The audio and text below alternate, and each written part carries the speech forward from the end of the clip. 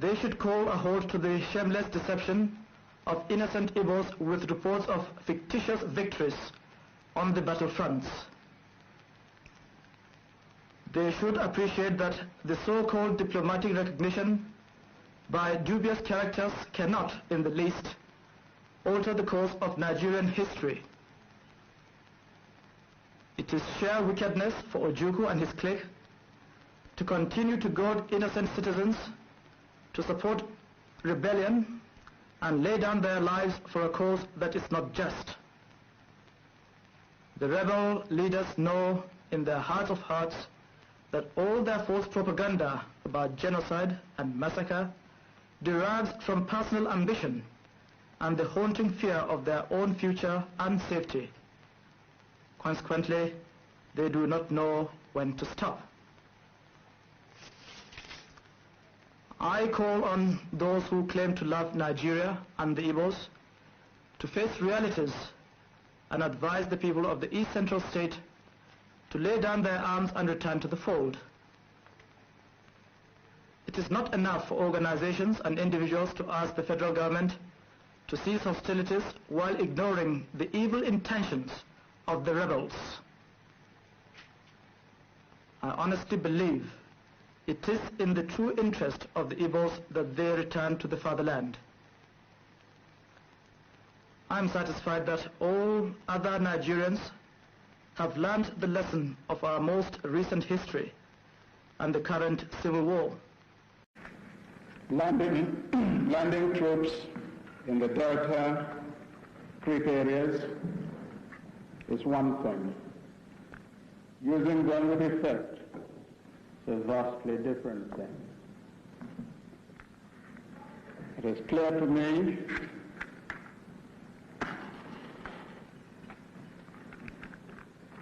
that what my good friend turned bandit Gawan is planning there is purely to get a group of men round the oil terminal and then to shake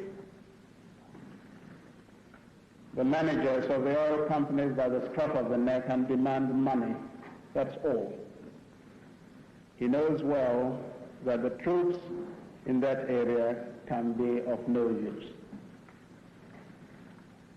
There is a danger to this, though, that in his lunacy, he might in fact decide to turn very nasty and destroy the terminal installation.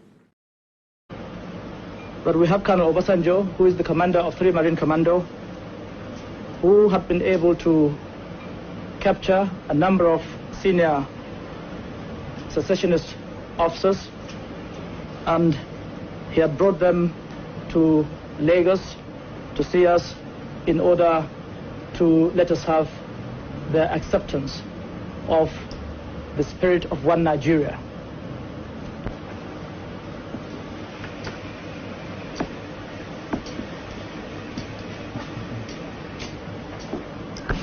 Formally give up secession and report for reappointment and redeployment.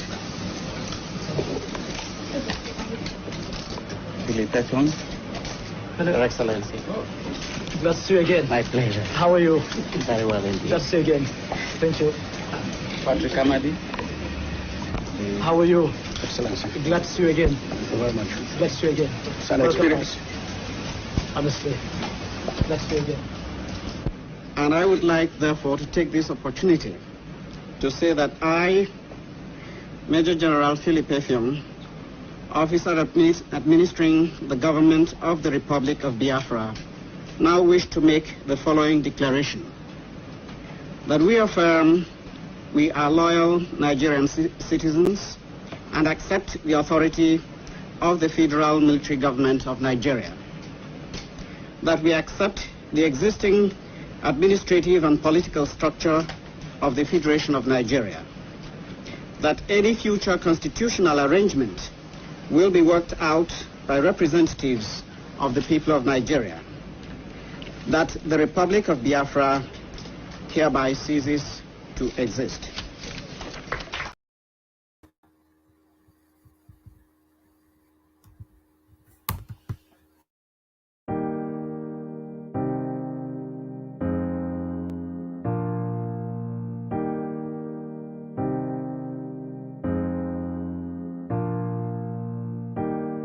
Obunu gini kama chozunu Imana chukwa kosi womo Onyele miu Nyelu yumi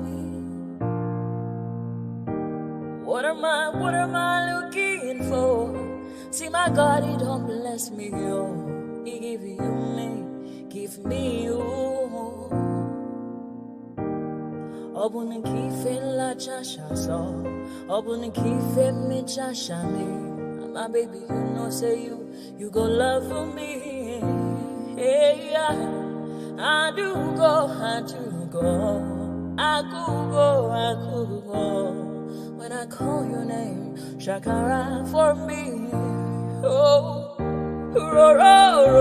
Roma, I will be your Romeo. You go be my Julie.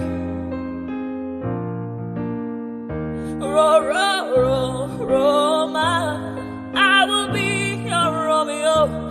You go be my Julia. Oh, give me your love and I'll go run away. Show me your love and I'll go use you play. Carry me, go me, I go follow you away. Follow you, they go. Maka munagi, me and you. Okwa munagi, my baby, and me and you. Me and you. Okwa munagi, my baby, Obuzi kife la chasha so, obuni kife la chasha me oh. My baby, you know say you go love me. I do go, I could go. When I call your name, Shakara for me. Oh, Roma, I will be your Romeo. You go be my Julie. Yeah. Roma, I will be your Romeo. You will be my Julia. Oh, Roma, I will be your Romeo. You will be my Julia.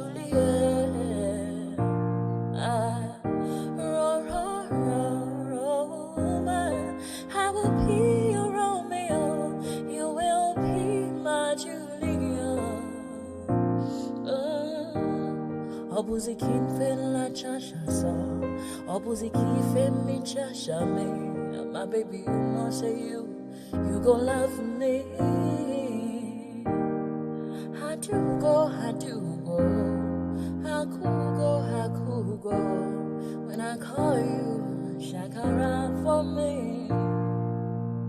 Ẹ̀jẹ̀ mi ni ẹ kí n gbọ́, àkọ́bí ewé ayò, ewé tún méje, ìtún ló ní ọ̀tún ẹ̀ ṣe, ìfà ló ní kan fà ẹ̀ mọ́ra, àìbínú gbogbo àtàrẹ, gbogbo méjì ọkà bàbà, gbogbo mẹ́ta ọkà wáṣẹ́, orí ló túmọ̀ ẹnu, gbogbo ọ̀nà ní túmọ̀ ẹsẹ̀.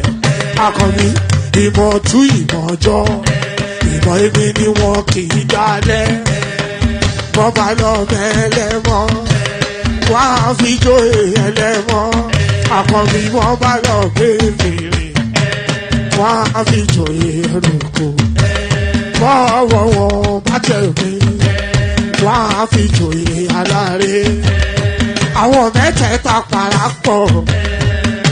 Wọ́n wá jọ ń pẹ́ mọ́, ẹ̀ẹ́mọ́ olóko jẹ. Wọ́n pa Akíntọ́lá ọmọ Ògún. Wọ́n pàdé Ìyọ̀dà ọmọ Àtàràbọ̀bà. Àkọ́bí wọ́n pàdé Ṣàtàdàdẹ ọmọ ọba Ìjẹ̀bú Mèrè. Aṣíwájú odò gbólùkẹrẹ, Ajagun lólòdì ọ̀run. Tó o bá ṣe pé tìyẹ, tó o bá ṣe pé tìyẹ, lọ́ bá ń darí jọ wí. Àpérò ni kò ń gbọ́wọ́, ọ̀gọ́ ti ṣìgìdì máa gbé, àgétì ló máa ń gbé, àyàn ti ìlàyàn ewúrẹ́. Ọlọ́run dákun má padà lẹ́yìn ẹ, kó má gbàgbé ọ̀rọ̀ tẹ́. aṣíwájú ọlọ́run dákun má padà lẹ́yìn ẹ̀. Àkànbí ọlọ́run dákun má padà lẹ́yìn ẹ̀. Ọkọ̀ olúrẹ̀lẹ̀ ọlọ́run dákun má padà lẹ́yìn ẹ̀. Òdòlé sọ bẹ́ẹ̀, gọ́fìnà sọ bẹ́ẹ̀, dẹ́pútì sọ bẹ́ẹ̀, ọ̀túnbá sọ bẹ́ẹ̀, spíkà sọ bẹ́ẹ̀, bàbá Ìjẹ̀bú. Oh, there it is. I was still making the necessary adjustments, but there it is. Happened upon me just all of a sudden. So, pardon me. Still making the necessary adjustments. So, still making the necessary adjustments. So now adjusted and ready to go. So, good day to you. Another weekend upon us. So, and I think this is going to be the last weekend of January, is it not? So, yes, this is the last weekend of January. So, after this now, no more Happy New Year. It's now the long slog of another year. So, or not, let's not start it out on negativity. It's now the delight of a new year. So there it is. So here we go again. Another day, another session. And here you go again. Your friendly neighborhood or your laughing man are happy to be in your company as it always is. So here we go again. The usual protocol. Click on the like button just as soon as you're coming in. Subscribe if you haven't done that already. And if you want to come join the hyperlink that says StreamYard, that's your ticket to ride. So if you want to come join, just click on that hyperlink that says StreamYard, and then like a bunny, you hop onto the studio or you hop into the studio. So do all that. Click on like, click on subscribe. So those are mandatory. You are compelled to do that by law. The law demands that you must do that. So click on like and subscribe as is compelled you by law. And then highly recommended that you click on the hyperlink that says StreamYard, just so that you can come and share your thoughts with the goings on. So do all those. Let's and also is the introduction phase too long and winding? You tell me. Do you want me to shorten the intro with all of the musical mesh that we put together? So let me know that. So let's just get straight into it. No time to dilly-dally. So let's get straight into it and let's launch into it with this one. Talks in advanced stage. Sanwo Olu reveals plan to establish Lagos Airline. So there it is. So the window of opportunity presents for the Lagos State space. If you've ever wondered about the phrase, the perfect storm, that is when everything aligns together to happen in a particular way. So everything aligns together for Lagos State now, and they must seize the moment. So they have a sharp and ready guy as their governor, Sanwo Olu. They have somebody that has made Lagos State his lifetime project, Tinubu as the president of the nation. And so the elements align now for Lagos to propel. And that propulsion talks in advanced stage. Sanwo Olu reveals plan to establish Lagos Airline. And of course, there's a Lagos airport as well, very much in the throes. So let's get into it. Lagos State government says it is considering establishing an airline for operations. So I'm not quite sure what it means for operations. What else does an airline do other than that? Speaking at the Lagos West Senatorial District Town Hall meeting on Thursday, Babajide Sanwo-Olu, the state governor, said the plan has been in the pipeline for months and the state is finalizing the financing model. This was disclosed in a statement by Boyega Aki Chile, Chief Press Secretary, Lagos, on Thursday. Sanwo-Olu said the state was preparing for the groundbreaking to start the construction of its airport in Lekki. So that airport in Lekki now, is it going to be a state project? Or is it going to be a federal project? Is it going to be for the domestic market? Is it going to be an international one? A lot of arguments to say that Muritala Mohammed International Airport, it has outlived its purpose. It's bang right in the center of the heartbeat of Lagos, which is round about that Ikeja area. And the traffic is just so grinding. And the airport itself is old and decrepit. So as it has certainly outlived. No matter how many remodeling they can do, you can't polish a third. That is what they say. You can't polish a turd. No matter how many remodelings they attempt at Murtala Mohammed International Airport, the fact is it has outlived its usefulness. And with this window of opportunity again, Tinubu being the president, they can just build an airport somewhere in Lekki or Ekpe to open up that economic space and then to free up Ikeja for business and governance. Now, speaking at the Lagos State Senatorial District Town Hall meeting on Thursday, Babajide Sanwo Olu, the state governor, said the plan has been in the pipeline for months and the state is finalizing the financing model. This was disclosed in a statement by Gboyega Akishola Akoshile, Chief Press Secretary, Lagos, on Thursday. Sanwo Olu said the state was preparing for the groundbreaking to start the construction of its airport in Lekki. He said the airline's operating contingency and approval from the federal government are under consideration. According to the governor, his administration's decision-making process on planned programs and intervention needs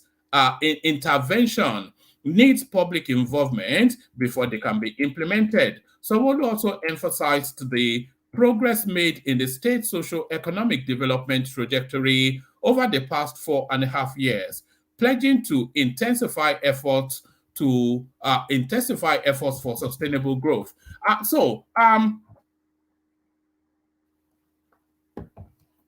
Are we suggesting here that Sanwo Olu is actually likely to rival any and all of his predecessors to emerge as the best? Because a lot of progress being made on this guy.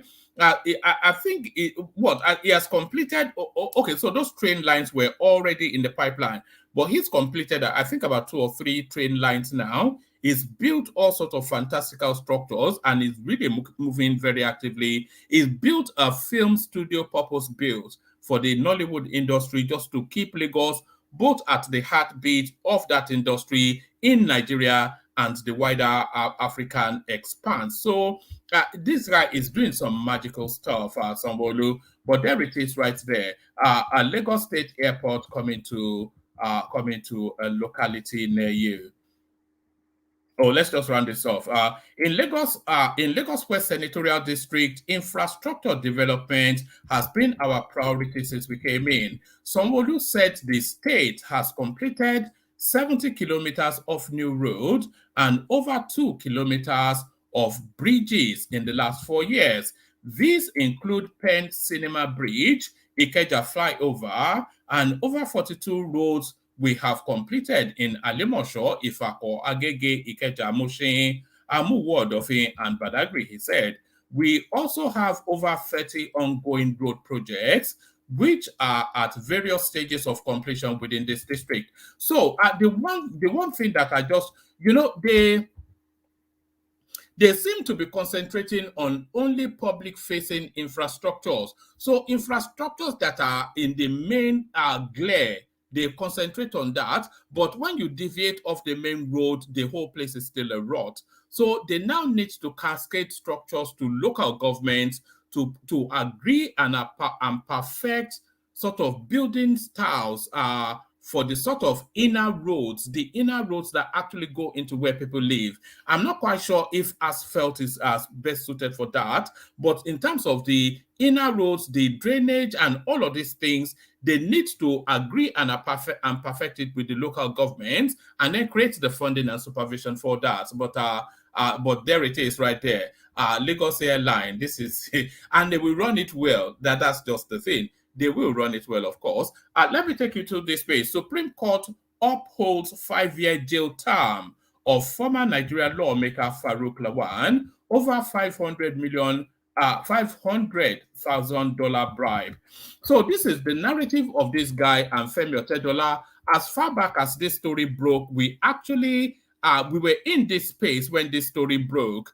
And it looks as though now, with this now window of his daddy not being in charge, the law takes its course.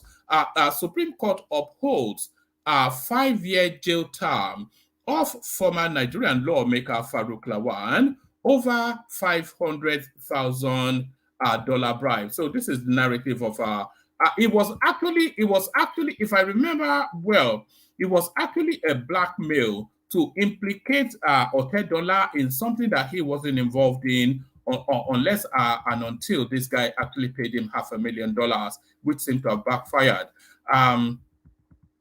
The Supreme Court of Nigeria has affirmed the judgment of a lower court that sentenced former House of Representatives member Farouk Lawan to 5 years imprisonment for receiving a bribe of $500,000 from businessman Femi Otedola. Lawan was tried for receiving $500,000 bribe during a legislative probe into fuel subsidy regime in 2012. So he could only have gotten that jail time because it was outside the prism of the Buhari administration. Because, of course, if it was during the Buhari administration, they always circle wagon around their clan. So they'd let him go and probably locked Otedola up. Correspondents reported on February the 24th, 2022, that the Court of Appeal Abuja Division affirmed the conviction of Farouk Lawan over the $3 million bribery charges preferred against him by the federal government. Lawan was the chairman of the House of Representatives ad hoc committee probing the multi-billion naira petrol subsidy fraud in 2012. He was accused of demanding $3 million from Femi Otedola to remove Xenon Petroleum and Gas Limited, Otedola's former company, from the list of all companies allegedly involved in the petrol subsidy fraud in 2012. Lawan, who was arraigned on 7 counts of bribery by the Independent Corrupt Practices and Other Related Offenses, was alleged to have collected $500,000 from Otedola. So that's Farouk Lawan then. Yes, necessarily the justice had to be done. It was reported that Justice Angela Ataluka of the Federal Capital Territory on June the 21st, 2021, convicted the accused on all 3 counts and sentenced him to 7 years imprisonment. However, delivering the judgment in the appeal filed by the convict, the court discharged and acquitted the former lawmaker on 2 out of the 3 counts which he was convicted. So it still gets a jail term, though. That's the main thing. So is this the green shoot then of cleaning up corruption within the Nigerian space? So now, this next headline is long overdue, and I will invite you all to test it now. This is the one space. I was just eulogizing about Sanwo Olu just now, and more eulogies in its direction now. So this is from Sanwo Olu's verified Twitter handle. I am pleased to announce that Lagos State has attained the most advanced stage in land documentation and acquisition by launching an electronic geographic information system which provides digitized access to all data pertaining to lands in the state before a purchase is facilitated. The EGIS portal is a one-stop digital platform that sanitizes and revolutionizes the process of acquiring, documenting, and verifying land in Lagos. With the portal now live, application for land title have transitioned from the century-old manual paper into digital form, eliminating the need for middlemen and the associated cost applicants previously faced. Now anyone can verify, search, and apply for land titles, including governor's consent, from the comfort of their homes at the click of a computer button. This innovative system has organized all archived land records dating back to the 19th century and matched them with all land titles, storing historical transactional data on every parcel of land in the state's cadastre. The commitment to creating an enabling environment for Lagosians and investors underscores our dedication to improving service delivery to our citizens. This automated process has transitioned land transactions in the metropolis from manual paper form into a digital format, interpreting them into our land registry workflow. So, if there was one thing that had been hopeful that we would see, that certainly that. So that's a leapfrog for Lagos State, a leapfrog for Lagos State. Honor customs. Also, this now next headline speaks to now that narrative of the East not having a port, therefore they're being denied the capacity to transact. So on a customs record 313 billion naira revenue in 2023. This is the comptroller of that port. The Nigerian Customs Service ONE area command in Rivers generated 313 billion naira, accounting for 93% of its 2023 target. Baba Imam, the command controller, announced this on Friday whilst commemorating World Customs Day at the command corporate office in One River State. Mr. Baba said that as of December the 31st, 2023, out of its 336 billion naira target, the command realized 313, representing more than a 71 billion naira increase over its 2022 revenue. According to the comptroller, the year's theme, Customs Engaging Traditional and New Partners with Purpose, offers an opportunity for the agency to further educate stakeholders. So that's enough of that. But the headline tells it all. On it's alive and working now, so you don't even have to go to Lagos anymore. On it's alive and working now, so you don't have to go to Lagos anymore. But if you go to Lagos, don't expect subsidy. Subsidy removal. Lagos State ends 25% palliative discount on transport fare on Sunday. So this was the insulation then during that period that the fuel subsidy was really a raging topic. The Lagos State government, through the Lagos Metropolitan Area Transport Authority, has announced the cessation of the 25% discount on transport fares across the entire Lagos State public transport system starting from Sunday, January the 28th, 2024. So I don't think we need much more than that. That tells you really all that is going on there. So there it is again, $500,000 bribe. Supreme Court dismisses Farouk Lawan's appeal, upholds 5 years imprisonment. I hope it serves the fullness of that 5-year term. All right, let's go on to this one. Army announces discovery of burnt corpses of policemen, act of cannibalism during raid on alleged IPOB ESN camp in Imo State. So all of that is still going on. Let me go on to this. This will be the last readout, and then we go to the care guides. Police arrest Yoruba Nation agitator after over a year on the run. With one, I'm sure without me even reading it, I suspect you already know that it won't be Sunday Igboho. The Nigeria police has revealed that a Yoruba Nation agitator. Let me hold on.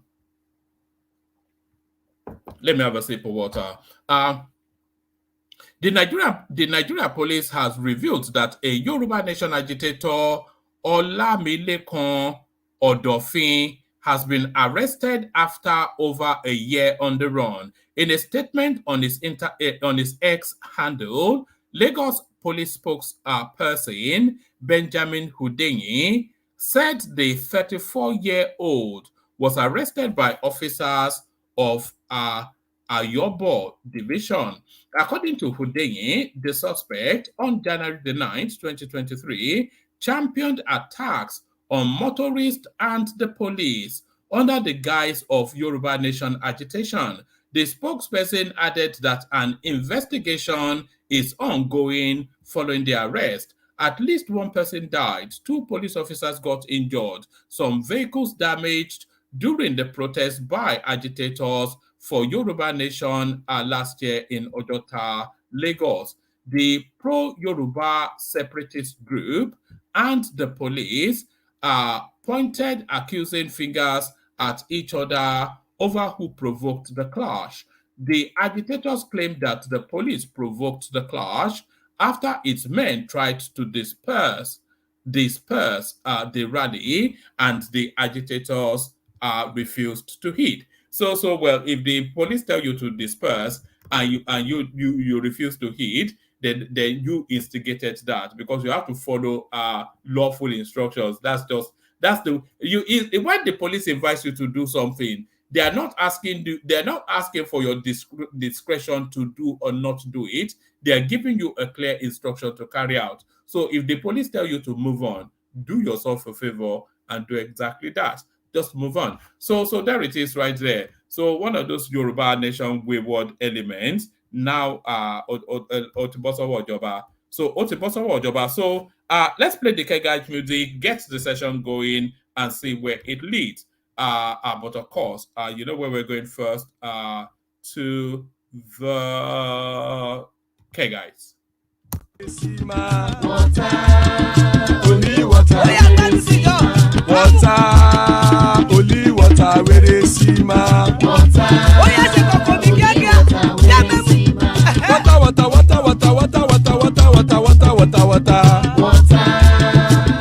water, where they see ma. Hapa o naido, hapa o naido, hapa you don't come o.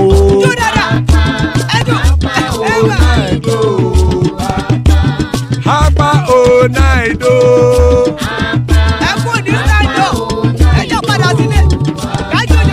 oro kẹ̀kẹ́ ẹlẹ́mù yé o. Ilé sọ́dí kẹ̀kẹ́ rẹ̀ ẹlẹ́mù rẹ̀ o. Bobby Master kẹ̀kẹ́ rẹ̀ ẹlẹ́mù rẹ̀ o. Chief Faila ti kẹ̀kẹ́ rẹ̀ ẹlẹ́mù rẹ̀ o. Eruku lẹ̀lẹ̀ ẹlẹ́mù dé. Eruku lẹ̀lẹ̀ ẹgbẹ́ ẹlẹ́mù dòde ojàre o. Eruku lẹ̀lẹ̀ Ghana ti dé ẹgbẹ́ bọ́dì o. Ọmọ ẹlẹ́yẹ ẹyẹ o ó dilé o. Odúyẹ̀lá ẹyẹ o ó dilé o. Petrosonama ẹyẹ o ó dilé o. Petrosodúnkẹ́ ẹyẹ rẹ̀ ó dilé o. Ẹlẹ́kọ̀ ọ̀run mú ìní o.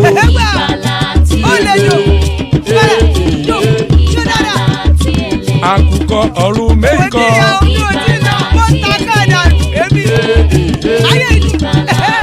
Ikú kò ní ríwà gbéṣe o.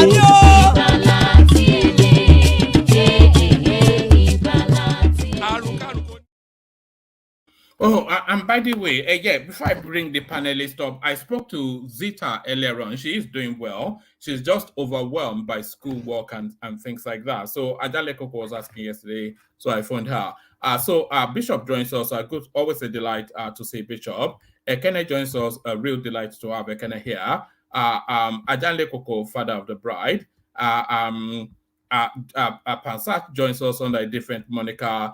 We have royalty in the house, King Emeka, and Charlie Boy in the house as well. So an eminent company of great minds. Yeah. So who do we kick it off with? Let's kick it off with let's kick it off with Emeka. Emekus, good to see you. Good evening, woman. Sorry about that. Yeah, I didn't know I was going to go early. Yes, we'll do we'll whip it around quickly. Okay, awesome. Yeah, it's weekend season again. And I know the viewers they've tuned in for a weekend, and those of the one-man show very, very, intoxicating, very, very addictive, very useful and relevant. So, and very relaxing too. So, to the viewers, I salute you all. Good evening. And to the co-panelists, keep up the great job that you are doing. And also to one man, thanks for being a fantastic host.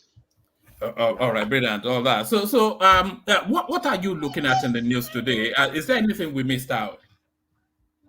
Yes, I think we missed out the conviction of this pastor who raped his members in Lagos State. No. Pastor. We didn't miss that out, though. We're saving that okay, I joined it. No.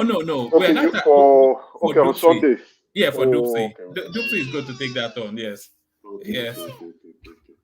It's unbelievable though, because usually these people are. He was the one who said he saw Obi's victory coming in, and that Tinubu will be arrested, only for him to go and visit the prison cell now. Can you imagine how things turn around? These men who see miracle could not see their own conviction. Wonderful. They see for others. I want to see more of it though. These sort of characters that they feel so also all powerful and that they trodden over everybody. Yes, I was really pleased to see that. Yeah, but cannot see their own downturn. You remember the one who burnt his member and is currently on. I think they are going to kill him or what? The Supreme Court has actually ruled that he should die by hanging. But I think the governor is yet to sign on that. You know, the governors they're always reluctant to sign death penalties. Death penalty, yeah. It's it's actually it's a tough one anyway. Would you sign? Yeah, because of the finality of it. You know, you don't want to be the responsibility. You look at it and like, come on, this thing is. I have more problems to resolve. This is too much for me. I think it was only Oshomole who was brave enough to sign a few. You understand? Shomole is a brave man anyway. But then, that's what I thought you probably didn't say, but I never knew you. No. Now you said that. Let me flash Dupsy up a bit. Dupsy, of course, back on Sunday, and she's asking this tonic question somewhat. Is polygamy ideally meant for the rich? So that's the headline topic, and within that topic, of course, a whole raft of other juicy things to discuss as well. Including what Emeka just brought to the fore now. Agreed. Just to pass a comment on that topic anyway, I think the rich can afford it. It's something, it comes with the lifestyle. If you are broke, you what are you doing with more than one woman? Even if what are you doing with one woman? You understand? So it's a lifestyle. If you choose to you have the funds, you can run it. Anyway, let's go to the meat of the day. Yes, let's go to the meat of the day, and let's kick it off now with Sanwo Olu putting the idea out there that he wants to float Lagos Airline, Lagos Airways. Coming to that's a brilliant idea if you ask me, but I also think every decision comes with drawback and positive benefits if you think true about it. It's a brilliant idea in the sense of branding, you understand. It is also a brilliant idea to see that the governor is thinking, right? He's innovative, he's a thought leader. He's looking at how do I expand, Lagos into a more progressive phase, and owning an airline is a good one. Look at Ethiopia Airlines, right? How many of us really care about Ethiopia? I think that's the space that is looking to attack. That's the space, is that branding, if you're flying, Lagos, you want to come to Nigeria, you fly, you use the Lagos Air, you understand? You want to travel to London and you are seeing Lagos Air, you understand? You are seeing Lagos Air landing, you're seeing it around the hangars, you're seeing it in the airport, you understand? It's at the back of your subconscious. you're like, okay, what's happening? Then December, the dirty December going on in Nigeria, that a lot of that is now attracting the African Americans and as well as the Caribbeans who want to come and have a dirty December in Lagos. We'll be considering that. And before, also, once it's successful, it could expand the services to other African countries. You never can tell. But again, the drawback is, why is the government now involved in providing this kind of service? Solve other pertinent issue first. But Lagos State has a reputation for being able to manage something competently. I agree. If anybody can get it right, they can. Exactly. That competence or that excellent service delivery, which is good, can be a transferable skills in other venture. And if they succeed with this Lagos Air, they can now see that they can also be involved in commercial activities and will want to set up more. But that comes with other future problems too. But again, if you are, let's see how it goes. The positive outweighs the negative if it's successful. But with Nigerian, the people like to put their own interests first before the collective. So that's my only two concerns about it. The government being involved in commercial activities, which has never turned out successful in the history of in our country anyway. But we can all acknowledge and come to an agreement that Lagos has been successful in terms of delivering some good, excellent services. And if it's in terms of competence, they do have that competence. And the market is there. So if they want to exploit the market why is not? there, Everybody, yes. Everybody travels via Lagos. If exactly. Anywhere you are going in Nigeria, you're coming via Lagos. Yeah. And then we are struggling with the national. Sanwo Olu is very brilliant. One man, it's not fair now. It's not fair to be interjecting him and leading him astray. I mean, let him make his point. But if you're gonna interject, let me also interject because I'm not interjecting. I'm conversating. No, he was going the right way. He had two things that he wanted to elucidate that's wrong with that. So I want to hear that because he's going the wrong way. So why don't you? The two concerns I have government. We have a history of when the government take on commercial activities, it usually fails. We don't have that strong history of government taking on commercial activities that succeeds. We don't have that because people put their personal interests over the country's interests. But again, we must also recognize that Lagos has been doing great in terms of service delivery. Out of all the 36 or 36 countries or 37 states rather, 37 states we have in the country, Lagos stands out. And there is a market for that air service. Emeka, do you see the synergy between this and the Lekki airport they're putting up in Lekki as well? It'll be operating out of there. Thank you for drawing my attention to that, right? Because that Lekki airport was constructed by Lagos State, right? They saw that, and the people who travel the most are those with the funds. And those with the funds reside on the island. And each time you're in Lagos and you want to travel and you're on the island, you have to prepare for almost like 3 or 4 hours ahead because of you want to beat traffic, you want to ensure that the Third Mainland Bridge is not blocked before you bypass what should be another traffic reading location. There you navigate through to go to Ikeja and Ikeja Airport. So they saw that congestion, which is always there, rush hours, especially weekends, and they decided to create another airport, which is good. The market is there. The market is usually there. It's not like they won't make money. They are going to make money, but is this airline going to be partially owned by the state or 100% owned by the state? Well, I don't know. It's almost certainly going to be a PPP. If it's PPP, fantastic. If it's going to be PPP, which I think it should, but it's great innovation, fantastic. It may even kill the national carrier.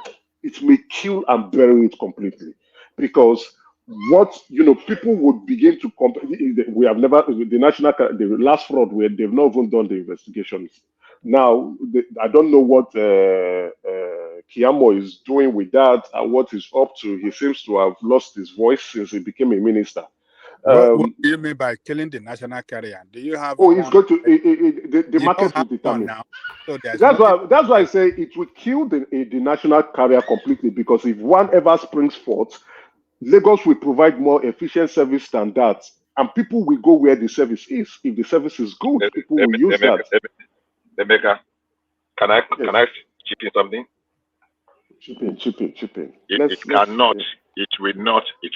cannot kill the national carrier, and I will tell you the reason. Two reasons.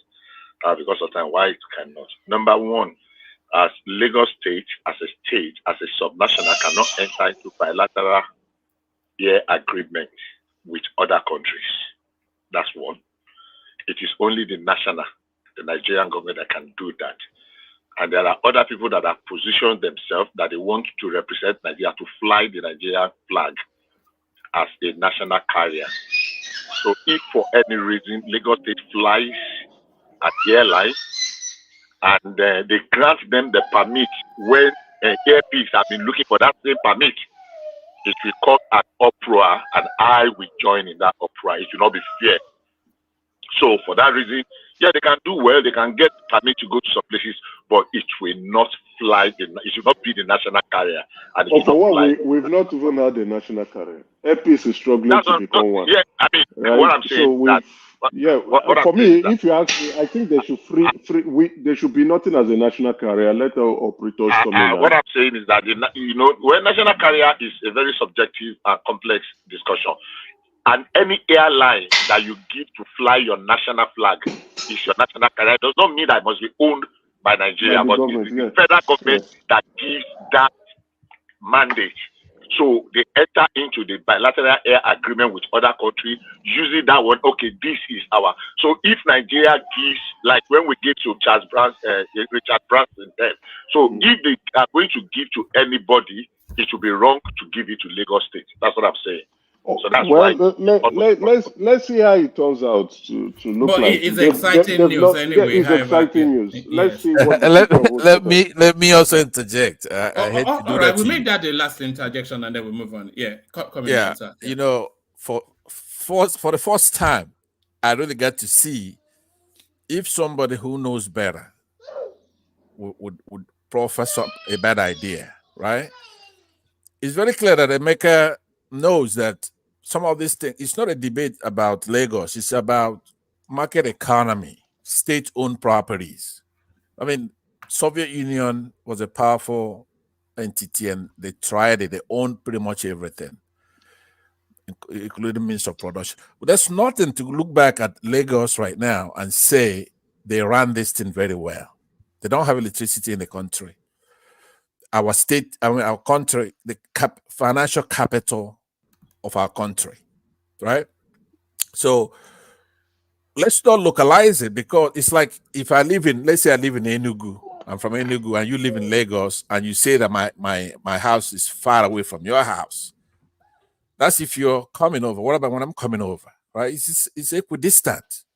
Anything you give to Lagos, every other city, the competing cities like Port Harcourt and all those kind of people, they want the same thing.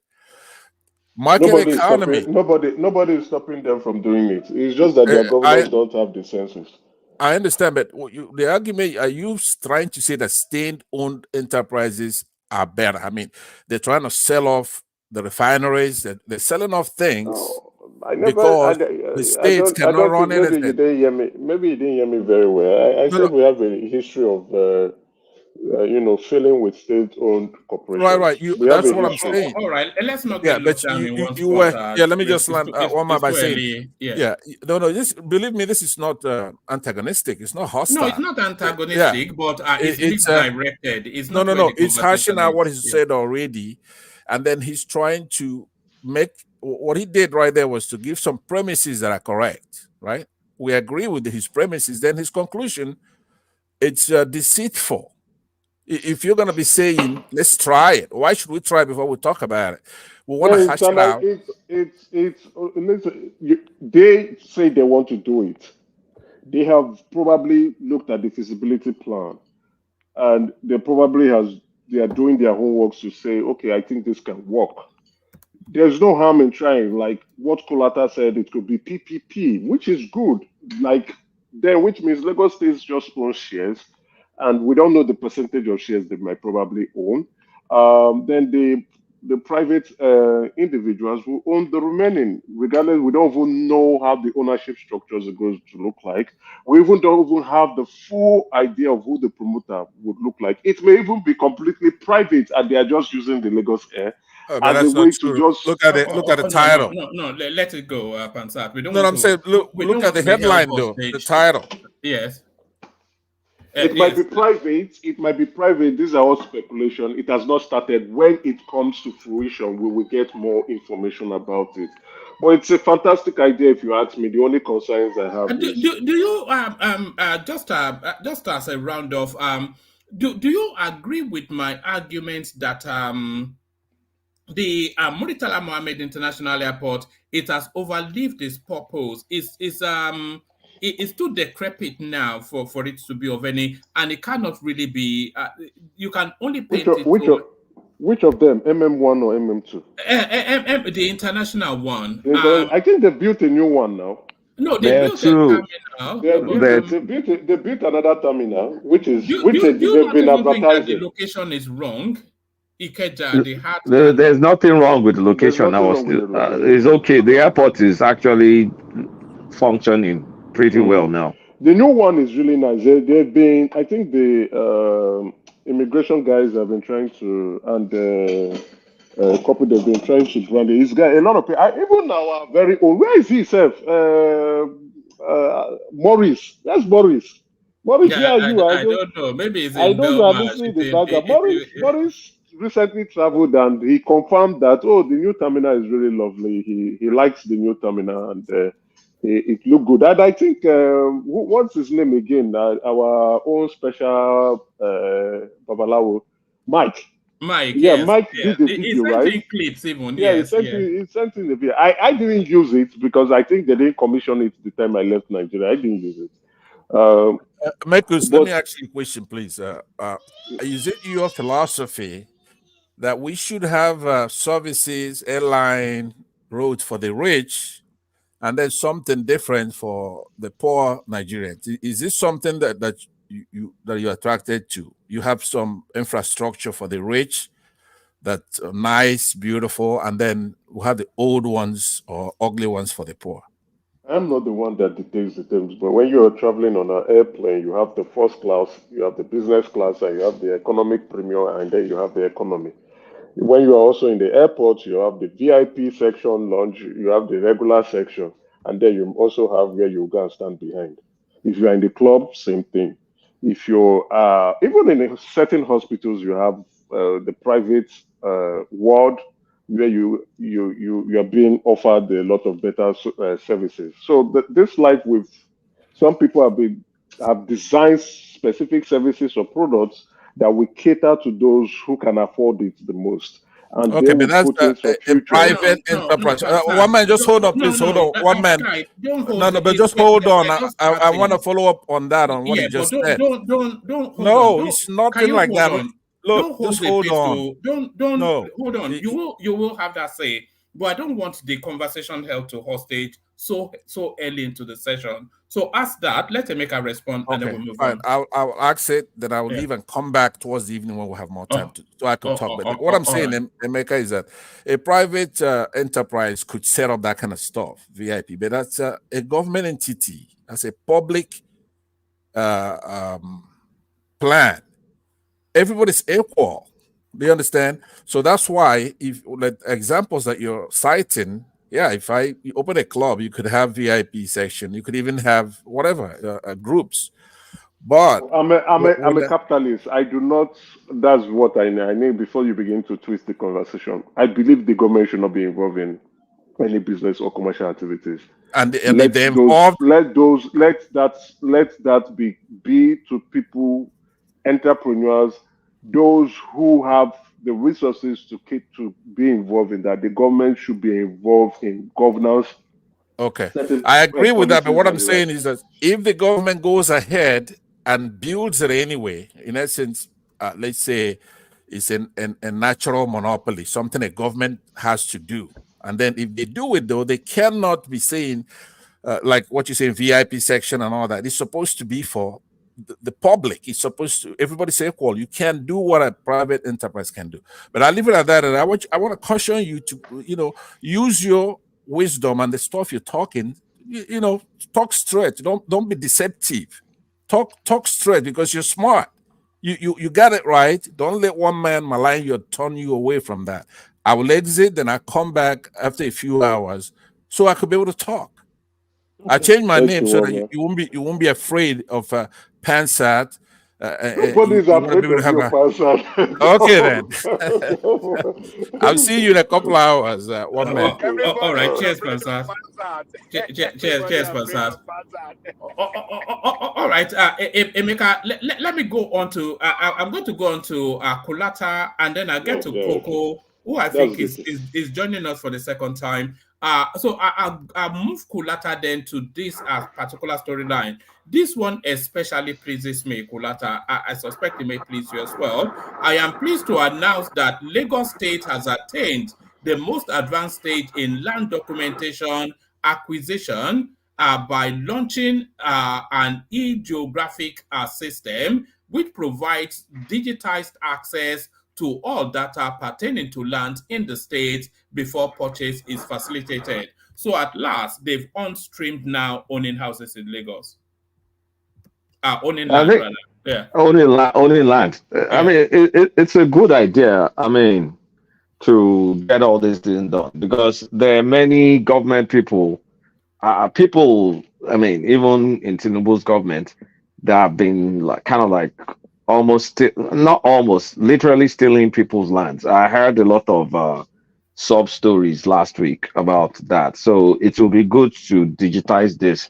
I'm actually in the process of trying to formalize some of my own allocation, especially with the Fourth Mainland Bridge, because I bought some around that axis. Along that axis, okay, yeah. Yeah, just a speculative buy, but it looks like they're going to start that project in March and April. Yeah, the first quarter of this year, you said, yeah. I'm literally in the middle of trying to get the allocation, formalize it, and then decide what I want to do with it. So it's a good idea, and it will curb all this like people building illegal stuff all over the place, like that Abule Edo situation. Now that will no longer happen. But are they going to look at all? I mean, are they going to have a review on all lands, including stuff that's being developed, because to prevent further issues in the future? Is this for new land, or this? I mean, are they reviewing? The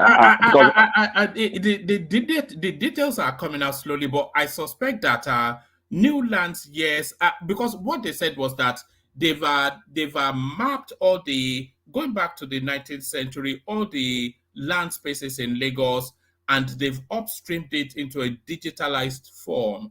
So I suspect that the process now will be people to come into those spaces to come and formalize their documentation in terms of ownership of their properties.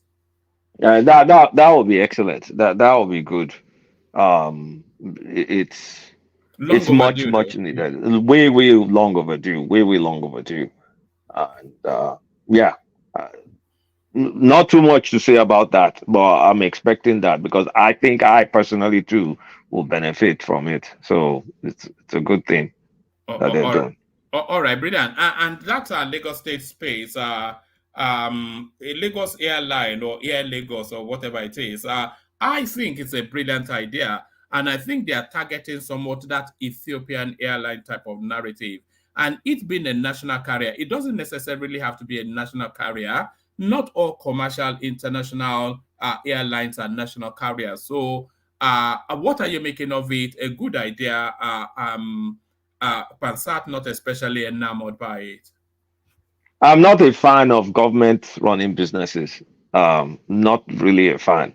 Well, it depends.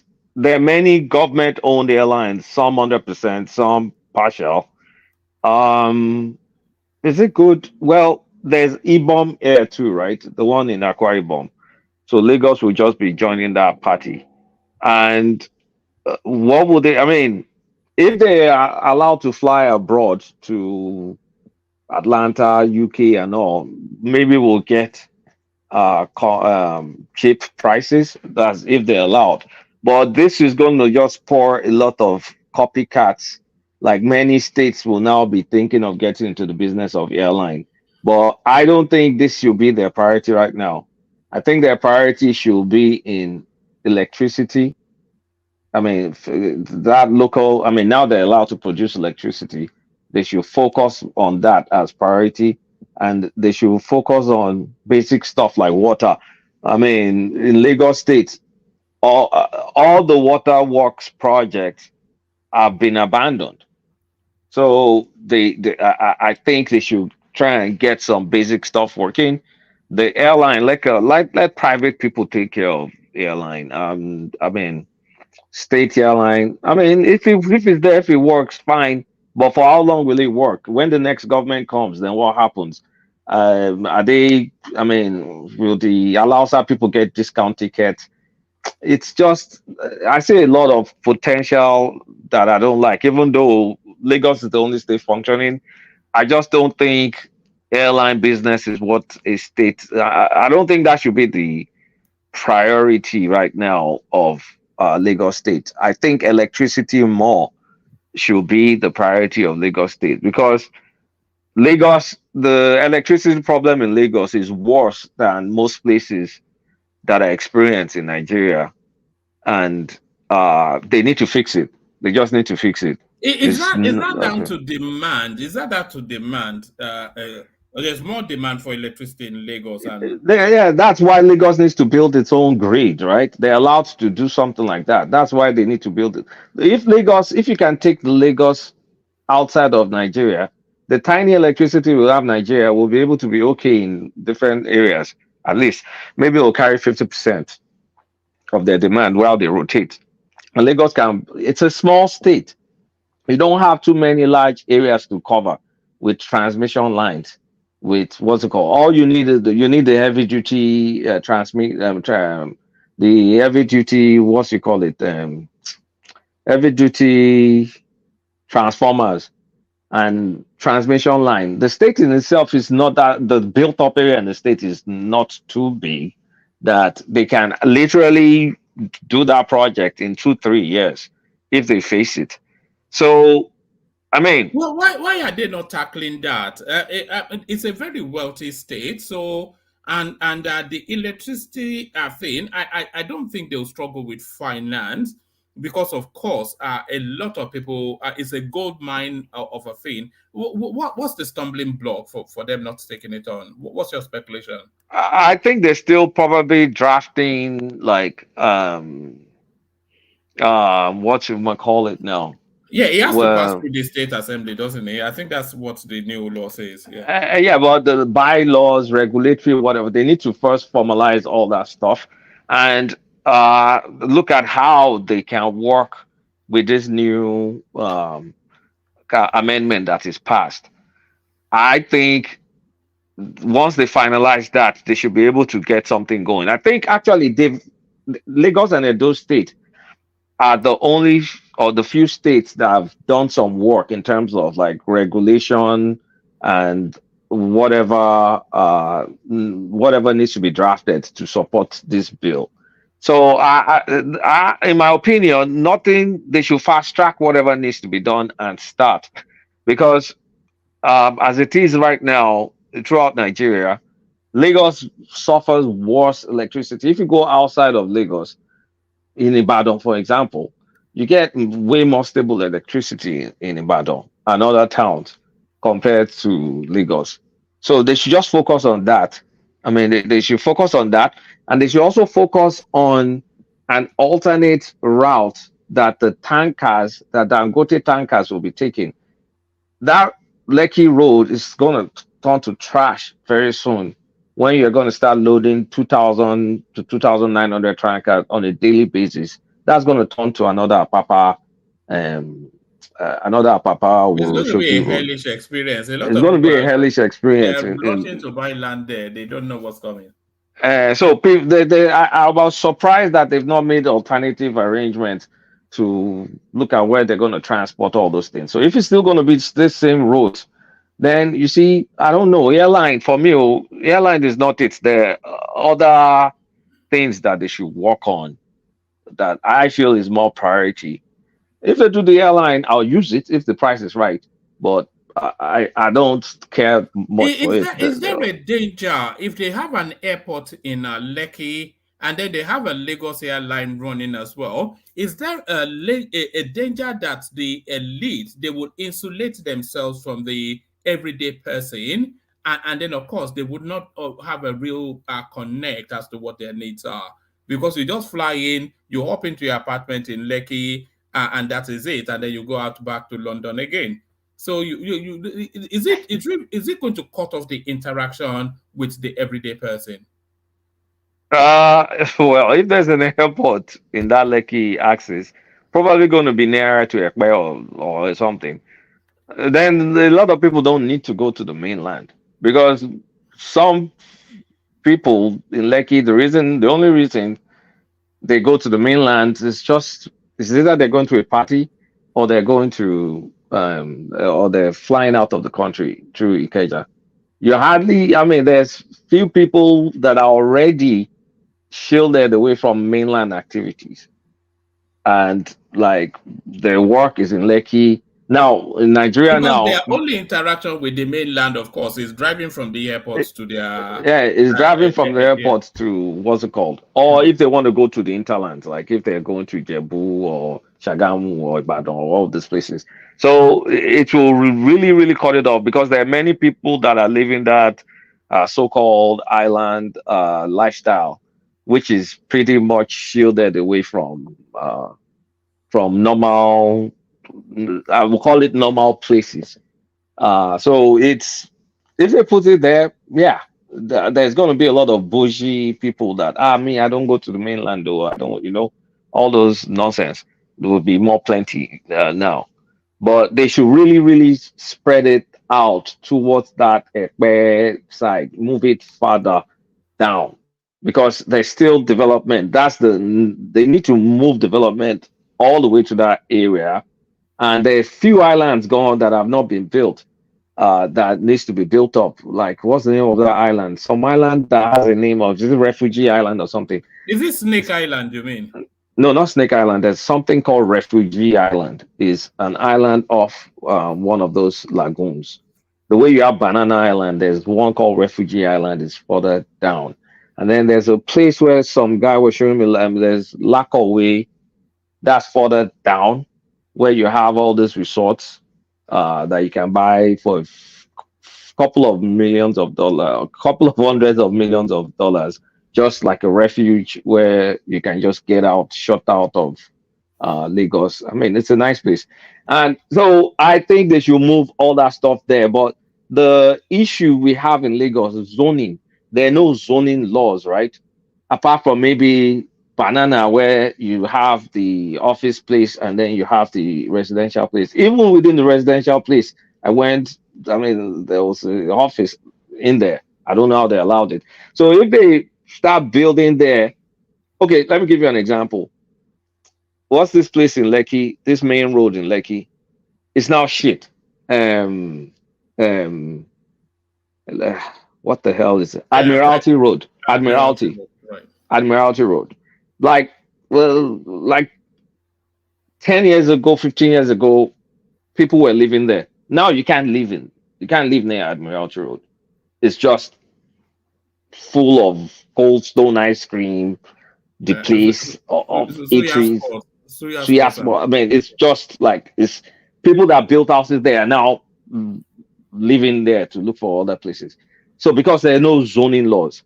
So whatever they're building now, when they build the airport, when they're building all this, they need to start zoning because you're going to have that Dangote stuff there. Trucks are going to be there. Then you're not going to have airport. Then you're going to, just zone it out. Put residential estates, put industrial or corporate zones. Just zone it. Don't let it be like Houston, Texas, that has not zoned. I think that's a problem right now with Lagos. So the airport, nice. Airline, I'm not a big fan of it. If it happens, well, all fine and good. But I think the priority should be more basic stuff like electricity and water. Those are really, really Do needed. you think they should take on water? Because that's a big. Do they to provide water in Lagos? How would they even begin to tackle that? They have water. They have existing water corporation. They have existing water works that they can fix. They have it. It exists. Many is distributed all over the place. It's just abandoned. They can fix it. Everybody. One man, water was running in Lagos before they came. Yeah, but that was a smaller Lagos now. It's not smaller. It's not. It wasn't. No, it wasn't. It was running, and they. I don't know why Tinubu and his team, why they could not improve on that. That's a failure on their own side. The water was running, and they have the main one at Iju, and they have the substation, about 4 substations, really, and some other parts of Lagos. So they should have improved. They should have expanded them. I don't know why they just didn't improve on it. So, like Kunata is saying, it's very important. I mean, if you have a city like that big, and there's no everybody have to be doing borehole, it just I just can't get it. Have you seen the water? Have you seen the water in Lekki? It's crap. I mean, you mean the tap water? You mean the tap water? Yeah. If you put it inside a cup, before you put the cup in your mouth, you'll die. I mean, if you look at like mansions, right? The flush toilet is freaking brown. So before you want to pee, you look at the toilet, it looks like someone has already peed inside the toilet, but actually it's the flush toilet because the water is brown. So they need to fix it. Yes, I think they tested the water in Lagos once, and they found all manners of gremlins in it. Yeah, if I may come in, Kulata, please, just for maybe 30 seconds. I think the water issue in Lagos has got to do with illegal construction of houses here and there, because they've damaged the pipes, and some people also are using the water illegally, doing a lot of things. Iju Water Works is there, and I think we have 3 major water works in Lagos. I think the Iju, I think one in Agbara, and I think one on the island. I've forgotten where that one is. And there are about one at Surulere near the Teslim Balokun. Yeah, exactly. And those are mini water works, because there are major ones, 3 or 4, and those like that one in Surulere, they are mini water works. Those are about over 30 of them in Lagos. But the problem is about the salinity. Of course, modern science will say that is not more a problem. But the problem, of course, is about people damaging pipes, not caring. These are the part of the problems we are facing at the moment with these illegal constructions and all the rest, and question of erosion too. But all this is a matter of time. That is why I asked one man today that is Lagos not even biting more than it can chew when we are bringing this airport thing in. But I know definitely that, I mean, if Lagos is a she will be able to stoke many fires. I mean, it is allowed. So please carry on. Don't let me disturb your freedom. All right. Before I go on to Coco, Kulata, you've just now tripped to Nigeria and come back. So how extensively did you travel? How impressed, disappointed were you? What was the experience? Well, I was impressed. I mean, I think Nigeria has experienced a lot of development. I went to 3 states. And I mean, there's development even in my hometown. There's a lot of development. There's a lot of new houses. Place I grew up, Some areas I don't even recognize it anymore. My boarding school that used to were in the jungle now is surrounded by mansions in Ibadan. And Lagos traffic has reduced. I mean, due to many things. First, there are better roads in Lagos. There's better traffic management in Lagos, and of course, the petrol price that's now expensive, and then the train. So that's kind of like made all that hellish. did you see and experience the train? Did you go on I it? saw I saw the line. I did not have time to be going from one train, but I did see. I saw that red line stuff. I saw some of this new what's it called? What am I call it now? Just stations, both bus stations, train stations. How I how, saw how impressive were they? Were they they're impressive? go they're quite look. Nigeria Lagos is growing. No, it's impressive. I mean, it's just almost looks like what you see in Bangkok. The kind of the train is similar to the ones that they have in Bangkok, Thailand. You know, it's raised high, so the train is high. So it's not like it's a tube station or anything. Is high in the air. So I did see the pillars. I did see all that stuff. And I mean, I was in Lagos. I mean, okay, one thing, Lagos, I was really mainly on the island, and then towards a few days, I just stayed in the hotel before going to the airport. So I did not go into kind of like say I'm going to Makoko or Mautu or one of those inner caucus places. I didn't go to a lot of inner caucus, but I was in Ikeja. I also was in Ikeja, and Nigeria has improved. You know, back in the day, people will be taking one way, traffic will be here, there, blah, blah, blah. And traffic was not that bad, even though they had closed Third Mainland Bridge for construction. We took Western Avenue. It wasn't that bad. And, you know, better roads, better management. Is the cost of Yeah, that contributes to the traffic, to the petrol. People are planning their trips. major. Yeah, that's People are thinking twice. too expensive. Yeah, a lot of people. Because before you get on the road and start running all over the place, you just think of everything you want to do on one trip, and then they just do all that stuff one trip. So I think that petrol price too would have contributed to it, but for sure, better traffic management and better roads for sure.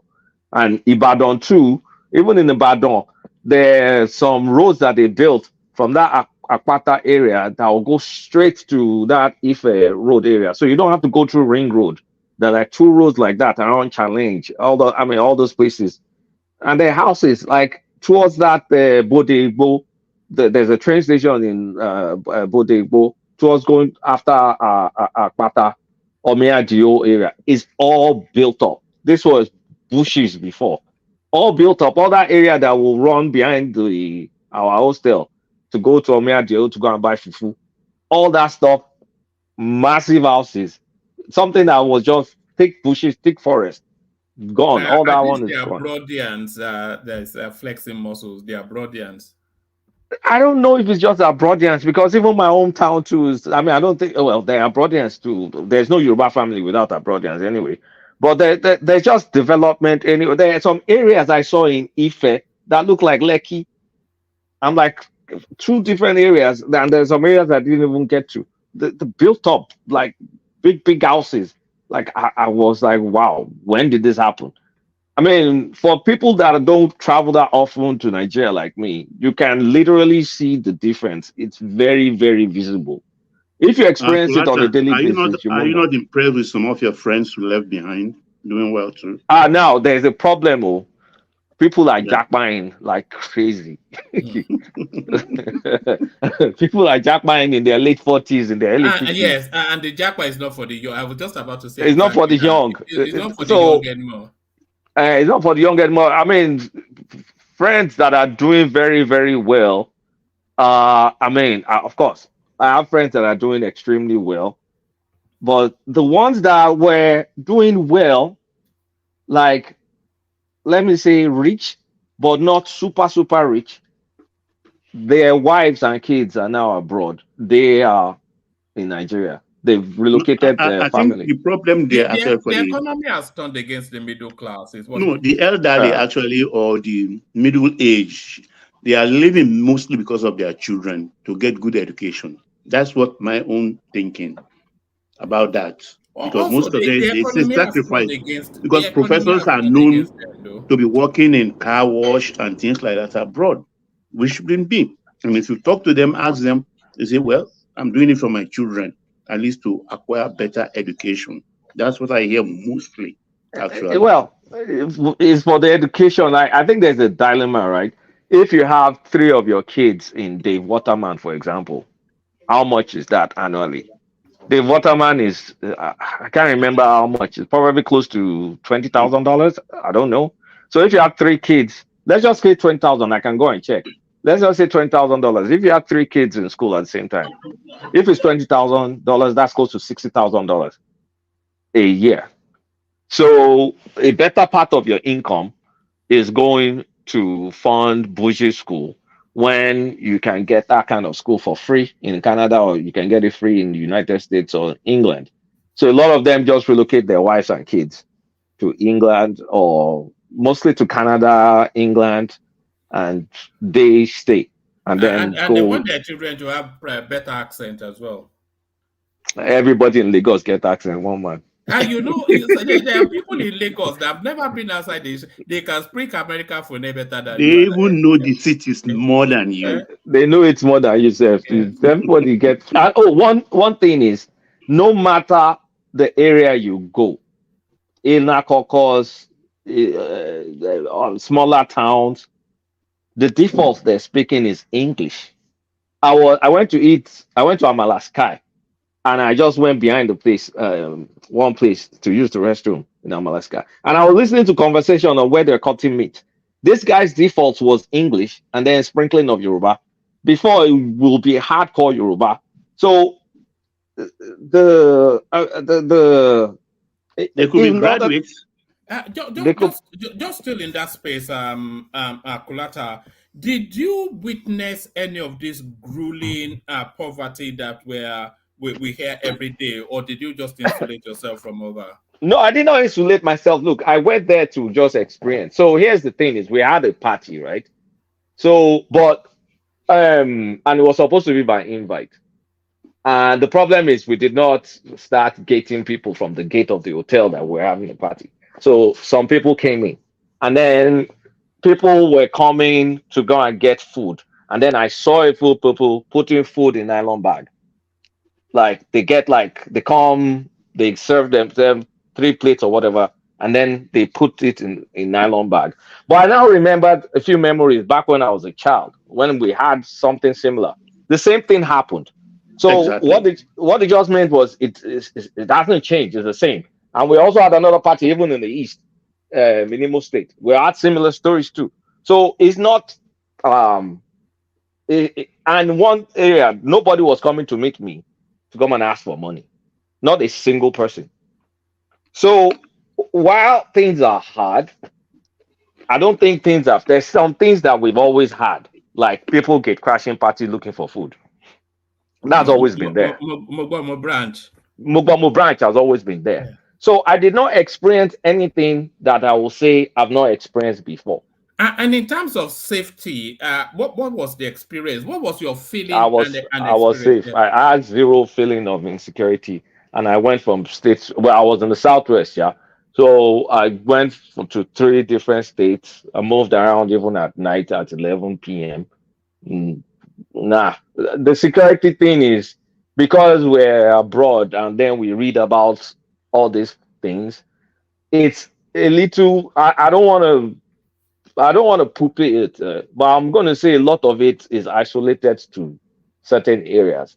But like someone told me is, well, you may feel safe now. It's only when it happens to you that you know things are unsafe. So I'll say maybe I was fortunate, but throughout my moving around and all, I felt zero. Because people are moving around. People are moving around. Oh, people are living life now. Every single day. So it's not as there are cars everywhere every day. People live lives. Like a lot of what we do on this, I mean, people talking on platform and co is very exaggerated. Like many Nigerians are living happily together. Things are, I mean, they're existing. Things are, life is going on there like normal. It's not all doom and gloom. But now, economic situation is real. But I just did not see something that was different from what I witnessed as a child. Like people doing Mobomo branch, it was there as a child. Me seeing someone put food inside nylon bag, I saw that as a child too. So it's not fundamentally different. It's just the normal stuff in Nigeria. But there are a lot of positive changes in Nigeria. I mean, I have to acknowledge that there's a lot of positive changes. You know, when you've not been somewhere for a while and then you go there, you can literally see, like in this area, this wasn't there before, but now you're seeing it. This road wasn't like this before, but now you see it's fixed. So you can see all those things. You can appreciate all those things for, I mean, for if you don't frequently go to the country. And I saw it all over the place. But I did not leave the southwest. I was only in Lagos, or I went to Ibadan, and then I went to Osun State, my state. But I did not go outside of those three states. So my story is limited to those three states. And I moved around at night. I moved around anytime in those three states. I had zero concerns. I did not even think about insecurity. That's just the truth. Because it just felt like, don't worry. As far as Southwest is in Alafia, no problem. Thank you. Yeah. Kenna is going to tell you off for not meeting up with him. He can. Oh, there was no way I could meet up with anybody with my. You know, one come or John because you know one experience life. You know, John go stay for Lake. Come here, come to tell us. You go take for Lake. If I come out, John, I didn't go to Ojo. Come Alaba Laguna.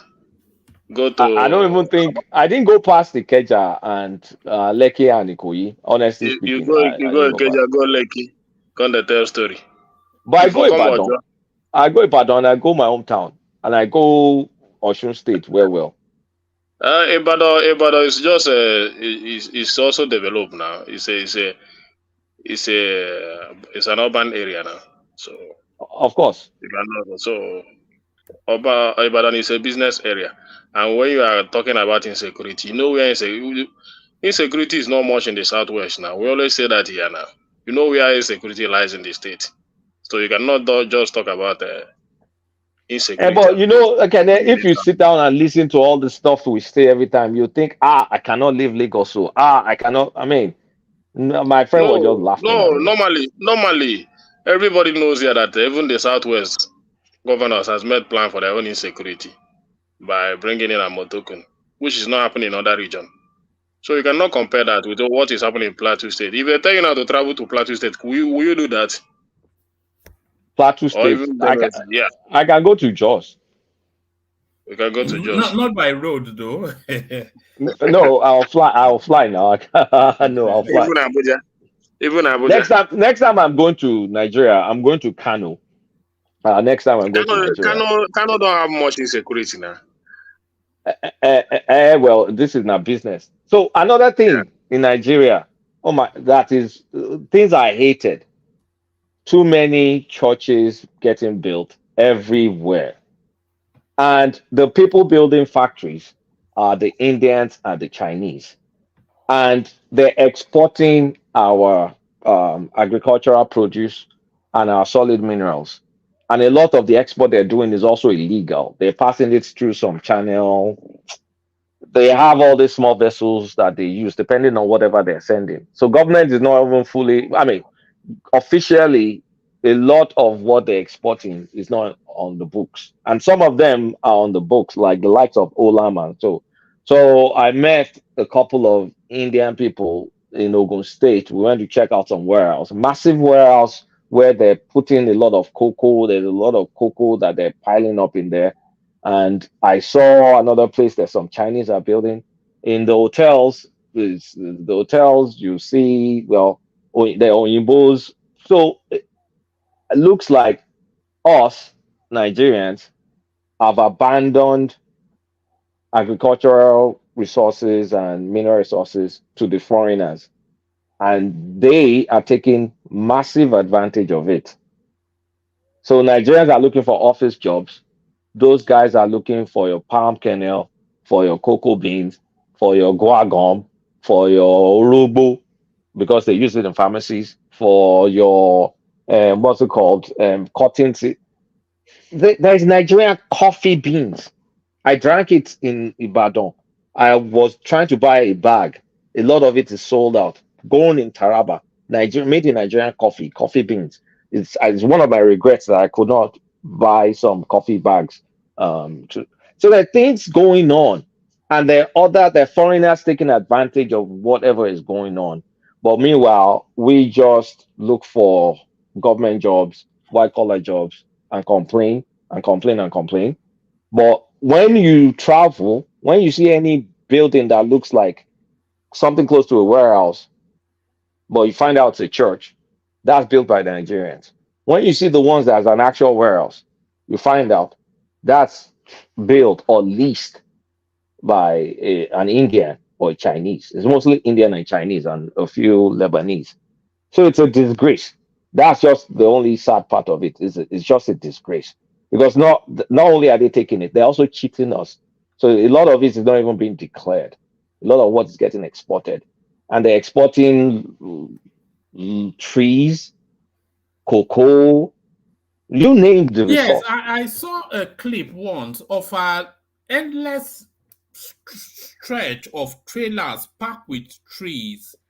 And the guy was saying all of these things are going to China, just endless trailer after trailer packed to the bridge. Even cassava. With trees. The deforestation, the ecological, whatever it is, they don't care about you, and you don't care about yourself. So it's sad. Please, who is to be blamed in this failure? Is it not the government? It certainly is the government. Thank you. I don't blame the government in no. building. See, let me tell you something. Can I land? Okay. Can I land? Okay, I'm listening. I don't. It's not government building churches. It's individuals building churches. It's not government building factories. It's individuals building factories. So we can't just blame government for everything and anything. The government has their own blame. But if all of us look inwards and stop chasing just white collar jobs and start doing what these other foreigners are doing, at least we'll be doing our own part in spite of a bad government. Please, can I come in here? Those people that are chasing white collar job don't have the capacity to build those things, those facilities you are talking about. But those guys that are building those churches, that have the capacity to build those factories, they don't chase white collar job. They're already doing well. So that is they're doing well by building churches. Churches. Listen, the reason why I say they're already doing well because they don't need white collar job. In Nigeria, those that are running about looking for white collar job, they don't have the capacity or the resources to build such warehouse and have the ability to export them. Do you know that the wood that you saw that they're exporting to China, when they started doing the exports, the major people that export those wood are Nigerians. It gets to a time the Chinese people notice. Do you know what they did? They stopped Nigerians from bringing it to their country. So now they have to contract to their Chinese indigenes. So now it's you as a Nigerian, you go to the forest, you get the logs of wood, you have to sell it to a Chinese man. It says the Chinese man is be the one to load it in a container and take it to China before they accept it. You understand? So now, and our government are seeing these things going on. They don't want to take.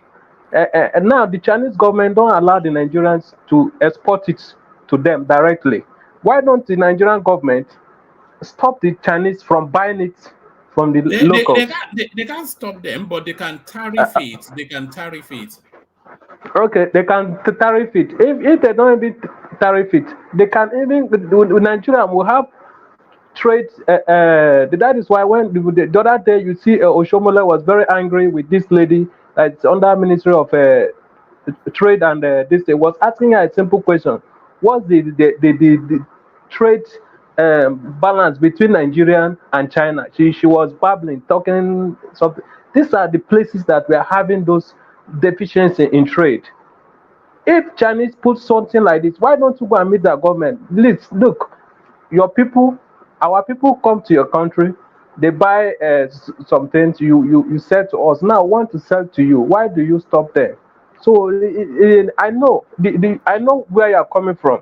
If we can have good mind, But Nigeria does not have the leverage to make demands of China. No, so I disagree that China stopped them. You can literally go to Alibaba now, open a trading account, and I can tell you that you will get contract for hibiscus, you'll get contract for cashew nuts, you'll get contract for that. Nobody's stopping you. What I am seeing is the only places Nigerians are putting money is churches and real estate. You'll see a lot of Nigerians pulling money to build estates because estates is that you'll see a lot of new estates in different places, but you don't see people trying to do something industrial, sir. Sometimes I don't know. I don't know how you describe. You see Nigeria sometimes. This Nigeria you're talking about, you think building factory is ₦1 stuff. At least you need bank support. Do you know our interest rate? I know. Ekene, I know. Compared to I know. other countries we are talking about. I know. The same infrastructure. Collecting loan from bank in Nigeria is just like committing suicide. Wait, calm down, Ekene. The reason I'm pissed off is the same kind of building that you'll use for factory. Because a lot of factory, let's even say, okay, the factory is just to store and dry farm goods. Simple, not anything major. I'm not asking for too much. Just to store and dry goods. It's the same amount of money that you're going to use to build a freaking church because it's almost even the same building. Actually, I'm not going to forget about churches because wait. On my way to Omole Estate, the church is a business too. On my way to Omole Estate, passing that area and also Oregon, all those kind of like factory-like things, every single one of them is now a church, without an exception. So I'm not like trying to just talk all these things because I've seen a lot of Nigerians pool resources together to build this. They build real estate. A lot of real estate don't rent easily now, but they still build it. It's all over the place. In Ibadan now, Ibadan and Ikiri, they're almost merged cities. It's just few more years, Ibadan and Ikiri will merge together. Real estate development has gotten to that point. So Nigerians, the things with what we do is we pick an area and we copy each other. So right now, everybody is just facing real estate. Area that favors with the economy of the nation. You understand? I don't know if it favors because a lot of those estates are empty. It's just like when you buy an estate now, you can now compare it to building factories because it keeps on appreciating. But building factories, the way inflation is going, you don't know what will happen. In the southwest, there are a lot. In the southwest, when I was driving, I was just looking around. There are a lot of palm trees that are wild, and there are plenty of them. And I can tell you that only thing they're using those palm trees for is for to tap palm wine. And that is an area that is not even known for palm. It's the southeast that is known for palm plantation. And I was all looking at this like these are wild palm trees. Wild. And there are a lot of them. And so for people to just pull together and just say, let's create plantation, you can farm, right? And all you need is off-takers. Off-takers are going to be rich people or foreign people, but at least you can farm. Farming doesn't have to be the explicit of the north, right? Or your state, the entire 5 southeastern states is barely 10,000 square kilometers. Not even up to that. Maybe 5,000 square, more than Oyo State. Oyo State is almost the size of the 5 southeastern states combined. And there's so much land that can be farmed there. So if we even say, okay, there's insecurity in the north, what about the southwest? Even what about even the farming you are talking about, to go into farming, you still need to go and collect loan from the bank to establish the kind of farming you are talking about. So Those who have what I'm collected, are they paying back? Yeah, and there are specialized loan facilitations from the federal government as well. A I lot don't of know. I don't people, know. a I lot don't know. of But people. People are not paying back. Ekene, let's stop they shopping have around they for don't excuses. they don't have they don't have a good regulator for all those stuff. They just dash people Let money. me make it Even the people simple. that give that loan In are the into bribery and southwest, corruption. Ekene, All the in people the who make when they southwest, give loans, those farmers, did they pay back? Are they not trying to let's chase them around? Hold on. Yeah. No, let's stay please, within that what is within loan. our Did you know control. the reason why they did not pay back the loan? They were Coco, giving the loan to the wrong people. They are I giving don't want to the get loan into to the all wrong this. I people. don't want to get into all this loan Let's business not. Yeah, let Kulata make that because it's point. just going to And go then we to the continue. government, blah blah blah bullshit. In the I, southwest, almost every family has someone abroad, right? The money sent that is sent back home. That many people just used to do this, do that. A lot of that can be channeled into farming, and I'm not talking about like small scale, bigger scale farming where people can pull resources together. Because you go to Nigeria, you give $100 is 100,000 naira. I saw what that could do within the short space in Nigeria. And you're telling me that people cannot pool those families, those private resources to gather together and What farm. could 100,000 naira do in Nigeria of today? Tell me. Listen. No, not in People, Lagos now. not in Lagos. Lagos is not Nigeria now. You are looking Anywhere at in it Nigeria, from. just tell me what 100,000 naira can do the way you I describe it. can It can do tell a lot in I Jalingo. can tell you that $100,000 outside of Lagos can do something significant. So what I'm saying is there are many things that can be done in spite of a bad government that we're not doing. I'm looking at land. I'm looking at wild palm trees. Why should we have wild palm trees? People just use it to town palm wine. We're not using the land, and that's just Oyo State that I'm Yeah, talking but about. are you blaming the people or are you blaming the I'm, elite for not bringing the science to? Because it's a lot of these everyday people in the interiors, they don't know the value outside of the value that they already know. Let me put it this way, one man. The few people that know the value of what I'm talking about are dollar millionaires. They are the people that export your cashew to Vietnam to go process. Kwara State, if the doctor was here, Dr. Simba, he'll tell you the kind of cashew plantation they have. There are people that take cassava and make millions of dollars. There are very few people that have recognized these opportunities and are tapping into these opportunities.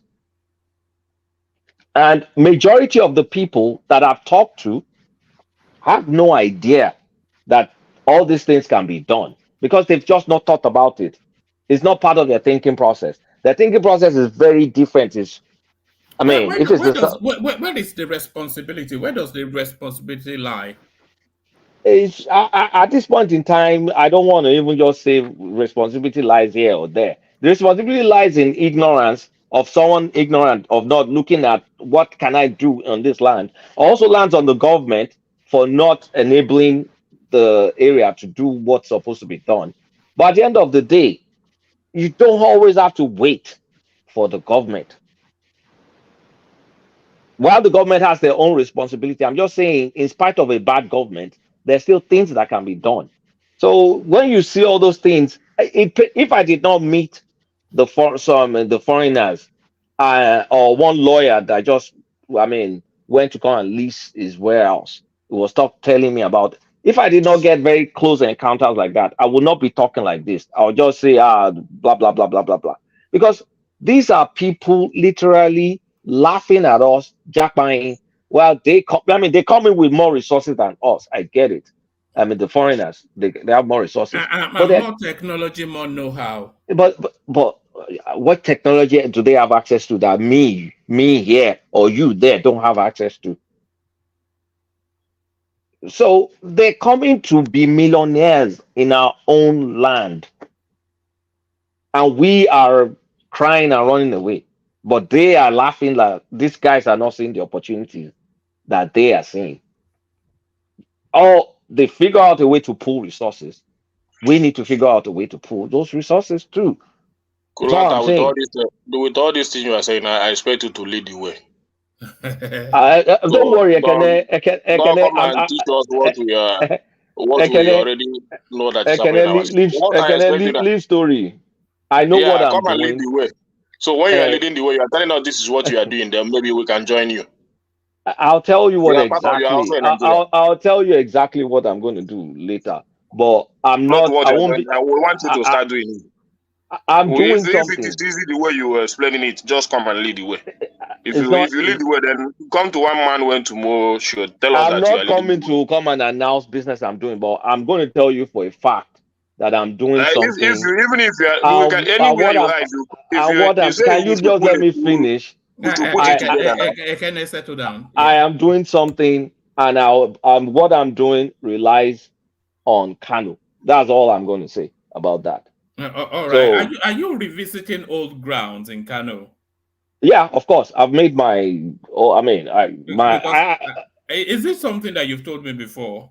because it's easier now. Because Okay. SGS that used to be in Lagos that does inspection, they're now in Kaduna, so you can use that dry port in Kaduna. So you can load your container essentially in the north and send it abroad. Can I intervene? Yeah, come in Prestige, and then after Prestige, we go on to Coco, who is a new voice emerging in the space. Yeah, Right. Prestige. Like a state carbon, Kulata, nice to see Look you. at that. What does carbon mean? That's welcome. What do you mean? You think I Look don't? at this Because I don't guy. speak Yoruba well. Like I didn't live in Yoruba land. But having said that, Kulata have issue with some of your stories because half of your stories kind of have big, have truth in my own You've opinion. just come back. You've It's just my come back Because as story. well, hold on, Prestige. just be quiet, man. It Let is me my talk. story. You did not live what I lived. So what are you talking about? It doesn't matter. You don't live in Banana Island and I live in Jagule. So don't make that kind of statement. Yeah. I But don't even anyway. understand what you're saying. Yeah, because you say I don't live the kind of life we live or whatever nonsense you're talking. But I said anyway, you let did not me. experience what I experienced, what I saw, people Okay, I brother, talked let to. me talk. Just a minute. Yeah, I'm just saying the reason why I said some of their stories has kind of have truth. I mean, maybe you live a different kind of life. You know, I didn't experience what you experienced because I was in Nigeria for 6 months. I just came back, this year. And Six my months? question, well, hold on. My question to you is that how long, before you went home? You don't have to give me the year or whatever. No, How I've long not before been you to went? Nigeria in how many years now?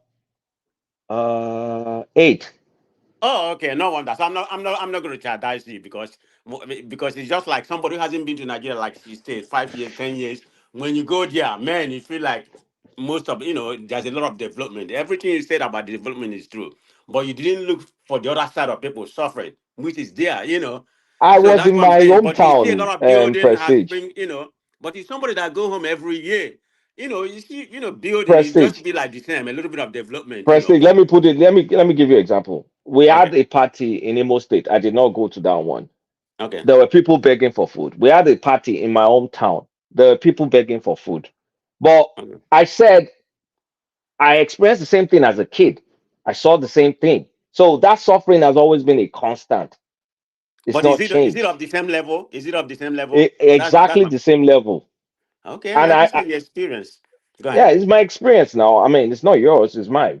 Oh, okay. It's of the same level that I saw. They block, they'll come and pretend like, oh, to come and serve this table, and then you just see them take the food, go and put it in nylon bag, Even come back even again. even here they do it. If you go to a black people party somewhere, like some of the neighborhood, they do that. So it's not anything uncommon. But I'm just saying the whole way you painting a very rosy No, picture, but you like see, everything is what vexes me is I see big construction going on that could have been a factory. Then I find out it's a church. Then I see big construction that looks like a factory. Then it's a factory, and then you look at who's behind it. Is it a Nigerian that built it, is leasing it to Indians and Chinese, or is the Indian and Chinese that built it? And then I spoke to one guy that just leased his own and talked about what those guys are loaded there.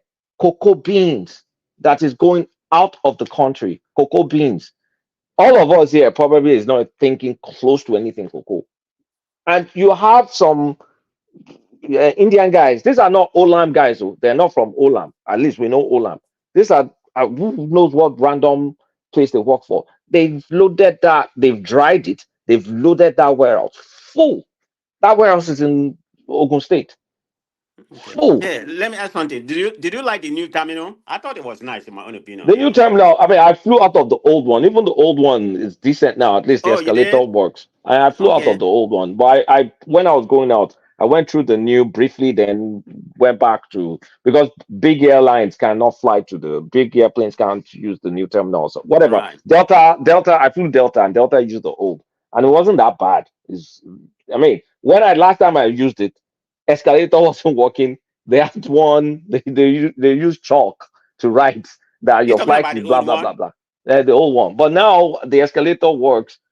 No, Some ACs work. the new one is very good because what happened was I just exploit. I mean, I know somebody that work over their custom, so he was able to give us some permission. My family, so we really exploit. Even when we was leaving, because we went there earlier. But it's very good. Yeah, the new one is good. Mm-hmm. The new one is good because But that's anyway, where they have this security stuff. Like there's some the modern stuff there. yeah, very It's modern. good. Even Yeah. even the stair, like they have on Atlanta Airport where people walk. You can walk. They walk in You the can air. walk like that. Yeah. Exactly, is there. But anyway, nice to see you. I was wondering I'm where not you are. going to say, I'm not going to like give one. People are suffering, but I did not see. When you leave Nigeria for a while, when you get back, it's like muscle memory. You just enter that Nigerian mode again.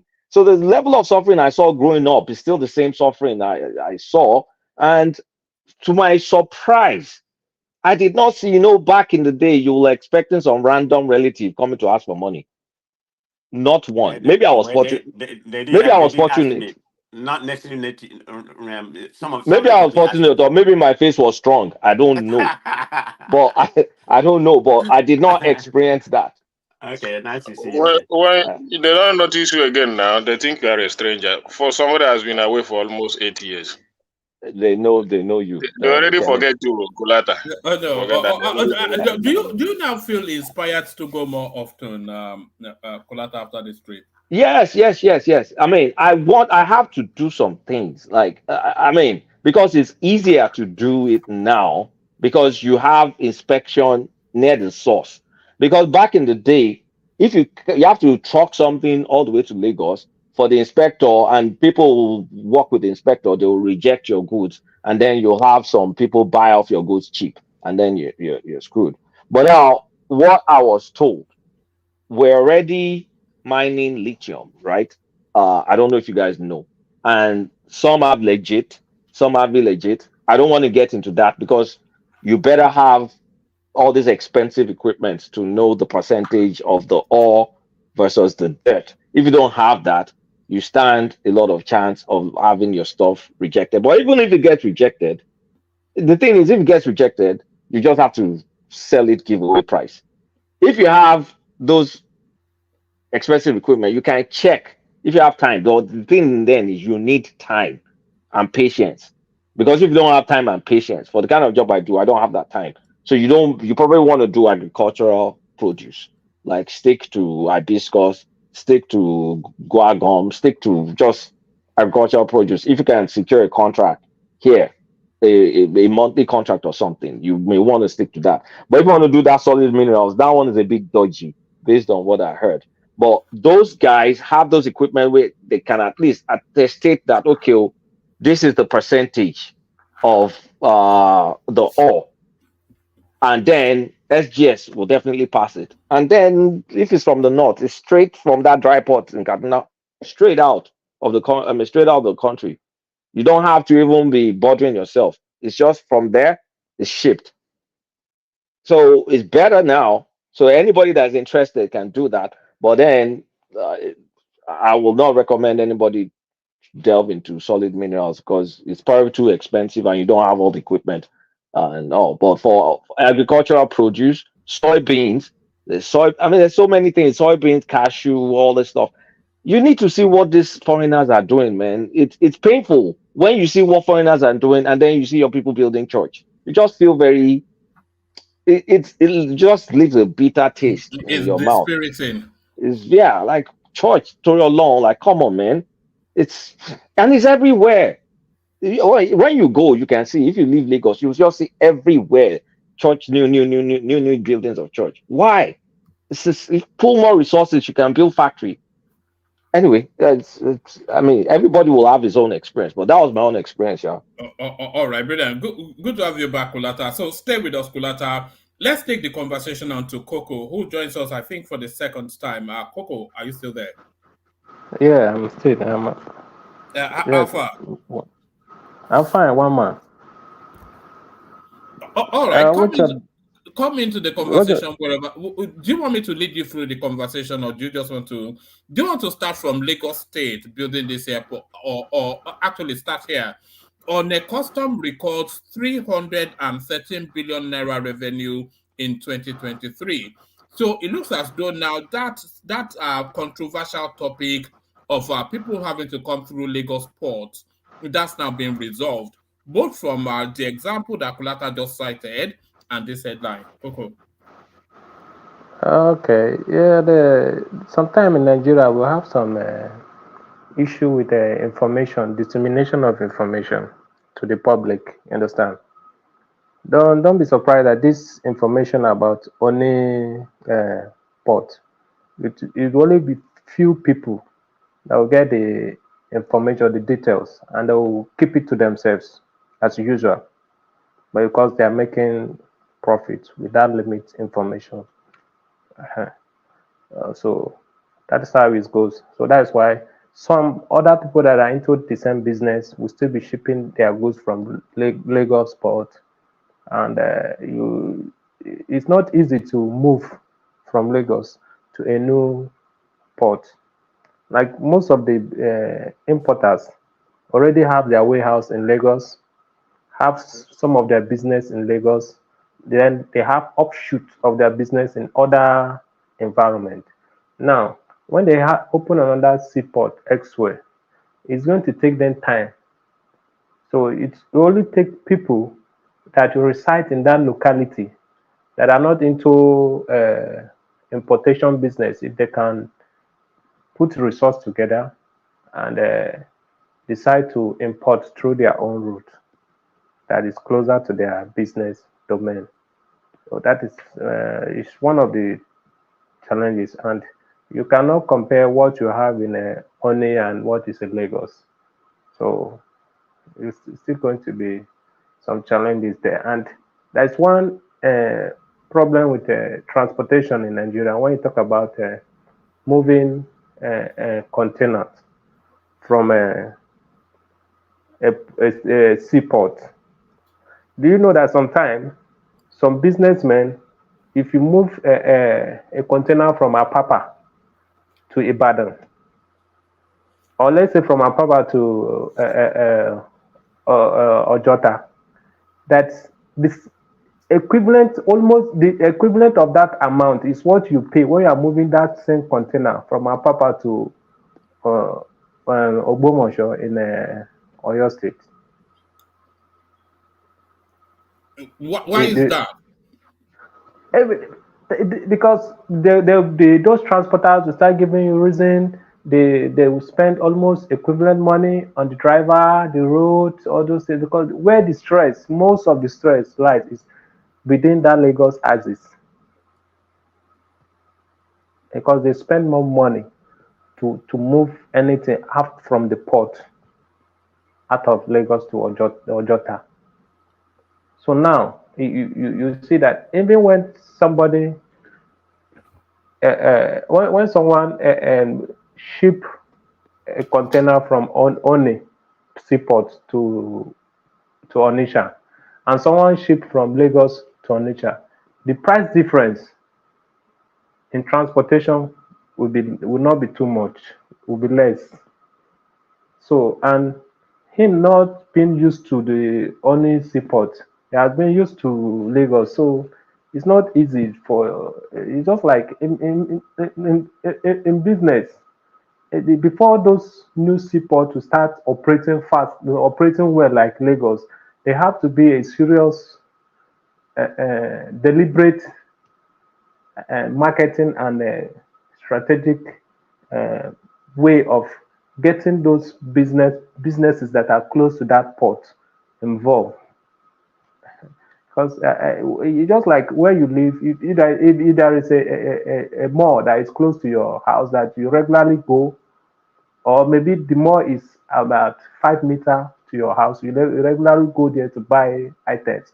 If they open a new mall that is 2 meters close to you, still when you wake up or you wake up from your house, you want to buy anything, your from your subconscious mind, you are used to that mall that is 5 meters to you. You go there. It's when you get to that mall that I remember. No, I think there's no more, but already you are in the old one. So you may keep going to the old one, and left the new one because you are used to the old one.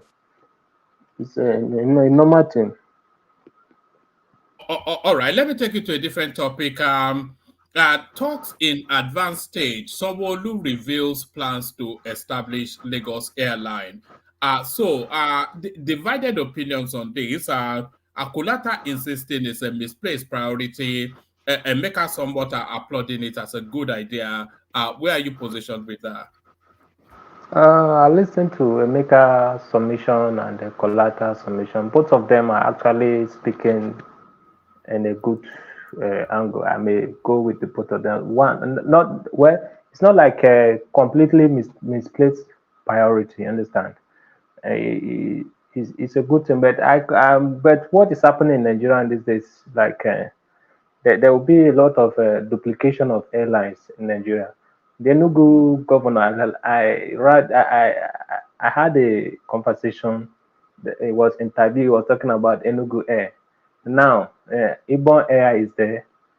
Now Lagos Air wants to come up, and when this three comes up, believe me, other states will still follow suit. Just like the duplication of airport around the whole state now. Every state governor now wants to build airport, and at the end of the day, just like what Kolata talk about a warehouse, there are things that the government can do, they can look into that will make their citizens to go out of poverty. Most of our government, the government these days, what they do is to go into any business or enterprises, or like sometimes white elephant project, where they will spend 80% of the state resources so that they can be able to siphon some of the money to their pocket.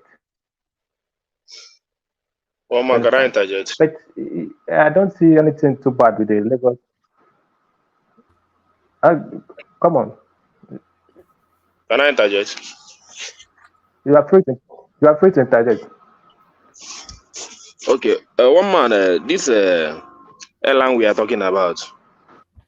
You know that government in Nigeria don't know how to handle business. We have a lot of. Lagos State does, though. Lagos State knows how to handle business. I don't know about Lagos State, but the issue is this: Sanwo Olu may have a good plan in that, but who will be the next governor of Lagos State? How is he going to continue with that plan? So is it not better he leave these things in the hand of the private sector? We have a lot of private sector running airline. You know, it's going to be run mainly by the Lagos State will just be the facilitator. They will be the punch through that will facilitate for it. But it's going to be a PPP. So the stake in it will probably be owned by private finance. And then Lagos State will have about 20-25% just because it's coming under their name. Well, I don't know, but you know, the only thing I know in Nigeria is that anything government or in the hands of government are there for looting. But when you have all these things in the hand of the private sector, they will handle it like their own business, run it, maintain it very well, like their own business. So I don't see government going in. I don't see the need of Lagos State government going into this. Lagos State have a lot of things to do, to invest in. So to boost economy in Lagos and productivity in Lagos State need electricity, just like Kulata said. It's very important. So even the kind of electricity in Lagos is very, as in these days itself is very, very poor. Just see electricity once in a day in Lagos State. And they're not even discussing it. Those things are not in the table. You're talking about airline and all that. So the right thing that you have to do to provide electricity in a state like Lagos, in fact, in the Lagos State has the lowest. That they are the kind of as in they are very bad in electricity these days. So why not focus in improving that? Than all this airline, they want where they will amass money and all that, but they're leaving the important thing behind. So I don't know. The private sectors are already doing well in this aviation stuff, in this airline stuff. Why not allow them to continue to do their business? I see it as a form of interception and all that. Why they should allow the private sector? They are already doing well in that sector. It's not as if we are lacking in that area. What about Ethiopian Airline? That's successful. I don't know. I'm talking about my Nigerian stuff. We have a lot of private investors in that area. Allow them to continue. Don't interfere in their business, so that they can continue to do well and focus on governance. Don't compare Ethiopian Airline and what we are talking about now. Yeah, hold on. Let Coco land that point. Yeah. I say don't compare the Ethiopian Airline with what we are discussing this night. Look at Ibon Air. Ibon Air was very good, but when the governor that actually initiated that plan left office, during the 8 years of this past government of Akwa Ibom, Ibon Air was silenced. He's just trying to come up again now from this new administration. So that is one of the challenges we have with our Nigerian government venturing into businesses. You understand? So if actually the Lagos Air is a PPP project, it's a welcome. It's a welcome idea. It's a good one since the private sector will handle it. But there are still other things that they can do with their finances that are more like when you do scale of preference, there are other things they can do. So you are agreeing with Kulata that it's a misplaced priority? Actually, it's a misplaced priority based on the needs of Lagos at the moment. Because if you do scale of preference, the Lagos Air should be on the opportunity for go, unless if the private sector, we are going to invest like up to 60 to 70% of the total share of the business. I think it will be okay. All right, brilliant. Okay, can I come in, woman? Yeah, come in, Baba. Okay, I think we should put things properly in their perspective. I speak as an analyzer now, not because of maybe selfish interests. The Lagos model is a unique model in the governance in Nigeria, because the nearest thing compared to Lagos, I think, is Delta State, controlled by Ibori. It brought Iduagan. After Iduagan, there was a little bit conflict. He was absent. Also, the doctor came in, and also maybe some little conflict before this Uwuburi. I can't pronounce that Urobo name properly. But Lagos State has been consistently follow that model of succession of people who are competent. Sanwo Olu, for instance, has been in Lagos State working right from the time of Tinubu. So before he even came into governance and take position as the governor, he has experience both in security and otherwise, because he was part of the formative directors or who are panelists that organize the Lagos State security funds and stuff like that. So what I'm saying is that Lagos State, you can own an airport. Own an airport in name only because it's a PPP project, the airport close to Ekpe. And they've given 4 years timeline. You can own an airport, own, inverted comma, I repeat, and not have your own airline that will use that airport as a home base, even if it's for local services. You understand? So it's part of the business. And Lagos State has shown that there is profitability in transport with the LBT, or what do they call those, the buses. I mean, nobody can say they are not doing well. And O&O, that is what you call Oando, has come to participate by supplying also electric buses. So it's a success, and I'm glad to hear that that cheap blue rail line 750 they charge every day, they are going to up it, because I've always complained here on the comment section that that 750 is too small. If they continue in that trajectory, they may run down that business. So they did it in time before the red line will start. So are they biting more than they can chew? No. They can stoke many fires. And for electricity, lest we forget, it's just about a year ago, I think 30 days before Buhari left, that he removed the electricity from the exclusive list. And the government is doing something about it. And there are many estates on the island today, as we speak, that are providing electricity for 24/7, because they can provide the appropriate kilowatt per naira for it, which is not 23 or so as we speak. I'm not being cold-hearted here, but it's a question of profitability, workability, and bottom line, pure arithmetic.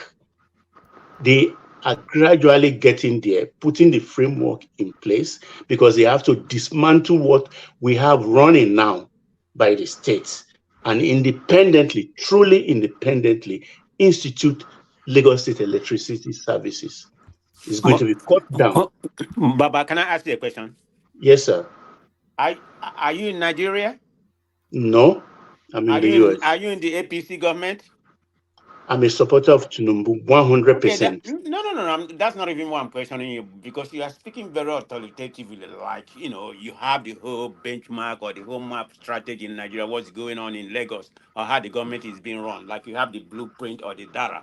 I mean, is it not all speculation or what you think, might happen? It is not speculation.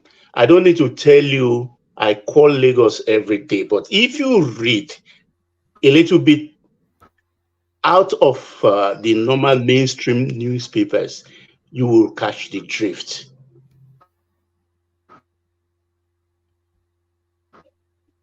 Can I go on? No, you go ahead. I wanted to ask you about that, because go ahead. Yeah, I was even speaking to somebody on the panel, a well-respected person, even yesterday, though we didn't go too deep, but I know he will call me maybe tomorrow. We'll still talk about this. You understand? So what we need in terms of electricity is we should be prepared to pay more. But the services will come, and when it lands, it will be 24/7. Baba, I don't think people will not eventually end up paying more. If you look at the amount of money that people spend on, I think on average, the average family spends about 4,000 naira, to at least 3,000 naira a day on petrol for gen. So if you are able to provide stable electricity, there's still quids in the overall budgeting of it. You are right, woman. You forgot even to put the service charge or the servicing of the generator itself. So appropriately, you are correct.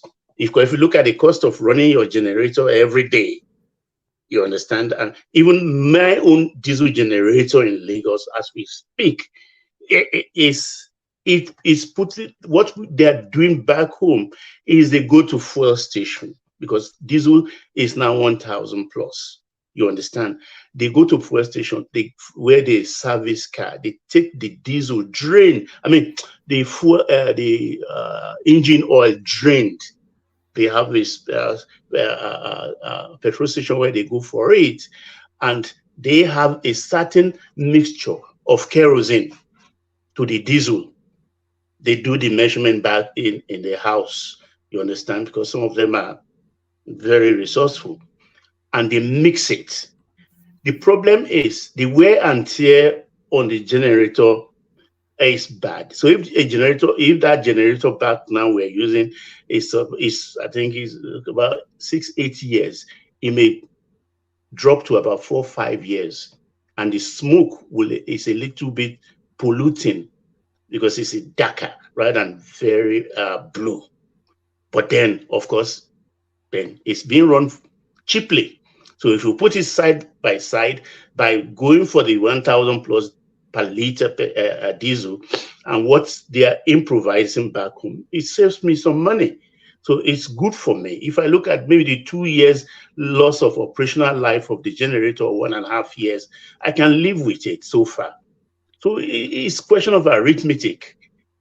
I mean, it's just like the traffic is light right now in Lagos because it's not like you just hit the road.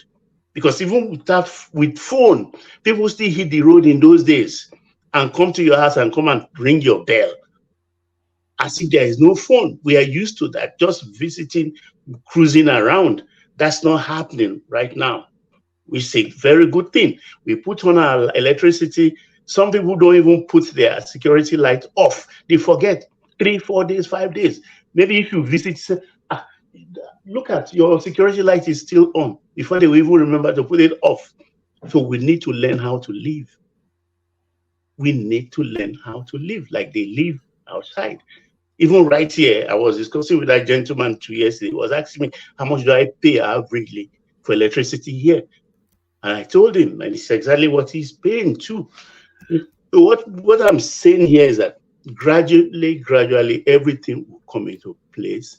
Lagos State could be seen to be biting more than they can chew, but then in business, if you're serious, you can stoke many fires. That's my take. All right, brilliant. Round up that space, Coco, and then we go on from you to, have you dropped even? Okay, we go on to Bishop, who has been waiting patiently. Bishop, you're up next. Bishop. Oh, I think we may have lost Bishop. Can I talk? No. The start. Bishop is up next. Let Bishop have a say. Good to see you at the start. Yeah, Bishop, you're up next. Okay, good evening. I think good evening, everyone. Welcome once again. Well, let me start from where Baba stopped. Even though I'm trying to remove emotions from it. It might be a very wonderful project, but I don't think it is a project for now. That's my view. And I disagree with Baba that every city that has an airport or state that has an airport has an airline. At least not where he is. I can assure him that not where he is. I know very well that Hatfield Jackson is owned by the county and the city, and they don't have an airline. No, I didn't say every state. No, I said it is ideal if you have an airport, you have an airline. And I didn't go comparing outside. No. I didn't say that. I'm being specific. Why? I mean, anything that will take Lagos forward, I like it. But from record, I mean, let's check very well. In Africa, how many airlines have been run profitably in the past 10 years? Not Kenya Air, not South Africa Airline, not Rwanda Airline, not, let's check them. The amount of subsidy that their government is sinking into them just to keep them for pride's sake. to keep them afloat. So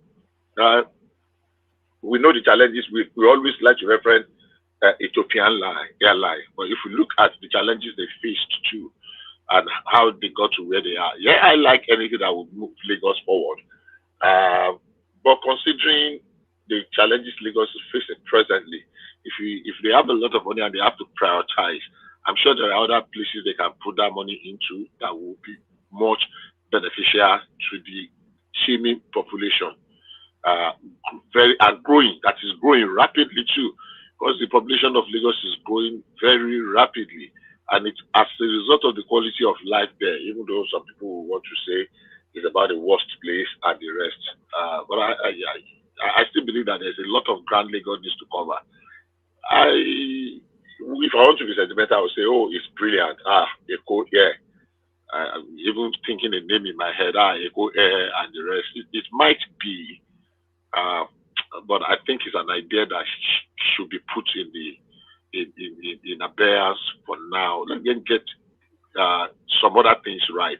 Electricity, proper, encourage other people to invest in electricity, build smaller cities, decongest, encourage people go into liaison with Ogun State to get some, because if Lagos State is already over congested, it's being pushed on the left, right, and center, and they're almost encroaching. They have extended into the sea. They can go into partnership with some other states. Come to Lagos about the expressway. Part of Ogun State owned there. Extend some things so that infrastructure, you can push some population to go deep into those places. Healthcare, tackle healthcare, primary education, primary healthcare. The part that Lagos State is holding is doing well. Some local government in Lagos too, they are doing well. Compared to other states, but they can do better. They can actually do better and make a policy of, look, we have 3 years. Any out-of-school child in Lagos will be arrested and their parents will be sent to jail. Make that kind of a policy, because people come into Lagos every day and put children or underage children to be hawking. People live in bachas, people live in the one they call bacha. What do you call them? This makeshift building. People come from everywhere without plans of where they are going, how they are going to stay, and they keep adding to the challenge of Lagos. Lagos has not properly gotten 100% right the idea of waste management. There's still a lot of ground to cover. I am not completely against it, but compared to what is on ground, I think it's an idea for the future, not the immediate. What about if the idea is not actually, is Lagos only by name and is actually being sponsored by private money? Yeah, well, if private money wants to go into Airline and Lagos State wants to flow, they want to be the one that will just be like the umpire of it, that's fine. It should come. It's a public. Lagos is a public. Sanwo Olu has done very well. Except for his lethargic, and what do I call it now? Very slow response during the NSAS that I find very worrisome. Because it seemed then he was babysitting arsonists and people that were hell bent in destroying Lagos. And at least I expected him to have stood up to them once during that exercise, and he was cutting and begging. That was the only time I had issues with him. And I seriously called him out, because that thing could have been nicked in the ball.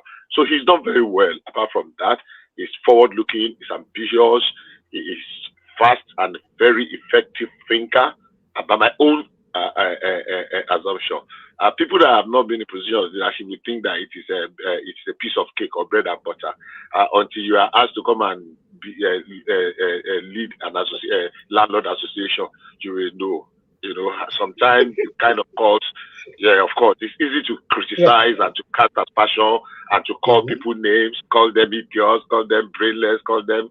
It's easy. It's easy when you are looking at it from the fringe. I've been in a position whereby I had just less than 400 staff that I need to take care of. Honestly speaking, blood pressure because they will call you at very unholy time. Ungodly time. One day, sorry for that. One driver was trying to siphon fuel in the middle of the night, and the cover of the tipper fell and hit him on the head. Me that did not send the messages, me they called. One was going to run an illegal operation one night. They went somewhere. He forgot that he did not, when he dropped the sand, the gravel, the stone, he forgot that he did not drop down the bucket of the tipper. He ran and it destroyed almost 20 poles because he was trying to run away from the place. It's me that did not know anything about it. I was sleeping how many miles away that they had to call. So all these things, the box stops at his desk. So, I mean, we should appreciate the challenge of leadership once in a while. I'm not saying that we cannot call them out. So for me, I think there are other challenges. But if it is 100% going to be financed and Lagos State is just providing like the land, the environment, the conducive environment, and the rest, well, so be it. That's what one it thing is, I can say. Bishop. One thing I can say is this: they will run it very well. Apart from unnecessary criticism, which I believe they are beginning to get used to now, they are criticism that they will address. Because people will say jump. When you jump, they say, oh, you know, jump, reach. Other people say, oh, you jump too high. And when you listen to cacophony of voices, you just realize that you get to a point, you just say, you know what, I'm not doing anything again. If they do it, I'm sure they will run it well. Very profitable, I don't know. Profitability depends on several factors. But I don't know what Lagos is now, but I look forward to a Lagos that will be the Lagos of everybody's dream that we can always celebrate.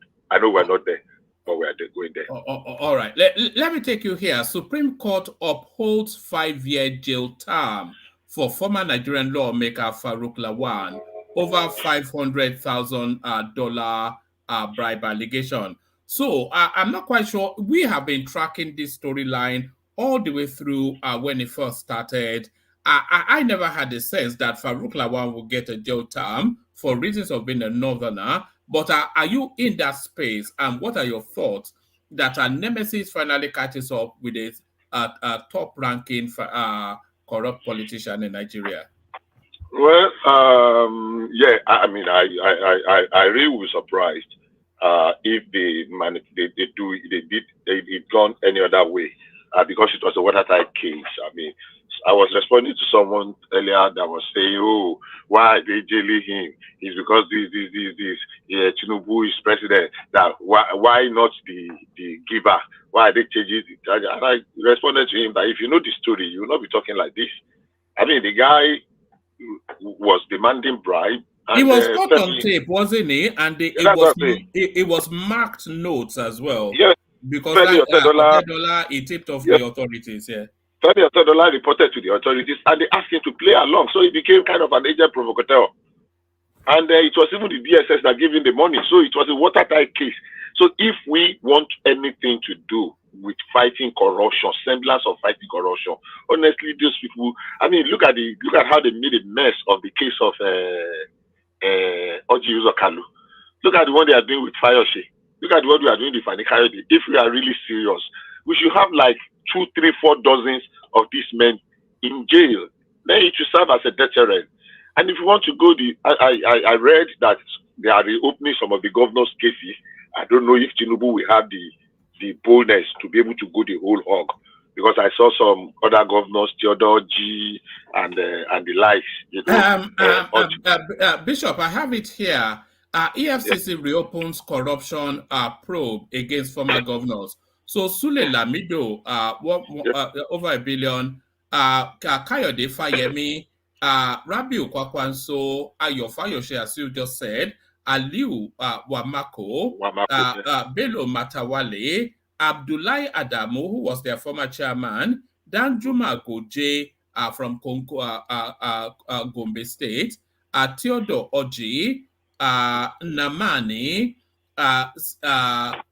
Sullivan Chime, who was from Chine, and then Temipre Silva, Peter Odili. I can't quite say Peter Obi's name here, so I'm not quite sure. And Sadia Umar Farouk.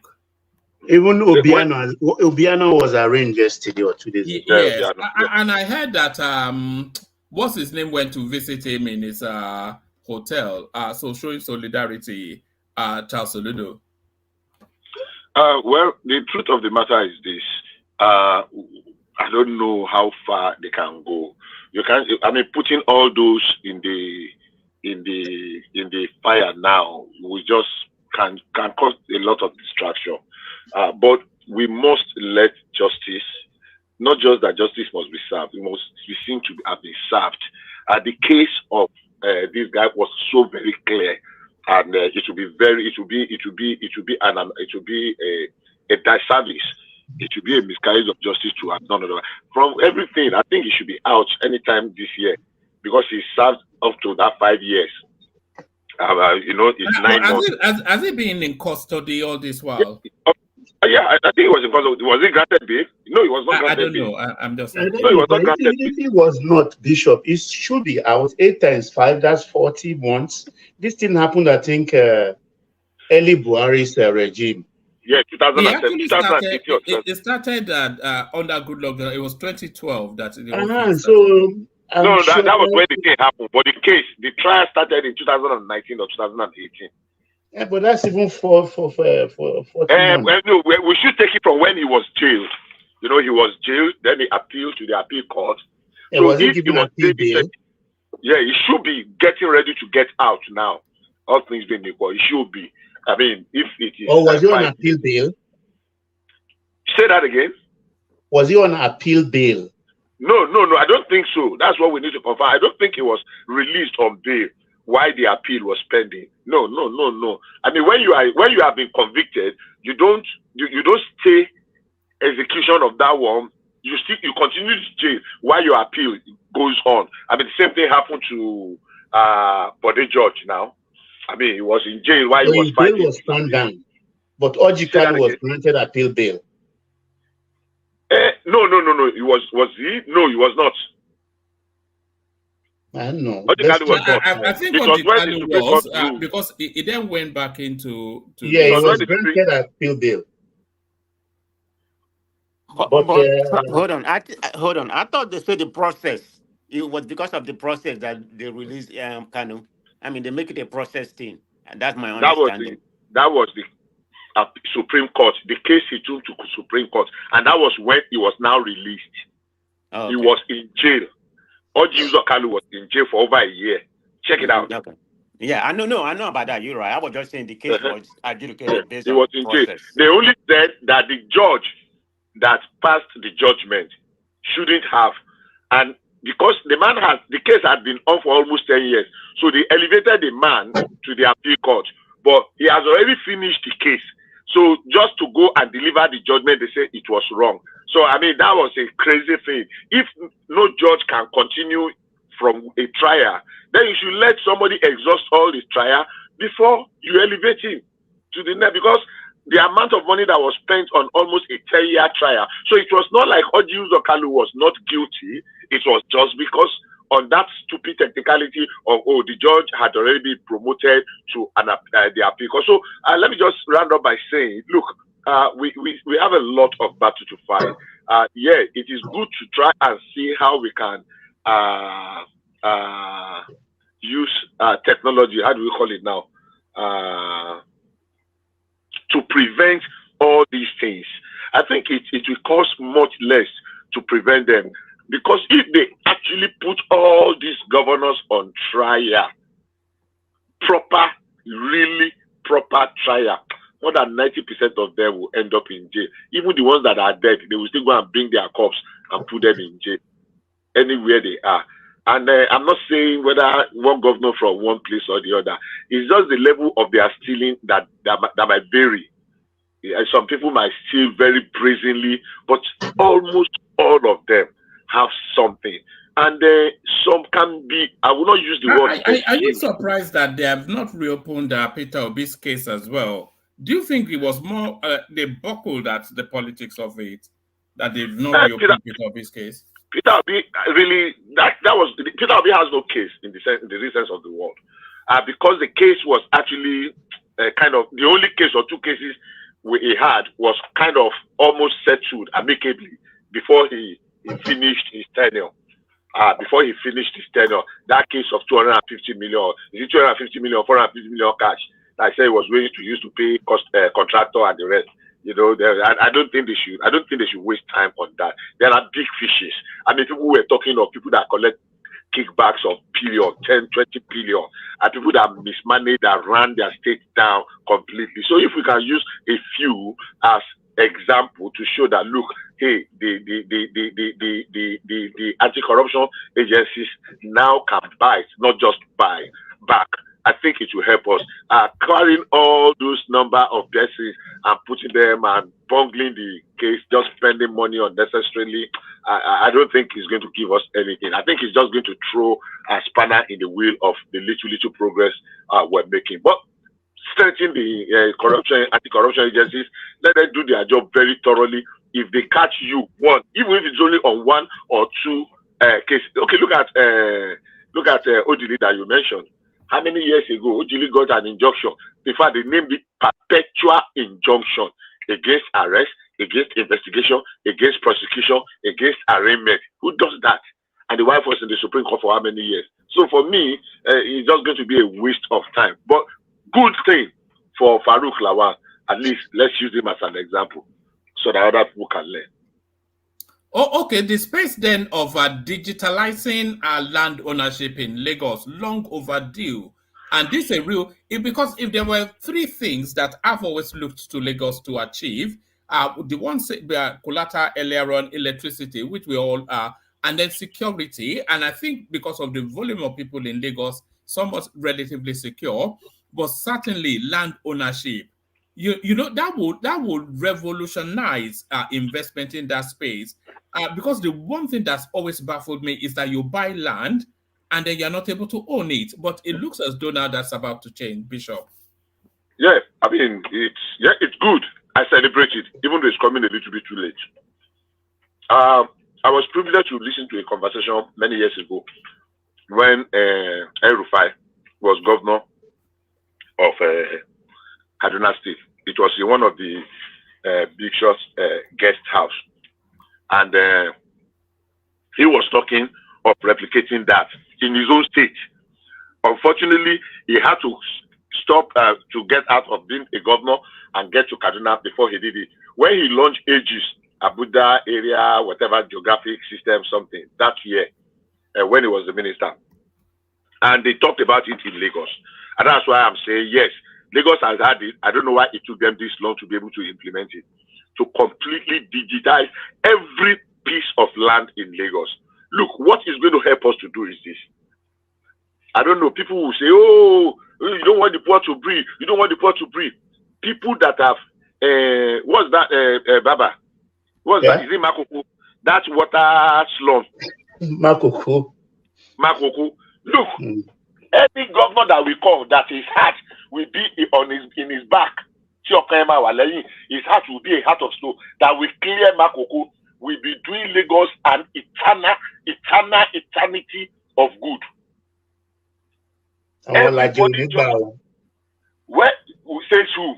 Look, they did not own that water. It's just a place that is an ungoverned space that people have taken over the years. I know when they demolished Morocco. And people began to move. Say that again, sir. I said they will invoke Ailala, and Morocco was military. Don't forget. I know. Yeah, well, I understand. When they did Morocco, I was there. I knew when they did Morocco. And look, Lagos is better off for that destruction of Morocco to today. Yeah, and everybody, even though we oppose it then. Everybody, yeah, of course, I know. Everybody is grateful that it happened. And the same way we will celebrate it. But they deceived us, Bishop, don't forget. They told us it's going to be for housing. And we were telling them then that it's for elite development. They denied it. But we know the story today.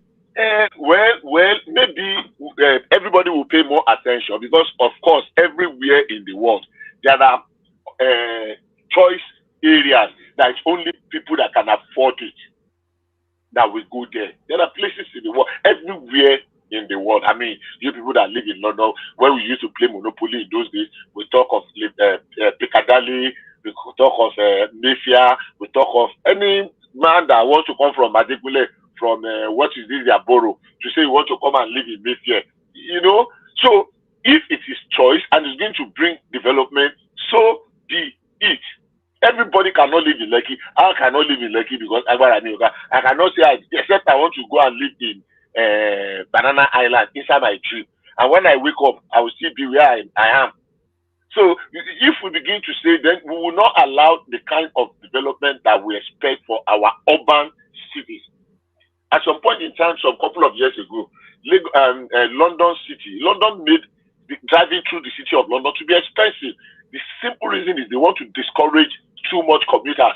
They encourage people to share ride. What do they call it? Pool ride.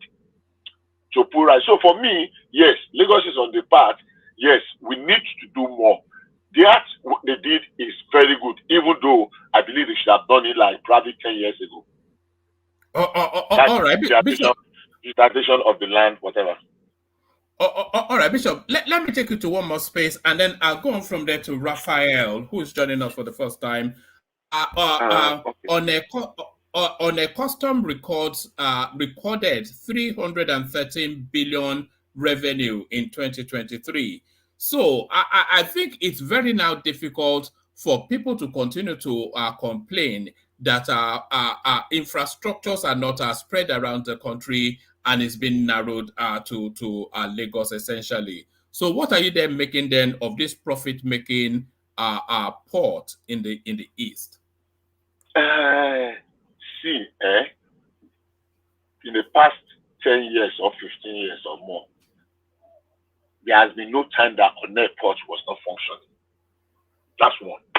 At some point, because I was using an airport in Port Harcourt, at some point, it's just that it is very difficult for you as a private shipper to use an airport because it is so expensive. In fact, it is almost twice cheaper to move your container from Lagos to Onitsha than to move it from an airport to Port Harcourt. It is easier to move your container from Lagos to Warri to Asaba than to move it from Benin than to move it from an airport. Clearing, I tried it. I cleared in an airport one time. I don't know how they used to say this thing in English. And all I was trying to clear were scientific equipment for educational purposes. Because we're setting up an oil and gas training institute.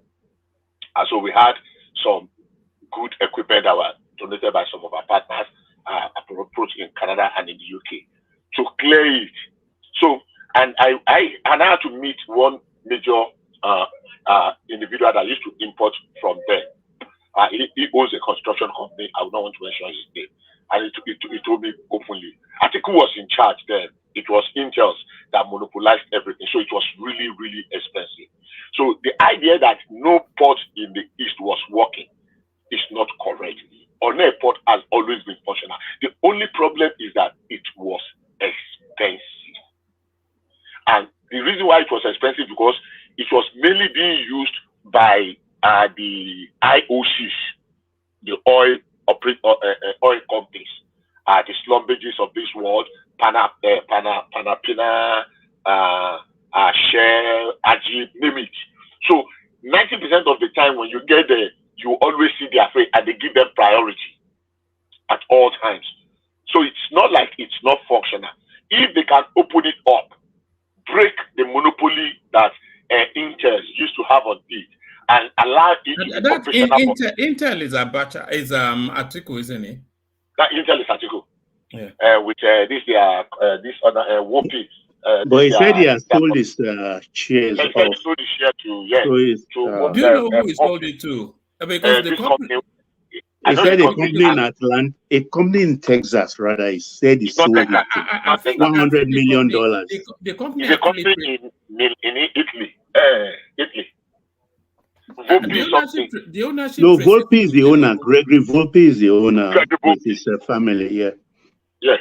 So it was a company that bought his own share from him before in 2019 election or something. In fact, that share has been going up and down. OBJ, Abasha. I think he uses it to trade with any ruling government. Yeah, but he was really monopolizing a lot of things in Intel. Intel was doing completely rubbish, nonsense job with our ports there.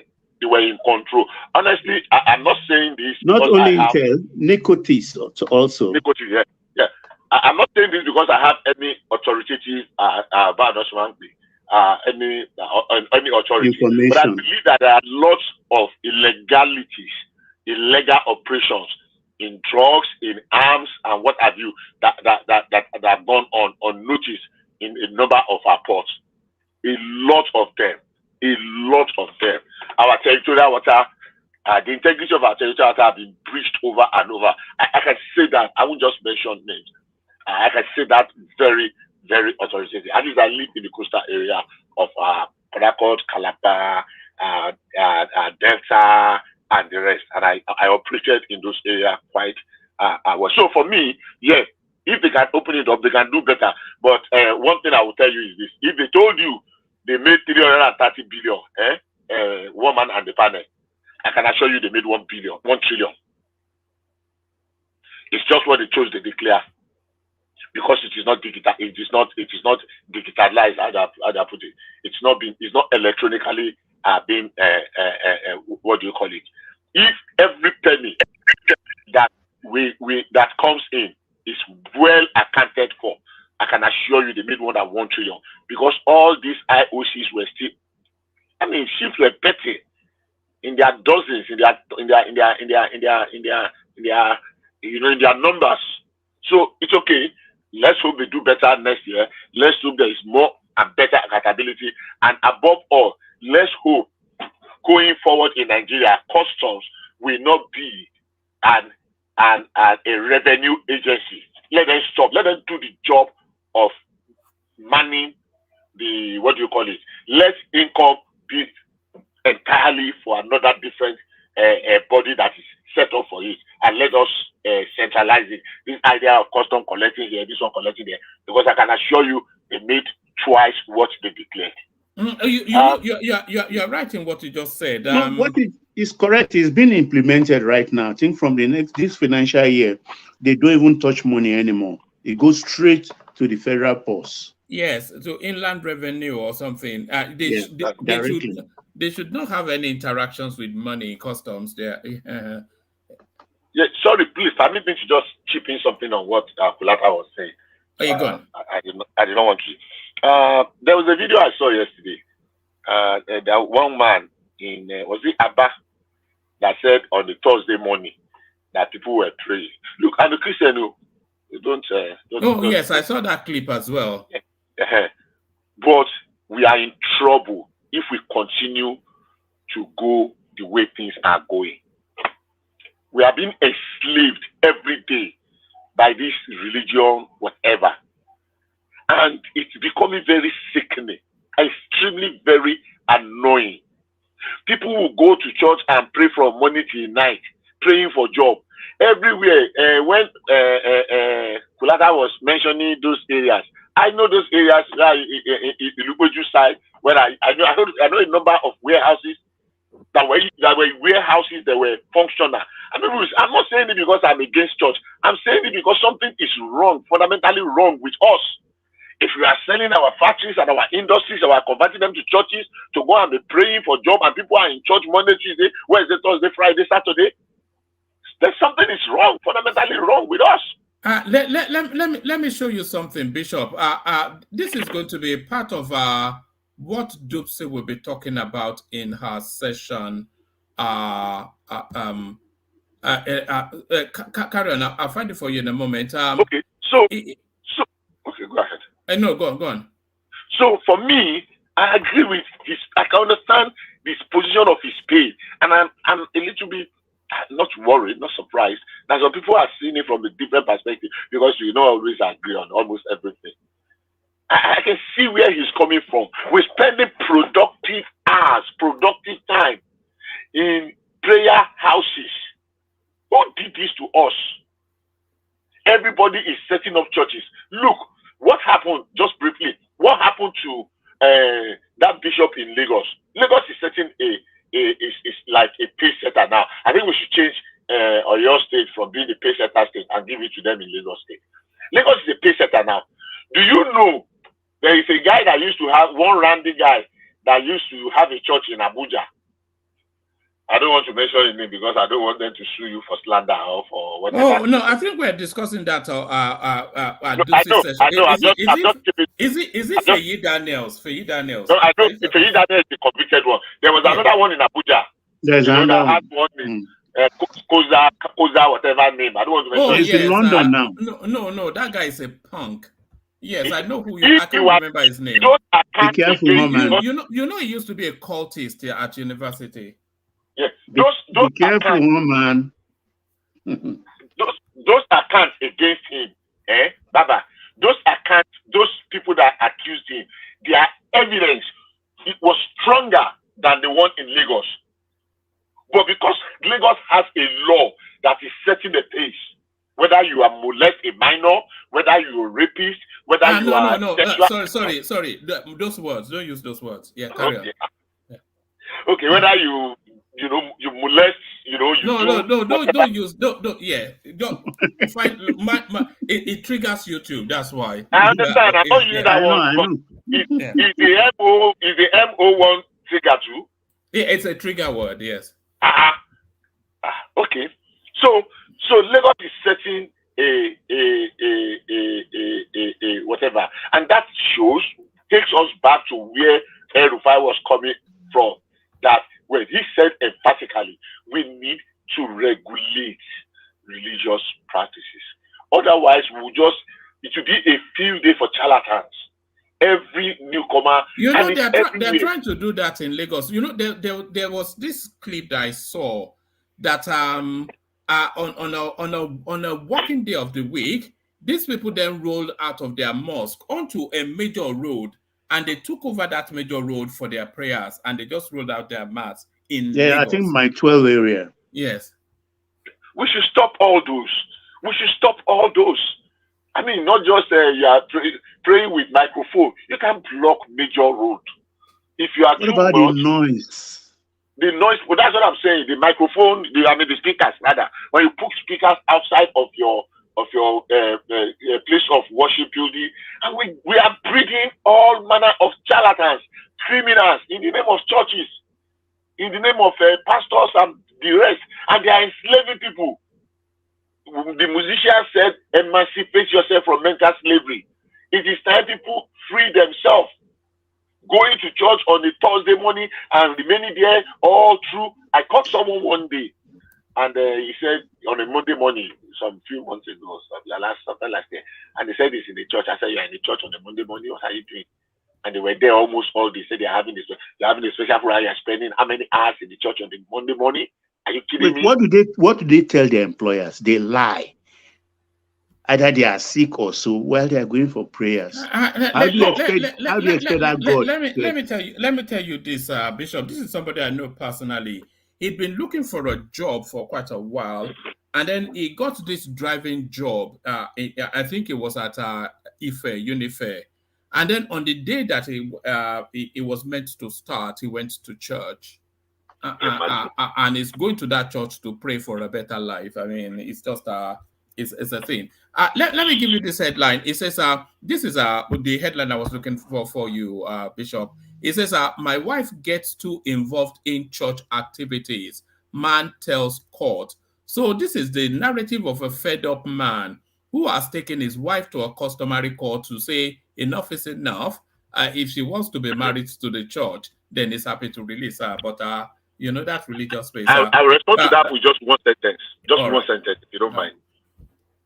And that sentence is this. And I apologize if some people are going to get cross with me. Our churches are destroying more homes and families than building. Correct. They are breaking more homes. Wives are more respectful to their pastors and their bishop and their GOs than their husband and their in-laws and even their father. Correct. So the churches, rather than building homes, are actually destroying homes. But one thing, Bishop, these women at times they just took it upon themselves. I know cases of where a woman will take the choicest part of a meal and ask the house help to take it to the pastor. Not because they have any relationship, but they just think there's a special blessing for that. How about that? Because they've been brainwashed. Exactly. Because they've been brainwashed. The God will deliver them. I agree with Kulata. Sorry, land your point, then I'll come after you. No, go ahead. Sorry. No, I was just going to say, that initiative that we were doing, sending money to all the geo regions. Do you remember? Yeah, I listened to them. Yes, when those people, when they report it to their churches, the church will slice 10% of them. He will say, you see, was that prayer that I said? They will slice 10% out of what we are sending them to. They will slice 10% out of it. Unbelievable. Should we go start a church, Bishop, and just collect money from Muguns? An actor has done that. So in summary, I agree with Kulata's position, and it is painful to watch, to see these things are happening. And when people want to come in defense and say, oh, no, let's remove emotions and sentiment. What is bad? Yeah, government has its own industry and the rest, but when industries are folding up, small cottage industry, little ones. I said the other time here that the rate at which people steal at place of work, small farm, with how many eggs? Everybody wants to steal egg every day. They want to steal chicken every day. Set them under their part when they come. So that habit, this habit of every day you must steal, it kills. You don't understand how much it kills and destroys that business. Somebody was saying how much business. Okay, that's okay. How much business can 100,000 do? I'm not talking of 100,000. I started a project that I wanted to do in Ibadan some time ago. I bought some land to plant palm nuts. What do they call them? Palm nuts, no, palm trees for palm oil, palm kernel. And in Ibadan, as we speak today, if you want farmland, you can get farmland for 100,000 naira per acre, not plot. There are places in Oyo State, Ibadan environs, you can get 100,000 per acre, depending even on location. Ishayin Road, there is one I'm processing there. Now that's about 350,000 per acre. Per hectare, not one plot, per acre. So there are places, and it's just that we don't want to start small anymore. Everybody wants to, from secondary school, wants to be Yahoo, wants to drive Lexus, wants to drive car. Nobody wants to ride bicycle. Nobody wants to start small. Nobody wants to build anything. Everyone just wants soup done. You done ready. So if we continue in that, then we are in big trouble. We need to regulate religion. We need to go back to the basics and get certain things right. Thank you. Oh, all right, brilliant. That was the excellent Bishop, of course. Of course, that's the excellent Bishop. Excellent delivery by Bishop as always. So let's welcome Raphael to the platform. I think you're joining us for the am I pronouncing it right? Is it Raphael? Raphael Obadina. Raphael Obadina. On mute. Click on the mute button. Is it Raphael or Raphael or Obadina? Are you there? You have to click on. You see that thing that looks like a microphone that has a slash across it. You have to click on that to unmute yourself. Raphael or Obadina. All right, try and walk your way around that. As soon as we hear your voice, I will come to you. So as we wait for Raphael to walk his way around on the unmute button, let's go to Man of Prestige, who has mastered the unmute button. Prestige, you still there? Yeah, one man greeting to everybody that has spoken. Everybody has spoken well. How you doing, bro? I'm good. You sound like you're ready for bed. It's only 7 o'clock where you are. No, it's not even 7 o'clock. Remember, we are 9 hours, behind you. You are looking at it from the Eastern Standard Time, It's 4:58 there. Yeah, we are. This is California. We are 9 hours behind it. So what time is it now? What time is it where you are? It's about 4:57. Exactly. Gosh, it's nearly 2 a.m. here. I know. What's We're a about 9 Friday hours. night? What's a Friday night for you? Have you hung up your clubbing boots? You don't. Man, what are you talking about? Old man like me. Well, I dey go for old people. Old people lunch. No, there's a club for everybody now. No, not in, not no, no. I've done that a long time ago. Not anymore. Maybe we go out. Friday night is normally the family dinner night. We go out. We go out for dinner. So that's what we normally do. But Where do you go to? Do you go to Nigerian places or you go to? yeah, I like night. Do you have Nigerian restaurants where you Yeah, are? oh yeah, we have a lot of Nigerian restaurants, here in San Diego, but the best sometimes, we go because we're in La Jolla. So La Jolla is a little bit different, a little bit farther away from, so it's like about maybe about 45 minutes to LA. So sometimes we go to LA, but San Diego is about an hour and a half to LA. So or 2 hours, depending on where you're coming from. But sometimes we go to LA. I think my best restaurant is in LA. That's where I normally go and eat. My best fufu na mala and the ofo. Because when I go to Nigeria, the place I normally go is called, in Victoria Land is called Amala Joint or Morocco. Amala Morocco, Morocco Amala. That's the place. I like Amala a lot because it's very soft. I like it too because it doesn't stay. It doesn't. It just washes. It's No, it not doesn't like stay. pounded yam that No, will no, no. just it I mean, will I knock eat you pounded out. yam, but if you give me, because I eat pounded yam when I eat like vegetable soup, which we call ofo, where they use okra and other kind of things to make the ofo. But I do that when I go to Imo. But when I'm in Lagos, the first thing when I landed, I'm going to get my amala. I mean, I love that. I love that. Is it after you've eaten that amala that you feel that you've really landed? Yeah, honestly, I do. I mean, I give you my two favorite places for waiting for Victoria Airline, the Amala joint, Morocco, Amala. They are very, very good. That's where I normally eat. I don't like pomo, and when they put, I say no. Neither a little bit of beef, but most of it is fish. I don't eat a lot of beef. Definitely I not don't pomo. eat beef at all. I eat goat meat. Yeah, Yes. I eat goat meat too, but my favorite, I like everything with fish. But that pomo, please don't bring it close to me. I don't Well, know if I've eaten it. Prestige, what about fuku? Do you eat fuku? Fuku, what is fuku? It's the diaphragm. Huh? It's the diaphragm. Oh, okay. No, I don't think I've tried it, but amala is my favorite food. Then forward, which is the vegetable. Have you eaten amala in Ibadan? No, where they told me that they have a place in Amala in Ibadan, where they have joint, one of the best Amala. No, I have not. I've seen a lot of them on YouTube, and a friend of mine told me, no, I have not gone. I was in two places. I went to Amala Sky, which is kind of like normal. Then I went to Ajia. What's the name of that place in? What you want is a Muslim sounding name woman to make you amala. That's what usually works. Mama Silifa, Mama Silifa. Fulata, I don't care what he said. Mama Adija they know how to in make amala. Adeoyo. Mama Adija in Okay. Adeoyo. Okay, but that Amala joint for Victoria Island, oh my God. I mean, the No. food. You need the one in Ibadan. Those two words don't go together. Amala and Victoria Island. You don't want to be. You see, in Ibadan, they are killing the cow beside you. I mean, they're killing the cow. Oh no, I don't want to watch it.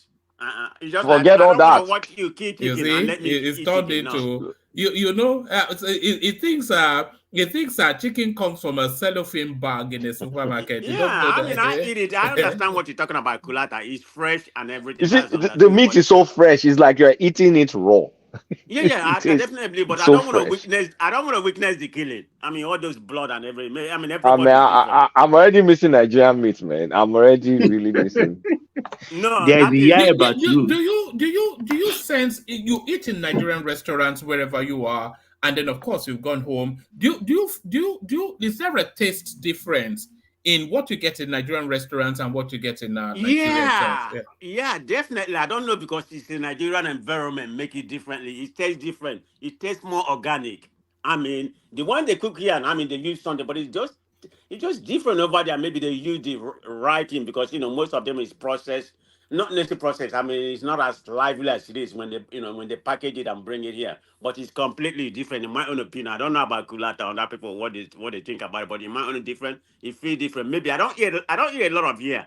Like when I go to Nigeria, when I go to Nigeria, even when I stay in a hotel, I don't eat any burger. I mean, of course, I don't eat burger or whatever. I don't know the last time, maybe almost about a year since I eat burger. I don't eat burger. I don't like beef.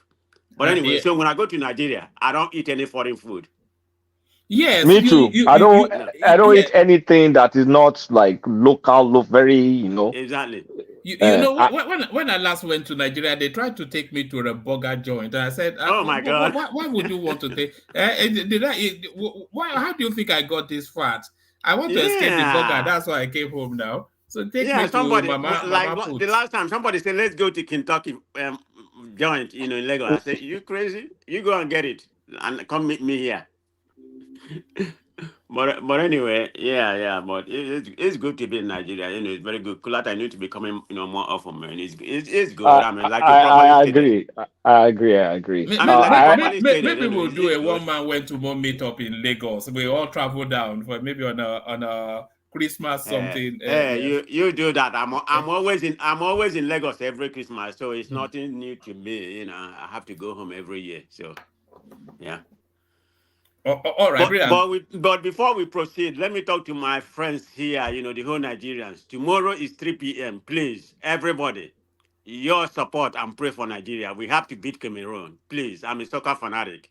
3 o'clock p.m., that's when Nigeria is playing. Your Amen. support Oh. Nigeria. I won't be able to even sleep tonight. I Oh, look okay. forward to Thank you, Baba. Yeah, good, with good me 18, now. no premiership tomorrow. So Uh-huh. it's a free day. I'm not going to watch FA Cup. I'm going to be in meditation Yeah, because even it people will who be don't care about soccer, devastating. like one man, just said Nigeria is going to beat Cameroon. That's good enough. Yeah. I want But Nigeria. I want Nigeria to win the cup. I always want Nigeria. There's this thing they call the cricket test here in the UK. So the question is, if you know the game cricket. Yeah. Yes. The question, and it's very popular in Asia, by the way, India, Pakistan, etc., etc. So there was a guy that once put that question to an Asian breed, and he was asking then that if England was playing, I think it was a Pakistani guy, if England was playing Pakistan, who would you back? And that guy could not really answer that question either way, because of course he wouldn't want to go against his own ancestral space, and he doesn't want to admit that he's not as English as the guy was trying to point out he wasn't. So they call that the cricket test. So if Nigeria was playing the United States, who would you back Prestige? if Nigeria, of course, Nigeria. Forget about I'm into America, but I mean their football and everything. I'm into it. But anything when it comes to Nigeria, I mean, come on now. Where my gene come from, there, that's not even a question to ask. I mean, I'm Nigerian to the core, but I'm on the critic side. That doesn't mean that I don't love my country. All I right, think brother.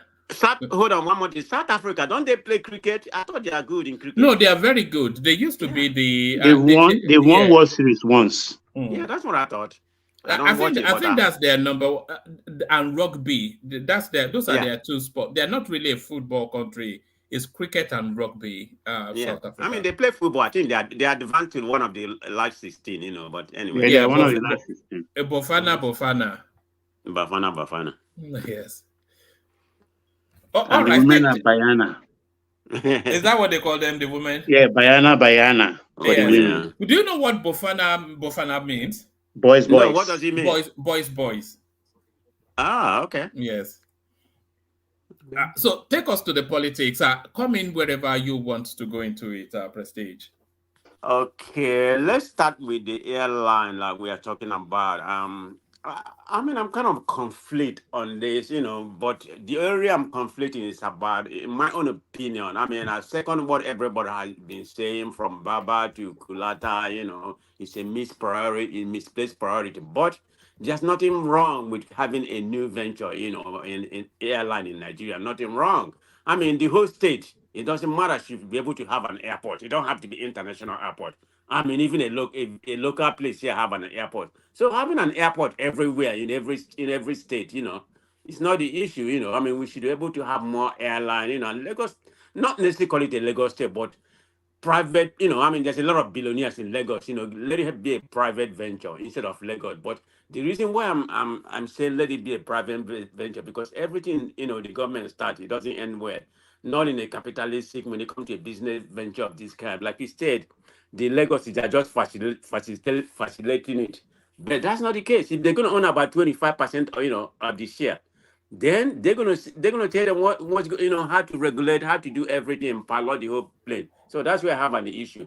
So I rather let it be a private business, and start whenever they want to start. But that's not Lagos State priority right now. I mean, Lagos State is the best state in Nigeria, no doubt about it. But there's a lot of issue they need to tackle to make it be a top-notch state. Number one is electricity. I mean, electricity, they have to tackle that. I know the insecurity is not as bad, not everything, not even close to other states. But they have to tackle that insecurity. The road is getting better, but I can only speak about the place I visited. I didn't visit, the only time I passed the mainland was, through Ikeja when I was going through the airport. So I don't really know how the mainland was. Most of the time I was in the island.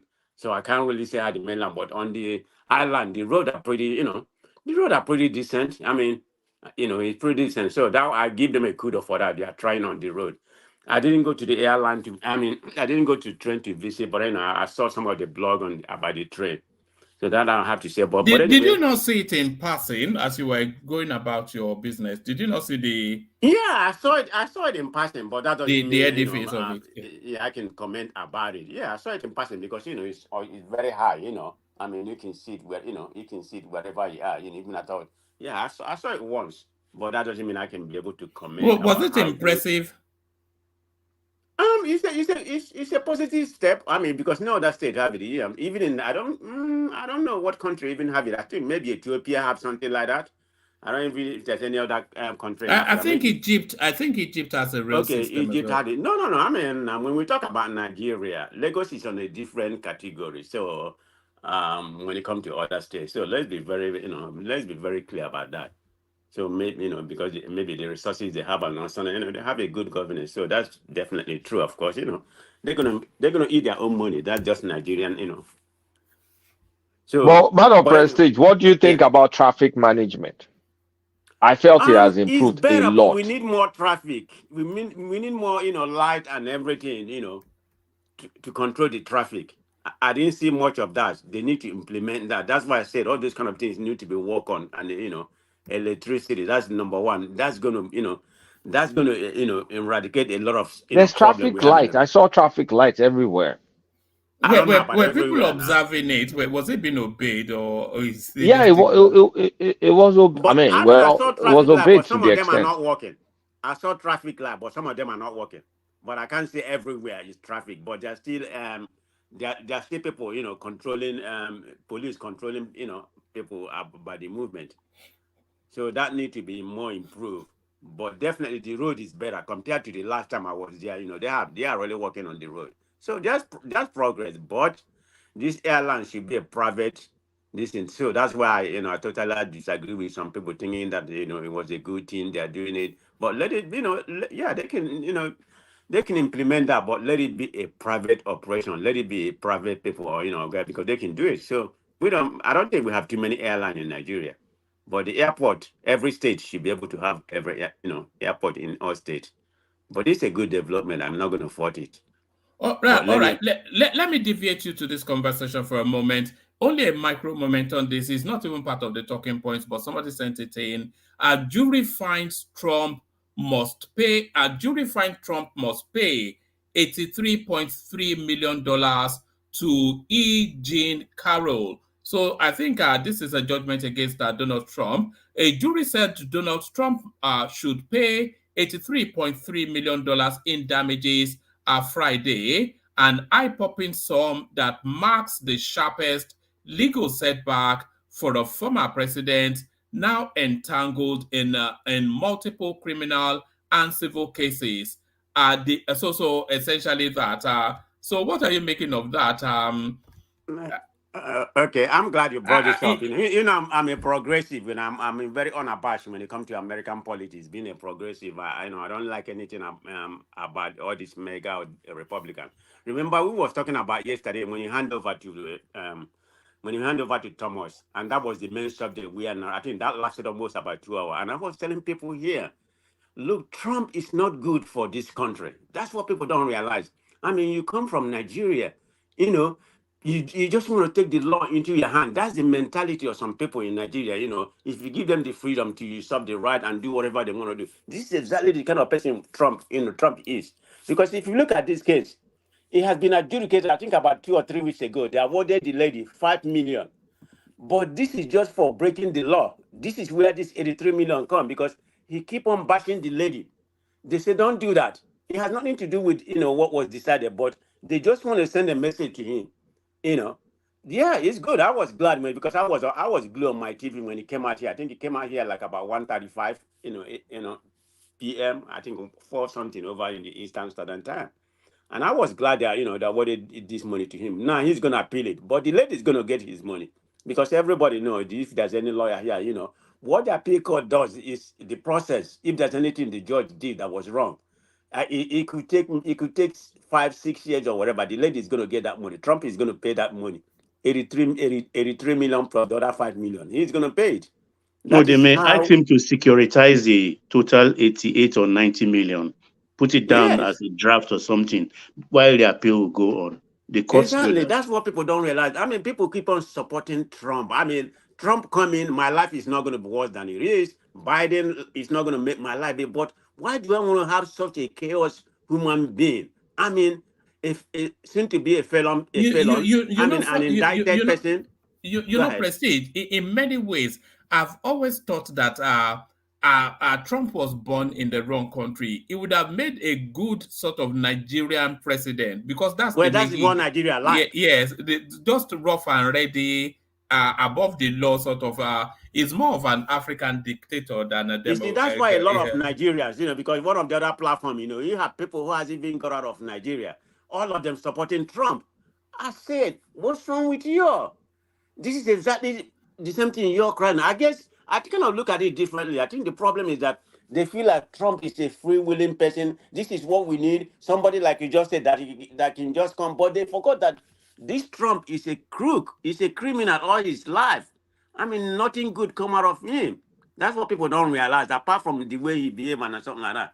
The guy is a correct criminal, So I don't know, but I'm glad, this happened to him. He's gonna be, because there's more cases coming. I think about 4 or 5 more cases coming. He might be, he's already been indicted. So we see what happens before November the 5th. Whether he's gonna be a felon. Of course, he can stay wrong, but we see what the outcome. But in my own opinion, is Biden my number one choice? No, but I'd rather have Biden than somebody like Trump. So that's how I see that. All right, brilliant. Let me take you. Let me take you to. Do you want to speak on Farouk Lawan? You know what? I don't really know much about him, but I would like to speak about that, because this is. Or just speak about anything else that, if there's anything that is and that's to everybody as well. Don't be led by the talking points. If you rather speak to anything else, just speak to it. Yeah, can you you don't have to tell me more about this. This case happened like about 2 years ago, right? No, it happened it's about 10 years, maybe longer. So has he been in jail? Has he spent any time in jail already? Yeah, that's what people are actually saying in the comment section, that he's been in Kuje prison from when he was sentenced, and he will be out. Spend any time. He'll be out in November anyway, because he would have served the term. Okay, did they find out the money? Was they able to forfeit the money? No, what happened was that it was part of a House of Representatives ad hoc committee that was meant to look into shady dealings within the oil subsidy space. So Femi Otedola's company was entangled in that space. And then he called Femi Otedola aside and asked him then that if Femi Otedola gave him $3 million, he will remove his company's name from the list of companies that are being probed. So Femi Otadola then went to the security agencies, I think the DSS or something, just to explain to them what is going on. So they then gave him marked dollar bills. So the guy then, of course, and they, you know, they put gadgets on him, recording gadgets and everything. So the guy then, in the first installment, $500,000, and as he was collecting the money, they were putting handcuffs on him. Yeah, I mean, yeah, he should be, you know, he should be where he is. But I mean, he's going to be coming out in November, which is not, you know, of course, the money, you know, he already embezzled the money. But that's just a small part of the corruption in Nigeria. Like you were saying, the EFC chairman should have a free hand. I mean, when the president appointed him, you know, president just have to do the government job and let the EFC chairman do what he's supposed to do. Because like everybody was saying, that's just a small fish. People like Ozokalo, Obiano, and some other people, all of you mentioned, yeah, they should be brought to justice, you know, and let, you know, and see what happened. Not just come and bring them and interview them, then they stay there for 2 or 3 days right now, like the former Anambra State governor. I don't know if he's still in detention right now. But I don't know what he's doing. Yeah, I don't know what he's doing in Nigeria. I thought he was in Texas, you know, chipping champagne. What brought him to Nigeria? Did you see that clip of Willie Obiano walking his dog? Did you see the clip? It was one of the most ridiculous things I've seen in my life. You see, that's the impunity of Nigerian people. If you think, you know, he probably just come back to Nigeria from Texas, you know, whatever, you know, think that everything is fine. You know, so that's the problem. Nothing is going to happen to them. You know, remember he was caught, you know, at the airport and stayed there for 2 or 3 days. They released him. So he probably have that kind of impunity that nothing is going to happen to them. I hope they charge him, you know, whatever, prosecute him and everything. I mean, even someone's in Imo, our former governor, in my own opinion, all of them did something. So if they can do it, well, do I have hope that that's possible? Do you know who this is? Prestige. That's Obiano? That's Obiano. Yeah. Look at it, walking a Chihuahua. Look at that. Oh, yeah, that's in Texas. You can tell. Yeah. Yes. Yeah, I don't know what part of Texas he lives, Dallas or Houston. I think it's in Houston. I don't know. He's a funny guy. Yeah, but that's the Nigerian, you know, for you. But I hope, you know, they start doing something. But I won't give, you know, I won't put my hope on, you know, I'll try to resolve all this Nigerian corruption, whatever, you know, the previous government. But how you say something about Odili? I mean, how long Odili been out of government? So, but are they going to be able to pull out any information to indict him for anything? Well, I don't know. It doesn't matter where you come from. If they cause you, you need to pay for what you did. If they can prosecute them, which I doubt, but at least bring them out and we know what they did. That, you know, that's a step in the right direction. But if they do all this thing with that no end result, what's the purpose? Yeah. All right, brilliant. Do you want to speak on the on airport recording a handsome profit?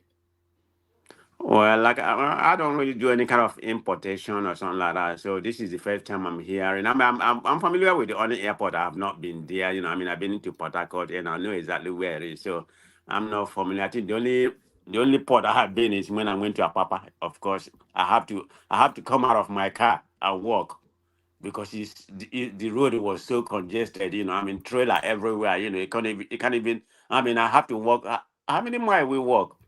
I mean, because I'm used to walking in. Not this time I went home. The first time I went home that I went to that area, you know, we have to walk almost 2 miles because it was a gridlock, you know. I mean, the whole place was blocked. Just to go see for Savvy, we went to a Papa area. So that's the only port I'm familiar with. You know, I can't speak about any airport. I mean, they said they're making profit. I hope that is true. I think was it Bishop that spoke? She has more knowledge in this area. So if you said if they are making more profit than what they just portray here, you know, that is a good news. At least there's something. But they need to, like you said, the price. I mean, to import something from there, you know, to export something through that airport or import something through that airport is alarming. So that's why people are not really doing business there. Maybe they should try to reduce the price, make it easier from the southeast or south to be, you know, in order to decongest their Papa airport because they need to decongest their Papa airport. that they're having a problem. People that do import and export in that area. Prestige. A lot of things in Lagos are sited in the wrong place. That Apapa port, even, it shouldn't really be there. Why you say don't you think it's about decongestion? We make it a little bit better. It needs to be in a space where it's not as developed as Apapa, and there's a more expanse of land for them to properly structure it.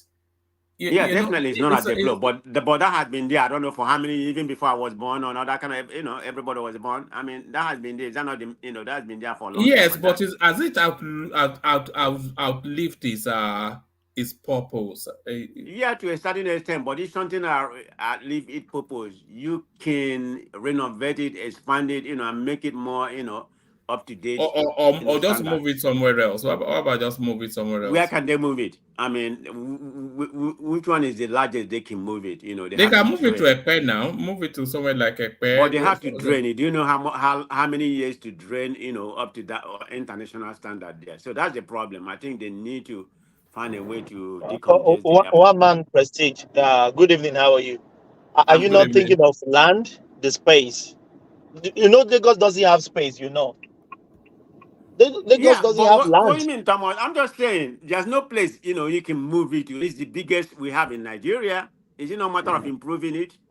There's nowhere they can. One man, don't you think they need to demolish? Yeah, they should just move it out of Lagos. Move it okay, where are they going to move it to, Thomas? Where are they going to move it to? South. That's what I'm saying. There is no. That's not going to happen. But you have to drain it to meet up the international standard. You have to build it up to international standard, and waterway. I mean, if we have an expert here, correct me. That's not that's not going to be a problem. Prestige, they will need dredging, a lot of dredging. But that to achieve that, Thomas. You know how long it takes for dredging? I mean, it takes years. It's not something you can do a year or so. So they just have to find one man. Just forget about that, Papa. That is how it's going to be for life, unless somebody comes back to Lagos or Nigerian president that thinks very far. And if they want to even extend it, there will be a lot of demolition, which people won't like. Nigerians, we don't like demolition. We want things to be good, but we don't like demolition. So I go on. Yeah, I mean, some of the area, like the roads, leading to the Apapa area and the roundabout before you start getting into the Apapa there, all those places need to be expanded, demolish a lot of those houses there, make it bigger and something like that. I think that's what is needed because that's the best we have right now. This Oni airport probably smaller, the Calabar airport or whatever they have. They are smaller in size. Nigeria is the biggest country in Africa. We do the most import, So we need something as big as as big as that place. But it just has not a lot of effort has not been put in to improve the place in terms of decongestion or something like that. So in my own opinion, I think that's what is needed. In that area. So that's Prestige. Yes, sir. Yes, sir. There's nothing wrong in the location of that. Yeah, that's what I thought. There's nothing. The problem is with us.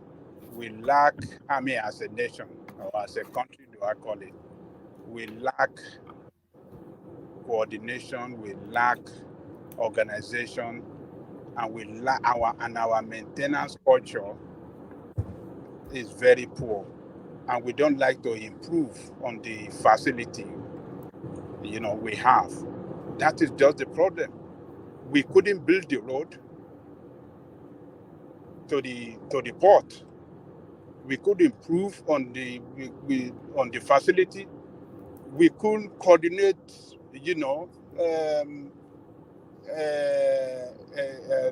the way to pick up and leave. Even rail. There's no rail to the port. Rail. So all this infrastructure that we should have improved upon, we failed to do it. And that is why it's like that. It wasn't like that when they built those, particularly Tinkan Airport. Tinkan Island. Right. It was fantastic. I think it was the best in Africa when they built it back then. I remember the Tinkan. I was in Lagos by that time, yeah. It was so big, back then. It's a very big space. But did we maintain it? Did we improve on the fact? You know, even in this country, look, go everywhere in this country, airport, seaport, you will see them doing something there every time. They are improving, they are repairing, they are improving on the facility. But we don't do anything. Only to just collect money and then everybody go. That is true. I mean, Ajali Koko, you have a house, right? Most of us have a house here. I mean, don't you know, it's not just mortgage you pay. You have to maintain your house.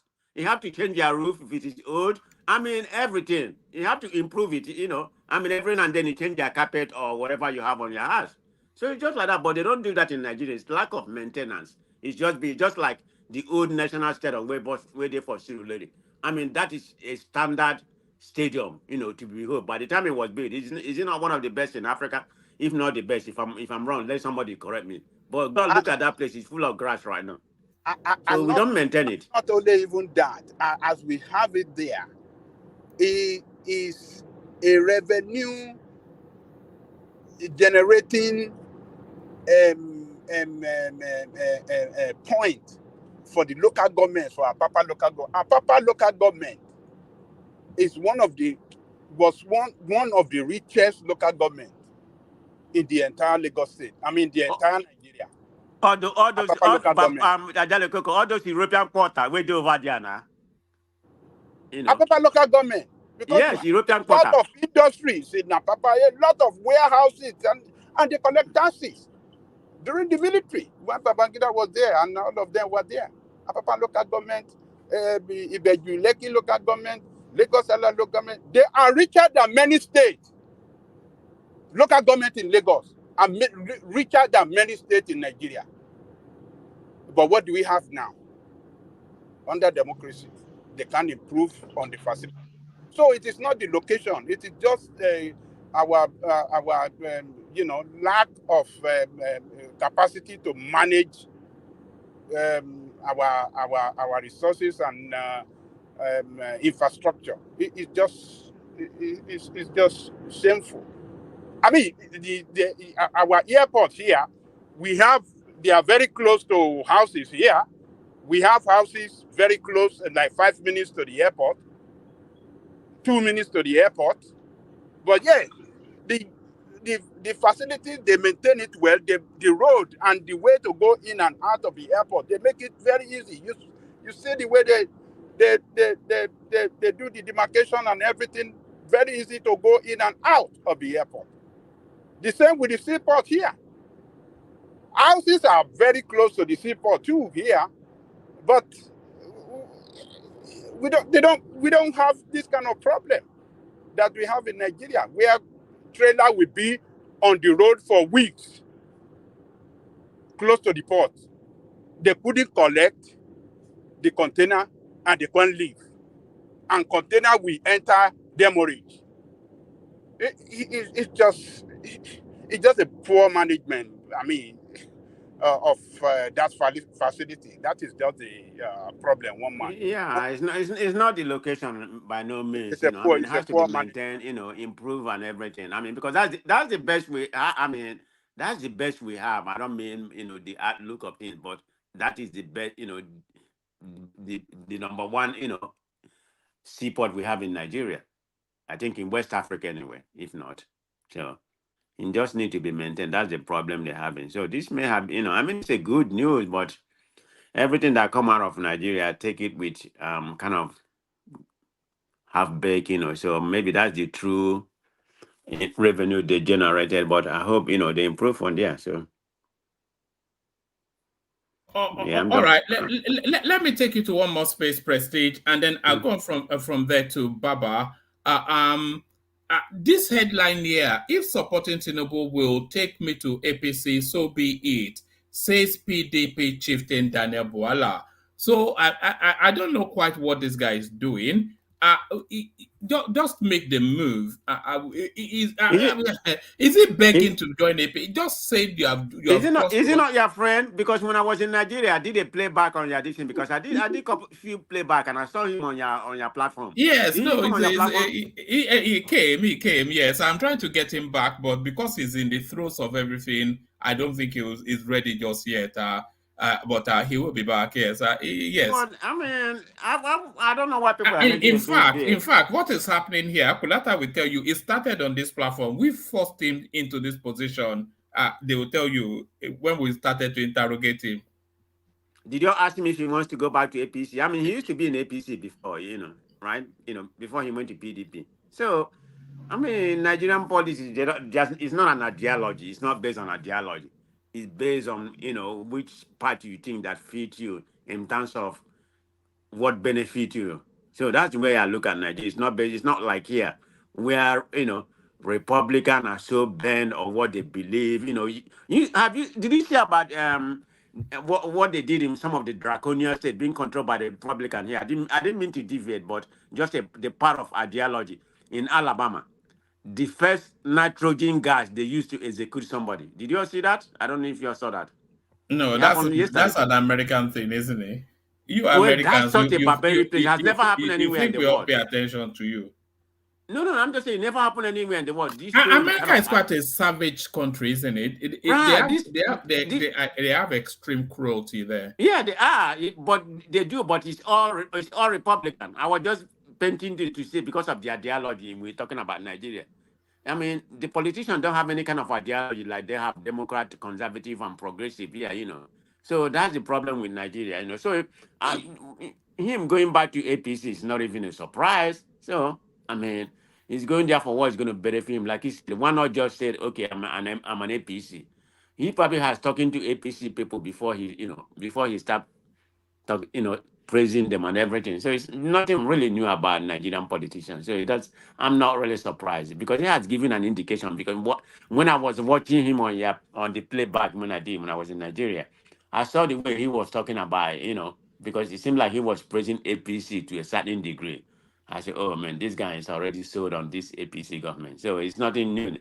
I mean, if he wants to go, I think he's already there. He just have to come out and pronounce it that, I'm back to APC. Is it not where he came from? So it's just the lack of principle of integrity. Not him especially, but Nigerian politicians in general. Right. So nothing that he's doing is new. I mean, every politician in Nigeria they lack integrity. So I'm not really surprised. Man of President, if you don't mind, can I? Yeah, go ahead. Yeah, I think I will beg to differ slightly on the reason for this. Not that I support it, there is lack of principle. I think I would differ slightly from that. And my reason is this. I think Voila was a little bit too reactionary, and it says a lot about his character.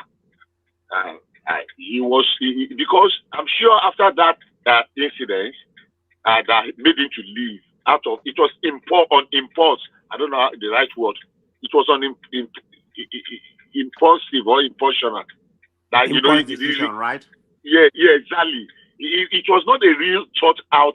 Everybody was angry, but some people have opportunity to reflect on it and say, okay, well, I mean, who has made Nigeria better? If they are going to bring anybody that's going to make Nigeria better, well, so be it. Let's just don't be too sentimental on this religion. Because as far as I have said, and I'll keep saying, religion has actually done more harm to us than good. As Nigerians and Africans, I start to be corrected. It's done more harm. So he reacted because he has some calculation. He has permutations that he put in place that were not. I mean, that decision was going to make a mess of. Because the way and manner with which this same guy rubbished Osinbajo to defend Tinubu, you would think that his life depended on Tinubu's presidency. And just in one day, one decision, boom, he decided and he was making noise and he was talking. Unfortunately, the day he came on this platform, I was not able to put a question to him because my question would have been very direct. Don't you think you have been unreasonable and too reactionary because of this? Bishop Shibuna don't drive him. Come and bring him again now. Driver, go where? With a question that day now. But he need to be given a hardball. Baba, he need to be given a hardball question now. What you mean? Aja was too hard. Aja was too No, hard. I don't know about that. Not hard. Well, it was a little bit, yeah, it was a little bit. It's just that our time management that day was Emeka alone had almost 3/4 of the time. And before we could say Jack, he said that the man said he was going to At spend 1 times you hour. have to put Ururu on the head of your guest I don't now. think any question is too hard. In as far as you don't disrespect the guest. No question is too hard. Yeah. We should have asked him anything, no matter how hard. So for me, put some Ururu so he can come back. Now you can't have him back. No, you can't just please him so he can come back. No, I'm sure he should be happy to that he was here. So for me, it was not because of, I think he was just a little bit too, a young man. So when young man, success and the rest, and the way he was boasting, he had access to Tinubu, blah blah blah blah. It's just. Well, yeah, to him now. I tend to agree with what Bishop said. He made that decision on impulse because remember that's what during that Muslim ticket something. So he was thinking that that's going to backfire against APC. Exactly. Then the party that he's going to join, I think PDP, we have the upper hand. He's going to win. So he just took a very irrational decision, or rational decision. Irrational. It made a miscalculation. Exactly. So that was what really happened. Now he decided to go back. I think he's back to APC right now. That's what it is. It sounds like he's begging. It sounds like he's begging to come back. Anytime you see. Honestly, the guy would have been a minister by now. Yes. No. He's too minister. He would have been a minister or bishop. He would have. No, I don't think it's minister material. It's just talking. It's kind of like a talking head material, not minister. Exactly. Or special advisor, something big. People like Better Edu, Ami Keyamu, the girl in Kwara who is a youth minister, and lots of them. Let me ask you something. Even the minister of power is better than the minister. You're familiar with Nigerian politics. What's that guy's name? The former aviation minister that married with I don't know, 5 twins or whatever. Marrying a woman or whatever. Where is he? I don't hear from him. No, he's still he's beefing. I mean, eating up his intestine and going crazy. But he may be given an ambassadorial position because he's not been able to go. He has not been able to go out since he had that court case because his passport was seized by the court. So I'm suspecting to help him, maybe he has to go out with a diplomatic passport and recreate himself. Maybe a mid-level country in terms of diplomatic relationship, and then maybe brought back. So Wait a minute. Are you proposing that he need to go out of the country and recreate his image? Yeah, of course, his image is not that good at the moment. You don't think it's too wild, though? It's too wild to be rebranded. Yeah, that's what I'm thinking. There's not nothing is impossible, actually. I mean, if our dear saints can be branded doors, what about FFK? If he has proper handlers. I'm talking about PO. Who did you refer to first? PO. PO, which PO? PO. Oh, Peter Obi, no. But Peter Obi wasn't repackaged. Peter Obi has always been Peter Obi. What do you mean? We're talking about repackaged. To sainthood? To sainthood? Let's just continue to stay friends, because if we go there, then we will open another. Because Peter Obi is a hardened criminal. A lot of people will tell you, but some people will tell you the same. One man, you can't get tired of Peter Obi, man. But that's cool. No, sorry, I brought that up. One man didn't bring it up. That's why I phrase it PO. I don't want to. He has reconciled with his wife, Fanika Yode. That they are back together. They are back together. Yeah, with Snow White. Not really 100%, but at least they are cohabiting. Let me put it that way. They divorced officially. They put out photographs of them feeding food to each other. Imagine that. But did officially they are divorced after that, or just a girlfriend when that one left? Sorry, what was that? Repeat that. I thought he married a younger wife after that one left. Yeah, some girl from the north. It wasn't. He didn't marry her. He was dating. You know that guy, Oh, man. okay. Okay. Unbelievable guy. I like him though. Is he from a rich family? It comes from one of humongous. the most elite families in Nigeria. Okay. No wonder. No wonder they behave like that.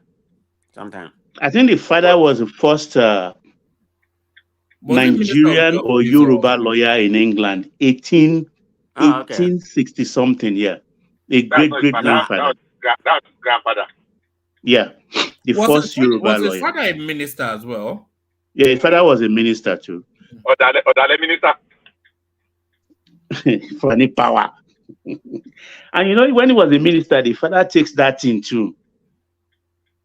The Ghana. He takes it. He's known for that. He reeks of the Did odor. you not end up in Ghana in some rehabilitation center in Ghana? Yeah, they have ties in Ghana actually. One of the Akufo-Addo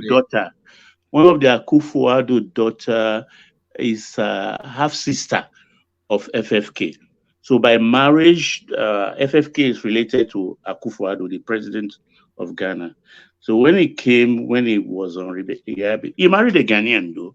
I think the first wife. There was a time that it was running through the media. This is Femi Fani-Kayode boasting about how he breezed through Bianca Ono, who later became Bianca Ojukwu when they were at Oxford University. Students, yeah. It's not a rascal. The pedigree is high. I mean, well read, good prose writer.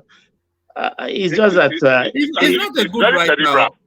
It's not cerebral. Femi Fani-Kayode is not cerebral. What are you saying? No. I've listened to it. It's a browbeater. It tries to beat you down. That more than with tautology and phraseology and woman. Go and look for his write-offs and read 3 of them just randomly and come back. He writes like Femi Adesina, which irritates me. Unnecessary tautology in just trying to, they write in a peacocking sort of a manner. Exactly. Very off-putting, It's fine. It's good looking. It's attractive. I want to learn. It kind of repetition. No, forget repetition. I want to learn. I think you write in very simple language. It's very simple. FFK. FFK is a little bit too verbose. Exactly. That's the word I'm searching for. Is verbose dialectically. Yeah. They are not the same thing. I'm wondering why one man is comparing them. There's this thing that certain types of writers do. They try to write, and you can see it in the way they write. They try to write in an affectation of a Wole Soyinka type of writing. And I see that very much in Fani-Kayode and Femi Adesina. Just some unnecessary use of words and imageries. They just irritate me, the two of them, I have to say. I'm not the writer. I've never liked Femi Fani-Kayode anyway. I never liked it. No, I never liked it. And I don't like the way his language is too crude sometimes. When he gets it's very gutter, not at all from the breeding that he has, it's not. It doesn't reflect his talk. Yeah, I think you are just being nice. It's not his language that is crude. He himself, the man himself, is a gutter man. So don't say his language. All right, Brendan. So, thank you, Prestige. Prestige, stay with us before time. Let's go on from you. Let's go to Baba, who I think is ready to go. But okay. Stay with us still, Pansata. Interject as you will. So, Baba, you're up next. Yes, thank you, woman. Despite being on, I salute you all and also people in the comment section.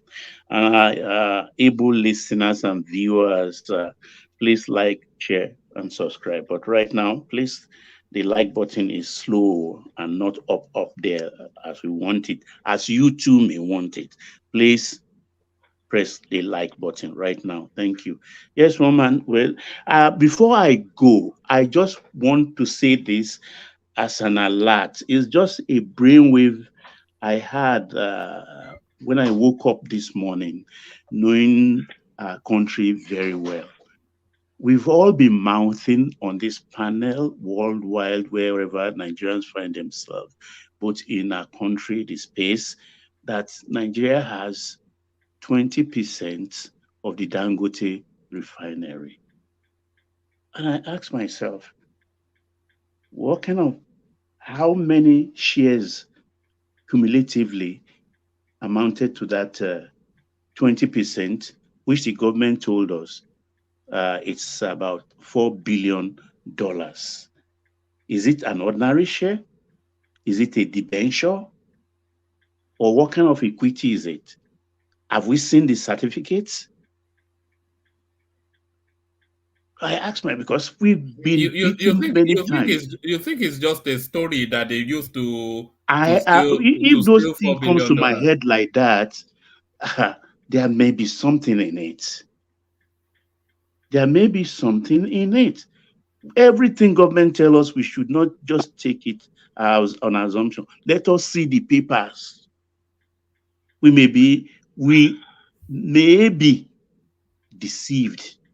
And at the end of the day, the government, will we not told we have 33 billion in foreign reserve?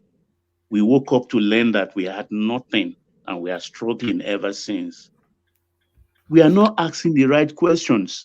Just like yesterday, when we were talking about the 3-point-something billion loan, Afrexim loan. Yet we rather face the institutions, but we forgot that the Gazelle project accounts, the facilitators, those who brought the money forward for Afrexim Bank to manage and present to us. I don't know, Kualata may have one or two information about this. Who are they? Who are these people? This is UBA, O&O, that is Oando, Sahara. Oando is Tinubu, isn't it? Sahara and one other. 4 of them provided that money. I'm not going to ask where they found it.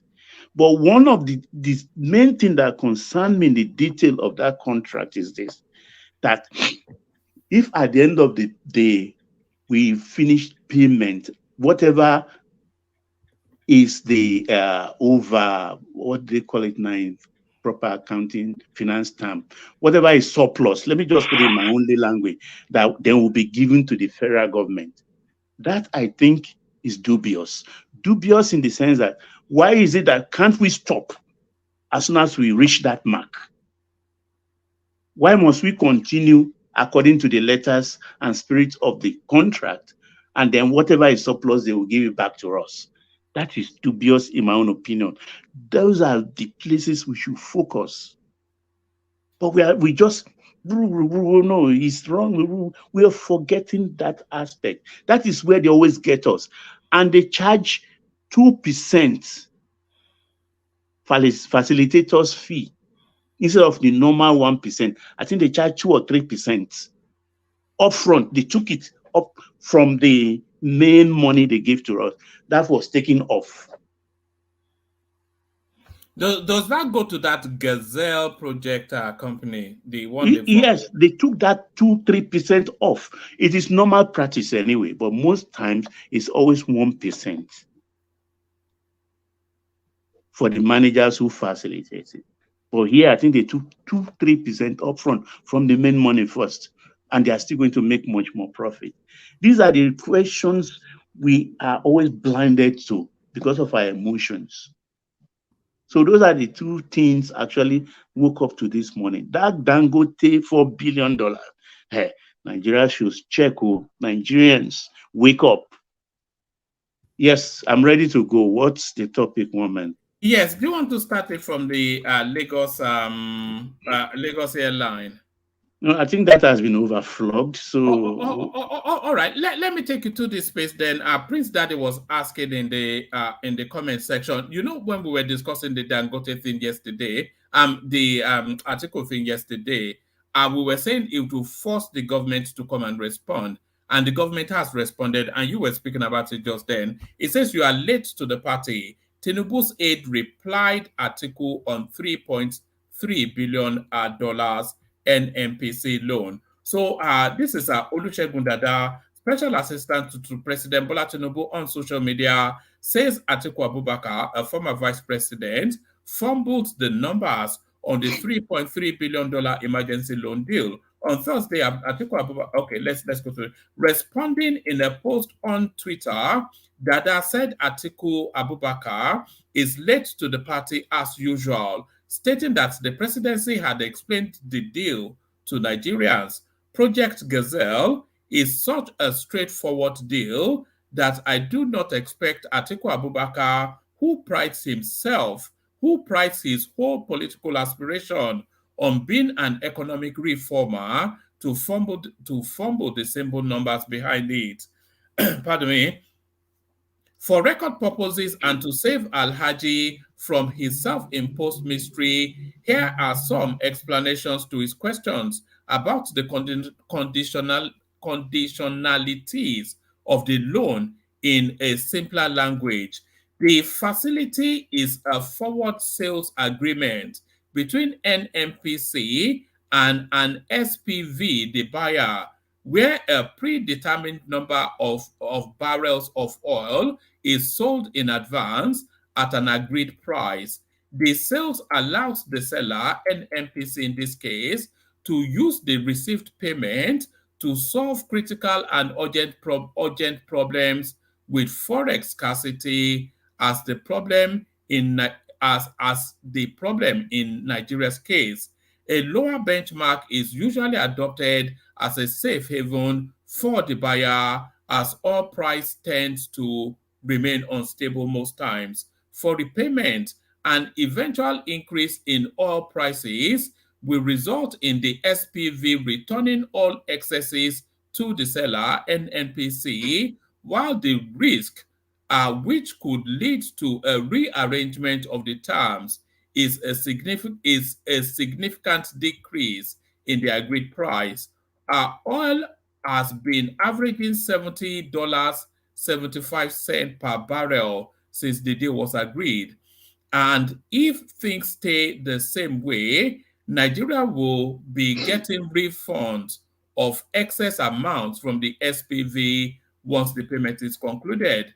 That said, there is a big chance that the repayment will be concluded before the agreed time if oil prices continue to increase, as NNPC has spent as a 90,000 barrel per day, which will eventually be calculated at the current prices. According to the presidential aid, repayment stops when the agreed amount plus interest is fully paid, and Nigeria may be liable to refunds where there to be excesses. Dada expressed hope that Abubakar will allow the financial experts in charge of the country to continue devising innovative ways of funding our expenditure. So that's how the empire clapped back. You can see it's mumbo jumbo. That guy is writing here. In one breath, he said that when we complete the payments and the excess is there, they will refund it to us. And the other breath says that when we complete meeting the payment before the end of the something, it's just mumbo jumbo. And we have to be very, very careful here. People are making a lot of money off us. These things are not new. There was a time where even you doing trade by barter during the military era. Time was Julius Berger, when we owed them so much, we couldn't pay. We were paying them in crude oil until OPEC, I think, kicked against that because we are doing it off our quota. So a lot of things are going on. And this is why the first time when we had that World Bank loan, $800 million for palliative. And we all are saying here, but I remember Bishop actually saying about, 8,000. Let everybody take the 80,000. Some people say, no, it's too small. Well, nothing we've heard about that anymore. Did they take that loan? I don't know. You don't know. Have they taken it or they have not taken it? That is the question. Have they taken it and did not tell us? A lot of things, at times, we are just not paying attention and they are taking advantage of us. Even this 3 point something they took now, I think they've taken about just 2.5 or so, and they put it on the Forex market. And the Forex market have swallowed it. Even 2 billion of that money, that money several went quickly. of money. That money went quickly, didn't it? Yeah, 2 billion has gone even to all the airlines as backlog payment. And yet our Naira is still being battered every day. Our Naira is being battered every day. So to what end? I know we don't have foreign reserve as it were now. So it is difficult to even function financially as a nation. If we put bond forward right now, nobody is going to take. It's a difficult moment we are in. So we have to be very careful and very frugal with what we can borrow and to what use do we put this loan. So you can even listen to articles that critique. It's not mentioning name, very careful. He knows the terrain quite all right. He lives on that lane, but he didn't mention how many people knows that UBA was involved. Oando, Sahara, and one other entity, all Nigerians, putting forward that kind of money. Is it not? Are we not looking at a narrative of trying to launder corrupt money? Because Oando, that's what it looks to me. Oando is Tinubu now. Yes. That's what it looks like to me. So they steal your money, give it back to you, and charge you 12% interest. Crazy. Only in our country. And people just get carried away. We should always read between the lines. All of them, including Atiku, all of them are playing us. They are playing us. And at the end of the day, the Tinubu financial advisors, you understand, they will be held accountable because there's going to be limit to our patience after 2-3 years. By the time the next campaign starts, what do they want to campaign with? Because the Forex thing now is becoming very, very hard to beat. It's got so much money, about 5 billion to date. 5 billion hard dollars. And some people call themselves BDC. As soon as they push this thing in the market, they swallow it through I and E window. And how can we even run two parallel foreign exchange this thing? Who brought us to this quagmire? It's like we've legitimate illegitimacy, because I see the BDC as, a kind of treacherous financial part of our financial architecture. What's a BDC? In the foreign countries where they have it, you will find BDC only in the shopping mall, bureau de change, in the shopping mall, at airports, and other strategic location. You just go there and they give you your receipt. Does that happen in our own space? Where do you find these people? And we know those who know this business very well, we know where they belong geographically in our country. That animal called BDC has to be tamed. There's an initiative actually being worked out between the BDC space and the EFCC to streamline it and then to digitalize it as well, so that they have an online portal that speaks to exchange rates at the BDC nationally, and anybody that goes outside of that or what is signaled on online will be arrested. Why should you pander to something I consider illegal or that is not serving the country well? It's an established market space now. But his presence is injurious to our well-being financially. So either you suspend the licenses and allow the banks to do the business, create a special cubicle, a window in every bank branches. If you want to buy, let us all of us buy from the I&E window. It's going to be difficult. There will be lines. People will protest and things like that. But at least if you want to 1,000, you can get $500 and you go your way. Because these people, I mean, do you even know how much they put on in those days when Emirates was still operating? I mean, armed robbers at Ikeja, that's a car park where they function, have robbed them at least 2-3 times, $3 million, $2 million, all in Ghana must go back, being taken to Dubai. Imagine that's just one airport. Kano Airport is there, other airports there. Bondu had cash. So they are not serving the country well. So it was a creation of the military. And does that mean we should continue it when it's becoming injurious to our well-being? I don't think so. So the government should have courage and say, no, after all, they gave them the licenses. Take the licenses back or suspend the licenses. And let us reformat these things. Because they are the one doing this damage. They are the one who has the paperwork in their portfolio to assess the I&E window. I mean, once they put in $500 million, it doesn't last 24 hours. It's gone. It's gone. Does it reflect on our import receipts? No. Into private pockets, and you want to negotiate with them. How many times? I mean, this could be even the third negotiation, if I can remember very well, since they came since the advent of this present administration. If we don't solve, we cannot take a positive step forward if we don't solve this BDC problem, this Forex problem. Is the elephant in the room right now. Thank you, woman. All right, brilliant. Let me take you to one more spot, Baba, and then we go on to Ajan Lekoko.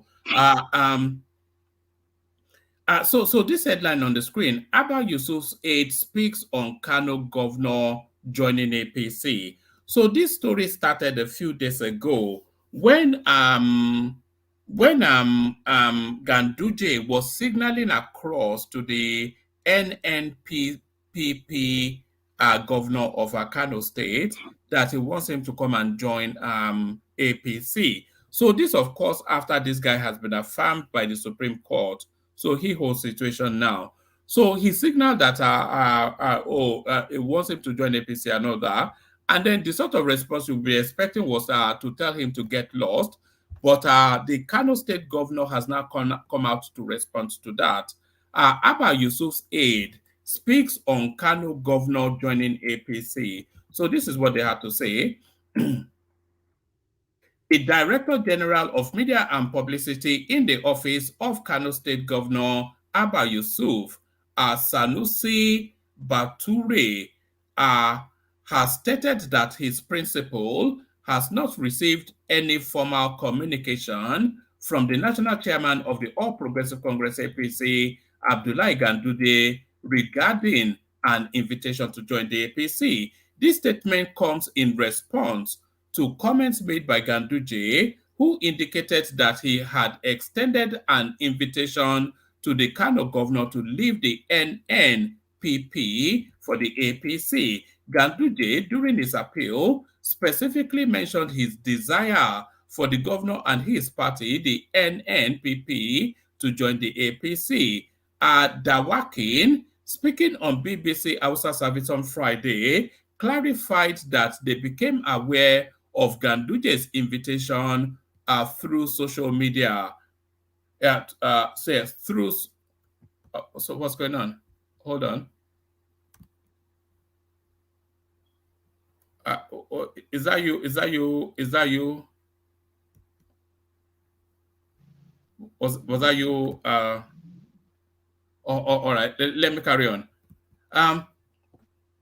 So Dawakin speaking on BBC Hausa service on Friday clarified that they became aware of Ganduje's invitation only through social media. He emphasized that Ganduje, with his experience as a former governor and deputy governor, is well aware of the proper channels to approach an incumbent governor with such an appeal. Despite the public declaration by Ganduje, Governor Yusuf has not made any statement regarding his stance on joining the ruling party. This development occurs amidst reports that President Bola Tinubu is working to reconcile Ganduje with Rabiu Kwakwanso, a former governor of Kano State.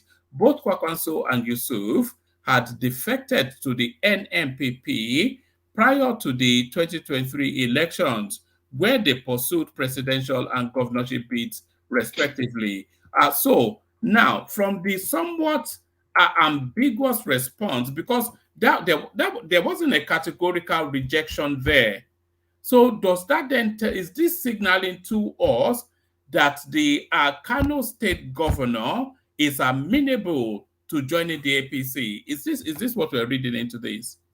Yes, now, one man, because what you all these people, you understand, there are two categories of politicians right now in Nigeria: those out of power and those in power, but who wants to warm their heart into Aso Rock.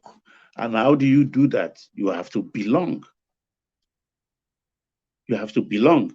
So the Kano, for instance, and River State, they are two states the president will need to carry 2027.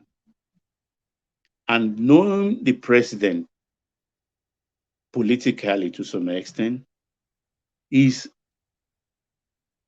a unifier who covers his flanks.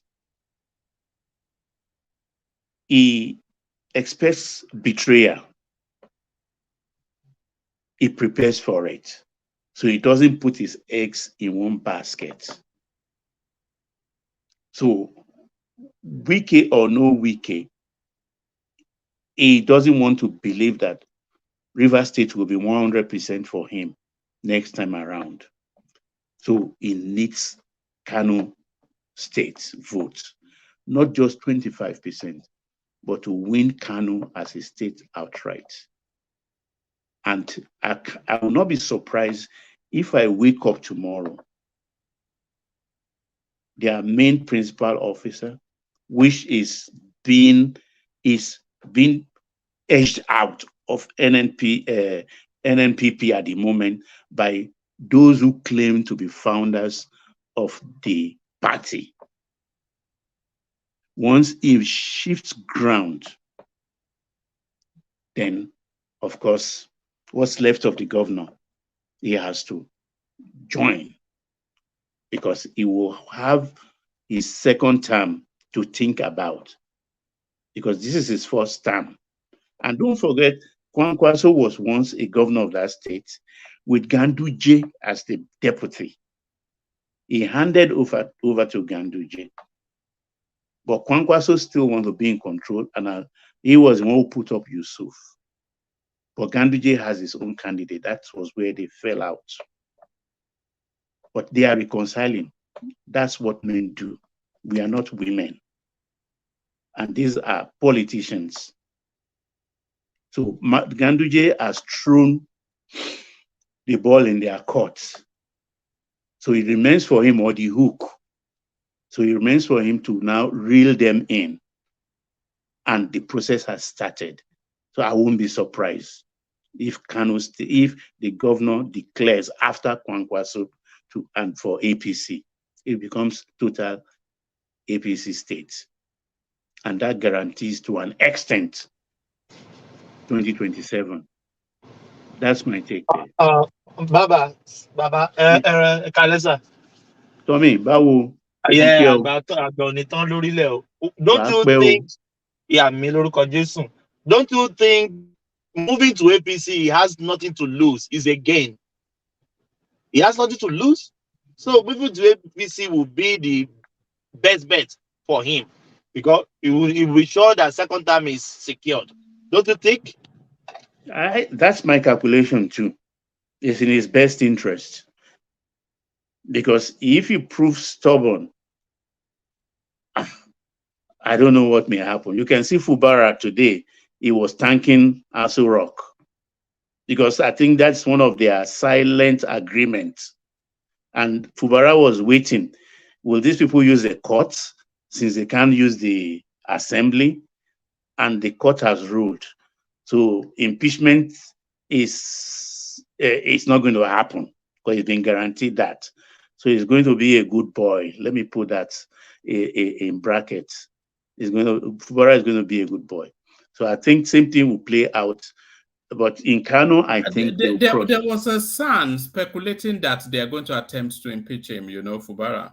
No. That's the first guarantee he got out of Aso Rock before he agreed to that agreement. He will not be impeached. Every threat will be just a bluster. He will not. Nobody will touch him from the National Assembly. They may make his rule rough, but impeachment, no. You can. Let me play you this.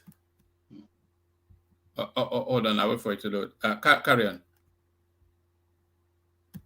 No, carry on. I'm waiting for it to load. Impeachment, no. So he's breathing easy. I think he used a word actually. It's like he exhaled. So we can say he's been waiting to exhale. And when they exhaled, when the judgment came, was that Whitney Houston waiting to exhale?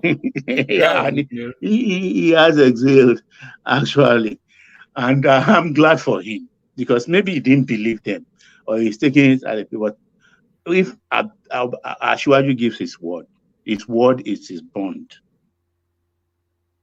This is the kind of man he is. That's why he's trusted politically. All right, let me play you this clip. By a senior advocate of Nigeria who is joining us via Zoom, Mr. Adeleke Agbola. Mr. Agbola, thank you so much for coming on the program. Me today. Good evening. Absolutely. Thank you so much. So, I'm sure you may have been following the development in Rivers State. So, my first thought will be, what is your take on this particular development in the state? Well, not entirely surprising because the peace that we've had in Rivers State in the past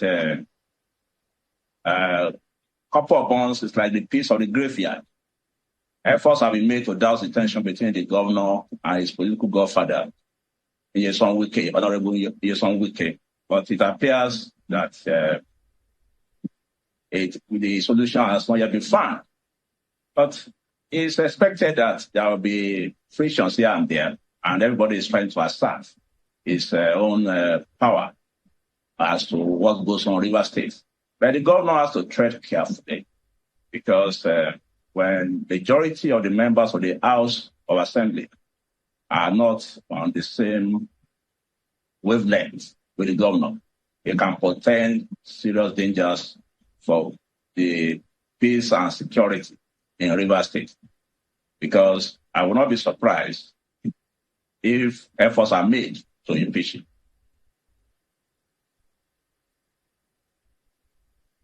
Some people are saying that this appears like some sort of a forced marriage, as suggested by some. Do you hold that view? So there it is. He feels that there's a distinct possibility that they will attempt to impeach him. No, Wike has met all his own. Let me use the line item there. He has checked all the boxes that concerns him. And one of them today, the Fubara met one of the he ticked one of the boxes also today, that is swearing those commissioners that resigned, they've been sworn in today. Those commissioners are back. So they are fitting the blocks in the right places. So he's left to meet all the agreement. Once he meets it, no, it's not going to happen. They will not. The president doesn't go back on his word. He is known for that. In fact, that's one of the strengths. His strengths. He will not go back. He's been guaranteed nobody will touch him. Second term, no guarantees. But this one, Fubara will be there for 4 years. All right. Do you want to go to the Farouk Lawan narrative? No, let Aja comes in. The time is fast spent. Let Aja comes in. All right. Thank you. So Ajale Koko, you're up next. All right, one man. All right, brilliant. Thank you, Ajale Koko. So Ajale Koko, to you then. Let me bring you in from this space, Ajale Koko. Police arrest Yoruba Nation agitator after over a year on the run. So this is the narrative of there was a time they were let me it says, let me just give it to you. It says the Nigeria police has revealed that a Yoruba Nation agitator, Olamilekan Odofin, has been arrested after a year on the run. In a statement on his Twitter handle, Lagos police spokesperson Benjamin Hundeyin said the 34-year-old was arrested by officers of Ayobo Division. According to Hundeyin, the suspect on January the 9th, 2023, championed attacks on motorists and the police under the guise of Yoruba Nation agitation. The spokesperson added that an investigation is ongoing following the arrest. At least one person died, 2 policemen got injured, and some vehicles damaged during the protest by agitators for Yoruba Nation last year in Ojota, Lagos. The pro-Yoruba separatist group and the police pointed accusing figures at. So this is essentially, I'm not sure if you remember, I think we sort of spoke on it back in those at that time. This Yoruba agitation thing, and Sunday Igboho was meant to be there, and I don't think he ever really made it to that particular rally. But what do you make then of the Nigerian police sweeping up the Yoruba Nation space? Yeah, thank you, one man. Greetings to our listeners around the world. Click on the like button, share and subscribe if you haven't done so. Well, I believe that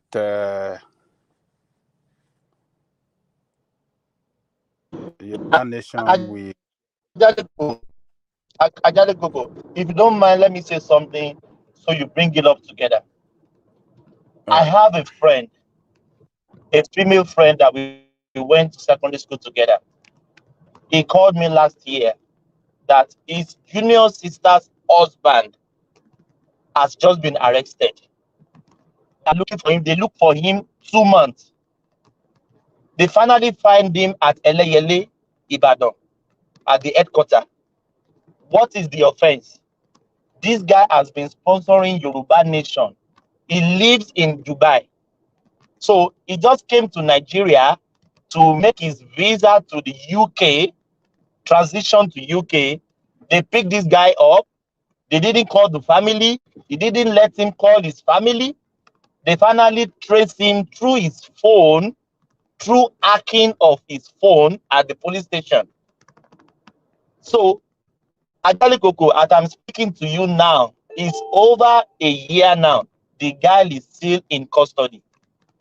So I don't know where this country is. I don't know where this country is going. I don't know.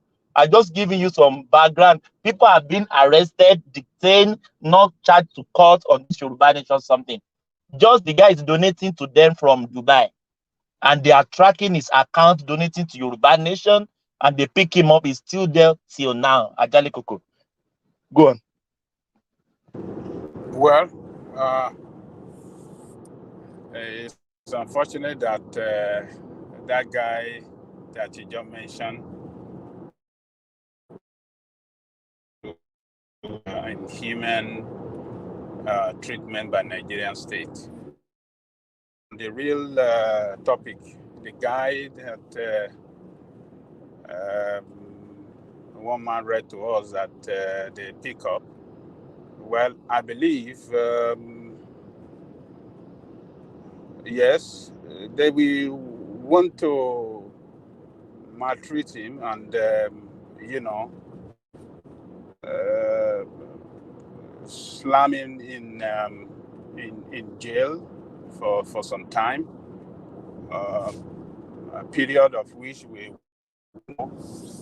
But I think if they have a very strong lawyer, I think they can still fight for him. After all, those that were arrested in Igboho's house when the military attacked Igboho, those one had a very strong lawyer that fought for them, and they were released. And they have their freedom. They walk around freely now. So I believe if this guy family with maybe Yoruba Nation's group, they can get him a very good lawyer that can fight for him, I think they will secure his freedom. It can take some time, but surely they will surely secure his freedom. That is what people that fight for the right thing, that is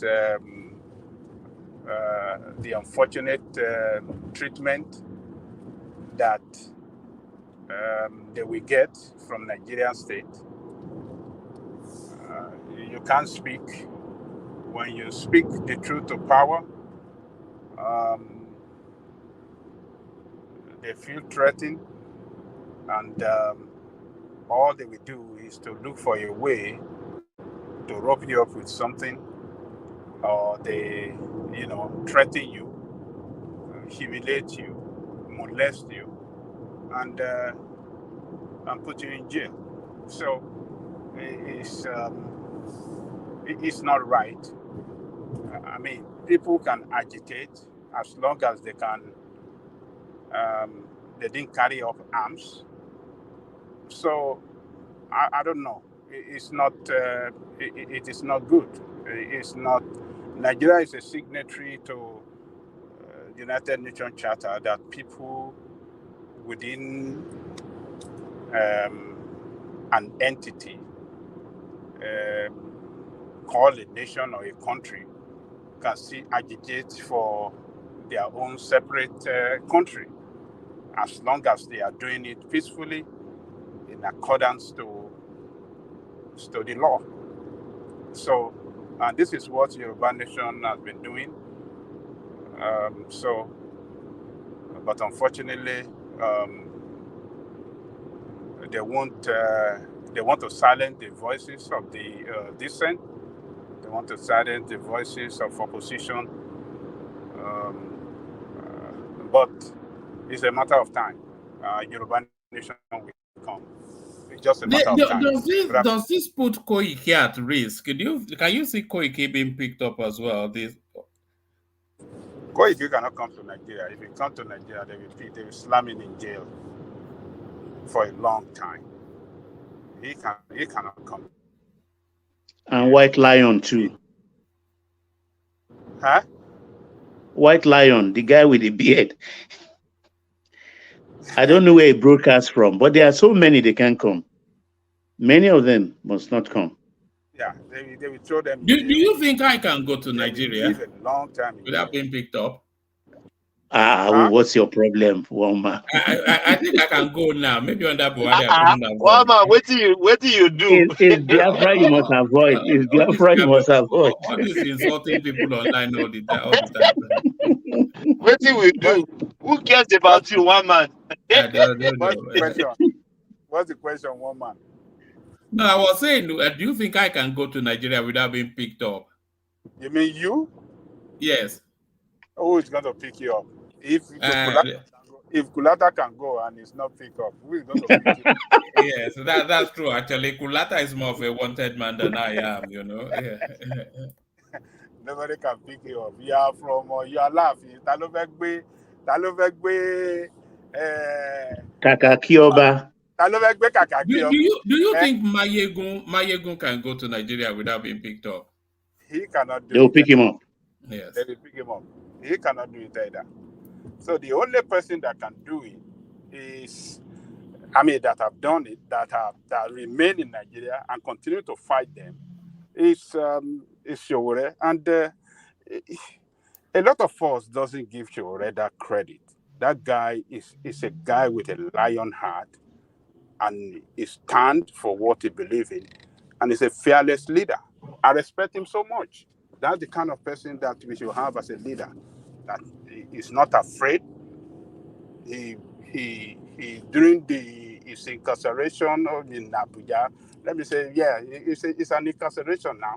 When somebody was confined within a limited space and cannot travel out of the city, the metropolis of Abuja. Incarceration is even worse than that. So, that is even worse than incarceration, rather. So, but he stood firm. He never cowed to them. He speak and he attacked them. He criticized them and attacked them. And his newspaper functioned to, expose the criminality and what do you call it? Their corrupt practices. Even the newspaper, the media in Nigeria are so afraid when they want to. That's why they never want to invite him so much to their studio, because they know we always speak the truth to power. So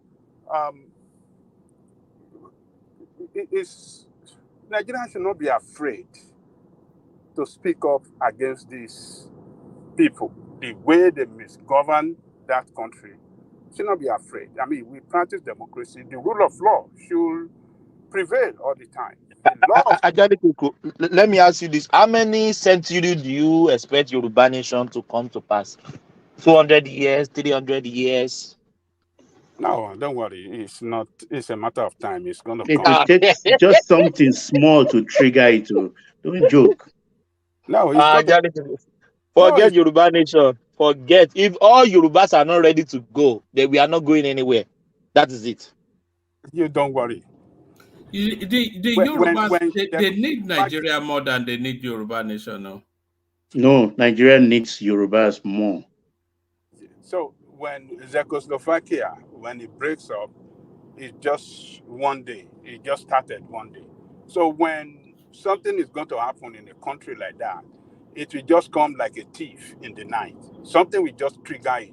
And people will say, look, Otisuwa Egbamo, Enibamaku, Aku, Enibamaku, Aku, Bagbele, and that will come to an end. So it's just a matter of time.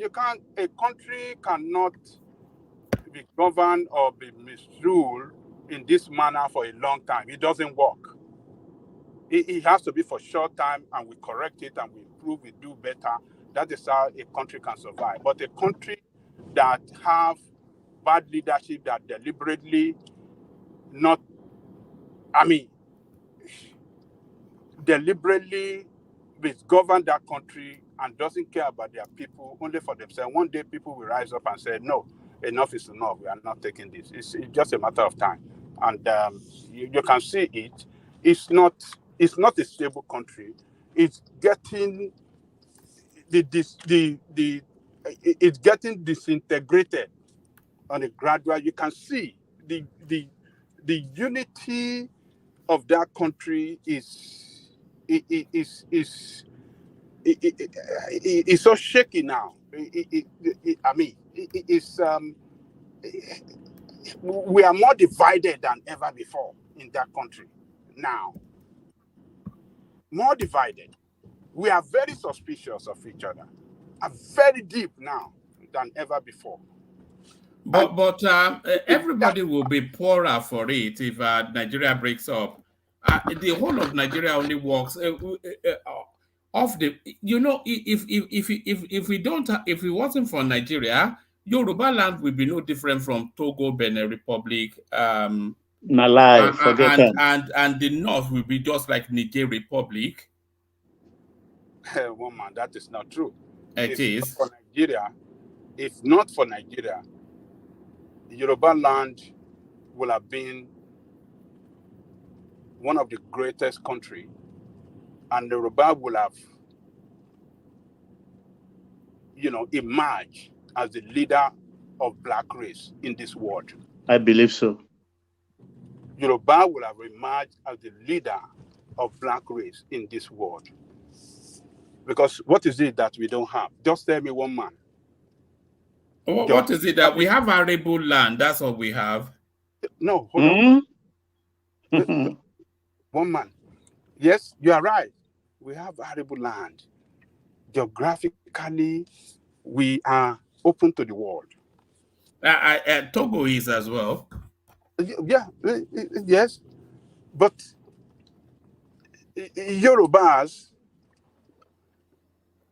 we are so blessed that if you are talking of the religion, let's talk of religion. If you are talking of the religion of black men in this world, it's Yoruba religion that is on top. That's to tell you something about Yoruba people. If you're talking about, an identity of a people, Yoruba have an identity that is so unique among black race in this world. So there are a lot of things that we are so blessed with. And when you're talking about the people, I'm talking about, if you're talking about people that are very resourceful, people that are very, very industrious, Yorubas are number one in Africa. It is Nigeria that killed Yorubas. It's Nigerian state that killed Yoruba. If you're talking of the most industrious people, if you're talking of the most resourceful people in the whole, the black people in the whole of the world is Yoruba people. Look at what Awolowo achieved in the 50s. That was in the 50s. What Nigeria failed to achieve today, Awolowo achieved it back then. In the 50s. Over 70 years ago, going to about 80 years. One man. France did not even achieve it back then. That colonized a lot of African countries. When they were building University of Ibe and all these things, was the best in the whole of Africa. That architectural structure of that school. Look, we are special people. But Nigerian state, when you look down, when we want to quantify what we have lost as people and what we continue to lose as people, I'm talking of Yoruba people, in the current state of Nigeria, current state, in this current entity called Nigeria, you cannot quantify it. The Yorubas were not on we were not on a trajectory that was different from anybody else before the formation of Nigeria. It is only within the Nigerian paradigm that the Yoruba entity came through.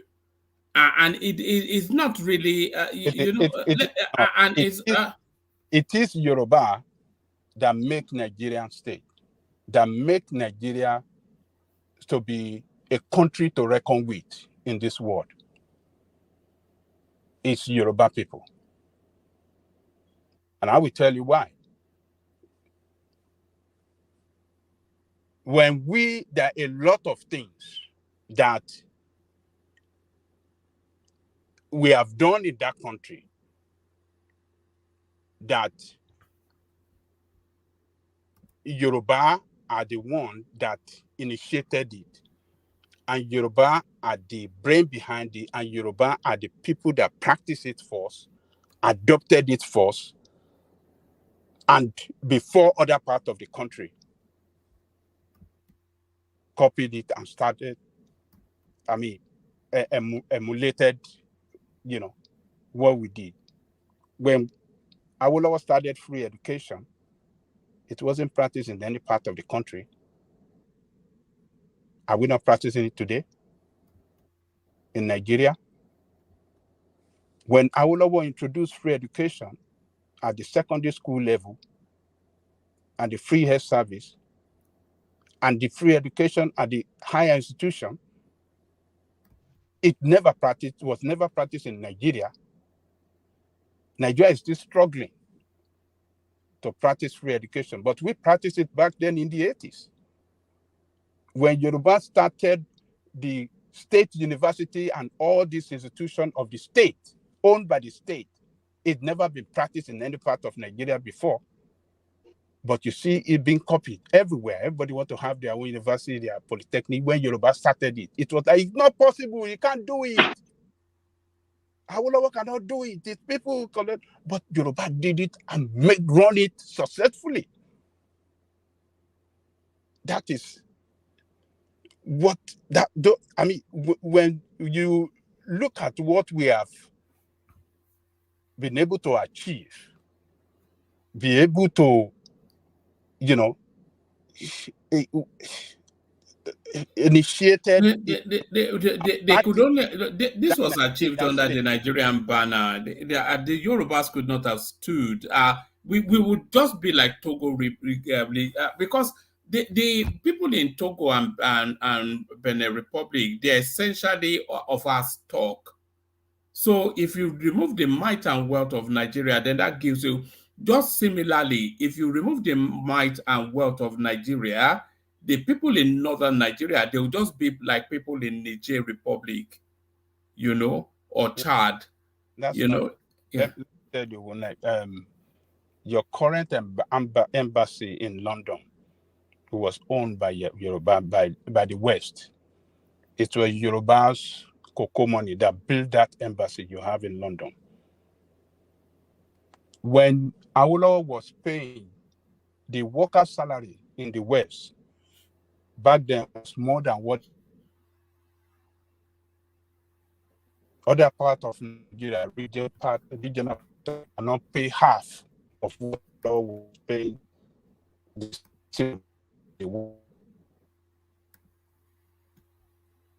Ajale Koko, you're breaking up a bit. Oh, can you hear me now?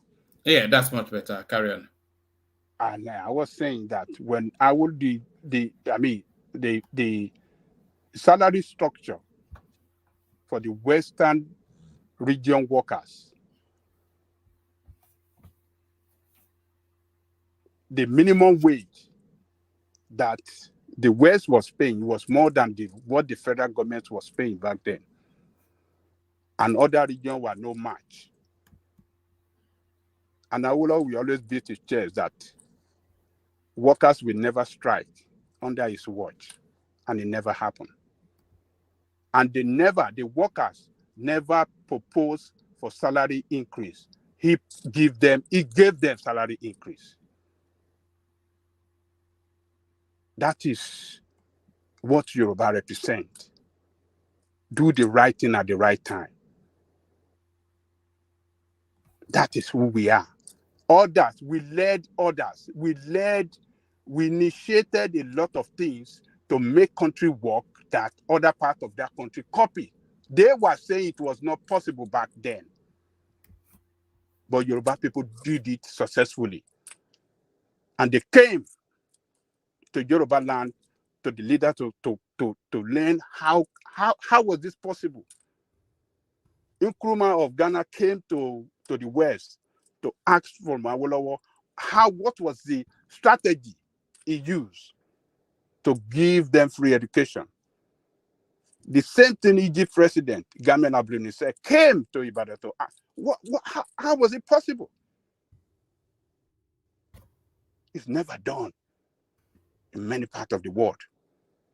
And 80 years ago, almost 80 years ago, that was initiated and was practiced in Yoruba land. That's to tell, look, one man,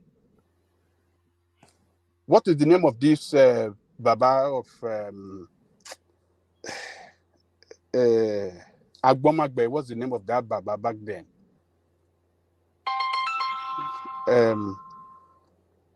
Baba. Hello? We can hear you. I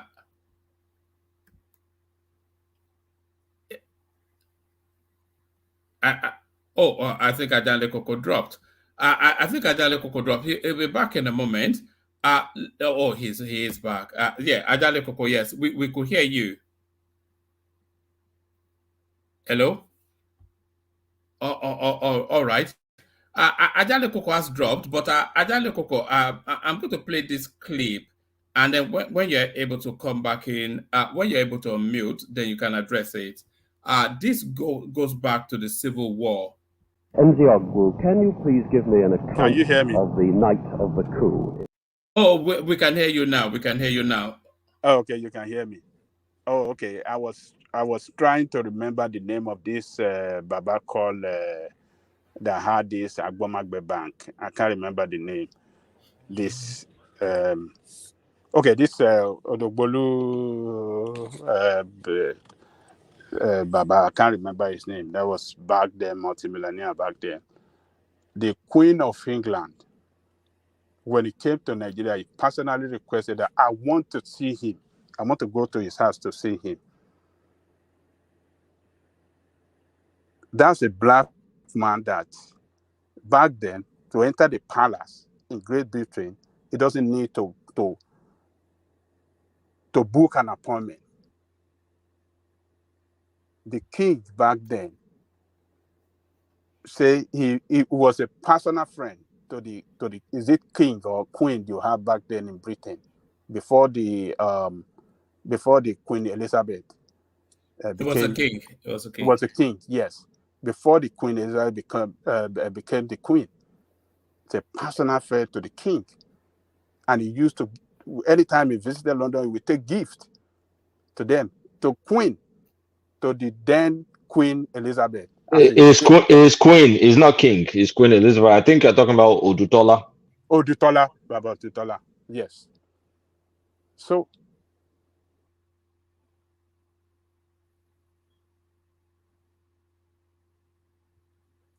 are you there?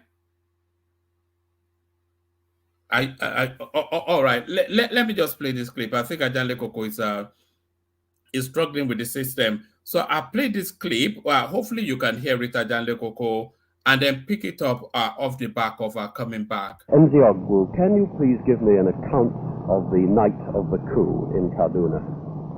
Well, it's rather something like the longest day. We started this off on the night of the 13th of January when a night exercise was planned by the military college, which I command. We took our troops to the ground and taught them how to do night attacks. We didn't tell them what we were planning for, but at the end of the exercise we took them out and showed them various places where they were to stand and just remain in their vehicle. Next day we went out again for the same type of exercise, and at the end we issued them with ammunition this time, live ammunition, and told them that they were going back to the same place as they went yesterday, but this time they were to get certain people. And they were with you, were they? Oh, of course they did. Oh, they all supported us. Did the Sergeant Honor himself attempt to fight? Well, no. We didn't see him until the time we actually shot him. He ran away from his house when we fired the first few shots of anti-tank gun into the building. The whole roof was blown up and the place was set alight. Then we went to the rear of the house and started searching from room to room until we found him amongst the women and children, hiding himself. So we sort of took away the women and children and took him. Now, what are your relations with General Iramsi in Lagos? Well, very good. He's my boss. I have always been under him, and I still am under him. There isn't really any problem. A few misunderstandings arose, but this was due to the publication in the press and by announcements over the radio. At one time they started calling us in Kaduna rebels, whereas in fact the revolution was all a planned affair all over the country. And So that was Major Chukuma Inzogu describing then that infamous incident when the Saudada of Sokoto was killed. So apparently the Saudana, he ran to hide amongst his wife and children, and they dragged him out of the hiding place and shot him. So that's just a blast from the past. Adale Koko.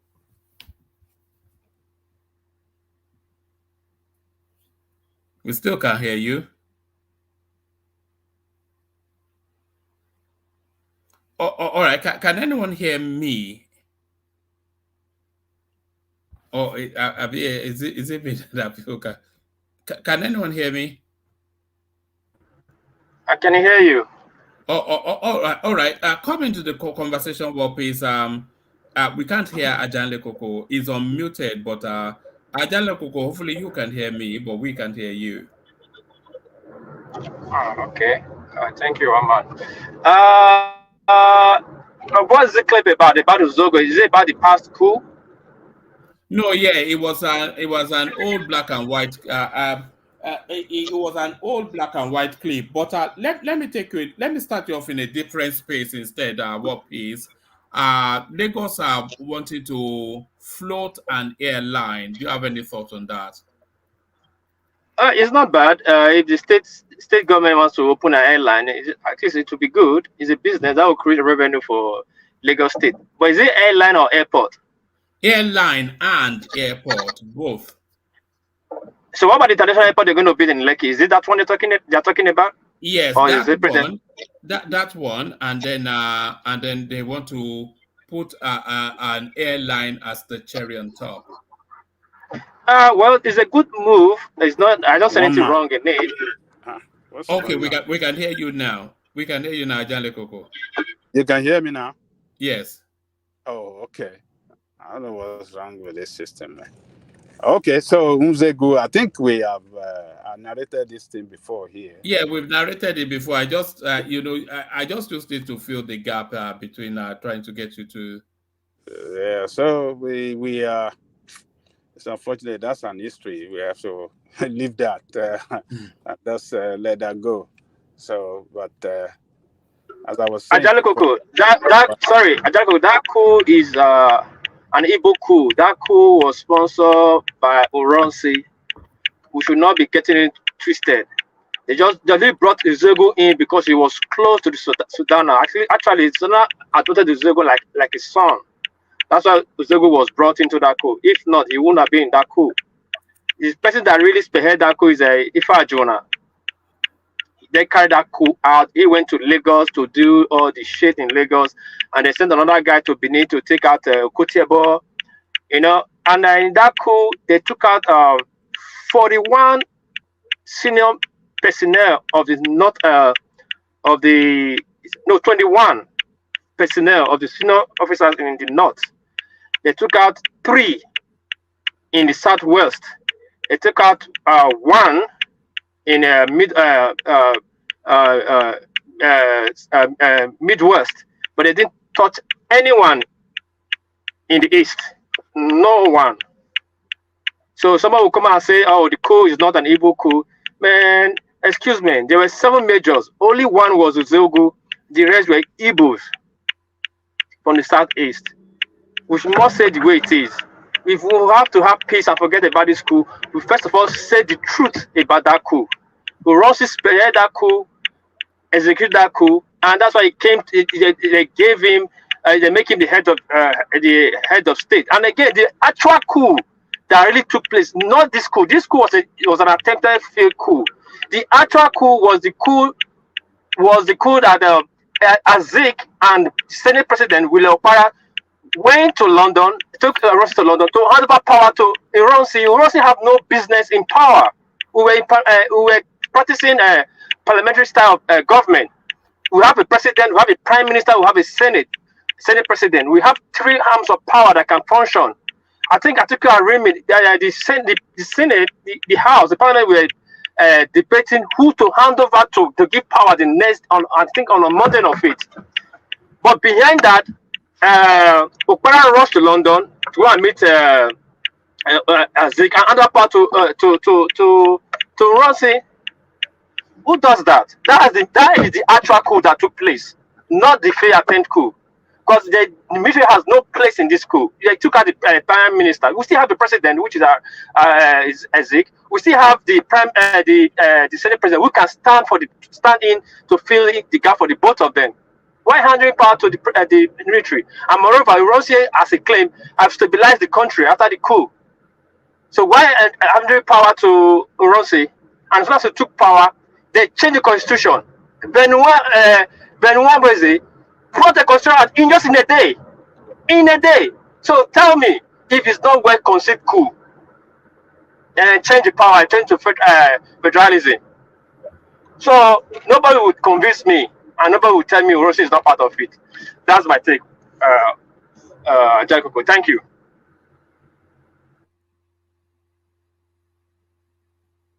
Can anybody hear me? I cannot disagree with you. I cannot. So, but it's an history now. But some people will not agree with it. They will still want to deny the fact. We all history and all the facts are there, but they are still denying it today. So, but we just have to leave it. It's an history already. It's well documented, and it is Hunzegu himself. We listened to what he said in that video, what they did, and the way they carried out. So, and unfortunately, like you said, none of the Eastern leaders were brought down. So, but we just leave it there. So, woman, what next? All right. I think you've spoken on the Lagos airport. Unless you want to expand thoughts on that, do you want to speak on the Farouk Lawan? No, I've not spoken on Lagos airport. All right. All right. Let's go there then. So Lagos Airline, Lagos Airport, the master plans of Sanwo Olu. Well, one man, I think it's a good idea. Welcome it. And it's Lagos State being an economy within an economy, the strongest economy among the component units that form Nigerian state, with a large population,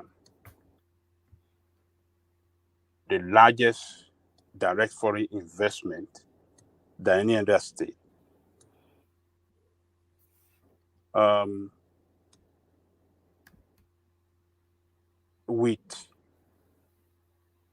Have to start planning for the future. And planning for the future means, requires that state to put in place better infrastructure. And we know what infrastructure means. When you put in place better infrastructure, it attracts investors, it brings development, it brings money, it creates wealth. And that is the reason why this airport, and that is why this airport is needed in Lagos. It's long overdue. Lagos is expanding in so many things, expanding in population, expanding in infrastructure, expanding in, financial base, the economic base. So you can't have a state like that expanding in that manner and doesn't put in place better infrastructure, modern infrastructure, modern facilities to meet the future challenges. So I think those guys, Sanwo Olu and his team, I think they are thinking futuristic. They are thinking futuristic. And, you know, this airport we see in Lagos is too, is getting smaller in terms of, is getting smaller in terms of the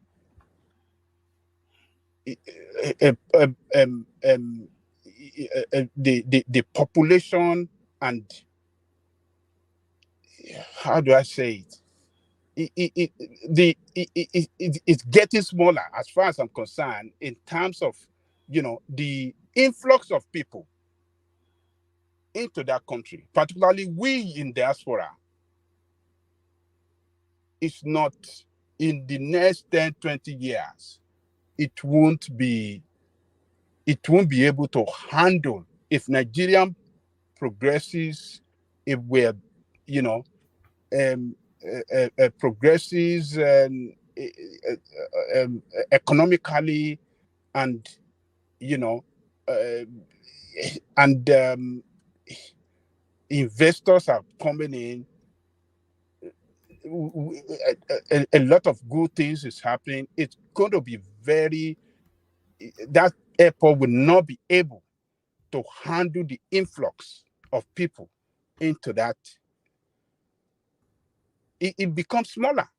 When we were young, it was like, this is very big, but haven't been to advanced country. It's like a local airport to us. I mean, it's just like a small airport. But when we were young, this is very big. But haven't seen that of Atlanta and that of Chicago and other places, New York. It looks smaller. So Lagos State, you know, for example, look at New York. New York is not as big in population as Lagos State. They have 3 world-class or 4 world-class international airports in New York. In New York City alone, they have 3. New York City. Yeah, but New York deals with 10 times the volume of traffic as Lagos now. One man. That is where Lagos is driving out. Look, we live in a global village. And a lot of people want to visit Nigeria. Where do they want to go in Nigeria? Lagos. If investors is thinking of doing anything in Nigeria, it is Lagos that will come to their mind first. So Lagos cannot stand. It's Lagos they know. It's not even coming to their mind. It's Lagos they know. Some people used to call Lagos the capital of Nigeria. Do you know that? Yes. They don't even know that it's in Abuja now. Yes. So Lagos cannot allow Nigeria to hold her behind. Nigeria is a how does it describe it? It's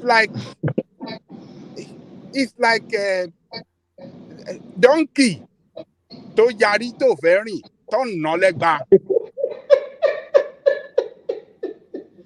Dẹ̀ gbéra ìwọ kìíní ikú gbé ẹrù yìí kó jẹ́ ká lọ ogun bọ̀ yá gbéra ká sá lọ.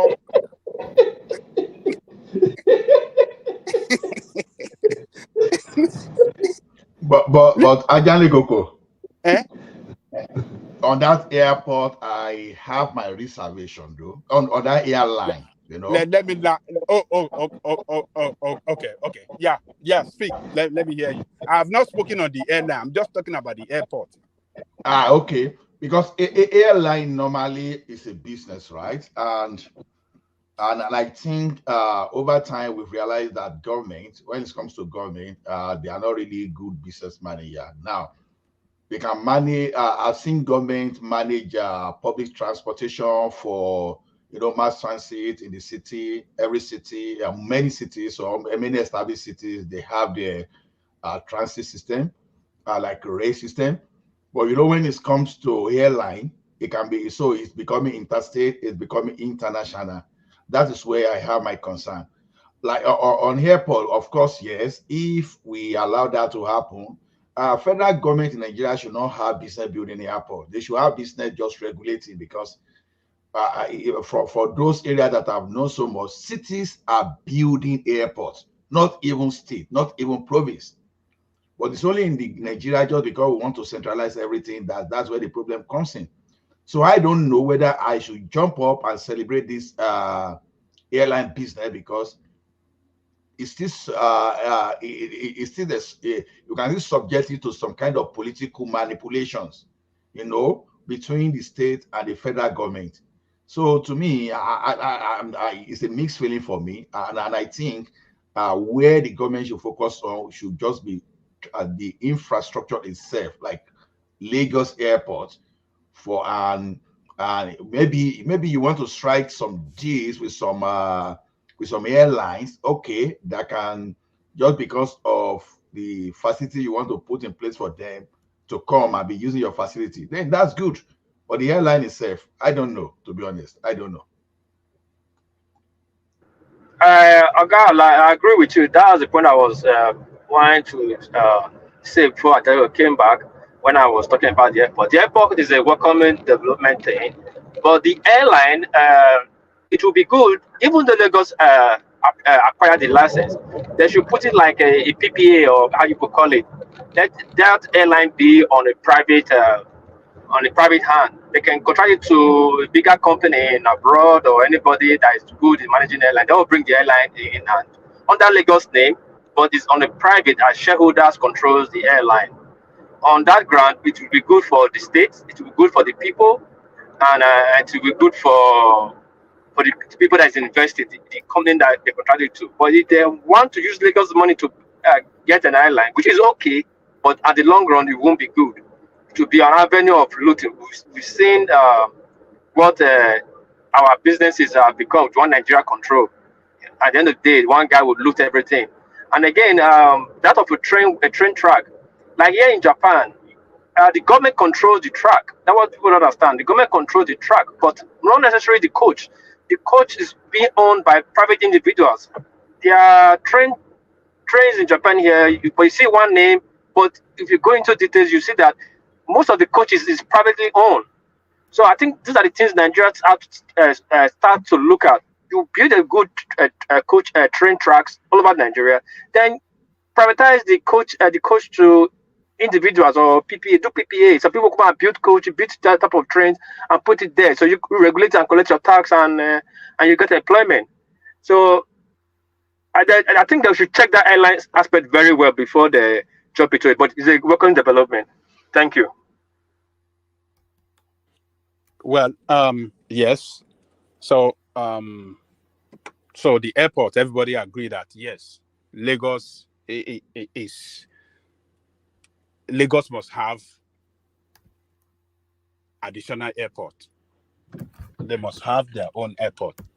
They want the water. Ajande Koko, sorry. Let me bail out. Hand over to Thomas. Conversation carries on. Thank you, everyone. Carry on, Ajande. Okay. So everybody agree on that. That's fine. So on the airline, I think we have some disagreement on that, but I support that too. I would like Lagos to adopt what Nigeria did on Dangote's refinery. They should invest in private airline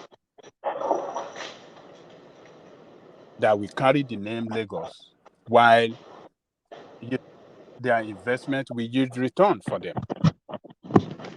You understand what I'm saying? So I think that is the way to do it. I'm not going to support that they should solely own an airline. But yes, sir. Is the Lagos Airline going to be registered in Nigeria or registered in the Caribbean? It's going to be registered in Nigeria now. You know what these people do most time? That is why, what is it called? Air Peace Man is in trouble with the United States because some of his airlines were registered in the Caribbean. So he wanted to buy aircraft in the United States. However, for not the transaction, one way or the other was skewed. So they believe that it was trying to what do you call it when you try to transfer money to launder money. Yeah, laundry money. So for him to have registered his airline in the Caribbean shows that he's a consumer. So that's why I'm thinking now that Sanwo Olu is frequenting the island. Something is fishy. So if the airline is going to be registered in Nigeria, great. Taxes will be paid to Nigeria government. But if not, then I don't know. I'm just observing that. But what's the technicality behind registering overseas? Because that's what I don't know. Maybe Ajaleko knows. They pay less taxes abroad. Those islands give them some incentives so much that they pay less to zero in taxes. And some of them uses those because they have to remit their money back to that island. It's as if that island owns that airline. So it helps them to escape paying taxes at the same time laundering money across the globe. That is the scheme. Well, we don't know how they are going to do it, but what I am suggesting is that I support the idea of investing in as part of ownership of airline that will be more beneficial to Lagos State in terms of revenue generation, just as Nigerian State did with Dangote. So that Dangote's refinery, on the yearly basis, we give Nigeria some billions of dollars in return. So that is what Lagos State should do. They should partner with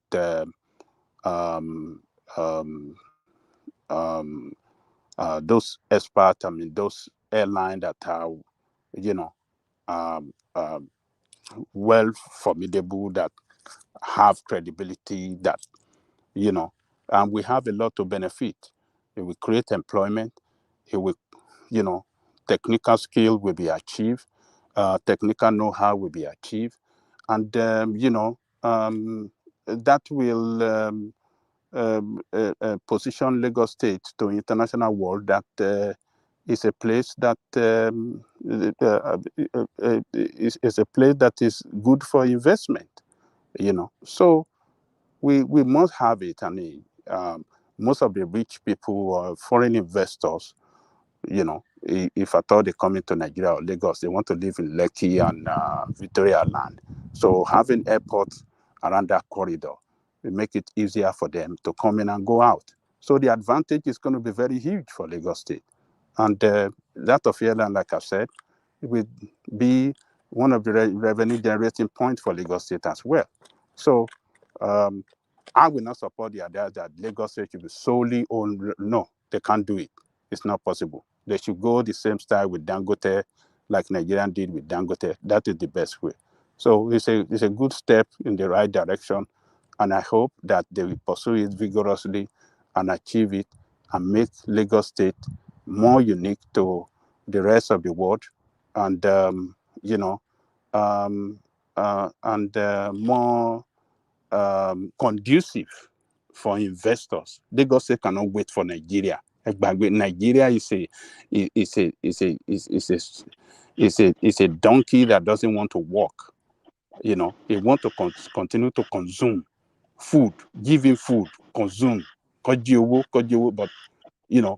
when it is time for the donkey to move, it doesn't want to move. You can't wait for Nigeria. So that is the way. Baba, I was actually enjoying your analysis about how the Southwest Nigeria was leading in everything there. So this one, even though in as much as I have my concern, I think this one is going towards that model, right? And like you said, but you know, one funny thing in this environment is someone to talk. Yeah, go on. Yeah, Ola, go on. Okay. Something very fantastic in this environment. I'm just curious. So Lagos state government will be running airline now, and the federal government will be collecting taxes to be shared across the 36 states, right? You see, this is one of the reasons we now said, okay, I like the shortcut. I like whatever Lagos state government is doing, but I just hope they won't hijack it like the hijack part of a Odua investment there. Then on the other hand, you know, on the other hand, I think restructuring is what we should push aggressively. But I like the idea that when restructuring is not coming, everybody starts to do something. Okay, let's see how it works. You know, the other time, I don't know the utilization now. The other time, I know that Ekiti State created the airstrip for that Ikunderi farm and some other things, but I don't know how far they've gone about the cassava revolution they are promoting in Ekiti State too. So, well, let's hopefully, although I have my concern too, like I said, that the Lagos state government will be running airline, but who knows? Someone starts something and let's see how it goes. So I can only wish good luck, and I want to believe they might have thought about it very well. But then, like I said, the politics of it, where will they be flying? Will they be flying from Lagos to Ekiti, Lagos to Kaduna, all those areas, or will they be flying international airspace? So if they are flying across the international airspace, that is where the real elephant that keep dragging every lamps. You know, when you have, maybe you can have like 100 100 lamps, and one elephant is enough to just drag them backwards. So that big elephant Nigeria is self-system that keeps dragging everyone backward. I hope it will not come, because when you look at the pace we were going in the 60s, by now China should not even be a threat to Nigeria. Nigeria should actually be a competitor to the Chinese people. But it's so unfortunate that we still have where we still fight about relocating a department of CBN back to Lagos, and we are still fighting about quota system in running critical government services. You know, something that have never worked for us. So hopefully we think we can go forward, and we are not going to have the type of, you know, these modern days you can have the type of coup of 1966 that can even try to bring something backward. And I was actually enjoying War Peace too when he was narrating that issue. If not because of that 1966 coup, some people that came with the mentality of unitary system, that they wanted to impose that in by all means, maybe we will have moved forward. Yeah, I can only pray for Lagos that we move forward. So that's my contribution for now. Yeah. Thank you, Ola. I don't know, maybe we still have Ajale Koko. Yeah, I'm still here. Yes, Baba, I think I want to go back. I was driving before, so I couldn't ask your question about that Yoruba nation space. Can you say now Yoruba nation is dead because the Olori Oko has been declared wanted by Nigeria? I'm talking of Igboho himself, and I don't think he's coming back to Nigeria very soon. What do you think about that space? Is it dead, a natural death for 4 years? Look, Thomas, you see, when the time comes, when that time comes, it is not going to be. It's not going to be Sunday Igboho that will be in the lead. What Sunday Igboho did was just to awaken Yoruba people. Are we awake? Are you sure? It's just to awaken Yoruba people that Eden soon, kilon shei, ṣé because síyàn ní gbẹ́rẹ́ papọ̀. Ẹ dìde kẹ́tẹ̀ lajú kẹ́ rí nǹkan tó ń lọ. Ṣé wọ́n fún yín lóògùn oorun ni? Are you people on sleeping tablet? You guys wake up and see what is going on. You just woke us up to look and see what is happening to us. And when the time comes for people to say enough is enough, it's not going to be Igbo, it's going to be everybody. So it's going to everybody will be committed into it. So don't look at Sunday. Sunday Igbo is not the leader. And he has even said it several times that he is not a leader. But he's acting like a leader, isn't he? No, forget it. Don't bring that is acting. He has said he is not the leader of this thing. God just sent him, go and drive criminal out of the farmland in Yoruba land. Drive them out.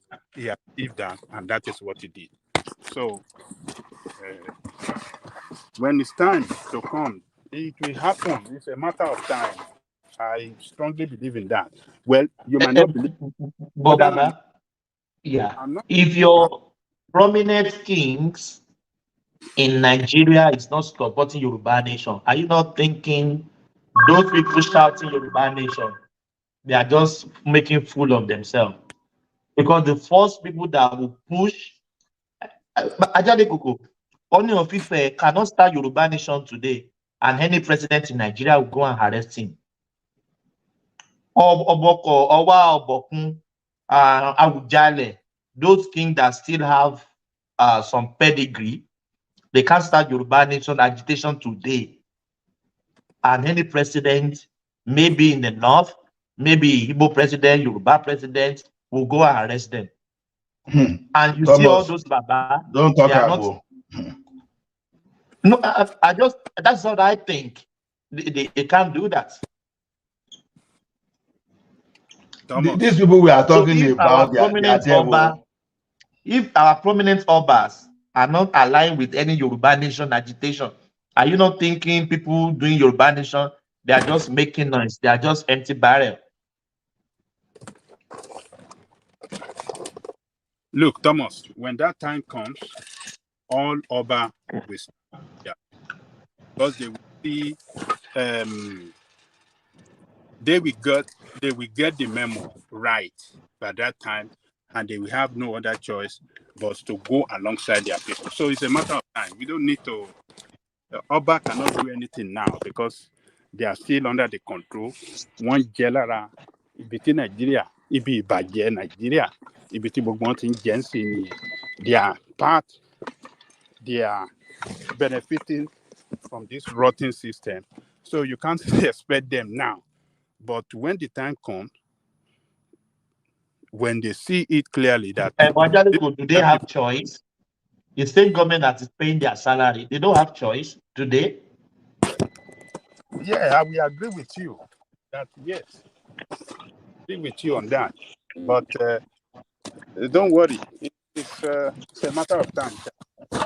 We don't need to drag it too much as if it's going to happen when it's not.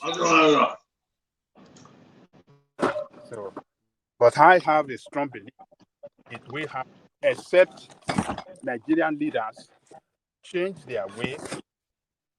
They run that country, and they run and by changing it, that country must start to work for ordinary man in Nigeria, including Yoruba people. That is what could prevent it. But if Nigeria continue to get worse off than the way we have it today, don't worry. Everybody across Nigeria will stand up. Yeah, Adane Koko, I'm having a suggestion. Why don't we go to war like the Biafran? No, Biafra, they don't have strength. Maybe Yoruba will use the jazz to win the war, to get out of Nigeria. That's a stupid question. Hello, Thomas. Ọ̀gbẹ́ni Thomas, ogun ló fẹ́nu pè bí iyán yẹn. See, Don't Hello, even go Thomas. there because you know Yoruba will say Moja Mosa ni ama kikanju logun. ẹ ti dé nìyẹn kẹ máa pa òwe tó bá ti dọ̀rọ̀ ogun náà tẹ́ ẹ lè jà No, ẹ máa pa òwe. the question is this. The question is this. That's not the way to solve things because your enemies are looking for the way to decimate you. You are already we are already surrounded by the enemies already. So when you want to fight that way, that one is not even fanciful because nobody wants to suggest himself to international crime these days because ọ̀lẹ ni yín yorùbá ọ̀lẹ lẹ́yìn yorùbá ọ̀lẹ ni yín. Thomas, it's not as no. You say Yoruba will say yiyo ekun bi tojoko. You understand? Sometimes you don't pick a fight you cannot win. You understand? You pick your strategy and you start deploying your tactics, until you use whatever you have, whether propaganda, whether pressure, to weaken the enemy. And when you weaken the enemy, it gets to a point the enemy will say, okay, we are even tired of you, yeah, be going safe. What's your problem? You understand? Because by that time, everybody will be seeing what Yoruba are talking about now because this is existential threat. This is a survivor things, right? So you don't go and do like Utu and Usi or whatever, and you don't go and do like no, you don't go. Like the Biafra one we are talking about now. I don't underestimate the power of those people, even though they were not prepared, right? But at the same time, don't underestimate what they did because if not because of some certain strategy, if not because of food, for example, if they've had got alternative to food, and the soldiers were not hungry, believe me, it won't be that easy the way we're talking about now. Nigeria will still win the fight. They can't win. My friend Thomas, even Nigeria never thought it was going to even take up to 3 years. Don't see, it's like you've not really read a documentary or you've not really read any history about that. It was not an easy. That civil war was a terrible one. Than what we're talking about. If not because of that strategy to use hunger, it was just that war. You can just say hunger war. That's what it is. If not because of hunger, France. France was fully in support of Biafra than even the United Kingdom was in support of Nigeria. If that civil war had gone for another 2 years, it would have been another result entirely. So let's not just say that it was that easy. No, it wasn't that easy. So we can't go into war. There are other ways. Tactically, Nigeria had already defeated the place. In fact, in 3 months, they had already captured the original capital. They captured the south. I mean, come on, let's get real. They just wanted to end it quickly. That's why they put if it was not because of that hunger, it's not because of the hunger. Tactically, they were. I've read books on it. Tactically, they were already defeated. Let's not spin this thing. Let me portray your point. That war ended in by January 1968. It was already ended. The many things you were saying there was just propaganda, publicity from exactly. That's why Ifajua was executed. Have you read Ifajua books? Banjo already told. Hold on, Banjo. All these guys, they were the last copy was because if that Banjo, the Yoruba guy that was with them before they executed, last Scorpion. Scorpion. Victor Banjo it's Victor Banjo that they executed. Yeah. Victor Banjo uncle. Yeah, Victor Banjo already told Ojukwu like there's no way we're going to win this war, but we still have things to negotiate and go back to the negotiating table because the Nigerian government is still ready to go back to the negotiation table and agree to Abreu Accord. But he wanted to just take it all, and you don't have the war chest. War peace. So betray Biafra. I will tell you because it depends on. No, France did not betray Biafra. See, let me tell you. Hold on. Before you continue. One voice. Ola, sorry. Okay, sorry. Ola, before you continue. The war was fought. So Ola, hold on now. The war was. Let him Yeah. land. The war was fought and ended in Midwest. When Asaba fell, that was the end of the war. Nothing more anymore. That's why the Nigerian government could prolong the war. Everything that was happening was propaganda under Ojuku. When they lost Ore, that's Ondo Ore, the border between Benin and Ondo, then lost Asaba. The war was ended. That was 67 to 68. By January, the war is ended. Everything is propaganda. Okay, I use the first of your last, so you can continue. Okay, see. Ola, sorry, before you continue, let me just chip in. Ojuku, the reason they wanted to end it, Ojuku was using his own people for propaganda a lot. So what's it called? The world was now looking at it in a funny way. So we had to quickly end it. Otherwise, Enugu was gone way, maybe 3 months. Port Harcourt, everything in matter of weeks and months, they were gone. And then the defeat they had when they tried to go to Ondo and they pushed them back from Midwest and all. By that time, nothing that they had left. But you can continue, Okay. Sha. Kulata, look, it got to a stage that Nigerian troops wanted to get weapon from America, and America didn't sell weapon to Nigeria, citing abuse of human rights. But as at that time, these Biafran people, they were getting the support of the French people. Russians, they came to the rescue of Nigeria to some extent. Now, what happened? When they now discovered they poured through the south, the Calabar Axis area where they were bringing in some weapon, the Nigerian government had to strike a deal. With France on Cameroon. You understand? Because at that time, there was still the possibility that Nigeria would still win that area of that Bakassi. For Nigeria to win that war, they had to reach an agreement with France on Cameroon. If not because of that, believe me, America already betrayed Nigeria, and the Britain was not doing enough to support Nigeria. That war would have gone beyond that 1969, 1970 that we are talking about. That's why I'm saying it depends on the version of the story of the history you read. So everybody, How much? Let me ask you a question. How much territory was left by 1968 in Biafra? Good question. Very good question.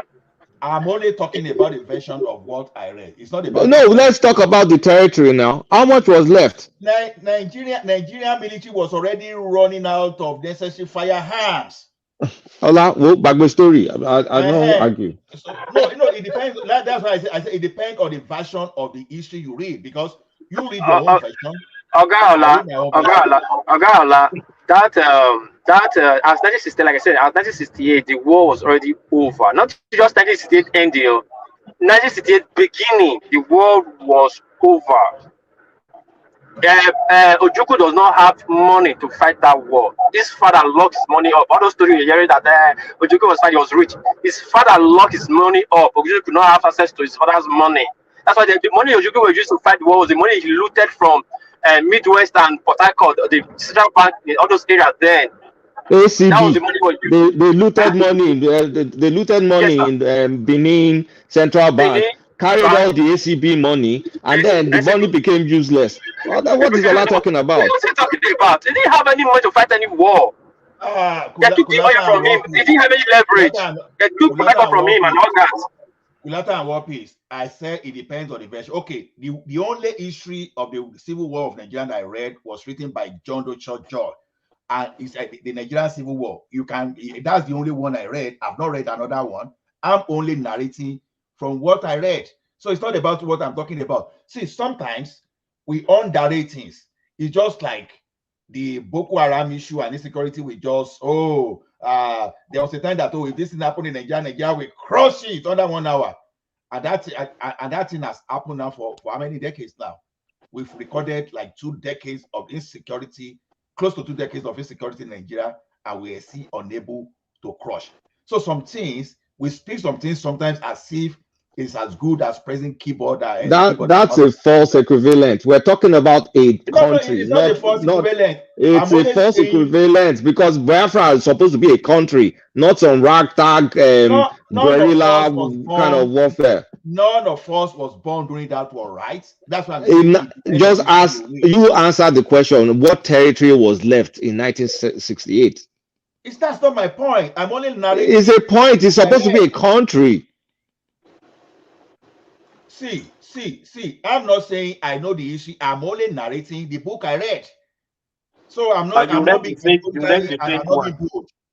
I'm not being bold. Okay, nothing. So no, it's not like he read the fake book. The book he read, it was true, but not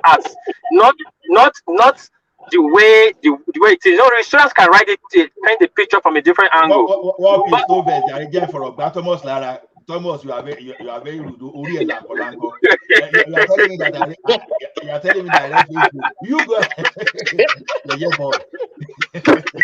You read the wrong book. Odiwe. You read the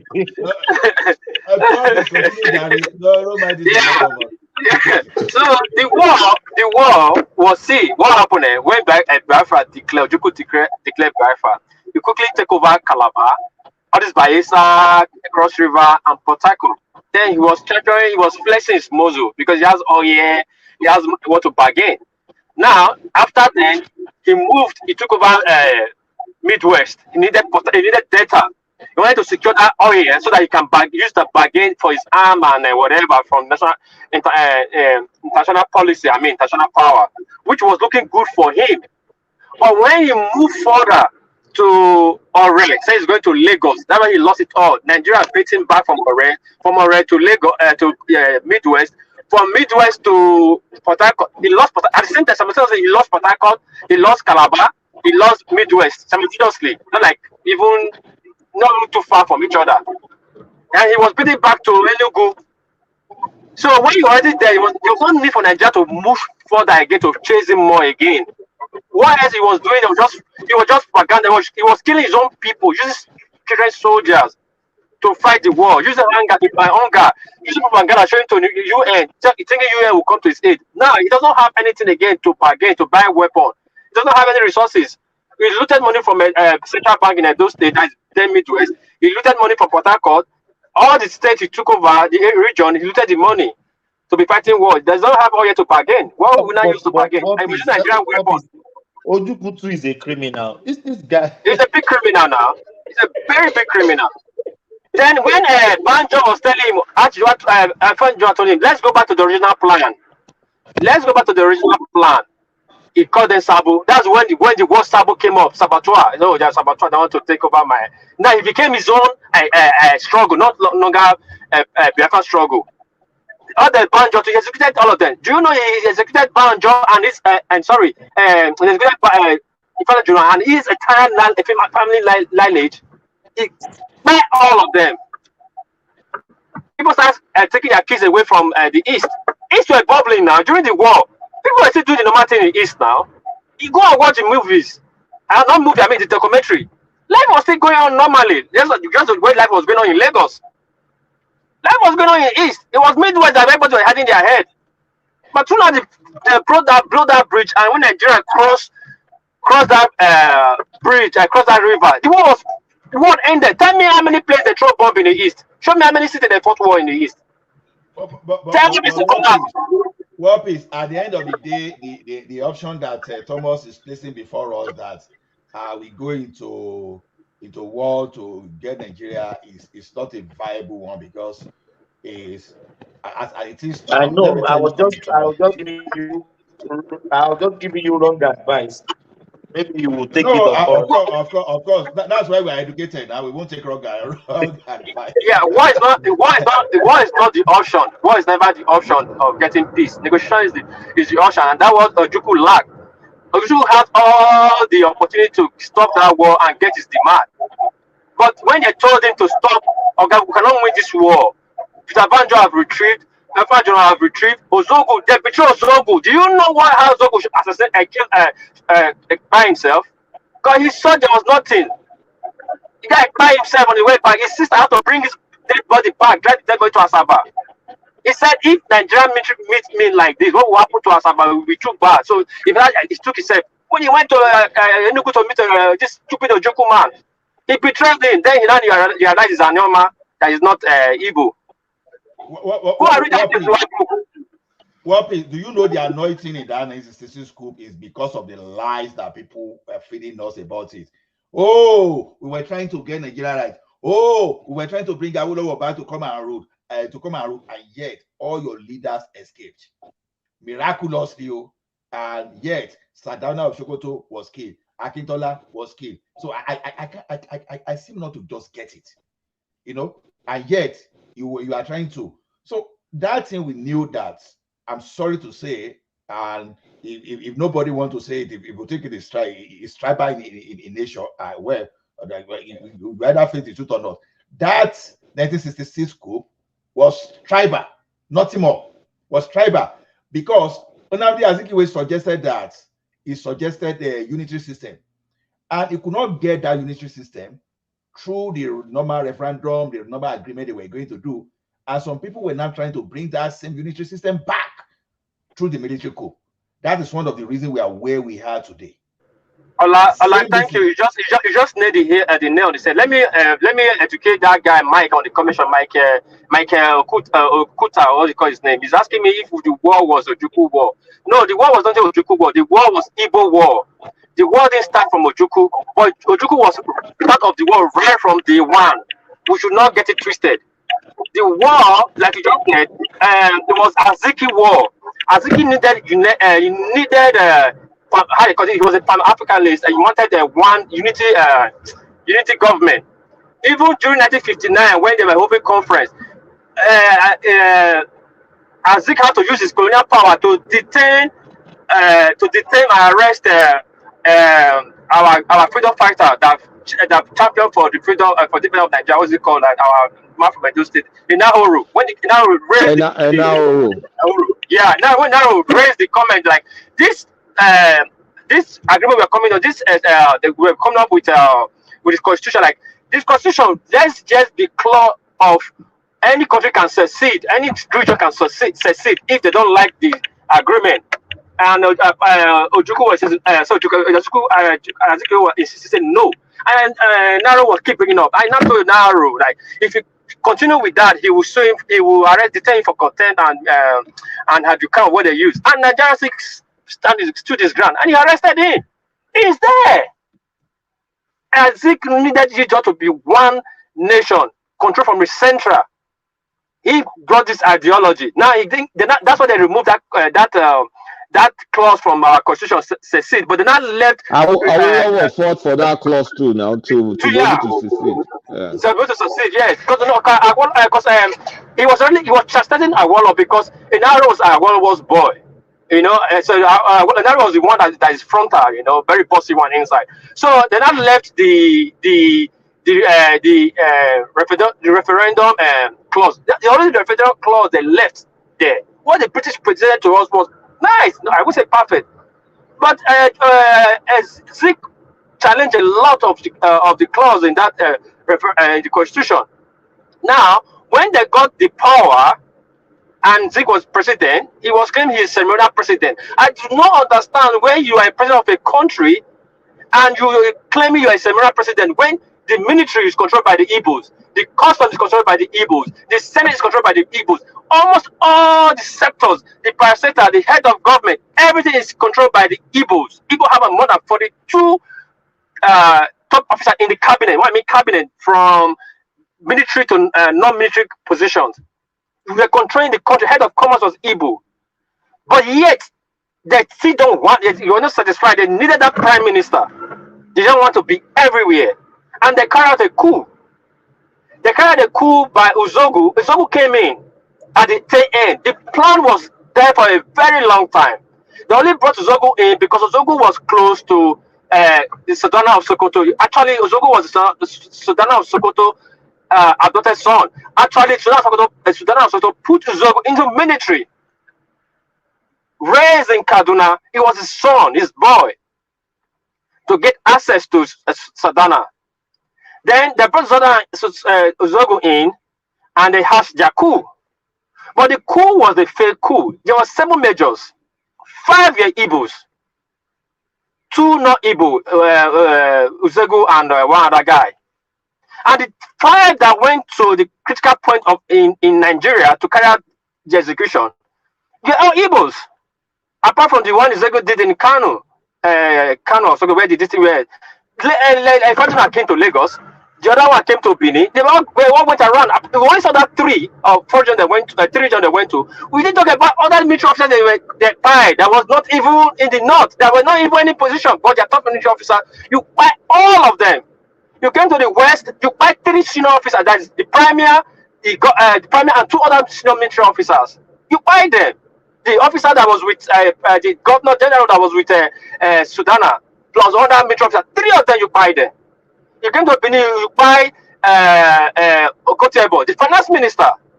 Very horrible way. You tie him to 2 trucks and drag him apart. And they saw Uronsi during the coup. They didn't touch Uronsi. If you are claiming that you want to buy all the top military officers, you saw Uronsi and your top military officers. You didn't buy any of them. Then the coup was over. The military came to power and came out and restored peace. Then the House started holding a section how to replace the prime minister position. We still have the president, which is Zik. We still have the Senate president, which is I think William Okpara, an Igbo man. Tell me, what do the military need in that? What did the military need? You have done your job. You go back to the barracks. Stability is there already. You go back to the barracks. I think it was on a Monday of it. They went to announce Abubakar Arimi, the northern head program of choosing Abubakar Arimi to replace the Tafawa Balewa as position. William Okpara took Uronsi to London because Azukiwe was in London during the coup, claiming that he went to a holiday. He took him there. The man that took him there, they took him to the man that has the power, which is the president, and the man that possesses the power, which is the Senate president, and hand over the power to the man in charge of the military, which is an Igbo man, Uronsi. He went to London and handed over power to him. What is that Uronsi role in parliamentary system of government? Not even federal system of government. If federal system of government was how the military will come in. Parliamentary system of government, you have the president, you have the prime minister, you have the Senate president that can play that role of the prime minister. I'm hearing you. Don't you think the Igbos should be blaming? Yeah, don't you think the Igbos should be blaming Ojukwu to taking them to that war? No, I don't know if they want to blame me, but let me go to Ojukwu. Ojukwu was made the god. Let me go to Ojukwu. Ojukwu was formerly the head of armory in the north. During that coup, Ojukwu did not release weapons to any military officers, setting the excuse that he don't want a further bloodshed. But your armory were released to people that are kind of cool. So people are talking. People think they are talking to stupid people. Everything about Nigeria was handled by the Igbos then. All the positions. You understand? So after that time, he was removed from that position by Uronsi and making the governor general of after they arrest this guy. What's it called? Atakaboru. Why Atakaboru secede away from Nigeria? It was still the Ojukwu that moved. I don't know just other Atakaboru to go and get. Sorry, I go actually other Ojukwu to go get Atakaboru dead or alive. It was 12-day war. People didn't even know that. It was 12-day war. Then Ojukwu was the head of. He was made the governor of Midwest. Was the Eastern region. The general got the military. The governor of the Eastern region. And he went in God blazing, shut up the villages, and then he got Atakaboru after burning houses and shooting people dead. And they said that Atakaboru to death. Is that place in that announcement? I agree. Also made the announcement that Nigerian unity is not negotiable.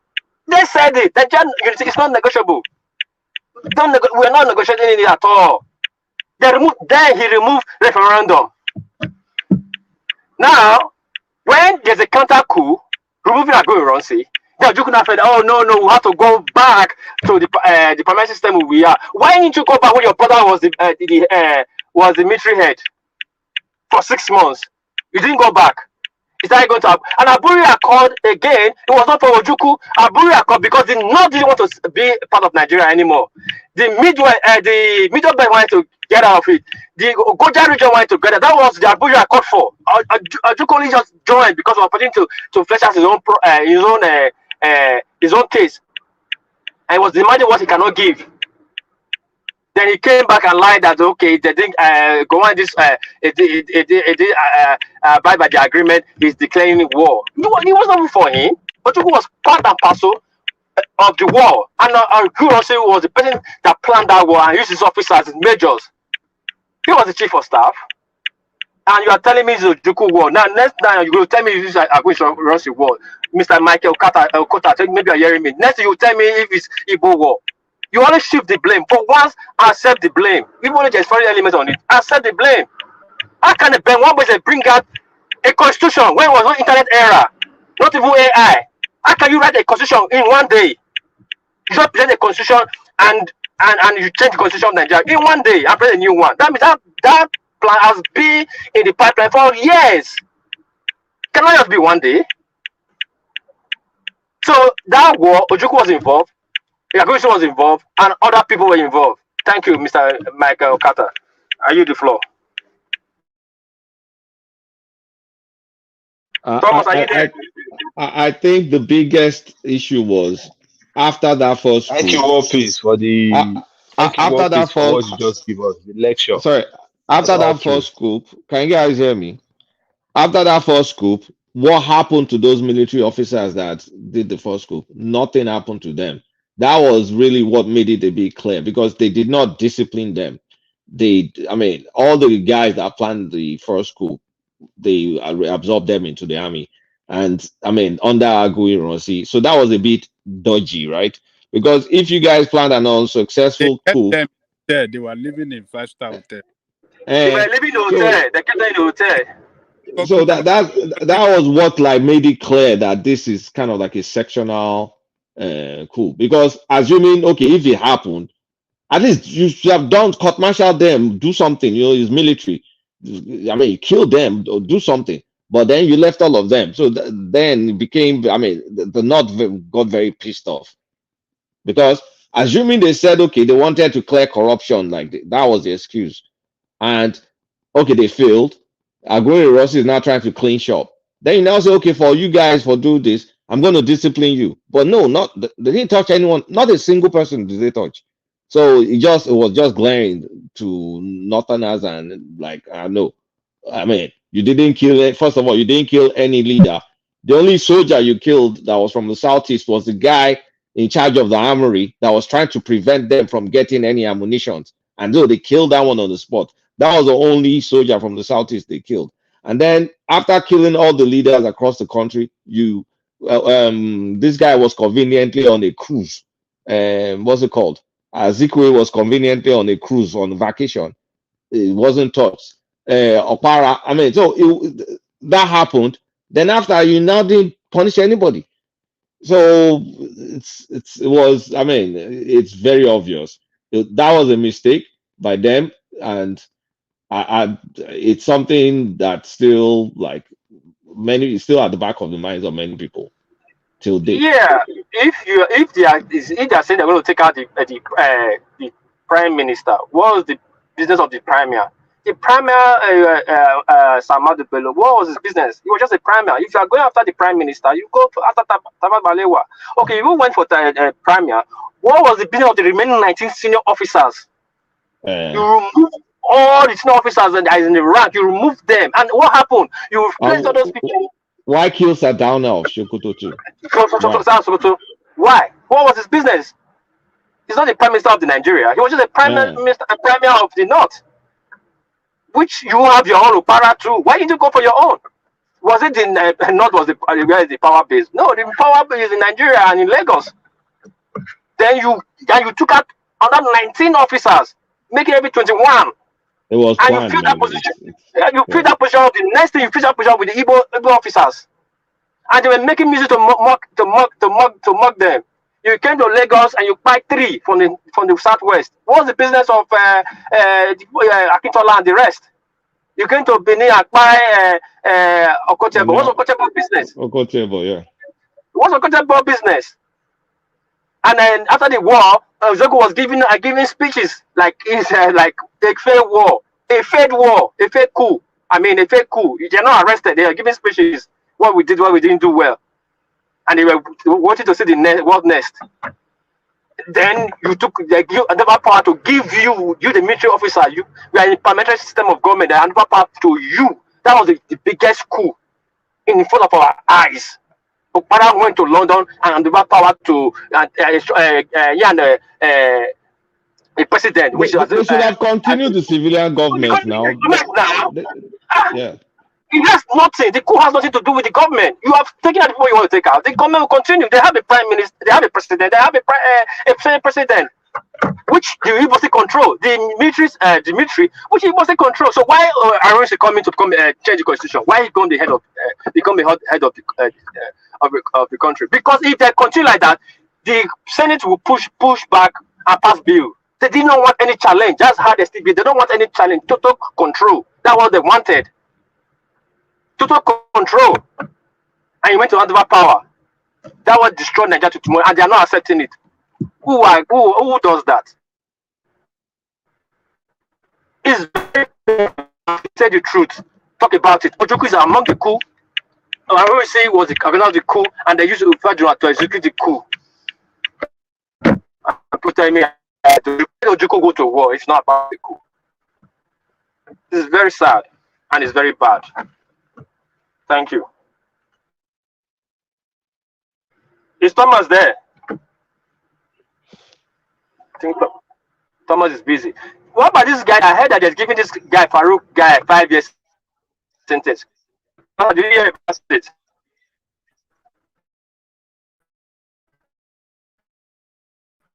Which guy? Farouk. Guy, oh yeah. Remember that guy? That guy that stole, that guy that was bribed for 500,000. Yeah. The tortoise in Numa, tortoise was hiding porridge on his head, but this one was hiding.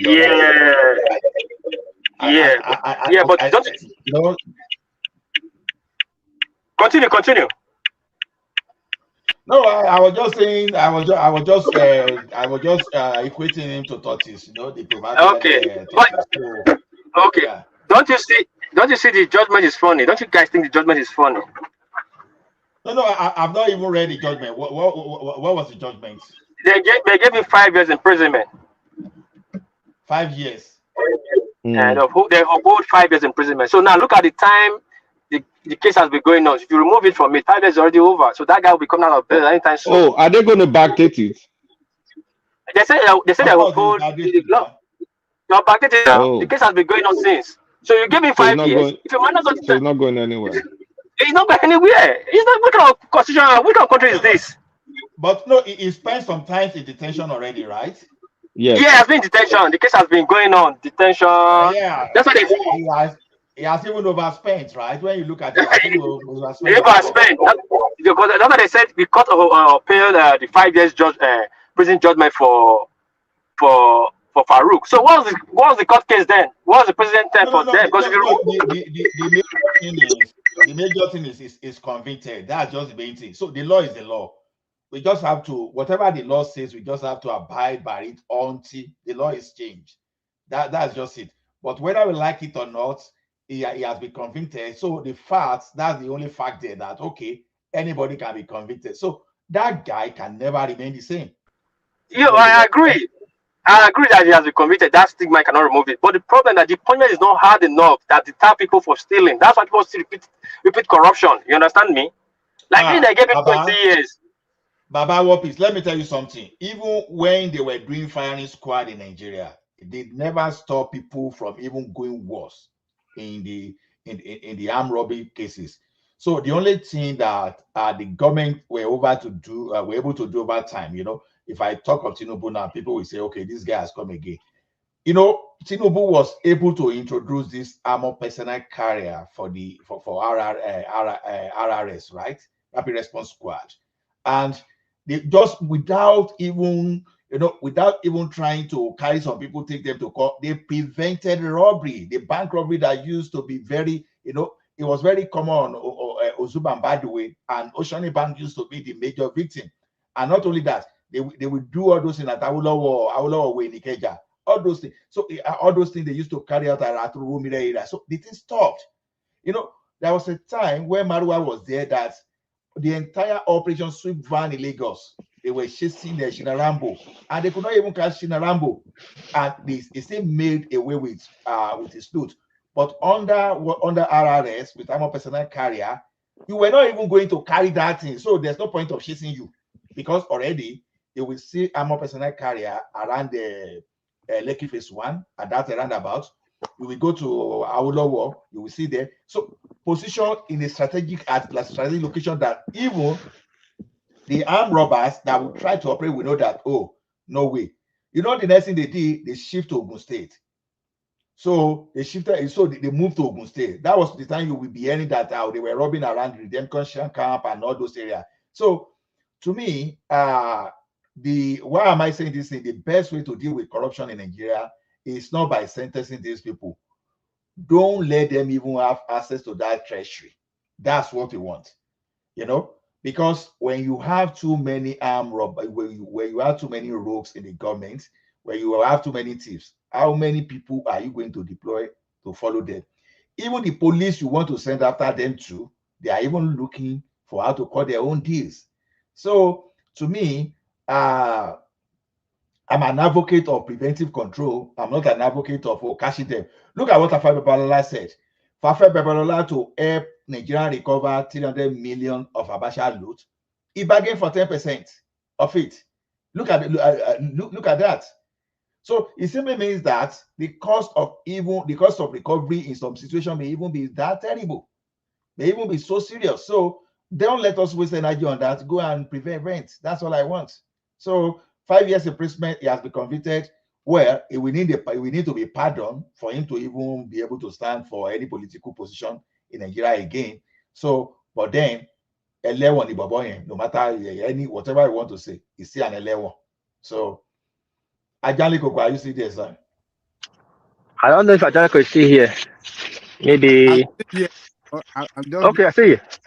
I'll talk. Okay. Waiting with the talk now, Baba. You just keep quiet. You leave us alone. I beg talk. I'm enjoying you guys, man. Everybody. What? I beg. Don't you see that Elewon ni Bobo Farouk here now? Well, look. Let me tell you, Allah.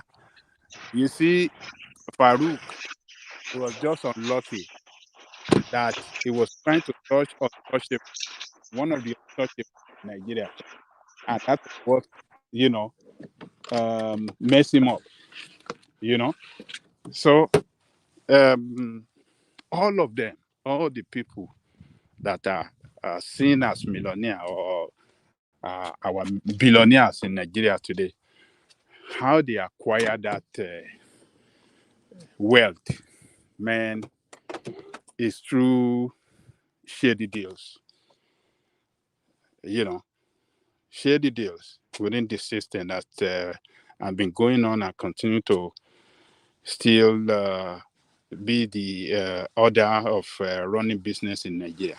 So, but that guy, I think he was too desperate. And then they said, look, let's teach this one a lesson.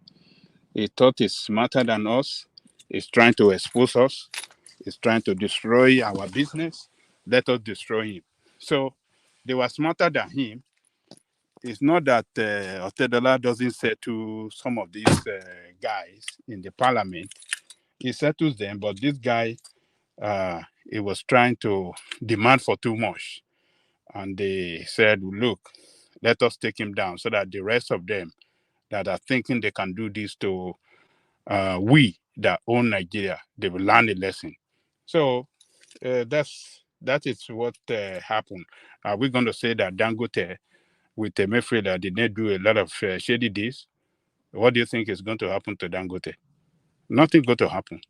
Those are the club. Those are the people in the clubhouse, club members that own that country. So, and Farouk, what is his name? He didn't ask very well before. He didn't know that these are one of the untouchable. Don't let me.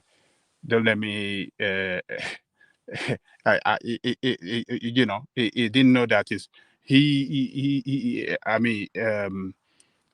his job there is to cover them up and not to expose them. So It's just unfortunate, but well, ọba mẹ́wàá ìgbà mẹ́wàá làwọn Yorùbá máa ń sọ. So time will come when all of them that where are those people, those that rule us in the Second Republic? Where are they today? Where are they today?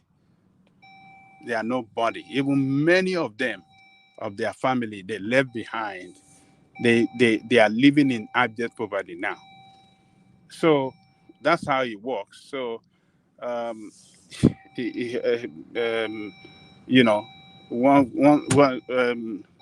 soldier go, soldier come. That is the way things run in this world. One soldier go, one soldier come. So those that are in place today, their time will end, and another set of people will come to take over the reign of the country from them. But so that's the way I see about Farouk. He was trying to be smarter. He was trying to expose, and they said, let's use him as an example to some of them that thought that they can touch we the powerful in this country. So that's my take on that.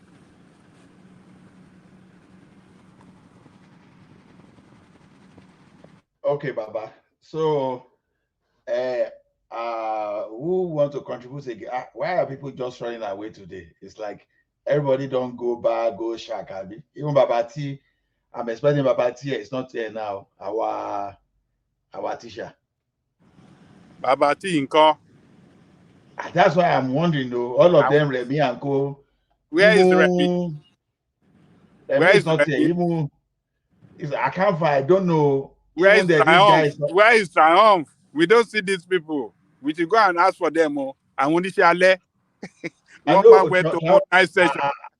I saw Trump yesterday. Trump just speaking yesterday.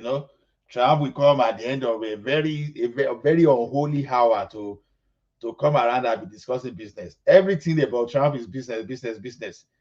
So I know Trump will still come around 12 a.m. No, okay, 12 a.m. in Canada time, because we're in 10 p.m. now, right? So in 2 hours now, you will see Triumph. He will just thinking. But Triumph, we have not been seeing him for some days now. I don't know what's going on with him. No, Baba, I think saw he Triumph made yesterday. I think he made the cameo visit maybe 3 days ago. Oh, he came yesterday. Yes, he came 3 days ago. Yeah. We were together in the background yesterday. He was there yesterday. Oh. Yeah. Everything is business. How the guy now how he go make money, how he go man. Everything is business. All the politics you are talking about. Damn, Moluto there. It's a Yoruba Igbo. We don't know where that guy comes from. No, I think as by his ancestral lineage. He said I'm a Lagosian. Is that I know, and I like that guy. He's very open. No. Very simple. Delta and Triumph to work. What's more Yoruba? Delta to small Yoruba.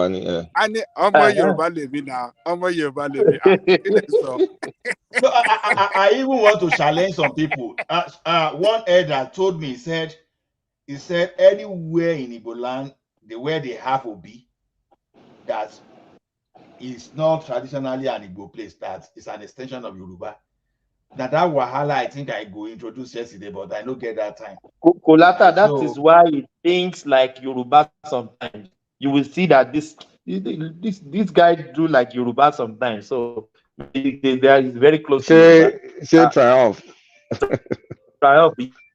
Yes. Yeah. No. You will see he has our own mentality here. Only support Tinubu. No, you know something. You know something, Thomas. If as you are now, if you were born, going to do it. Tinubu is going to make Nigeria good. You guys be patient. Money route that to the day for God's sake. Confidence.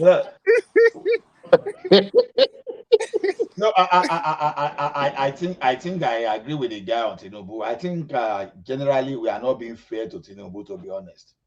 Is at least before some of us, the some of us that were enemy of Buhari, from day one, I've always been enemy of Buhari because I've already seen what Buhari can do. So not new to me. Like I said, as a child, I felt the economic hardship that Buhari brought.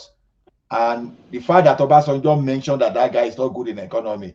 And when people want to, I know that people don't like Obasanjo, but I'm sorry to say, Obasanjo is one of those guys that, in fact, if I can achieve like 1 over 100 of what Obasanjo has achieved in Nigeria, honestly, I will feel proud of myself. So when that man speaks, I listen to him, and I know he doesn't speak rubbish.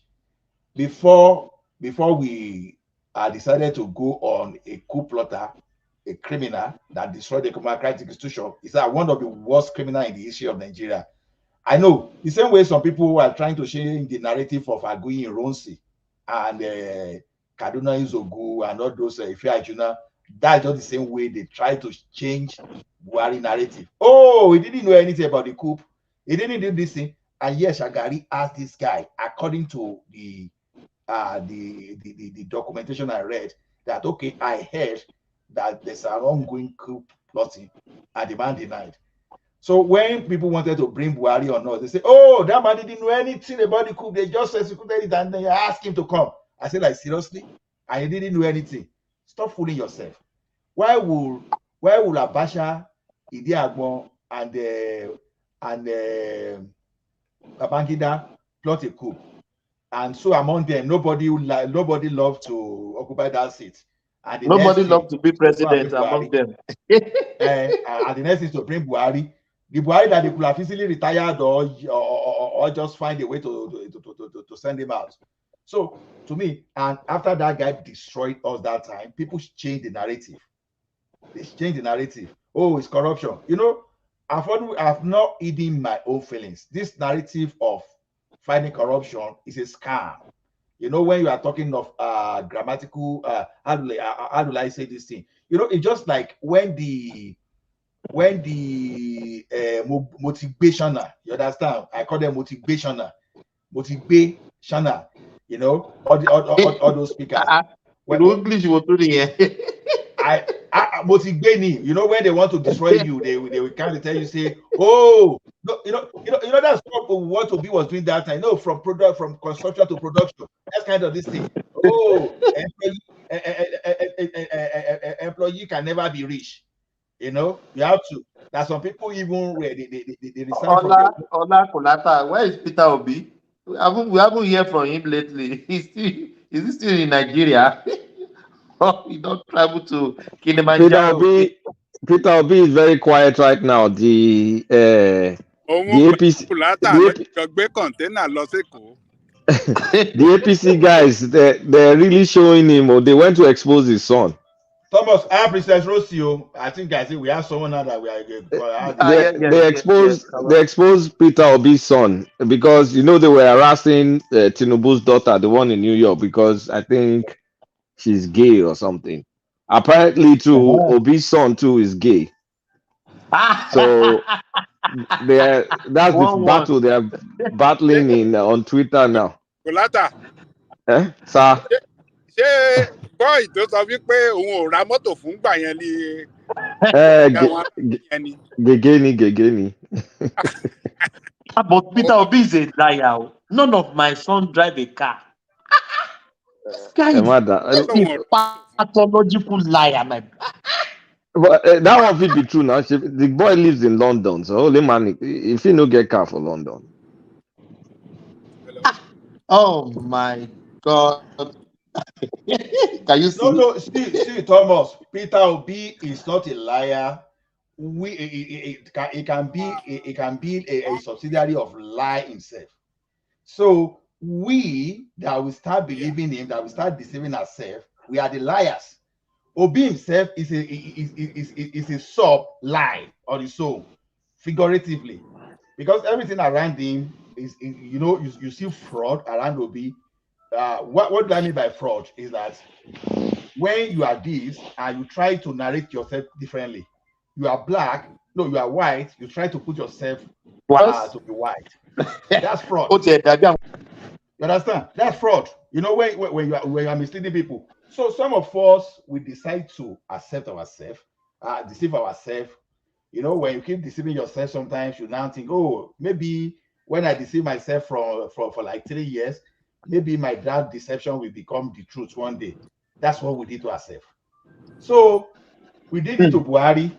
We did it to Buhari. Oh, if he was there, if he were to be the one there that time, this will have happened. After 8 years now, even for us to accept that we brought Buhari to bring us backward like 100 years, we don't want to accept.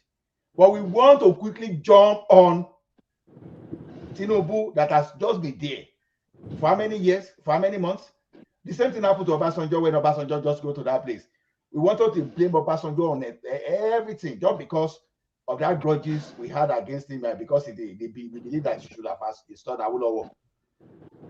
It took Obasanjo at least 3 years for him to start putting Nigeria in the right path. So now, after you've destroyed the country, for how long? And some people, as we speak now, this one I'm not directing it at you directly, but it just happened that you are among the bloc that believe that we should not remove the subsidy. See, the fraud in that subsidy is the sense that socialist, you know.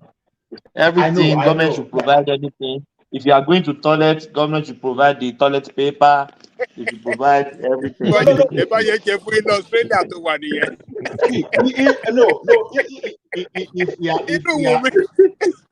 at this guy. If you are homogeneous, Remy is living in a socialist state. Government provide everything for them in the Scandinavian country, but they want to go against, free education in Nigeria. And he enjoy free education in Finland. Yes, now no, Ajale Koko. If you are homogeneous, no, that I think that Finland, yeah. Socialism works in an homogeneous environment now because all of you are the same. And say I want the same. Well, I say you do. No, okay. Ajale Koko. The same. Called blue. You mean green. Some people want Sharia. Some people want Ifa. So we are not homogeneous. So that's just the point. As some people are building, some people are pulling us backward. This Raphael Obadi now, I beg, when I know the person, I dey fear. Who is that? Raphael Obadi now, I don't know him. You know him, Thomas. Greetings, gentlemen. In the house. Madam Rosie, where have you been? Happy New Year. Happy New Year. We miss you, my sister. If what you guys are saying about Obi is true, that man has successfully deceived a lot of people, though. But why? Obi said, I only have one wristwatch, right? That's when I stopped. I mean, he said, I only have one wristwatch. And I saw the guy, how many shoes did he say? He said one shoe. Stop making all these ridiculous. He has successfully deceived so many people. Easily disprovable lies. That's why I never believed him for one, because you can't be saying something that easily debunked. So he said, none of my child have a car. Gay son. It's not the problem that he has a gay son, because the boy did not inject himself into the. He portrays himself like it's so good. I mean, like he's a saint. Everything is going fine in his home and everything. Yeah, but is that's his son. And his campaign term was so unique. Oh my God, I'm so shocked. I don't want to blame. You can't blame him for his son. His son is his son. I'm not. His son didn't ask for this. But what I'm saying, I say his campaign the picture he portrayed of himself, like he was a perfect human being. It's not perfect. Anyway. God. I mean, why are we saying this was the same guy that use state money side by side with his own money. 250 million was cut with him. I mean, the designing Pandora youth was Papers, passed through him. Pandora Papers in. Look Why are at we 2 that then time. billion, getting? Look $2 billion at that naira time his in wife UK floating too. around the world. That time in UK that he had some problem, he was saying, he covered up that story. It did That time, now. And again, his original source of wealth, he worked for Abacha. We keep forgetting he worked for Abacha. He was the chairman of Tin Can wow. Island Port. I mean, in the military era, that everybody was fighting for what's it called? He was working for Abacha. So let's not pretend like people No, just his guy no knows how wonder, to form. no wonder Madam Zita was always, coming up to say he's not a good person. He's a good pretender. That's the thing. Wow. But there's nothing wrong with the son. No, let's not get it wrong. It's because of the obedience. The No, obedience were no, going no, to no. abuse I'm Tinubu not. because he too has he has an LGBT daughter, right? So Yeah, they were yeah, going no, to but attack him. Were they abusing Tinubu? Did they? They were abusing him because Tinubu's daughter does all this funny modeling stuff.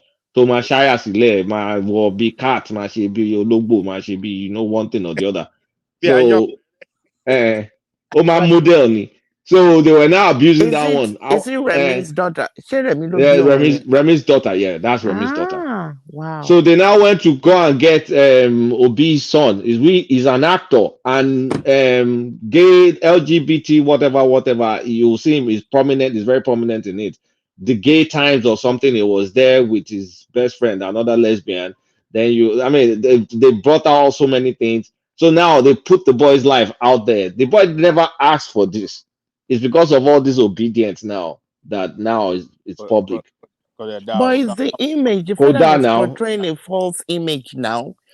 I mean, Because the boy didn't go for campaign, he didn't do anything. But when you have rabid supporters that are And attacking everything, I'm not sure if he ever even say anything during that campaign. I never. he didn't say anything. The boy did not say anything. Oh wow. but Now they've dragged the boy's past private life. They've dragged that's it good for outside Obi now. now because Obi himself was portraying himself to be what he's not. Well, Well, to be something hidden somewhere that they brought out that would have been better. But the son have nothing to do with him. They shouldn't have done this to the son. but all the obedience were dragging Tinubu. They thought they were dragging maybe Northerners, but all these APC guys is Um, water. Is water for water. APC làwọn. But I'm sure How enigmatic. but How enigmatic. I'm sure obedience don't know this about Obi. I don't think the obedience know this about Obi. It's all over Twitter now, except they want to turn the blind eye to it. That's why I saw it. It's all over Wow. Twitter. Yeah, the boy he's out and proud. It's not even like he's on gay magazines. And Obi He's is on not saying anything. He what? likes to comment on everything now. I will keep quiet now. He doesn't comment Ah, on some things. He's that not going to man talk was about it. I mean, oh God. But he's not supposed to hate his son now. Okupe has gay son. I'm not saying to hate his son, but the image he portrayed, like it's so good. He has only one wristwatch, he has only two shoes. You're He's wronging this, me now. is that, like, oh my God. All down that line now. Poor guy. I feel very sorry for the son though. I feel sorry for him. He did not bargain for all this. But I'm sure the son doesn't care. That's this lifestyle. You think these people care about the life they live? They don't. They are He proud will care about it. now. He cared enough not to get involved in the campaign. No, but Let's if put he it that cares way. enough, he will still be in the closet. He's come out, right? So any person that comes out in the open, I think they are proud of the lifestyle if they ever come out. It's the ones Well, that are still not proud that are still in the hiding. true. It was just the whole thing was funny to me. Like you these guys, you don't know who you guys are dragging, no, because it's fire for fire. These kids, that's what they do. Well, I pitied him. You know one thing in this life is this: if you care so much about your history and you don't want nobody to tell you your history perfectly, just jump into politics. Jump in politics, you will even hear what you don't know, even something that you never knew that you did in your life. They will bring it up. They bring it up. Kulata can enter into politics today now. Maybe in your life you had only one girlfriend. You will just hear that you had 10 before. I will be wondering, where did I have this? I know, I don't So have one. Let's not talk last night. That's why I won't do politics. so there was a time they were getting back at Showore, but just because Showore is just an experienced person, the guy they accuse him of what he did wrong as a growing up child. They just look at the guy, look at them, he just waved them up. He didn't even say anything. So, but on this Obi, to be honest, the thing is, we love lying to ourselves so much in that country. But what happened to Obi? I didn't know. I just joined you guys. Ogami, you are here. Welcome. I just joined. What happened to him?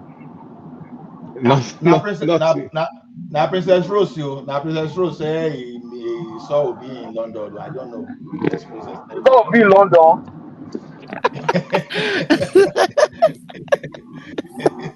What happened? I just Patoski, kí lẹ fẹ́ mọ̀ nípa Obi? I'm just saying that. Kulata is saying something.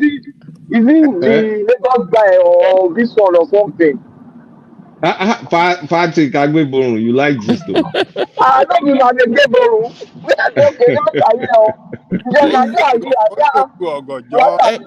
Okay, Ekene must not hear this, so he'll be so devastated. What will he do? Because it's one of the hardcore Obi followers now. He believes he didn't do anything wrong. Is his son's sexuality got exposed? Okay, the guy the guy lost.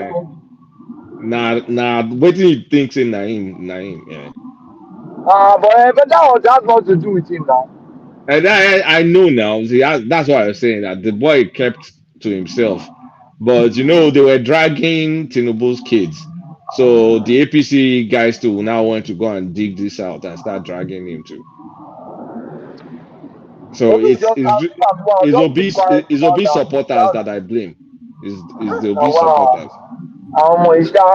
Maybe Atiku's own is hidden somewhere that we don't know yet. Maybe they will dig that one out too. But Atiku supporters they're not rabid like the obedience, right? They behave themselves, but the obedience think they have the what's it called? The monopoly. They have the monopoly of violence. Atiku is speculative, Jerry. There's nothing like that. Nothing like that. But this guy is out and proud. It's not hiding it. He's on Gay Times. If you look at Gay Times, he's standing with his friend called Isabella Adomaka, and Oselo Kaobi is there. And then, of course, when you now start seeing some UK Pride pictures and all that stuff, well, it is what it is. Like, it's not his father. His father is not him. So they should leave the boy alone. Biggie, you finally summoned the courage to join us. Biggie. I didn't summon the courage. I'm just a quiet person. Good evening, everybody on the panel. Good evening to you. Were you triggered then by this conversation? Because I've been trying to get on you, one man, for a while. You see, there is something. I hope everybody can hear me. Are you trying to get on me in the Peter Obi? I'm not getting on you. No. It's not about you. I'm Sorry. not that way inclined. Sorry, can you hear me? No, we can hear you. I'm only joking. Carry on. It's not about you. It's about something I've noticed on the platform. You have some set of moderators that when they see people that type in things they don't like personally, not offensive to anybody, it's just a personal thing, they tend to block you. Something happened like 3 minutes ago. They were talking about Obi and Tinubu's kids who were LGBT. I am not one, but what I just typed there was being an LGBT is not a sin or something like that, or whatever. And somebody went and blocked me just because I said we all live in the Western world. Even though in our culture it is not something we are used to. But why do we pretend while we live in the Western world, we tend to accept all those things wherever we live, but we fake it outside? What have I said that is wrong? That LGBT is not a sin? That somebody had to block me for saying that?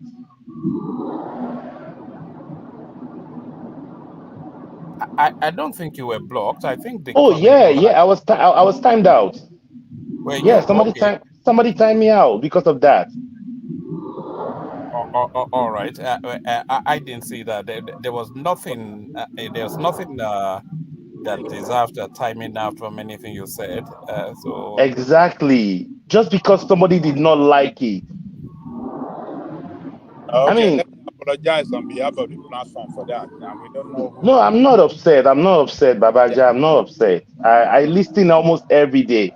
And there is another one too that what do you mean almost? What happens on the days that you don't listen? What do you mean almost every day? I'm probably busy. I'm probably busy or doing other things. More like you, more man. I mean, more like you, I type and I say things that upset people, but that is just the truth. People come on the platform and they call Tinubu Agbado, but once I call Peter Obi idiot, Chioma is fond of that. She quickly blocks me. She get upset about that.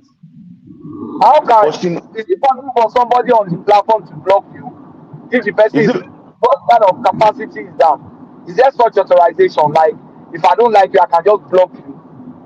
That is what I've been noticing. Like people will come and they call Tinubu Agbado, but once I type my own comment and insult them back and call them idiots, Chioma does that.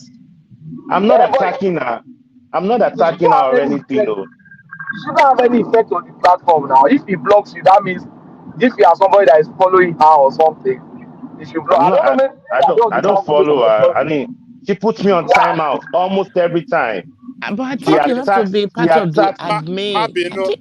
I think you have to be part of the admin before you can. I think you have to be part of the admin before you can block anybody. Don't you have to be part of the admin before you can block somebody? But I don't know. But somebody does it, and she claims she's the one that does it. So I don't know. Sometimes I do that. Sometimes you block me too. You normally wrote something sometimes. Like what? I always put you on timeout. I always did. Like what? Suspect, like what? Like it's what? me, like Thomas. What? Yeah. You know what you normally write now. Like what? Yeah, yes, I'm the one. Yes, I can't remember, but you know what you normally wrote. So Like I just put you on Give me an timeout. I've never blocked you, or I delete your ID. I can't put that everything. Let me tell you one thing. There is something they call argumentative points. You see, when you present your own opinion, I don't have to follow your opinion. And that is why the world is free. You say your own, I say mine. It doesn't have to go your own way. But just for the fact that you don't like it, doesn't mean you have to time me out. I won't say anything rude. I do that always. I will not insult. Yes, I'm confessing. I will not insult anybody. I will not be rude. But I say things the way it is. Oyinbo taba tu oyinbo sí Yoruba. Ó máa sound insultive. But don't read it. Don't interpret it to Yoruba. Just look at it in the English form it is, and just take it the way it is. But I just can I come in? Can I come yes, in? Sir. Yes, Thomas sir. or whoever is on the Patrick, platform if there is a conversation and there are words thrown, as long as that word that is being thrown is not attacking the personality of anybody on the platform. For example, I say, "Oh, Kulata is this or is stupid or something." That's an attack on Kulata. I will not. No, I don't. Me, I don't attack you. I don't attack. It's just like sometimes. But if I speak against you, if I speak against your points, you don't throw me at the back. Thomas, you did it to me before now. All right, for example. All right, let me give you an example. Sometimes when they come online, it's my own opinion. when they talk about Nnamdi Kanu, I consider Nnamdi Kanu and Sunday Igboho to be the same thing. I'm sorry, they've caused more havoc to that country. They might have a cause they are fighting for, but they've done more damage. Do we know how many people have been killed in the southeast or where that have been fighting in the southeast? What damage did Sunday Igboho do in the southeast? You don't know. You don't know. That he went to Bogon and tried to help those people. Let me tell you, do you know the Dr. Aboro and the Dr. Aboro did whatever?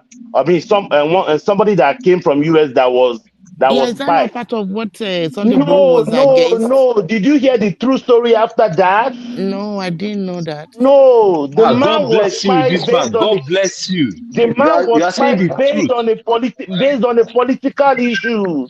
It was he was killed based on politics. It was not the He has nothing. He has nothing. No, it has nothing. They've arrested them, but they kept it low. The Yoruba agitators that shouted, they all kept quiet. Hello. Sorry. Okay, sorry. Excuse me. Excuse me, please. One voice. Let me round it up and I'll keep quiet. Hold on, my brother.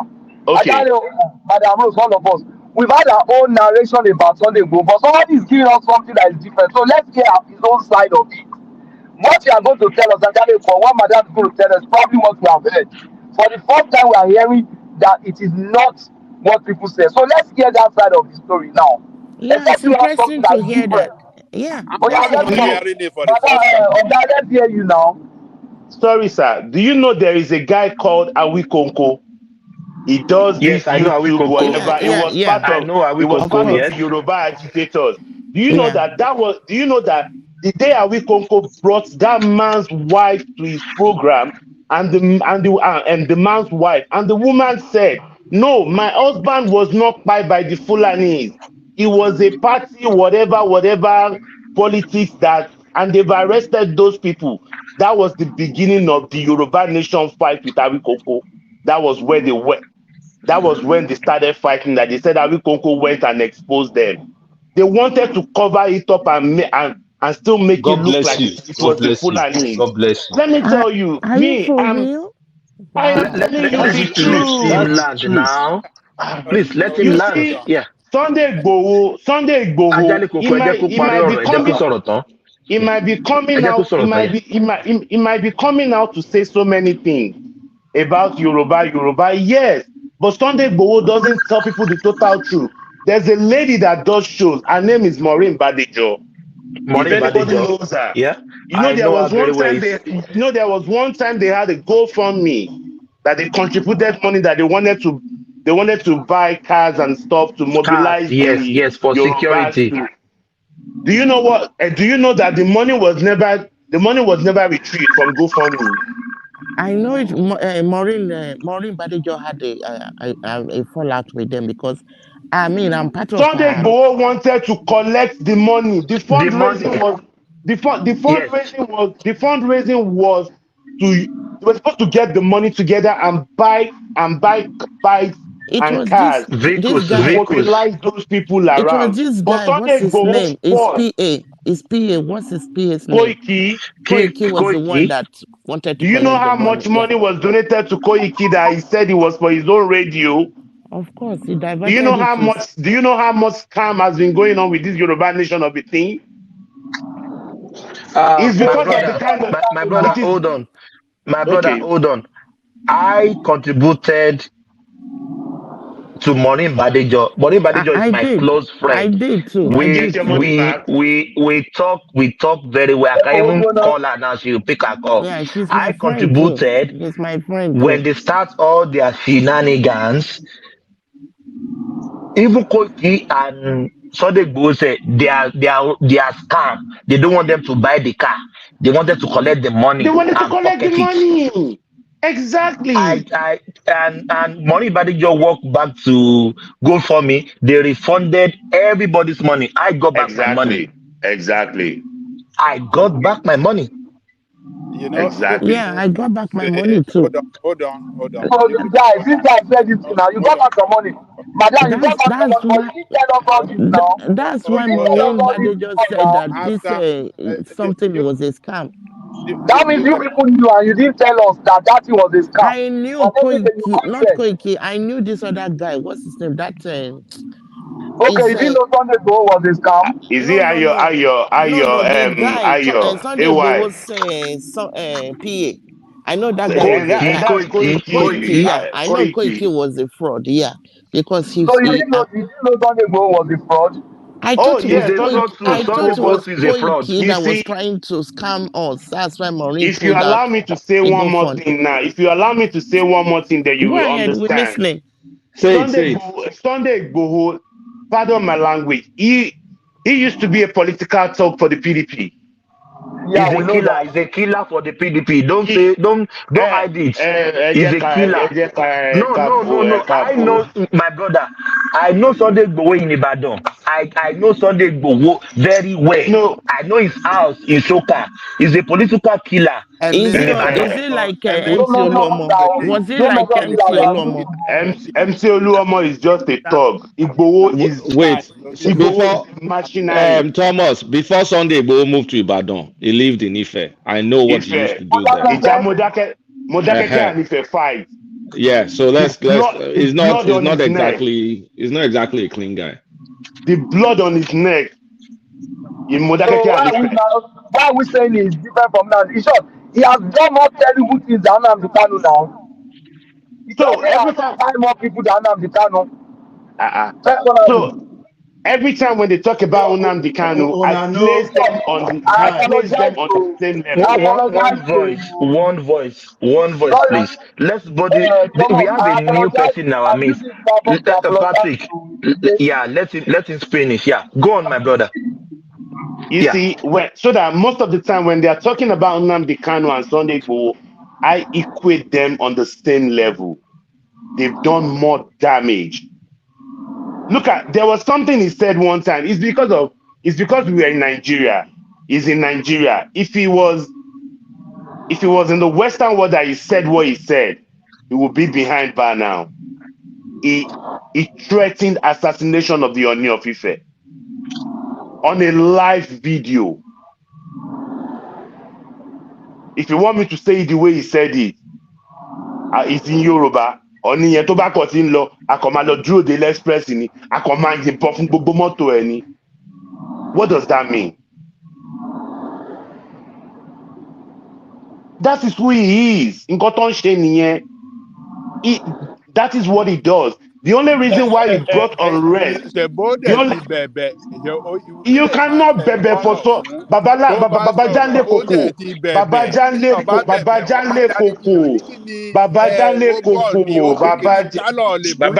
Koko. Babajanle Koko. Ẹ jẹ́ kí n land. Babajanle Koko ẹ jọ̀ọ́. Ìyẹn ò ń ṣe èbú o. Babajanle Koko. When I say Babajanle Koko. When I say orí èèyàn ò pé, that is èbú. When I say orí ẹnìkan dàrú, that when I say I am going to kpai somebody, that is not èbú, that is a threat. Ẹ jẹ́ ká sọ̀rọ̀ síbi tọ́rọ̀ ọmọ Yorùbá lèmi tí mò ń sọ̀rọ̀ yìí. Ọmọ Yorùbá ni mí. It is an insult. Oni of Ife. Oni of Ife. Oni of Ife. I would I will not argue with you. I don't want to delete a call on YouTube. You know Sunday Igboho. Ajale Ogun. Ṣé ní kò tó sọ fún ọ̀nì o? Ajale Ogun. Ṣé ẹgbọ́ ti Tinubu? Èmi gbọ́ ti Tinubu live. Tó sọ pé tó bá jáde kàrú máa dà wọn bò látẹ̀yìn ni. Bó ṣe báwọn làwọn ń tẹ̀lé wọn. Wọ́n máa dà wọn bò látẹ̀yìn ó pọ̀ yẹn. Ṣé ẹ̀túngbà yẹn náà? Èmi gbọ́ yẹn direct. Mo ṣe gbogbo yẹn ṣé kò ń ṣe ìhàlẹ̀ lásán báyìí. Yeah, no, you know, there are some things you don't say. Ṣé kí n sọ̀kọ̀ tí òfin kì í ṣe halẹ̀? Ẹ jẹ́ sọ orí tí òfin kì í ṣe halẹ̀. Ká ní pé kò ń ṣe tó ti bá èèyàn rí ni, a máa ló ń halẹ̀ ni. Bọ̀ ó ti ṣe rí dáadáa. ẹ̀mí èèyàn ò jọ lójú ìyẹn ò halẹ̀ náà ká nínú àwọn afẹ́ pé àti ẹ̀lẹ́ yìnbọn sókè lásán ìyẹn a máa lọ pé ilé How ìfẹ́ do ló you halẹ̀ know? ní. èèyàn Wọ́n tó mélòó ti Were ṣe lẹ were rí you there tọ́wọn with him? èèyàn Were àwọn you ẹbí there wo with ló him wá rí pé when he did ó that? pa wá lọ́mọ o àwọn ẹbí wo okay ta ló àpíìtì ẹ̀ Exactly. look at you. Baba, àbàyàn jẹ́ lẹ́yìn yorùbá yìí okay, ẹ má Baba, máa Baba bàyàn jẹ́ Janle káàkiri Koko. Baba Janle Koko. ẹbí wo ló jáde rí pé Baba lágbájá Janle báyìí ó pa Koko. wá lọ́mọ o ẹbí wo ló jáde rí. Baba Janle My Koko. brother, ẹ jọ jẹ́ kí jájálẹ̀ òkò lóhùn. Hold on, Jẹ́ kí everyone. jájálẹ̀ òkò lóhùn. Hold on. We must have one voice at a time. Sorry, Jare. We're having about 4 voices at a time. so which family has ever came out to accuse him of buying their family member? Who? Where is that? Where did that happen? When did that happen? Have we ever seen anybody that step out to say, this guy buy somebody that I know? But you guys are saying it emphatically that you know someone that he has ever buyed before. Why are you people doing like this?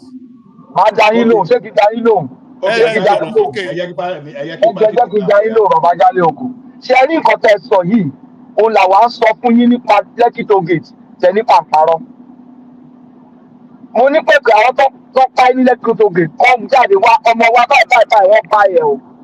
Ẹni kí ló dé ta sọ bẹ́ẹ̀? Ó lẹ́yìn sọ ní ìtẹ̀bálísì síra yín. Ṣé ẹ mọ̀ bẹ́ẹ̀ ṣá? Okay. Ṣé ti Sunday Igboho èèyàn wo lẹ mọ̀ tó wọ́n sọ wípé o tó jáde pé Sunday Igboho ló pa wá lọ́mọ o níbo ló ti ṣẹlẹ̀ rí ṣùgbọ́n ẹ̀ ń sọ ní lẹ́kọ̀ọ́ ẹ̀ ń fi gbogbo ẹnu máa sọ bíi pé ẹ mọ̀. Okay, Ajale Koko and Oga Pato, let me contribute my own. You see, one thing is this: the fact that Sunday Igboho is a political tour with that one alone is illegality. So probably, I'm not saying he has done it. Probably there's the tendency of doing it while carrying out his story. That is possible. Even the Yoruba elders that accepted him into the Yoruba Nation project, they know all this fact. It's not as if they don't know.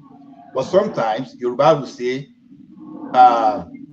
Tori were ile, Tori were talashe ni were ile. You understand? You now see the like of Sunday Igboho as were ile, that is has its own usefulness, but it doesn't take it away. Let me finish my narrative now, so that narration. So they just overlooking. They know that it's a political talk, and the probability that it must have named someone that he got himself involved in Modakeke and Ife war is very unlikely for him not to have pied someone. So let's just take it that way.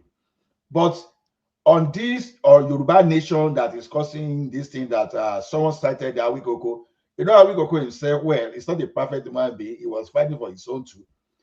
The entire thing, I look at the bigger picture. You know, there's this word they will say imotu, imojo, imoeniki indale. You know, you understand? It's like somehow, asasi, indirectly they be introducing into this type of program, and this is where we have to be very careful. I can hear story about the narration, the narrative about the person in diaspora that arrived, and the way that it was not Fulani. That, see, let me tell you one thing. Even the wife of that man could be threatened to come out and say otherwise. No, I disagree. Ola, no. It's my opinion. Don't disagree. Say it when. You understand? They cool. You understand? We've seen how police frame some people up when this guy, when Oshiomhole was the governor. It was Oshiomhole that came out that he brought out this investigation that police were lying. And look at what happened yesterday too. When the police were saying, oh, they carry someone that confessed that, see, that has never kidnapped his life, but that confessed that he has committed a crime. Ola, no. Now, you are going to another tangent. You are going off the tangent. No, it's what we know. Ola. You can tell me story about Igboho. No. I grew up. Let me, my brother. Yeah, I grew You up are in the one Ibadan. missing it. I have established No, that Igbo as a criminal, if you want to take him for his past crime, there's a record there. He was involved in Modareke and Ife war, and it was a political talk. That is enough. But on this Igangan issue, I've seen some people here. Mike now is not here now. Mike will jump here now because his own fight is against Igbo. Because of that, it will say Fulani people, they are very innocent. Look at the narrative they brought about those people kidnapping in Abuja. What do you think they are doing? They carry someone that confessed that is an armed robber. They say, oh, this is a kidnapper. Whereas the real kidnapper, you've not brought him out. You are bringing an armed robber to now rebrand him as the kidnapper. Just because we are to cover some people. In cases like this, don't rule out because having Boko brought someone online. Don't rule out the fact that the wife could be threatening to say otherwise. You may not even want to believe I disagree. No, there's nothing. Nobody Thomas, please, can threatening. I come in, please, Thomas? Yeah, Please, can I come in one quick? Yeah, yes. You see, she was never threatened. She was not threatened. She came out for justice because to clear the hair. The Fulani herdsmen that they were shouting, they were never caught. They were not present. But those who perpetrated that act, they were arrested, and they were Yorubas. If you want to talk about Sunday Igboho, it might not be true. Yeah, it is not true. It is not. I won't argue with you. The thing with this is this. Sometimes what you know is what you know, but start forcing what you know on other people. And I'm not forcing it on you. Sorry. That's what you're doing. And every majority of everybody speaking, you're doing the same thing. You're lying to everybody else, saying this is what sort of line of talk is this? Will you allow me to land? So people cannot share their opinion. No, he's not. Will you allow me to land? Sharing their opinion. They're saying Sorry, will you allow me to land? Oriola, wait. Will you allow me to land? Body, hold on. Kolata, I think you want to say something here. Yeah, because I don't realize coming off some weird angle. Like people are expressing what they know. Nobody is forcing anybody's opinion on anybody. And I'm just calling you out. So let them express their own truth. Is for you to either believe it or don't believe it. But don't say they're trying to force anybody to do something. But what they're doing is forcing it on everybody. It's not forcing anything. They're expressing what they know. It may be true, it may not be true. That's not expressing when you're saying it is an expression. Let them talk. That's what do you mean that? Hold on, please.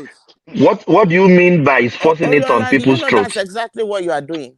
What you are saying. That's exactly what you are doing. Tell me. This guy is just expressing himself. Tell me how I did that. You just claimed that I'm doing the same thing. Tell me. First of all, do you know anything about this Sunday Igbo situation? Yes or no? Wait, listen. I'm talking to the lady now. You said No. Answer me that question, because otherwise, let them continue saying what they're saying. We're listening. Yeah, I know what they're talking about, but my own point of view. Do you know any other truth apart from what they're discussing? Any other truth? What do you mean? Yeah, I know any other. Okay, then say your own specific to what they're discussing, and stop trying to filibuster them. Wait, why would I say something if I don't know something? If I say something about the Igbo situation rather than saying someone is trying to change someone's something. What do you mean that I don't know? I don't know that. Okay, then if you know something, say it. Yeah. Hold on, everybody, hold on. Oriola, what Kolata is telling you now that Bazu is telling us our own truth. Tell us your own truth as well. Yeah. What do you know? Tell us. Yeah. See, wait. So you don't know anything. Listen, you know nothing. Let them continue, Joe. You're not even listening to me. See, that's exactly what I'm saying. You're not listening to me. You're just trying to force your own opinion on me. And I'm not saying. Come on. Now you are reversing it. Now we are the one forcing our opinion on you. Yeah, that's what you're doing. That's what you're doing. Yeah, that's what you're doing. Tell us your truth. Tell us your truth. Everybody will keep quiet. Listen, no, don't speak to me like that. You said you were telling me what's your own truth. If you don't have any truth, then why are you even talking? And I'm telling you that Even if I have to say something, you didn't even let me say anything. You just like, oh, if I didn't say anything, that's it. Just don't worry about it. But what I'm saying to you is what I'm hearing from you guys is more like this is what you know, and that's what you think everybody should just accept. And that's not the way Then tell us what you what work. you know. Tell us Tell your us. truth now. Tell us Yeah. your truth now. Okay. What I know is what you guys are saying is not the truth. That's not what No, it no, is. no, no, no, no. You No, don't say claim what we are saying. What you know. Tell us Sorry, got what to be you know. claim. Well, okay, so your claim Let is Oriola You are Oriola sọ̀rọ̀, whatever he's going to say, let him say it. okay. You are gagging him. So your claim is this. Your claim is this guy is a criminal. This guy stole money. This guy they Who said donate somebody money. stole money? Who said that? Who said You that? guys said that. You guys said that. You said Oh, that there was. you guys continue. Let's educate What us. does this guy mean? What do you mean? Why Okay, don't you let let him me land speak? now. Ẹ jẹ́ kó What's your own land, business with for this? God's sake.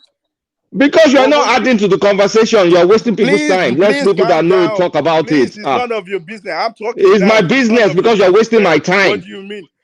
It's my Wasting you're whose wasting time? my precious time. Wasting People are whose talking about time? specifics. You are just Everybody saying else is some not saying anything generalities except for nonsense. you. What's your own?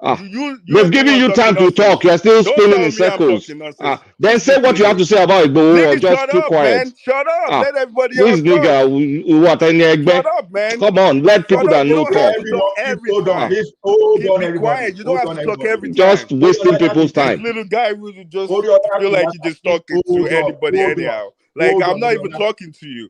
You don't even You, put your mind in the Hold on. conversation. you don't in the have first place. anything to add to contribute to Be the quiet, conversation. please. Be Let quiet. people, It's let none of your Boaz business. I'm continue, and talking now. let's wrap this up. We'll wrap Just saying what up? I'm or pattern. talking now. Please You hold on. keep quiet. I'll talk. It's none of Oriola, your hold business. on. If you can't leave, then you can leave. No, no, no. Don't insult. No insults. We're having conversation. I meet you. No, Yola, calm down. Everybody will keep quiet now. You tell us your truth. We are listening. Now you're listening. What I'm saying is the guy didn't steal any money. You claim that Koiki is stealing money. The guy did not. The guy didn't even Who said start. Koiki stole money? Hold on You there. guys said Hold it. on there. I was Oh, listening I to you said, guys. are you? You said Do he you want to donated have money to you conversation? guys. No. Thomas. My brother. Thomas. No, Ajani Actually, Koko Enisuru. hold on, Thomas. No, Ajani Koko, Somebody no. actually said Ajani that. Koko Who is? Hold on. Oriola is not talking out of point. Somebody actually said that they were scammed. They stole Oh, I people said money. it. Oh, They yeah, I said said it. it. Yeah. Yeah, I Yes, said it. he said it. So That was Koiki. No, he's deviating from Igbo. He's deviating from Igbo We are talking to about Koiki. Igbo, not You Koiki. see, he's no. You can't muzzle Igbowo it and up together. Koiki, they are related. Oh, Àwọn ni we are wọ́n sọ̀rọ̀ sí discussing wọn pé about they stole Igbo. money. No, they stole money. Yes, they stole money. So this guy is confirming it, and Oriola is he tried to refer to that statement in order How to does buttress his point, then and he let should him land now. no. He should prove to us that they did not steal money. Okay, hold on, please. Hold You on. want me Everybody to hold prove on, to please. you? So what's your own Everybody, please claim? hold How do on. you know? Were you there with Oriola, him when he was stealing money? Oriola, Were could you you there please with him? hold on, please? Could you please hold on? Everybody, I don't want to hear anybody's voice now. Please, let's hear from Oriola without interruption. Go on. All right. But So don't say what we. Hold on, please. Hold on, please. Don't say what we don't say. Go on, all please. right, everything that I said is not what you guys didn't say. I was just trying to debunk what you guys are saying. The thing what I know is Go this. on.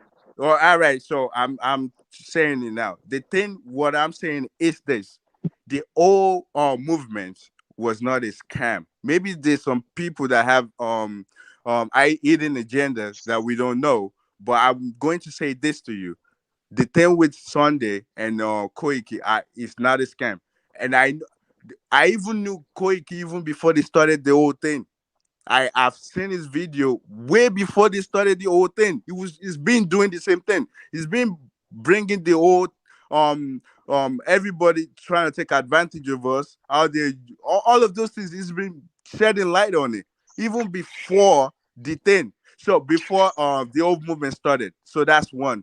You were claiming that they donate money to this guy and he didn't purchase cars. That's what one of the things that people said. They show it to us. You are that is your buddy. No, Wait, what is interruption. owned? No, You guys said that. Oriola, do you want to have conversation or you want to shout support on top me? I'm the How am I moderator. shouting? I can cut you off. Yes, let's have conversation. Don't say you can cut me off here. Oh, Ajale Koko, please. Ajale Koko. Let me moderate this section. Ajale Koko, please. No.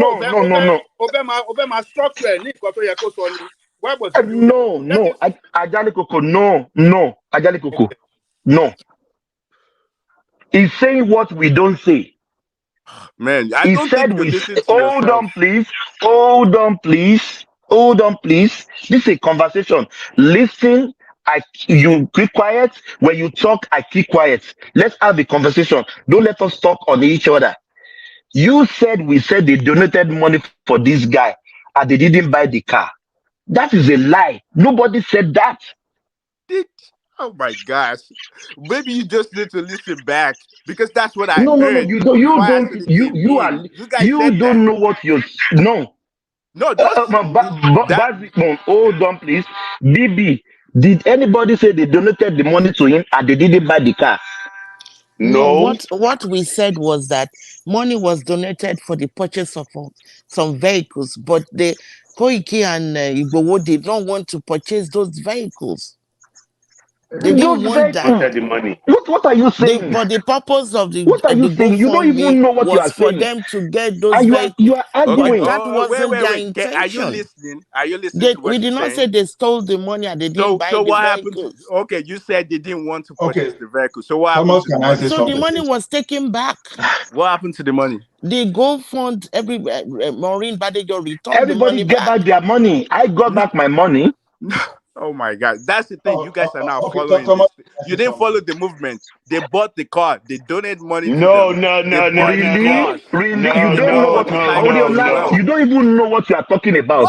What are you talking about? What's this guy there? Thomas, you need to calm down. This is a two-way conversation. Stop acting You don't know what you are talking about. No, don't tell me I don't know what I'm talking about. Okay. Wait, can I line this Ola, please? Let me say this real quick. Let me say something to Thomas. Sorry, Ola, you will continue. See, Thomas, for us to happen. No, don't try to teach me how to moderate, please. Ola, don't do that. You do that often. Don't correct me, please. Thomas, listen to me now. You are just saying don't correct me. No, please. If you want to correct me, don't correct me. Oriola doesn't know what he's talking about. You know that saying is disrespectful. You're telling that's what I said. It's not disrespectful. You don't know what you are talking about. You don't say that. Don't say that. You don't have to agree with what I'm saying, but don't say it's not true. You can say sorry, Thomas, can I come in quick? You have your own point of view, but don't just tell me that what I'm saying is a lie. Just the same way, everything you've been saying, I don't agree with it. But you cannot. You don't have to agree with what I'm saying. But you coming out all straight and saying that I don't know what I'm talking about. It's very rude. Yeah. Hold on, Patrick. Ola wants to say something first. Then you come after Ola. Ola, you have the floor. Now, what for you, General? You just attacked me. I was just going to give a suggestion. It's not a matter of correcting. The suggestion is this. I'm sorry. Yes, go on. No, that's okay. Now, maybe I just want to say, is it possible for us to structure this thing? Because I know that for us to see the root of this thing, can we just structure ourselves for like say 2 minutes? Whatever you cannot say after 2 minutes, then listen. So maybe we give Oriola like 2 minutes to say whatever I want to say. Someone will counter, another person will counter. That's what I want to suggest. Ola, hold on, please. What is making me angry and raising my voice? Oriola is saying what we haven't said. Exactly. Let me quote him. He said, we said they donated money and Koiki stole the money, which we never said that. That is why I said he didn't know what he's talking about. BB, Princess, did anybody say they stole the money? No, we said GoFund was raised so that they could get vehicles. But Maureen Badijo now found out that that wasn't what they wanted to do. So the money was returned to everybody that contributed. I got my money back. God bless you, my sister. I We got back didn't my say money. Koiki stole the money and didn't buy the vehicles. We didn't say that. Thomas, can I come in now? Yeah, Patrick, go in, my brother. Ola, Patrick, hold on. Ola, can you step in for like 40, 30 minutes, please? I will That's okay. step back, please. Let me just cool my temper. No, that's okay. My brother. That's okay. My brother, Oriola. Oriola, please, I have a question. Is Oriola there? I have a Let me question. quickly put this in for us to. Please, just can I just ask Oriola this question, please? No, please, Patosi, hold on. Let Rosie put the position, then you come please, after. my question is this, Oriola. Did you know that Koiki, when they were contributing money towards this Yoruba nation, that he was accepting money to his private account and refused to give account of how much was contributed to his account? Koiki is a journalist. If you go to any newspaper, there's a section where they will ask you, can you donate? Just like when you look at Wikipedia, I'm not sure if you're familiar with Wikipedia. I get emails from there as well. Of course, I'm donate familiar money. with Wikipedia. So that's the same process. He has a website. If you want to donate to the work that he's doing, and the thing is this: you guys only know him during the Yoruba Nation thing. You didn't know him way before. I've seen his video way before that thing started. He's been doing the same exact way, the same thing. He's been saying the same exact thing. If you want to donate to my stuff, and he will bring, and what he was doing is just to showcase Yoruba stuff, how like we're manipulated, all the slavery era. That's what he's been doing. So you guys come in here and just telling half truths based on your own point of view. And that's what I'm saying. Like, you can't force your own point of view on everybody else just because that's what you know. And Mr. that's Oriola. where you know it from. Okay, that's okay. Patoski. Thomas, can I come in? Yeah, thank you. My brother, Koiki, you see, where I want to start was where you had issue with Kulata that people are forcing the truth. If you remember, when this my other brother was telling us a different narrative about Sunday Igboho, most of us never knew this and we didn't believe this. So we say, okay, we have heard that now Sunday Igboho is fighting for everybody, he's doing this. This person is giving a different perspective. Let's listen to him. So he's not forcing it on us. We requested to hear a different perspective. The opinion you are holding was what we.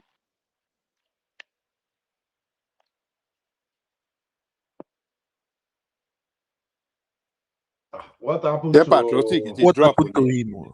Patriotic dropped. See, the thing is Let me this. say something. My whole point is this. Let's just face this fact. Okay. It is true that we have Yoruba Nation, right? The movement was genuine. But the another fact is that some people saw opportunity and they undermined that in using that one now to try to make money for themselves. Whether they solicited for money separately along the line without this thing or whatever. But the fact that you have this motion, and that was the right time now, you now find your own voice now to say, okay, we want people to give you money. Let's face that fact. That's conflict of interest already. So where Sorry, you have can you give me 2 minutes to interject, please? 2 minutes. Yeah, I will give you the minutes, but I want to bring Patoski in again. So I give you the minutes for sure. I give you the minutes. Okay. So Okay. after that, so Patoski, round up your word and let Biggie continue. Sorry. What, Okay. what I'm saying is that yeah, the guy didn't force opinion on us. We requested to hear that dimension of the story. Someone like me, I never heard that before. So it's not forcing it on us. And when you say you people, we didn't all say that. It was the guy that was expressing his own argument. So it would be right for you to say the last guy that spoke said so and so instead of saying you people. That was one of the. I think those are the kind of things he said that made Kulata to say, look, you are not really saying anything new. So he was pushing back at you. So that's the point there. Don't say you people are saying this. The last speaker said so and so. And He's not forcing any opinion on us. He's just expressing himself. And when Madam Rose said that you were forcing your opinion, he said, in what way? Because in the same way the other guy was talking, that's the same way you were also talking. If you say the guy forced his opinion on us, it will be appropriate if she also said you are forcing your opinion because you are only expressing yourself. It means that anybody that expresses himself on the platform is forcing an opinion. Rather, we are all giving opinions. So come up with your own facts, not your own truth. Come up with what you consider to be the truth. Then we will weigh it and decide whether it is good or not. I'm not going to ask for what you say, so that cannot be forced on me. Thank you, Ola.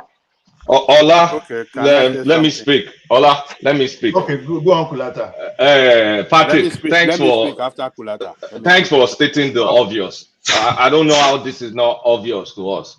And by the way, we were talking about Igbo, not Koiki. I think people already left Koiki. I don't know Koiki. I don't give a shit about Koiki. The people were talking about Igbo and his past, and that was the conversation we're having. And somehow, when there's no additional information, it now turns to a Koiki, and I think we've derailed the conversation. I'll appreciate if Boaz can get back to what he was talking about. And if anybody has alternatives about that Igbo guy, you should talk. But don't just, Patrick already did it justice to it. So let's please. get back to that, what we're talking about. Let me say something. Let me say something about Igbo. Just 2 minutes. 2 minutes. Ganiyu, please wait. Can I say something? Ganiyu could just give his input. Okay, this is it. You see, Maureen,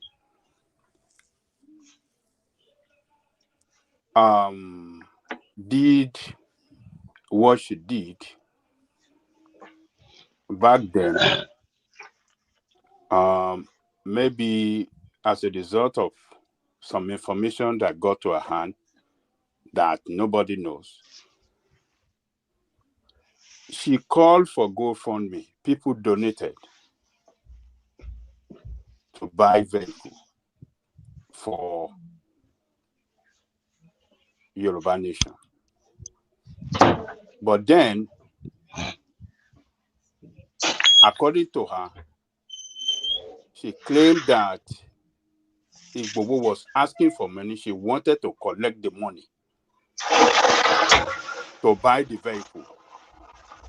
While what she wanted to do was to use that money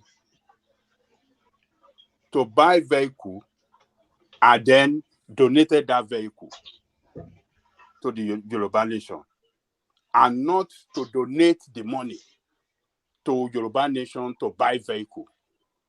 So I think that was miscommunication between them.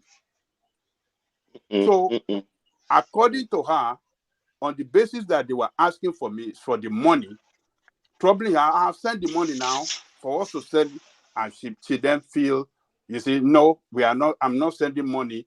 The arrangement is that we are going to buy that vehicle and donate that vehicle to the and not money directly to you guys. So, but because they could not agree, then she decided to, Baba Jamopo, that was not what happened. Let me land. You are giving the wrong narrative. Let me land now. See, Ganiyu, let him land. Even if it's the wrong narrative, then you can now talk. It's not me. I'm not talking. Yes, we know the politics you are playing. We know where you belong. So yeah, is that Ganiyu, right? This is Biggie. Biggie. Oh, okay. Sorry, I thought it's Ganiyu. So sorry. Okay. So, hold on. Let me land. So, but the issue is this. After them, we have some other people that donated money and sent that money to Sunday Igboho, and they used that money to buy some vehicle. They showed that vehicle now to the whole world. And I think that was what Oriola was trying to tell us when some people were trying to shout him down. Some other people did their own donation and gave it to them, and they bought that vehicle. They showed that vehicle to us. So what we shouldn't use Maureen trying to justify what Maureen did and want to label them as, oh, they wanted to, they were scammer. No, that's not true. That Maureen did what she did for some reason, best known between her and the Koike and the. But I am not going to believe in totality what Maureen said and then use that to condemn Sunday Igboho or label them as, oh, they are scammer. No, that is not fair. So this guy, everybody have their history, their past history, or their past. He have his past. He did some things, but Wait. a lot of things that people are saying, oh, he killed somebody. I have never seen anybody that accused him of killing anybody.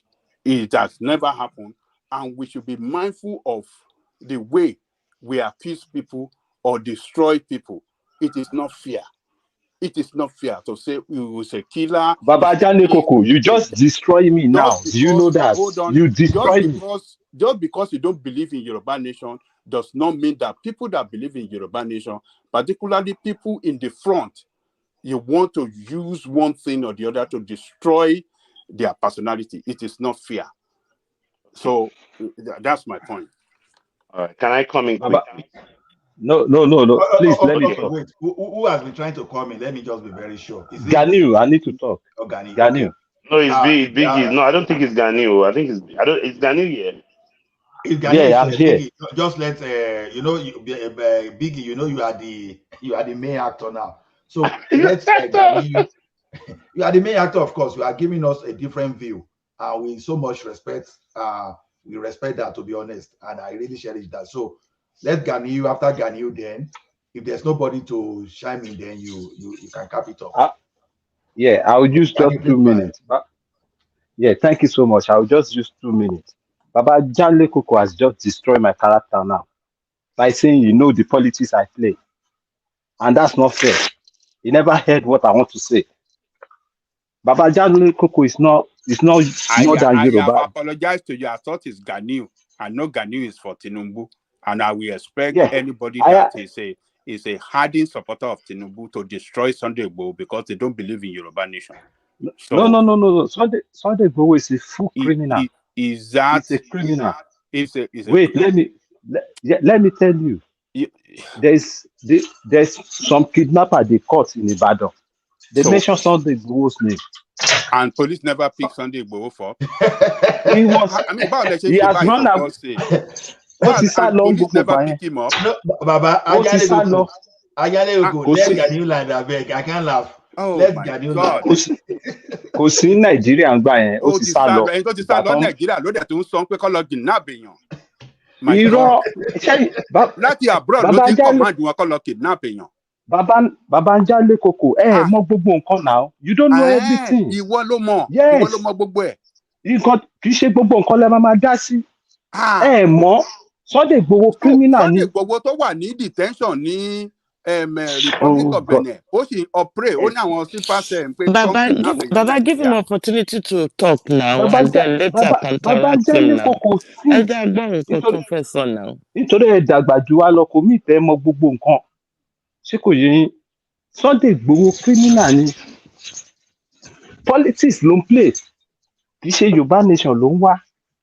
Every Yoruba wants Yoruba Nation. It's not the way Sunday Igboho wanted it. Sunday Igboho is playing politics fún PDP fún wa ni.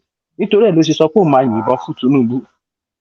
Tẹ́yìn ò bá gbọ́ yẹn, ó náà máa yìnbọn fún Tinubu látẹ̀yìn. But èmi ò mọ nǹkan tí ṣẹ́rí àwa Yorùbá àtàwọn ẹ̀yin tẹ́ kàwé nù wa, ẹ̀yin lẹ máa ń let wa down. Sunday Igboho is a full criminal. Ṣẹ́rí bọ̀bọ̀ Biggie tó sọ̀rọ̀ yẹn, ó sọ everything pa Sunday Igboho. Maureen náà, nǹkan tí Maureen ṣe sá fún nìyẹn. Maureen kọ́kọ́ rò bóyá Yorùbá Nation náà jà fún un. But when he now find out that it's all about money, that's why Maureen backed out. Sunday Igboho is a criminal. Tó bá wá sí Nàìjíríà, ó lọ ṣẹ̀wọ̀n ni. Tẹ́ ẹ̀ bá mọ̀ kí n sọ fún yín, he's not fighting for any Yorùbá nation. He's fighting for PDP. PDP. Dr. Aborode ìyàwó ẹ̀ bọ́ síta, ó lóun wá justice. Bàbá Dr. Aborode sọ pé politician ló pàyàwó ọmọ òun. The Aborode, Dr. Aborode, he did not die immediately. He died in the hospital. Àná dẹ̀ sọ̀rọ̀. So nǹkan tí mo ní kí n sọ fún yín nìyẹn. Thank you. Okay. Okay, Ajani Goko, you want to reply before Biggie? Oh, okay, Ola. So we all watched that video before when Sunday Igboho was going from one town to the other in Ibarapa area, meeting all the traditional king, and the traditional king were telling him what they were going through back then in the hand of the kidnapper. And the person they were all pointing accusing finger to was that Fulani man. Waziri. Is it Waziri or what is his name? All those kings. I mean, except video, Sunday Igboho was going to all the traditional, the other one about maybe 5 towns. All of them were pointing accusing finger. Man, man, Awusa Fulani tó ń gbé ní ìlú yìí, òun ló máa ń kidnap àwọn èèyàn. Tó bá ti, anytime someone they kidnap anybody, he's the one that he was always the intermediary to take money and get that person released. And even back then, they kidnapped one of the king of the Onigogon of Igogon, and they have to go through that man, to get their son released, pay him ransom, and he will get. So that was when Sunday Igboho stepped in, and the king gave him approval. He was asking them, Baba, Kabiyesi, kí lẹ fẹ́ ká ṣe? And they said, whatever you can do, that these people should leave, they should leave. And then you went to that man, and you saw what they did when you went to have discussion with that Waziri. They shot him that day. Wakili. It's not Wakili. It's Wakili is the one that was there was one Seriki there. I think it's Wakili now. Wakili is it Wakili? The one that they went to me that they shot Sunday Igboho right there, but Ajesara Ojeki Bono. Is different from Wakili. So Seriki is the overhead in that community. So they went to him, and they almost killed Sunday Igboho that day there. They fire shot at him, but their shot couldn't get on his skin.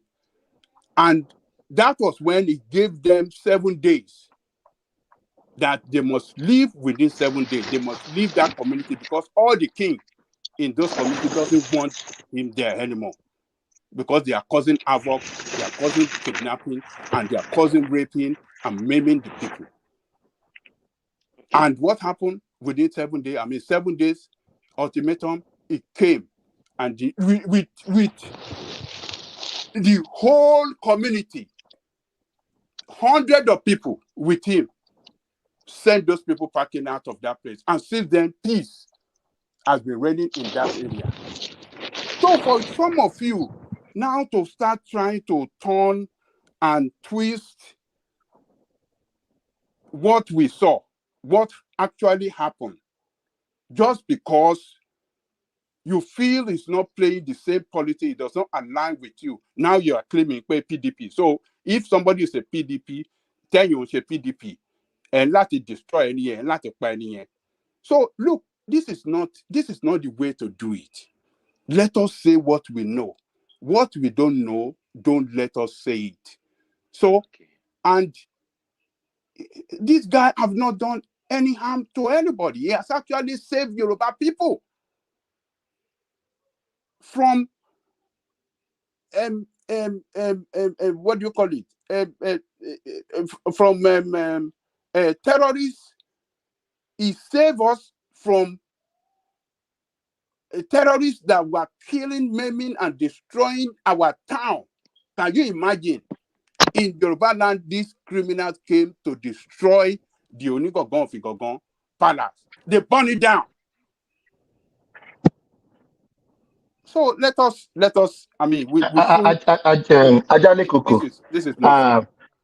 Ajale Koko. I've cooled my temper. Let me say some things that you guys don't know. Let's go back to the GoFundMe we are talking about, and I want everybody to listen attentively to me. Yes, Thomas, please. Sorry, 1 second.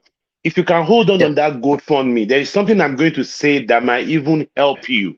So I would like if you can hold on. If you can hold on, please. Okay. I'll hold on. So let Babajale round up, and let Babajale Koko round up. Then Babajale Koko already round up. Yes, let me just say this. I have to step.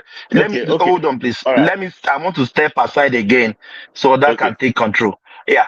Let me say this. What you guys don't know about the GoFundMe. Ajale Koko. Are you hearing me? Yes, I'm hearing you. Yes. I have your contact. I will check my archives. I will send conversation between Igboho, Koiki, and Maureen to you, for you to know how far I know about this purported scam Igboho and Koiki want to did that time. Maureen told them, we are contributing this money to buy the vehicle. We are going to purchase the vehicle and send it to you. Ajale Koko, I'm close to Maureen. I'm not proud. There's nothing Maureen will that is what do. I said. That is what I said earlier. That they wanted her to send the money to them for them to buy the vehicle. Yes. But Maureen wanted to buy the vehicle and send the vehicle to them. But Ajale Koko, in a normal it's a sense, miscommunication between them. No, Ajale Koko, it's not a miscommunication. No, Ajale Koko, let me land. If truly Igboho is not a scam and Koiki, what will he agitate them that Maureen should send the money by force? Because he used Sunday Igboho. Let me finish. She used Sunday Igboho's name to collect that money. Ajale Koko, let me finish. I'm not arguing that. Sunday Igboho is not Yoruba nation. Yes, let me even finish. I'm not even arguing that he used Sunday Igboho to collect the money. Fine. So if truly Igboho wants the vehicle, he wants the security in Yoruba land, why did he and Koiki want the money, not the vehicle? And when Maureen did the gold fund, she said it was specifically to buy vehicles here and send it down. Vehicle. So why all of a sudden they want the money? They want the money. Princess, I have conversation. I'm going to break your bubble. Between Igboho and I have it. So what you are telling us that do you want me to break your bubbles, Thomas? So what you are telling me is that if Maureen have sent that money to them, they won't buy the vehicle. They will have. We don't know. Is that what you But why didn't they want the vehicles to be sent to them if they really want those vehicles? Okay. Why were they refusing those vehicles being sent? Instead, they needed the cash. What of another GoFundMe that happened after them by some other people that sent money to Igboho and they bought those vehicles and showed the whole world? But the thing is that was even the first time. Go and sit down, man. It wasn't Baba Ajale Koko. That wasn't the first time. Maureen should go and sit down. Baba Ajale Koko. That wasn't the first time Maureen sent money. The first one was Maureen said there were many people in. No, Baba Ajale Koko. The first time Maureen sent money to them because they didn't send money to them. Baba Ajale They wanted Koko. to scam you. Initially, Maureen gathered money, sent to them because, according to information, there were many people. 2 or 3 million. 2 million. That there were people staying in Sunday Igboho's house. Yes, I did. That they needed money to feed them. They sent that one. Then she now said, okay, if you need to go around the jungles, we're going to send some vehicles down. So that was when that GoFundMe came up. Now, when the money was ready, they wanted to purchase the vehicle. Then they changed plan that no, they needed the money in their hand. Rosie, let me bust you. No, Thomas, Thomas, BB, please, 1 Biggie, second. hold on. I want to step Oh, away. Hold on, please. jeez. Do you know what happened again? Okay. At the long run, they now change the story. Igbowo, he always sell money. They should send the money. Igbowo will go and buy the vehicle. Money say, but why you guys behaving like this? She doesn't care if Igbowo sell motor. She wants to contribute money, buy the vehicle, send it down to Nigeria. Why can't you wait? Why are you worrying about the money, not the vehicle? Thomas, should I burst your Baby, bubble? my brother. let me burst your bubble.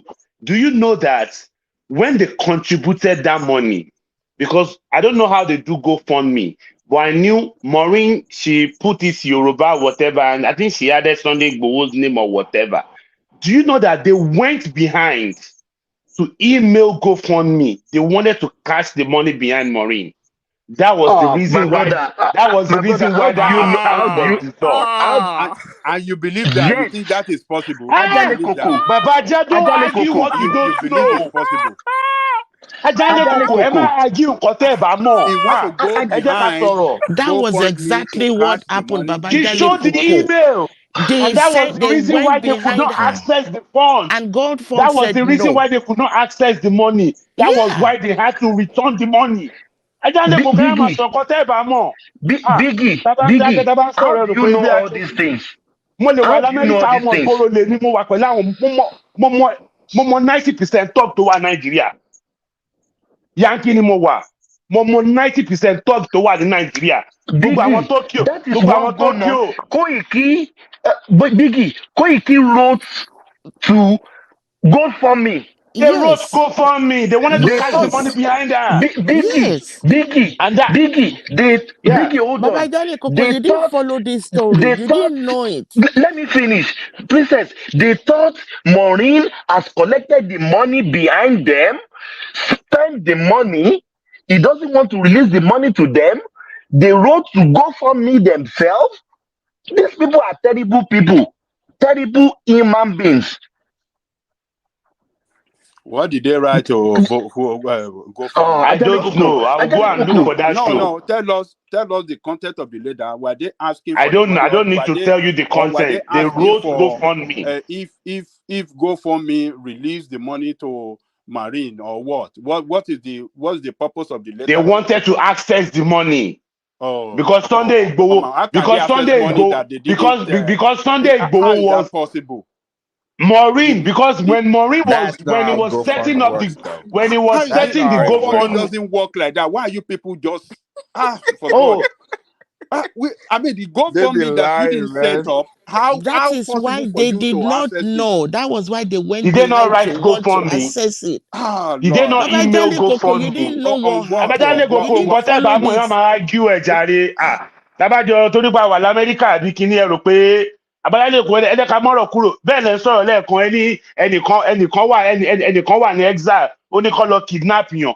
Half of the drug deal tó ń lọ ní Yankee, do you know that majority of those deals come from the prison? Drugs on the street. I don't know anything about that. And you don't know because you don't know. Yeah, but Yankee is not Nigerian though. I don't know. I can be too much. Oga, let me tell you. The way I mean, you can talk about. I mean, Oga, let me tell you one. Let me tell you one thing. As I'm a Yankee here, yes, I'm here too. I can arrange something to happen in Nigeria so tonight. do you mean people that are behind the bars, they don't arrange crime? Don't twist it. You're talking about the people do you mean they don't arrange crime? Here. People behind the bars, they don't arrange crime. Cut the shot from prison. Yeah, that works here. You can't work in Nigeria. It's not that way. It does in Nigeria. It does in Nigeria. No. But you are not in prison. You're not in prison. In Nigeria, you can't work that way. You can't work I'm not going to show you. Let me tell you one thing. I'm not going to argue with you. You don't have to argue because what you're saying is not true. You don't have to argue. But do you know Nigeria is even more corrupt? Do you know Nigeria is even more corrupt? When we talk about the street, you are not on the level I'll be discussing with. You don't know anything about the street. Well, you know nothing about the street. Yeah, you know about Nigeria. You don't know the street over here. That's what I'm telling you. when you're What the talking fuck about you how talking the prison about? system work over there, yeah, you can Oh talk that, but it shit. doesn't work that way here. That's what I'm Oh telling you. shit. Yeah, you can I'm tell not me. gonna I'm Tell not me. I'm not gonna Tell me I'm how not it gonna works. argue with you. You don't have I to think because you there don't is know no it. point. There is You no don't know point. it. Let's just You move don't have on to to argue with something it. else. I'm not Tell gonna me. argue Tell me with how it you. works. Tell me how it works. Tell me. Tell me. I'm not gonna I'm argue listening. with you. It's Because okay. you don't know it. That's the thing. You don't. Stop hiding under the cover and telling us lies. Let me talk now. You guys have been talking since I've been listening. Thank you. Thank you. So now, you guys have been talking like Igbo. Igbo Well, is you want to tell not us even how in the things country. work behind it? You You want to people, tell us how things people work behind the bar? change the. You people should change the topic, please. Let's put Igbo by the side. All these things just how to hammer in Nigeria. It's all about making We are money. digging out some Okay. truth. You Why are cannot you dig You out the talking can't truth, you about? can't madam. You you can't can't. keep you can't keep shoveling the truth to the side. No. You Sometimes you need people, to discuss it and let it are come you an out. insider? Okay, Boss hold on, let's everybody, change please, if this you don't subject, mind. please. Hold on, everybody, hold on, please. Thank you. Say, if everybody is comfortable with moving on from the topic, we do, because I know A will say I'm saying the truth. What's happening? So I know A will say I'm saying the truth. B will say I'm saying the truth. So the fact remains that none of us could categorically say, oh, I was there, I was present when those things. So because it's going to depend on the narrative they push to you. So that is why Nobody's pushing. As for me, I'm not speaking for anybody. As for me, Mr. I Biggie, can please tell. listen now. I Listen, can Mr. tell you Biggie. no. Mr. Me, Biggie, I As for can please tell me, you listen. I know what. 75% things I'm telling you, they are Biggie, things I okay, know. Biggie. Okay, Biggie is okay. As for You me, can for say the whatever. GoFund, I was involved, so I know what I'm talking about the So GoFund. no, I know. Look. I understand. So let's just forget about this one today. But the only thing I've said is that the fact that you are pushing Yoruba Nation and you are doing your own side also to bring it along, that is a conflict of interest. So that Exactly. has got a lack of credibility. That's the only thing I say there. But every other thing, let's leave it the way it is. Let's Mr. Trump want to give us another Ola, topic. can I ask you a question real quick? It's something different. Let me ask you. How do you think Okay. the Teleton works? How do you think the Teleton, whenever there's fundraising and they're doing Teleton, how do you think it works? Do you know how it works? Okay, tell us Or how it works. no, I'm asking you. Do you know how it works? Yeah, I So know. let me okay. I I'm know how definitely payment system works generally, but I don't know product specific. I will not say I don't want to go product specific. okay. So So let me give an example. You know, like how like if you have cancer or you have anything, or maybe let's use this. You remember when the hurricane happened in New Orleans and they're doing TV telethon? Do you know that there's an agreement that the only money that will go to that relief probably will just be 10%. The other 90% is going to the network that put the whole thing together. Do you know that's how it works? that's how payment system works generally. So Exactly, except you but want you're to be saying no. benevolent, yeah. I'm just trying to like see the whole thing. Like you saying that because they're collecting money on the side and they're doing one thing is not good. But remember No, that. Odiola, that's not what I'm saying. Odiola, get me right. You are fighting for Yoruba Nation. You understand? Why fighting for Yoruba Nation? Why are you begging for people to support you for your own studio? Why are you hiding under that umbrella? So everybody that wants to join to see as opportunity, they will start doing something parallel along the line. Let us focus. That's conflict of interest. I work for the government agency now, for example, and I start doing some contracts against the government agency. That's conflict of interest. Stay with your Yoruba Nation. Let your radio, whatever you want to do, come later. But once you start doing all those things, people will start suspecting you. So why Even does no the matter how keen newspaper? you are, So why does the newspaper? I don't know. I'm sure. I think Toronto have like Toronto Times or whatever. I know New York Times have one. And when you look at them, if you look at the newspaper, you look at their page, they ask for Odiola, money though. They you are ask not for getting money. my point. Let us move away from it. Let us move Okay. away from it. So, Mr. Trump, you want us to give us a policies on investment. You know, me, I like money, right? But the thing is this: In Nigeria today, you can't even go to your farm without carrying, even if you carry escort, sometimes we are not so sure of even the escort you are carrying. So now, how do I make money in a country where I can go to sleep tonight? I don't know if I will wake up in my room the following day, or I will wake up in the bush where someone has already kidnapped me and start asking money for. Ola, this sorry for cutting you here. Right. This issue we have to iron it out today. I'm very upset. No, Okay. do you know Okay. Ola and everybody? Do you know what upsets me? It's something I know about. Ola, Maureen has called me one day. We spoke for 2 hours.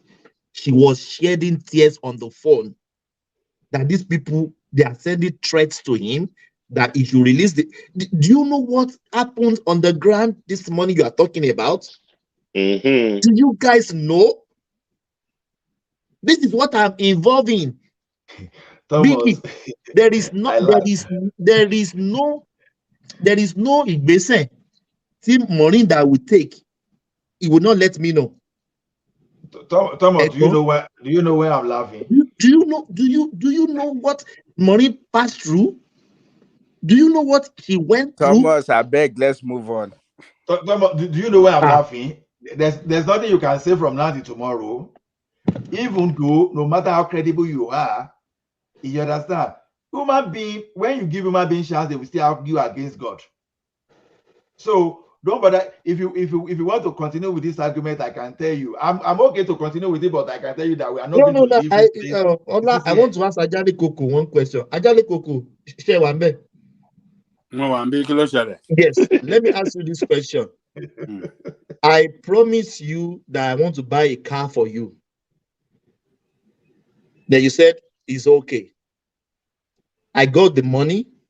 I wanted to buy the car for you. And you said, no, don't buy the car. Send the money. It's the money you want. You will buy the car. Won't you be suspecting some hanky-panky there? That why are you bothered about the money I want to send to you? Do you want the car or do you want the money? Because that is what went on between Maureen and Koiki and Igboho. Maureen sent them 2.5 million or 3 million. And later Maureen asked them, what do you guys need to make this job easy for you guys? And Igboho said, they are not strong. If we are going to the bush, we need like a vehicle that will carry us along. And Maureen said, Thomas, you really know the real story. Go ahead. Maureen, I can call Maureen Ajale Koko. I'm the one that gave one man the contact of Maureen for her to come on this platform, for you to know how I'm very close to Maureen. And Igboho said, we need car. Maureen said, no problem. We just contributed 3 million for you guys for eating of the warriors in the house. I will go back to my people. I will still talk to them. And they started, the money rose to almost 50,000 pounds. Mm-hmm. But they were, Thomas, do you know initially? Bring the money. Initially, do you know what moved Maureen? She didn't believe in their cause initially, but when she saw Sunday she told me that she didn't believe and said, "Are you okay?" Sunday said he's going to do, and he did it, so she was moved. That was why she joined the cause. Is the Igogo that Igboho went that I will go there? That is what convinced Maureen. Ajale Koko, answer this question. Now you are saying bring the money. We don't buy the car, bring the money. Won't you be suspecting some hanky-panky there, Baba? These people are not clean. No, their ways are not clean. Ajale Koko. Well, like I said, Maureen have the right to,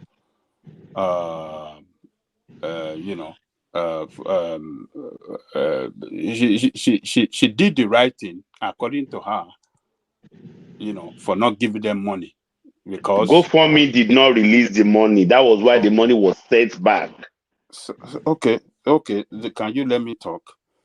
So Maureen did the right thing for not sending money to them, because according to her, it was vehicle that she promised to give them and not money. That is fine. Yes. So she did the right thing. I'm not gonna, condemn her for what she did, because that is her own story. So the Koiki on their own part, I think they said something in response, their own side of the story. I can't remember, but they said their own side of the story. But what I'm trying to say is that, okay, I promised you car. You said no, give me money, and I decided I'm not giving you money. Instead of sending money to you, I will return money to the donor. So she has done that. Why do we want to use that to say, oh, have they committed any scam against anybody? Why do you want to continue on the basis that, okay, they were asking for money? Why should that connote, a status of a scammer? Don't you ask yourself, why are they saying. asking for money? Why are they asking for money? Well, they asked for money. She didn't release money for them. And then why do you want to use that to say, oh, I know they are you are. scammer, I know they you are are thieves, Igboho. they are I this, know they you are are that? Igboho sympathizer. I mean, Ajali Koko. Let's be Ajali Koko. Hold they on. didn't release the money. I have said, listen, we don't need to drag this thing. I have praised her for what she did. Ajali Koko. Because according to her, it was vehicles she promised to donate. And Ajali Koko. Oh, no, mi jẹ́ kẹ́ sọ̀rọ̀. Gbogbo gbàkọ́lẹ̀ máa win ní agreement. Jẹ́ fi ẹ́ sílẹ̀ ńgbà yẹn, máa sọ̀rọ̀. Ó ti sọ ti ẹ̀ bá dẹ̀ sọ, ó dẹ̀ continue. You wanted are we competing for anything? No, really, no. It's a conversation we are having. Over what? Nothing. It is nothing. What I'm trying to tell you is that I don't see what anybody did wrong. She didn't do anything wrong. Wow. And Igboho too themselves did not do anything wrong for anybody to say, oh, they are scammer, they are this thing. Yoruba never get better. Hold on. If you had released that money to them and then they didn't buy that vehicle and they use this for another thing, then that is when you can. No.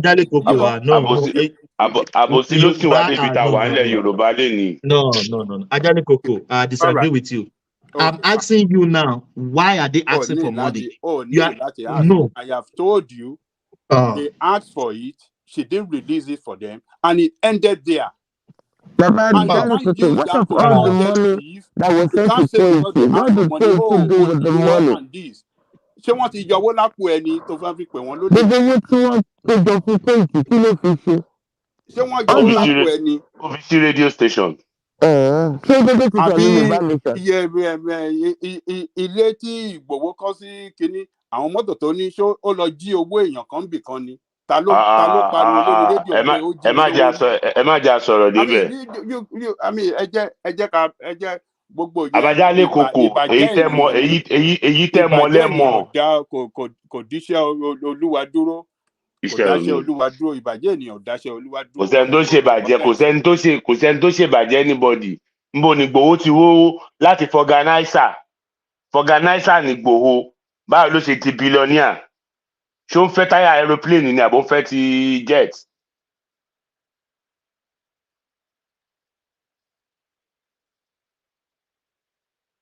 Good question. Ṣé máa wádìí àbọ̀ máa send EFCC sí kọ́ lọ ṣèwádìí ẹ̀ wò ibi tó ti rówó? Bàbá àwa mọ̀ bàbá ṣe rí ẹ̀yin mi understand. Èmi sọ fún yín pé àwa kan mọ̀ nǹkan tó ń ṣẹlẹ̀. Babajale Koko has been brainwashed. Babajale Koko tèmi àti yín bá jọ dé Nàìjíríà lẹ́yìn èmi á rìn nínú Òṣòdì lágo kan òru màá fẹsẹ̀ rìn kẹ́kẹ́ kan ò dẹ̀ ní kẹ́ ẹ̀yin ò lè dán wò. Thomas has step aside. See, look, guys. I said we should move away from this. I know the context that Ajale Koko is pursuing, I know he's talking about Yoruba nation, not the past of Igbo. Yeah, Igbo self-confessed to be a smuggler, self-confessed to be a war criminal, self-confessed to be a political talk. So when you look at all those stuff, they are illegality. I mean, you look at assassin the Kolowa deleted in bed. So I don't know of that, but he confessed to so many crimes on his own. So I know that's a fact. Where did he confess? Where did he confess? Where did he confess? Oriola, Sunday Igboho said he was smuggling car before. Sunday Igboho said he was a political talk and was working for Adedoja. Yes, he said it. As He a said security. it. As a security. That's what he said. As a security. Sorry, we know what ṣé bàbá Jálé Koko kì í gbọ́ Sunday Igboho fúnra rẹ̀ ni tó sọ pé tó ń yìnbọn báyìí òun yìnbọn. The thing is this. But that's Sunday Igboho is a criminal. Oh my God. Mr. Trump, are you still there? Mr. Trump, are you still there? Please bail me out because let's move on. Me too, I want to move on. Exactly. Stop protecting criminals. Stop protecting criminals. Hold on. Mr. BJ Joe. Mr. BJ I asked you a question, Mr. Trump. What can I do in Nigeria?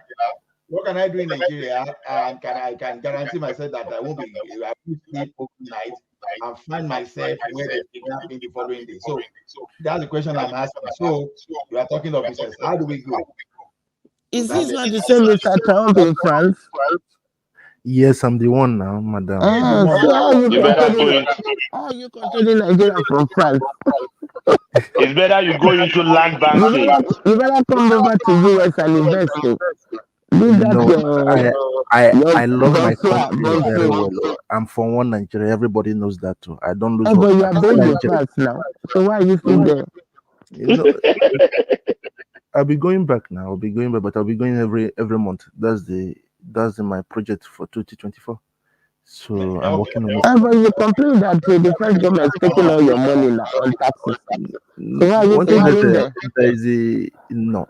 There's a way we do things that I have a family here also in France. So I'm trying to do something that will benefit the poor people over there. That I'm trying to create an environment that then people can enjoy from it.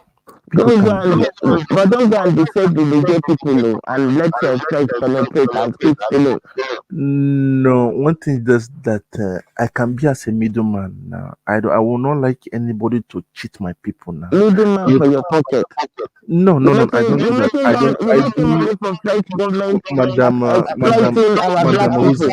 Madam Rosie, I can tell you something about me. Even some of the guys in the platform, we speak at the background often. I can stay without taking a dime from my salary because my company pays me every month. So sometimes I use it. Sometimes I did it for 2 years. I use my money to pay people just to work for them, just to have a life to live fine, madam. I know what I do. It's not all about money. One thing that I've seen so many things that calm me down. I'm a young boy. But why are you encouraging the French government to go straight from Africa? No, it's just one thing that you guys have to do it the way that the Chinese people did it. You understand? You people have to do it the way the Chinese people did it. One thing that you copy. Well, everything I do here, I only innovate what they have done. And it generate me more funds. I'm somebody that loves learning. If you say you know too much, because I've been hearing you guys speaking, the people quiet are the people I fear most. If I see somebody quiet, I'm interested in that person. I say, why is that person quiet? They say empty bottles, vessels, made the largest noise. You understand? That's why I don't argue. I don't like arguing. I don't like arguing. So one thing is that you guys have to, there's a way to do things. We all are learning every day. You understand? We are trying to help. I said that it's only we in the diaspora that can liberate Nigeria back home. Because people with the back home, the environment have already controlled them, overshadowed them, that they cannot even speak anymore. They don't even know the right from the wrong. I used to speak with them on different platforms. I just want to hear from the I choose this platform because I learn more from you guys, so I learn more about Nigeria. Also, I talked to Baba Jolly Coco. I talked to Mr. Ola. I've not spoken very fine with Mr. Thomas. I don't know him a deep, but I can talk about Mr. Ola, Mr. Jolly Coco. Those are the people I've changed words with. You understand? Mr. Prince Daddy. I'm not Prince Daddy. I'm Prince Daddy also. I speak with Prince Daddy privately. We talk on phone privately. So there's one thing that we need people of integrity now. Understand? When I listen to Mr. Biggie, even though I want to do business with him, I will be afraid. The way he portrayed himself. As I lie, I know this. What do you mean? No, I'm sorry. I never told you, man. I'm telling you. No. I'm telling you, I am sweet one. Don't feed me what I never said, please. If you need security like that, Mr. Biggie got your back. Don't paint me what I am not. I don't like that statement. Sorry, you can correct yourself. Okay. I'm telling you, I am street smart. Yeah, street smart. That's good. That's great of you. I agree. That's good. That's great.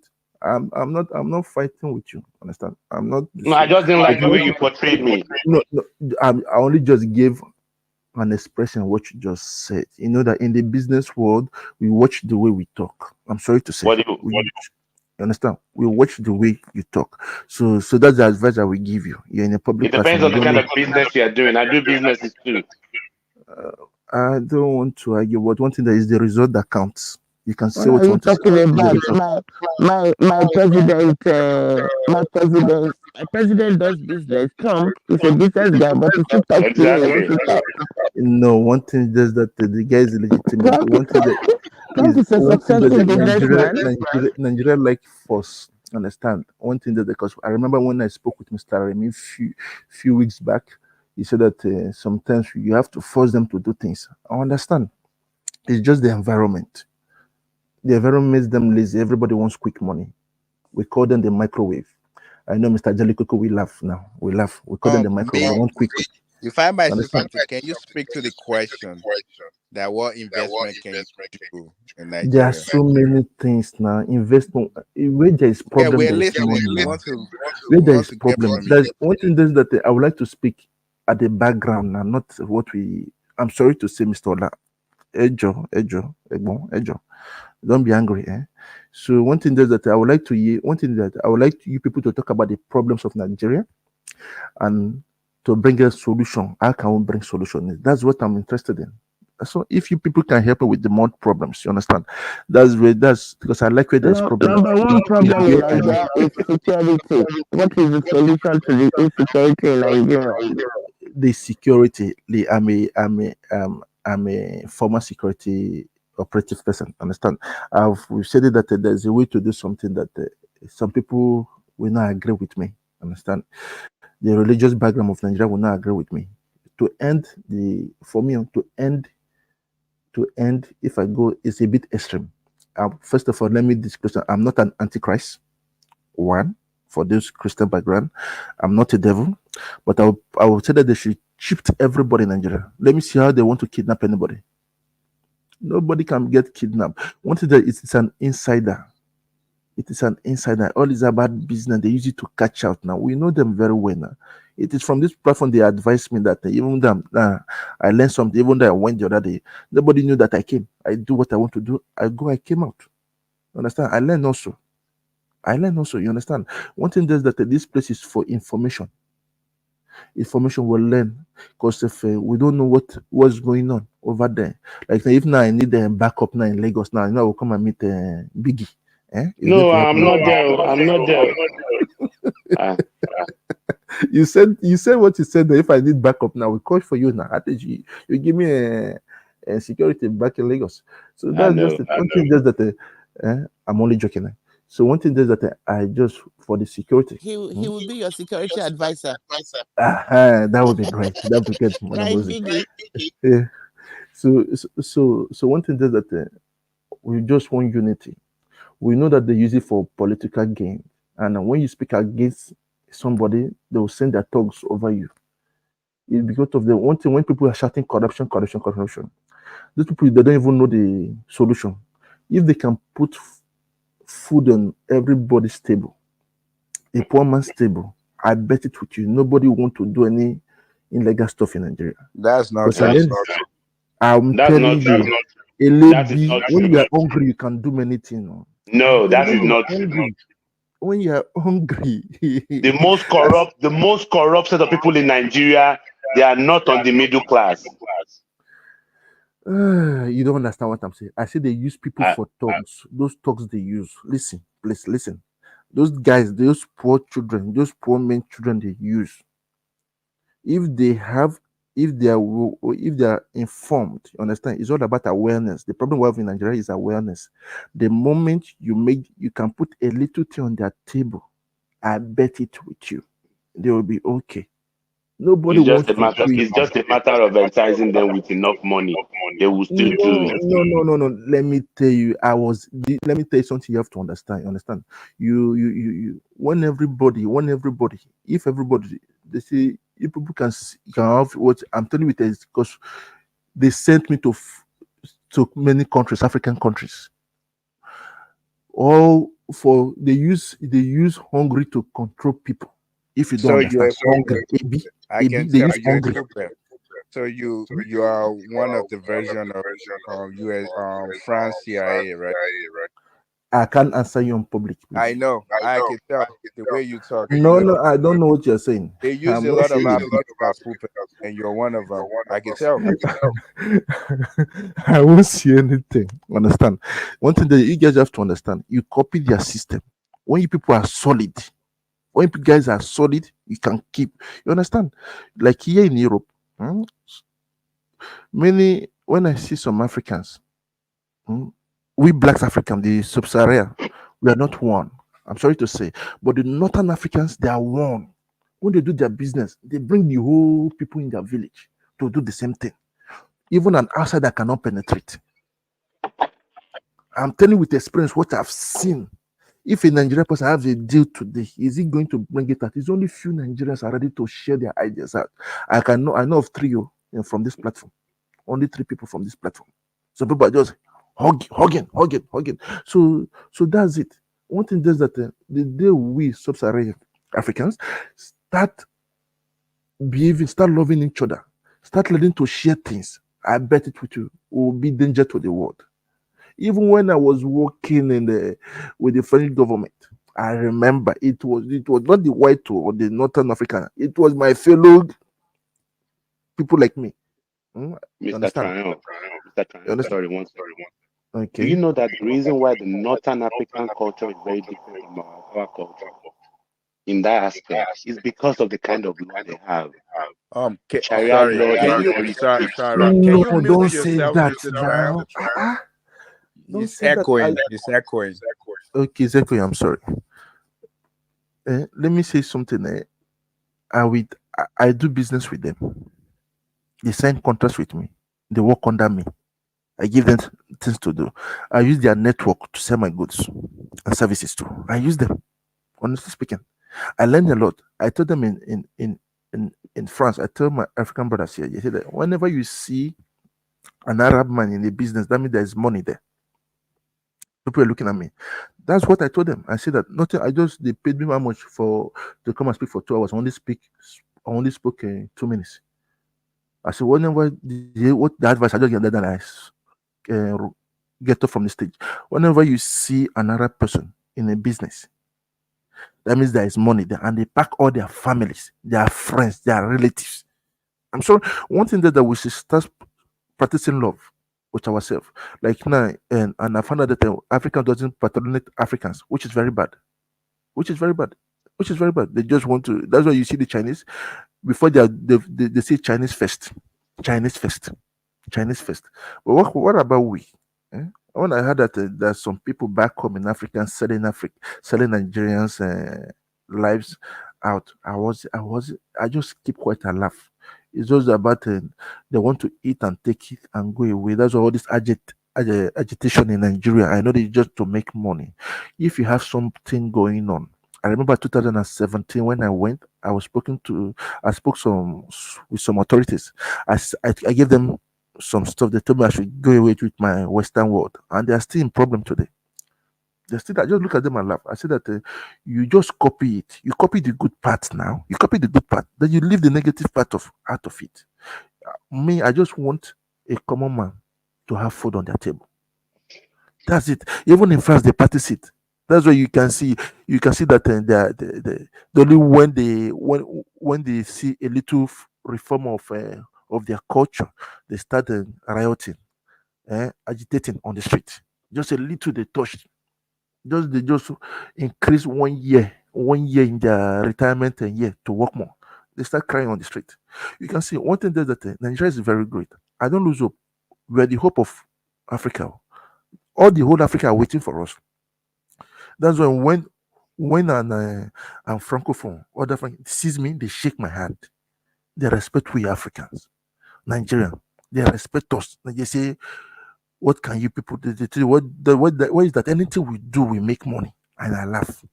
It's just that they don't know the sorry to say, sorry, they don't know that we in the beginning that when you start a business and start making profits, in between they have what we call process. Many of them don't understand the meaning of process. They don't have that patience. But when I see we Nigerians in the diaspora, we do well. When they were back home, they were not knowing because of the environment. We in the diaspora, we should help them to create things, awareness. That's it. Like this year, I'm paying almost 1,000 people their jam form and their work, but I'm going for NECO. I know that NECO is very easy for them to get. Then from there you start. When you give them opportunity, they'll be happy. Nobody from the top will give them small money now.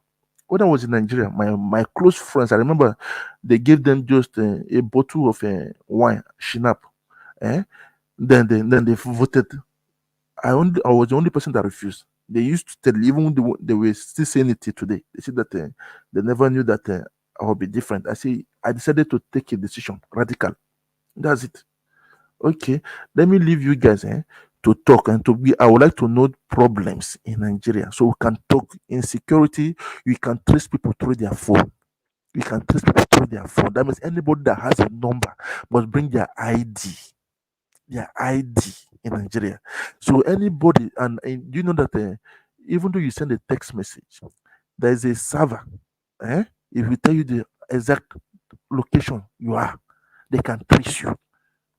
Nigeria should try and work about it in their security aspect. I would like to propose some what's it called?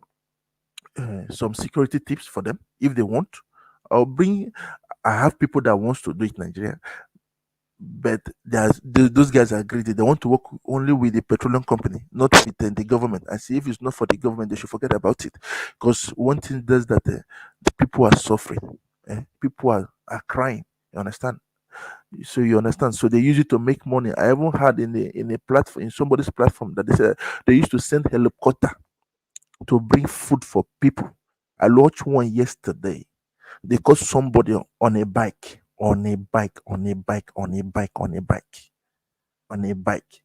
bringing food to kidnappers. You understand? I was looking at that means that the people know who they are. They can be our brother or our sister doing this business. When somebody cannot give you an account, how you get this money, you block the bank account. They did it to me. You understand? So that's just it. I just believe that Nigeria will be great. We only need the square root of the population of Nigeria to make Nigeria great. That's what they do for war. They calculate the numbers of military you have. They do the square root. They send exactly the same numbers to you people, and they dominate you guys. So that's it. So Nigeria. Question. Do you think Nigeria can be great the way it is right now, or something has to change? What do you think has to change? Nigeria will be great. All we need is just all about dialogue. We don't need to. Honestly, some people say that when there is war, later there is peace. No, there's a way we do things these days. We negotiate. We negotiate with each other. You understand? We negotiate, and again, when we negotiate, like in the time of business, we cannot agree always.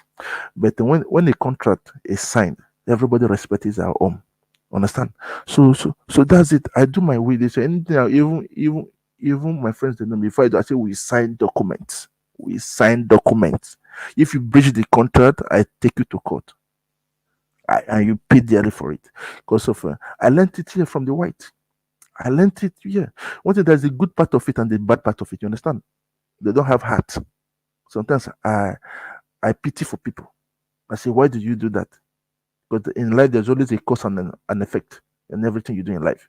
So that's it. So you just give me a good So it can't work the way it is. There No, still it has to can be a work. negotiation. Is that what you're saying? There still has to be a Yes, because of negotiation. one thing is that you know that when somebody doesn't have other means of making money, they will not like to stop it. Like now, I was talking to my uncle yesterday. He's a business tipo, because we spoke about it. I spoke with Mr. Ola. If Mr. Ola will remember, and then Baba T, that I would like to be renting out hospital beds. You understand? I'm not selling it. I'll be renting it for hospitals, because I found out that in Nigeria, many hospitals, even the general hospital, they sleep on a mat. I was shocked. There was one person I know. You have to sit with that baby with a drip on the baby's hand. No hospital bed. It's just a solution, you understand? Just a solution. So the person was just thinking, I said, no, you do it the way I want. And I found out that in Nigeria, many politicians are the one buying. You can see when you are buying these ambulance vehicles in the hospitals.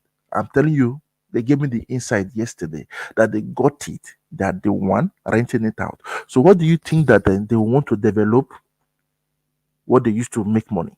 So you have to teach them another means of making money for them to let that sector get developed.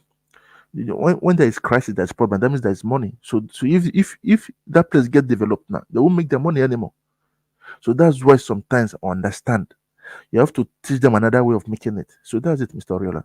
So wait, though you kind of derail from my question. My question is, can Nigeria work the way it is? You said no, there has to be a negotiation. And I'm asking you, what exactly do you think by has to giving be them negotiated? awareness now, Mr. Oriola, don't be the devil here. Give them awareness. Understand? I know where But you're that's going not to. negotiation. No, you give Awareness them is not you negotiation. want to just that like now. Let me give you something. Biggie, can you permit me to use your name in this example, please? Don't use my name. Look for another name. Okay, okay. Let me see now. Mr. X, Mr. X uses thugs to control buses in Lagos. Understand? That means any bus stop, he has his thugs there to collect like 20 naira, 20 naira, 20 naira, 20 naira. And you can see, so he makes about 3 million naira a day. And now the government wants to maybe to create job. I'm giving an example now, Mr. Raylan. Wants to create jobs that it will employ people, give them a fixed job. Understand? So if now they create this job, will Mr. X have money again from how you used to extract money from people? No. That's the problem we have in Nigeria. I'm giving an example because of when we went to Nigeria 2015, they sent us to Nigeria. We were in the north of Nigeria. I remember. No, before the election. That was in 2014. Sorry, it was 2014, not 2015. Before the election. When they were saying this crisis about Boko Haram, do you know what we finally said about it? We concluded it is we using it as a political game. I was shocked. They were all there in the north of Nigeria, just listening to calls. They know where they are. We, not me. They know where they are. So they're using it just to do what they do, just to bring fear. They use fear to control people. They use fear. So that's it because of nobody want to like now. And I heard that some permanent grown people, big politicians, they import generators. So why do you think that they want to fix the electrical problem in Nigeria? They won't do that too. Because I remember I was talking to one of my family member. When there's no light, it makes about 1 million a day. But when there's light, it doesn't make money. So I was surprised when he was talking with me on the phone that he would like to explode to make sure that there's no more light in that area for him to continue. You understand now? You understand? So that is it. So when we create another is list that of not 40, criminality? Is that I'm talking now. You is understand? true I'm talking. now? It's what That is is going on in true. Nigeria now. Nobody wants to stop where they make money now. I understand it's business. It's business. It's business. So that's it. So I leave the Yeah, floor for you but guys now. Channel, can You I understand? come in 1 second? Let me leave the floor for you guys now. Okay, Oh thank you. yes, yeah. Come in here. If I'm asked that what is the solution to Nigerian problem, the first thing we need is, I think we need capital punishment. Yes. You see, if somebody does, imagine if I steal ₦1 billion and they take me to the court, right there in the court, I pretend and I faint. They take me to the hospital, everything becomes a story. That is the end of the story. But if somebody that has done that has been tied to the stake and taken out, the next person planning to do it would think it twice. Why do you think China got better? No, Biggie. See, let me It's have just to. my opinion. I'm not saying it's the solution. No, my No, opinion. yeah. I'm saying capital punishment has not never solved any problem, not in the developing world, not in the developed world. It will reduce it. No, people just assume that capital punishment solve it. You look, you are a Yoruba man. Yoruba will say, Bilenjo, Bolenja, any big is all. Now, the thing is this, if there's a trying to consume the whole house, and an hungry man, he doesn't know, he doesn't have a place to stay, he's not bothered. If the house, if you like, let the house raise down, it does not care. As long as that hungry man is still hungry, there's nothing you can say. So the thing is this, there is a positive correlation between lack of job, lack of opportunity, and crime on one hand for people. I'm not saying that's why the big people are stealing, but for the big people, there's a correlation between lack of control. I intentionally use that word control, lack of control and corruption. What do I mean by the lack of control? You don't have a system that can track what people are doing. That's another one. Then there is this another big issue. That's policy. There's a positive correlation between policy and development in any country. You understand? Oh, can do is a okay. So I'm saying this just because if you don't have the right policy, you are not going to develop. I listened to someone that said, Mr. Trump said, it's just because people like are selling generator. That's why we are not getting electricity. Baba, we were born into darkness in Nigeria. So it's not a function of today. And those days, they were not selling generators. So we're born into darkness. So we can't use that as an excuse. The thing is this, where government undo things, that's where the problem is. And the problem with the government we are talking about is even the federal government, even the state and the regional government, they were doing better. Like Baba Jaleko said, the Western country, the Western Nigeria, was teaching the other part of the country what to do. Oh, you wanted to talk of Fashola Farm. You know that today, that time we won't be talking of the Fulani now, because when you were bringing your cattle from the north, who are you going to sell to? Nobody. Because Fashola Farm is already there. We were producing our milk, everything. Textile, we were doing everything. Institution, we had our own institution. And then other part of the country, they were competing with us. You understand? I've heard some people again give this kind of excuse, just because of those people funding private school, that's where our public schools, we are not funded. That's not true. It was even because of the lack of, it's just because the public school could not accommodate the number of applicants we had. That was why the policy of private school was instituted. And as we see today, we see private school are even doing better than the public school. How can the private school that are doing better, that they don't have more than the number capacity they have, how can they influence government not to spend money on school? How can the private people encourage this to steal the money How can they encourage Malami to loot us? How can they encourage people that wanted to sell us to PI&D to do that? No, it's just because of the policy. And I keep saying this thing, I cannot say it enough. If you like, listen. If you like, don't listen. Before Tinubu got to Lagos State, they were borrowing money to pay salary. Because they were making 600 million and they were paid, the payroll was like 1.2 billion. So they were getting overdraft from the bank to pay.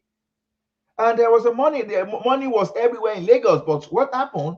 Because the corruption was so fragmented that every day canary, they got their own, the civil servants, some people in the Ministry of Land, some people who have to deal with market, some people have to deal with, everybody was just, okay, the guy said, okay, no problem.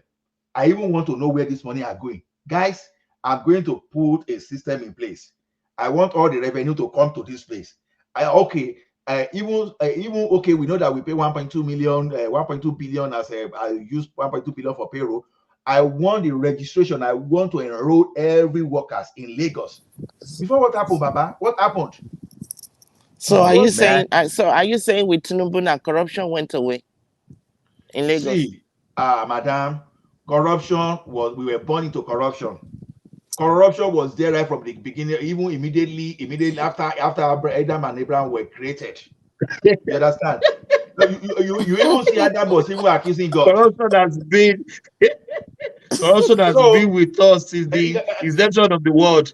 So why are you talking as if with Tinubu there was no corruption in Lagos? No, wait now. No, that's why I mentioned control. Even Judas, okay, Jesus Christ, you understand, is the Lord and Savior. Now, disciple of Jesus Christ, just 12, not millions, so just 12. Judas was still a thief. I was a treasurer. He even sold his master. You understand? It's telling you when you have, okay, now divide Nigeria, use 12 to divide Nigeria to 12. I see how many, and now take the number of Judas in there. You know, when you see apply this, what do we call it, this 80-20 principle, those people that will create problem, they are even less than the majority. And those people that will move the country forward too, they are less than the majority. So what I'm saying is this: Tinubu did not remove corruption totally, but he fragmented. You know, the corruption was fragmented before. He now concentrate the corruption. Now, if you want to be corrupt, you have to be in a certain position. And then took some of the money into his pocket. I don't know of that. I see. As someone that work with how do you know this though? No. I let Princess Rosie. As someone that works. So how did they make his money? See, Princess. Why are we going there again, Princess? That's another the question is this. Those people accusing you know I'm a troublemaker. No, Princess. I know. Those people accusing Tinubu about how he made his money. What Yoruba will say, kini koko ori nse ti gege fi gboro to fi gboro orun kan. You understand? You see, you know this cocoa bump in the head, right? What's that bump doing before Gota just took a side of the entire neck? You understand? So because the thing is this, people were saying, oh, Tinubu were using Lagos to make money. You that were there before, what were you doing that you were not even raising the revenue of Lagos, that you were not doing enough? So we had this type of sentiment that we weep over time. This is not to absorb Tinubu, but I just want to focus on the larger picture. People fighting, accusing, they are actually focusing on that money that, oh, this money should be coming to me, rather than say they are fighting on your behalf. Because some of them, they put them in position. So with this, that means with this, Nigeria we're gonna get out of this broke stage and then make so much money, right? Just like it transformed Lagos. It's gonna transform Nigeria. As I speak to you, one jolly in Canada. Of course, one jolly be now. So the thing is this: you put a control system to reduce the corruption. You can never eliminate the corruption. If corruption can be eliminated, good point. The Christian will not be preaching hellfire. I was going to ask you a question about that. Yeah, you can't eliminate it. You can only reduce it. Yeah. So you can eliminate. You can put the system in place at the end of it. Half of the money goes to your pocket, right? Princess, okay. Let's assume that half of the money goes to Tinubu's pocket. Can you compare the Lagos in the day of Marwa to now in the day of this guy there now. The question is this: there's a difference between when you have 1 million people stealing from your purse and when you reduce the number to, like, let's say few thousands. That is exactly what I'm saying. And some of I this have a corruption we are question for seeing. you. I Okay, have a no question. wonder Sanwo Olu took his side chick to this Well, thing she's and just pulling your leg. She's teasing. She's just pulling your leg. The thing is, the policy thing. Don't you think all we need is policy enforcement?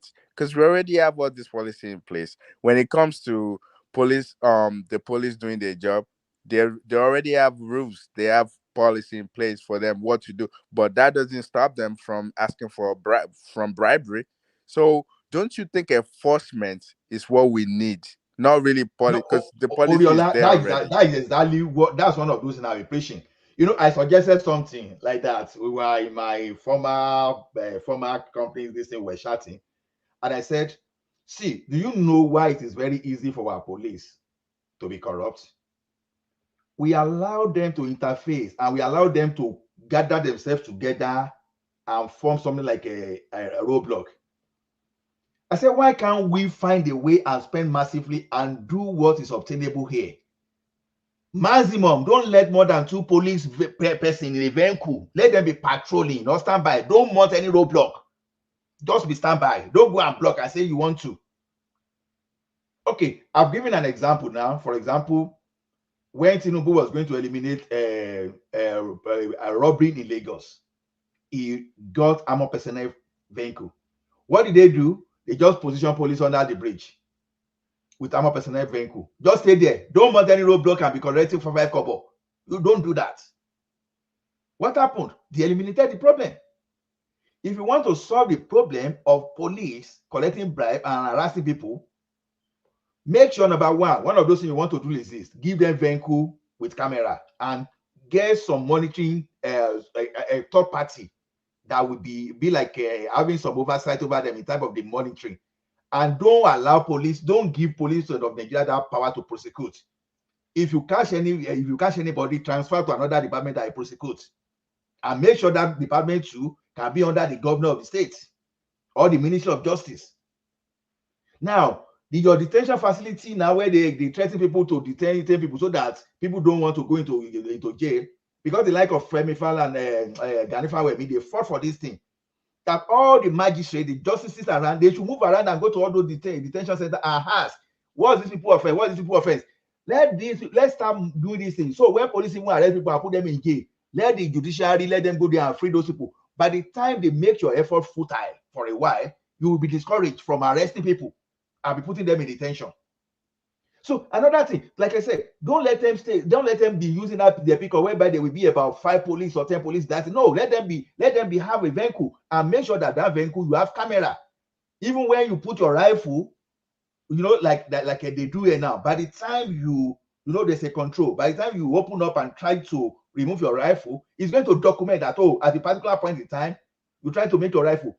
You, the police officer, you don't even have control. You cannot even control the counter and the event. Is going to be automatic. So if you could do that for revenue in Lagos, you can do that too to control our police. How they use their weapon, their movement. It's not bad if you introduce body camera. Nigeria, before America started using the chip and pin card, Nigeria was using it. We were in time of payment system data. We were like almost 10 years ahead of the United States, even though we were a developing country, thanks to the like of InterSwitch. So we can have a special reason. Because everything that would discourage police from having contact with people, do that. So once they don't have, it's just like, they will say, they pay them poorly, that's why they are corrupt. What a rubbish excuse. Can a teacher, because you don't have, why can't teachers and other civil servants doing that? Why can't they do that, for example? Because they don't have gun. So you that you have gun, that you are now doing the people. So what's the difference between you and armed robbers that you are supposed to deflect from the people? So to me, it is policy enforcement, like you said. Are you saying teachers doesn't collect bribery? Because I went to boarding house and I know that my parents do give them gifts. I know. No, I'm just talking of the level of the police zone. I know. Even I work in NEPA now. I told you when Mr. Trump was saying no, it's just because of this. No, that time. Let me give you something, because public NEPA is a public company. Was a public company then, at least. I will tell you something. Every month, I'm even talking of 97, 98, 99. Every month. Undertaking, we used to have undertaking of service center, then we have the district office, then we have the zonal office.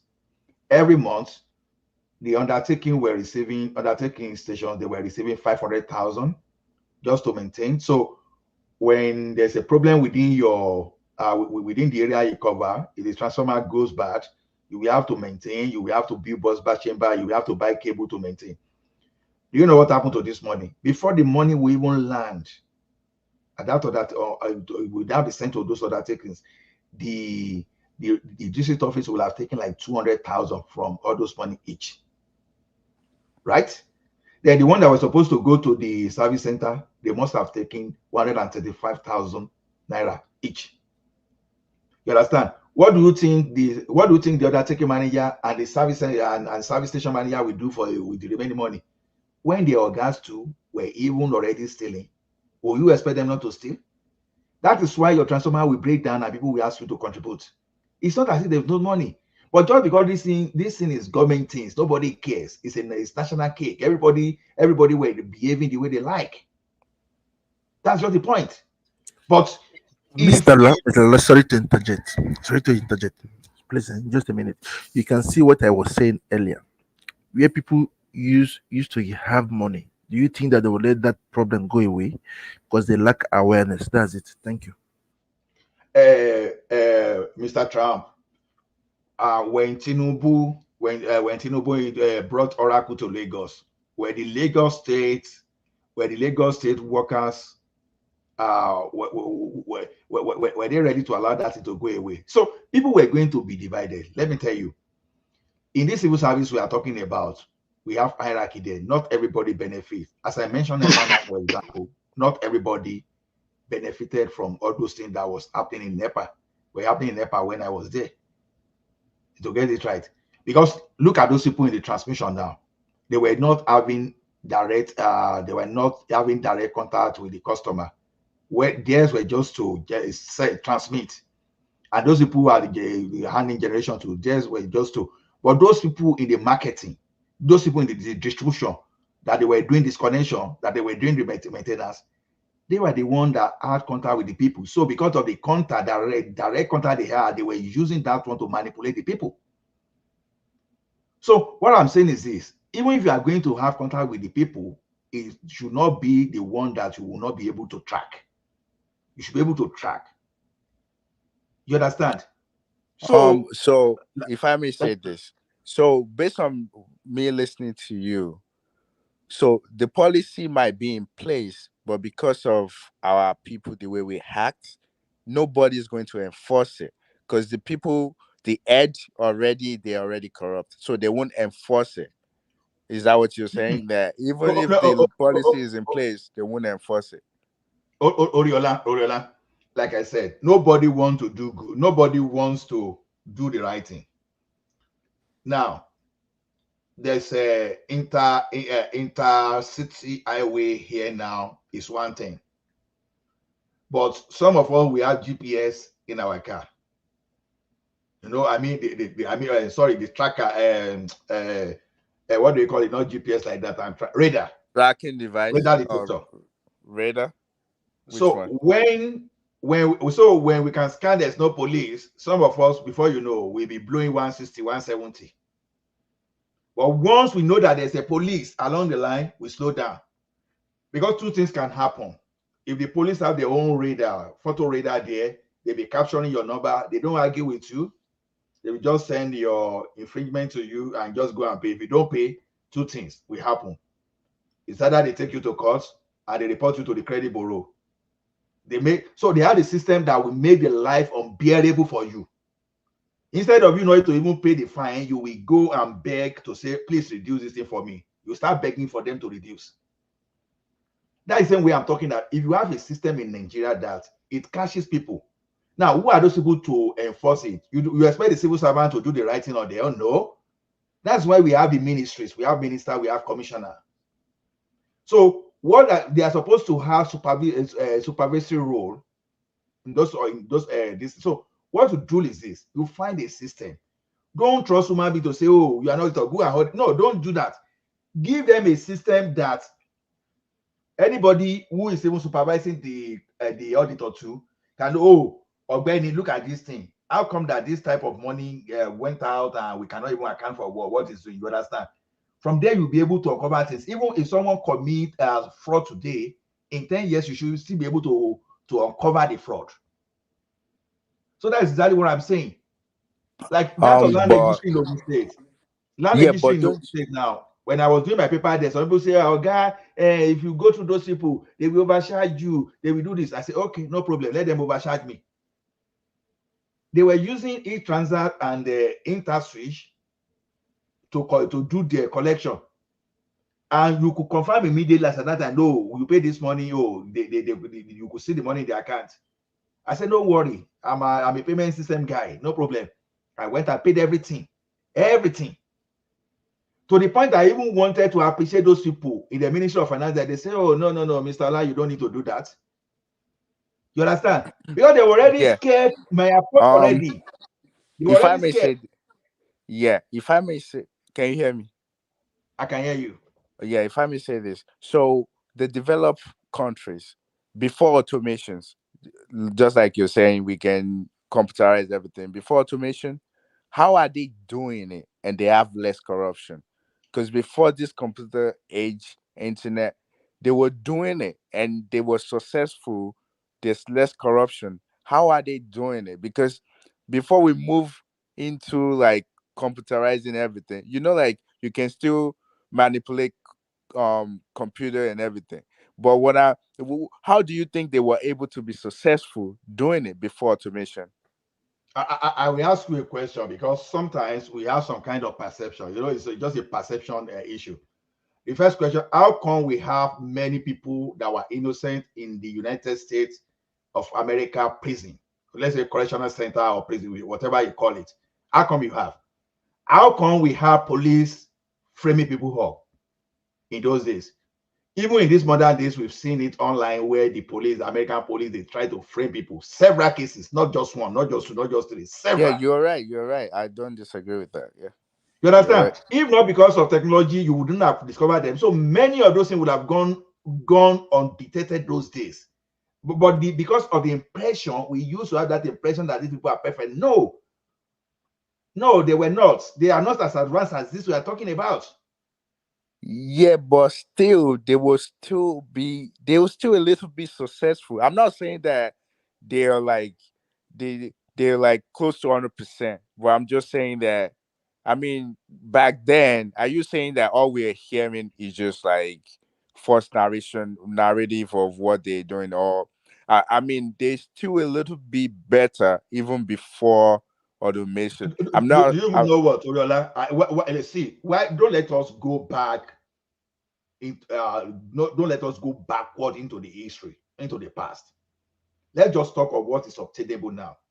Okay. In that old country, you say, no be there people they carry only they enter the immigration system. They started getting things right when they introduced system.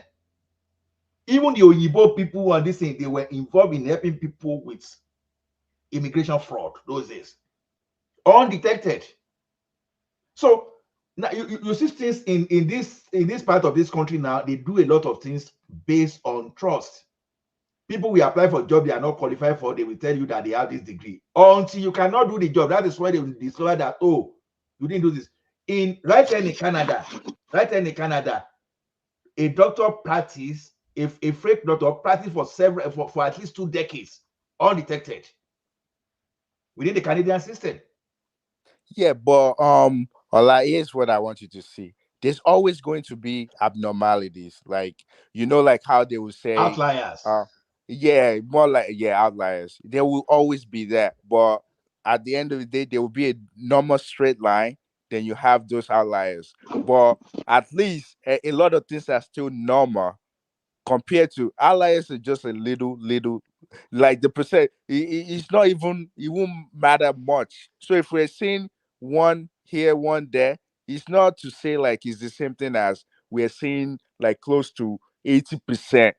If we're just seeing like 1%, 5%, even 10%, that's still okay. But when it becomes a normal thing, then that's a problem. So you are right that there might be some people that's not qualified, just like you said, or there's problem with the police and all of that. But it's not as common.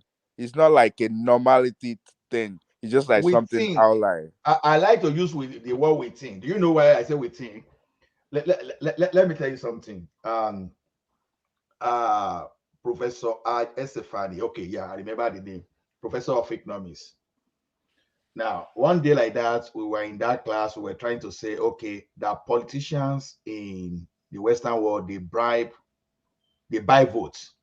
People were saying, no, it's impossible. How do you say, okay, we now brought out World Bank and IMF data and started proving.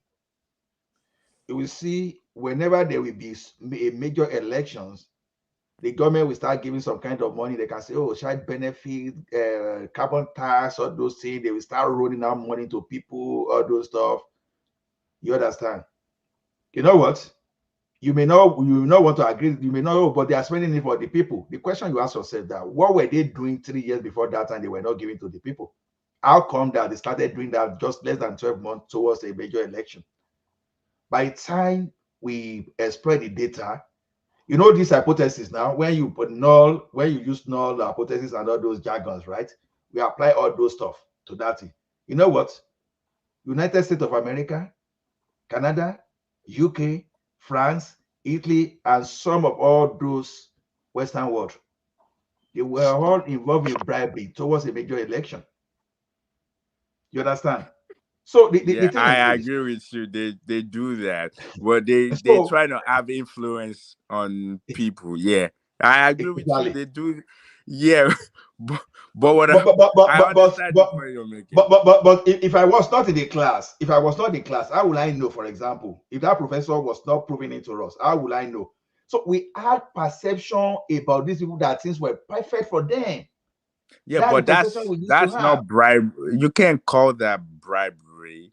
I mean, it looks like bribery in a way, but it's just more like they want to see good face of how would I put that word? They want people to see them that they're doing the right thing. So I will give you an example. Like during COVID and they were giving us stimulus check, even though the Republicans they were against it, but it still passed because the Democrat they were majority of the House, so they still pass it and they passed it at the Senate. Donald Trump still put his name on those check, even though his party was against it. So he kind of have influence in a way. I understand what you're saying, but Oriola, do you know why it doesn't look like bribery to you? Even as we are speaking now, if the government make a law that we cannot speak as we are speaking now, so it becomes a crime. Bribery becomes bribery just because there is a law that says, okay, you use money to influence outcome of something. You understand? Mr. Ola, But when Mr. government does, Ola, okay, can do. Nice to see you here. yeah, good morning, everyone. Good morning. Yeah. Yeah, yeah, well, I mean, I think at the end of the day, we're all here on other platforms, in conversations with people, well, with Nigerians all over the world, trying to find ways to make things better. Unfortunately for us, I think that 17 years of the Babangida and Abacha were incredibly wasted years of the Nigerian people. Um, I really don't know how to go about professing solutions. What I see of the people that I know, the Babatis of the world, the Mr. Remis of the world, Mr. Trump of the world, and I'm just pointing out those that I know. Individually, they're doing things on the ground.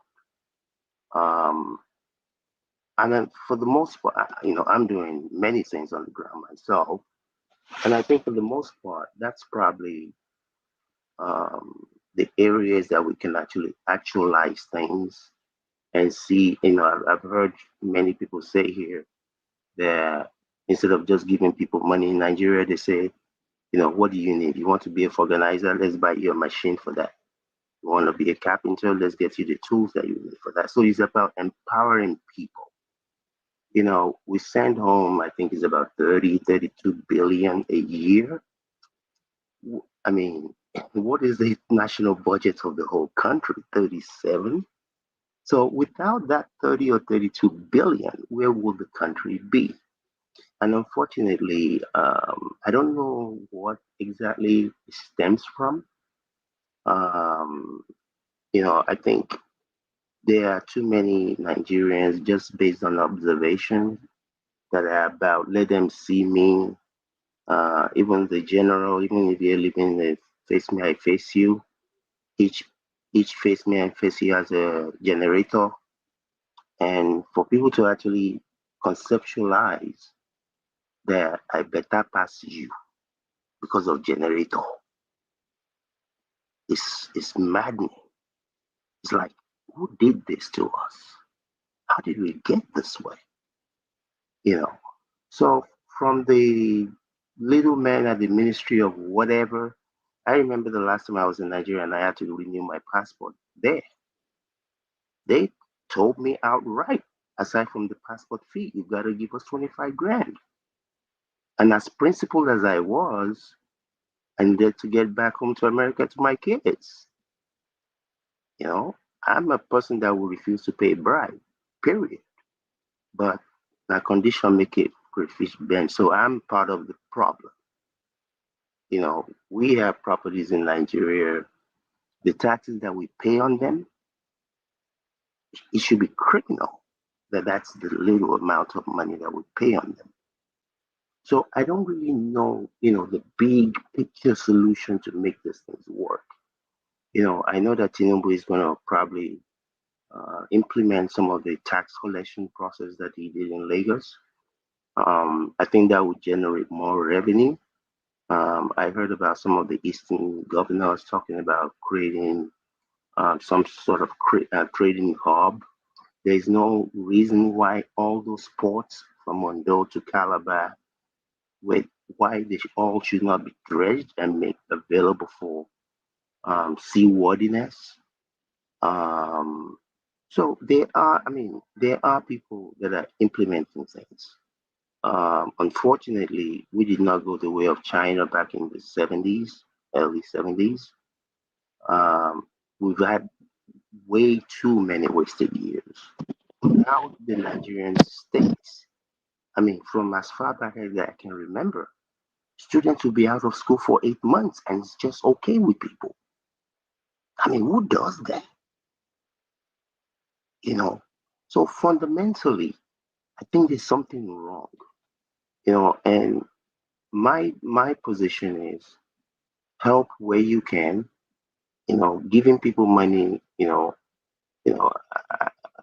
I personally, I try as much as possible not to give people in Nigeria direct cash as much as I can. My thing is, let's find what you can do. I've done this with many people in Lagos and Abeokuta. We're going to buy you 200 cases of bottled water. People that have parties, they may need 50 cases. Some may need 80 cases. Make 20 naira on each bottle. In 6 months, you'll be making more than 150,000 naira. That's empowering somebody. I don't want you to come and beg me. I don't want, like Pastor Adeboye said the other day, your colleagues should be coming to feed from you. No. I don't want you to come and feed from me.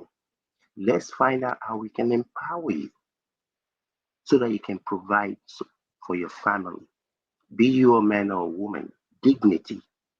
And unfortunately, that's part of some of the problems that we have. Someone that graduated from whatever college will think that, that job is too below me. even at my age, at my whatever, God forbid, if I have to wash plates at the back of a restaurant, Ishen.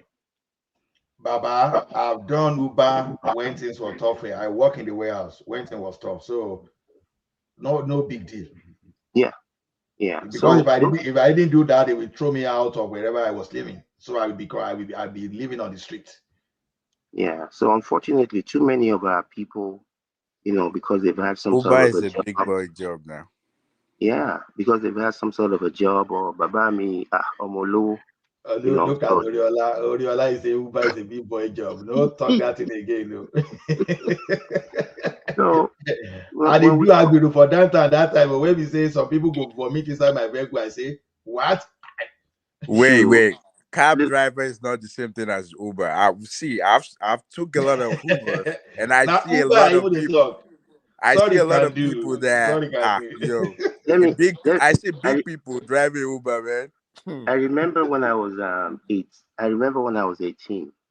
My dad had, he had vehicles, and we had this bus. I don't even remember what the bus was, but it's like an 18-passenger kind of thing. Myself and one of the neighbors, one day we just say, you know what? Let's go and do Surulere whatever route. Man, I did that for a week before. You won't believe it. This was Emagbo. This was 19. What year was that though? I think that was 1986. And how much was the transport? I don't know if it was 10 kobo or whatever it was. It was some ridiculous thing. We came back home the first day. We were gone for like 4 hours. We made like 100 and something naira. We were rich. I mean, back then, how much was Coke? I remember back then, my mom was building an apartment building in Lagos. A bag of cement, because I used to go with her, a bag of cement was 7 naira. They didn't tell me I was there. So how our fortune has turned to what it is, I don't know.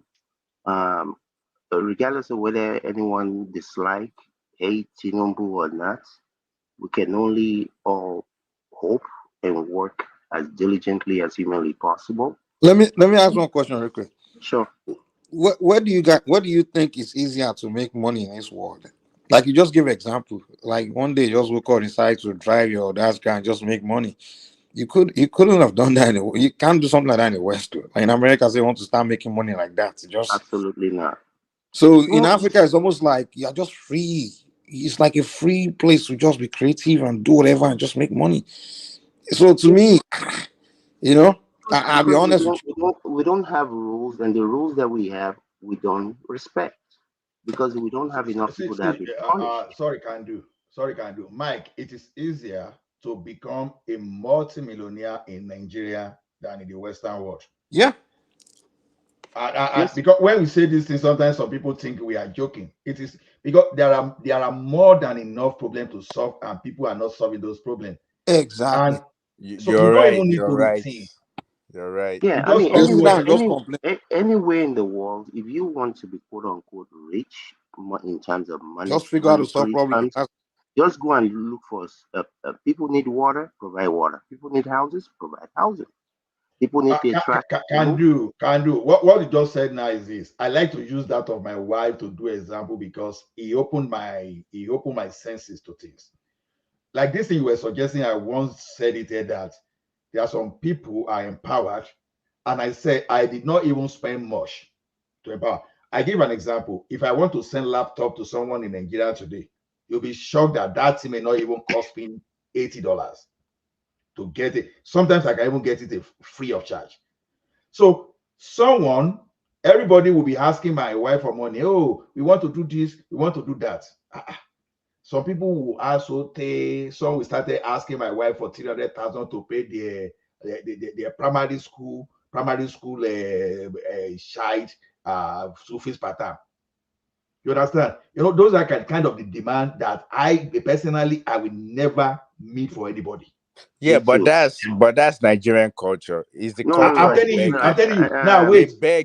for everything. Let me land. Let me That's land. our Let me problem. land. I don't care about your culture. I want efficiency. What's going to empower Exactly. you? Can do now. Someone now ask my wife, say, hey madam, I've not been able to feed just because I don't have anything to work. I'll be looking for someone to buy me a compressor. For organizing is what I learned, all those things. Okay, my wife say, okay, what do you need? Hey, if you can buy me that machine. My wife bought that machine about 10 years now. That guy has never come to my wife to ask for 1 penny. Yes, that's what Someone that we've given money for like somebody. 6, 7, 8 times. The day we did not give that money, roof wanted to fall. And you guys were proud. You are this, you are that. Mr. Ola, you see the default, and I've done the numbers, and I've done this with, like I said, I've done it with a number of people in Lagos and in Abeokuta.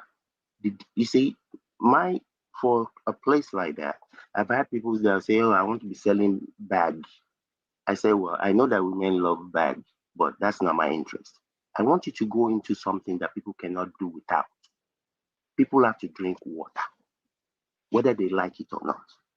And especially now, things have gotten so bad. How much is the naira to the dollar now?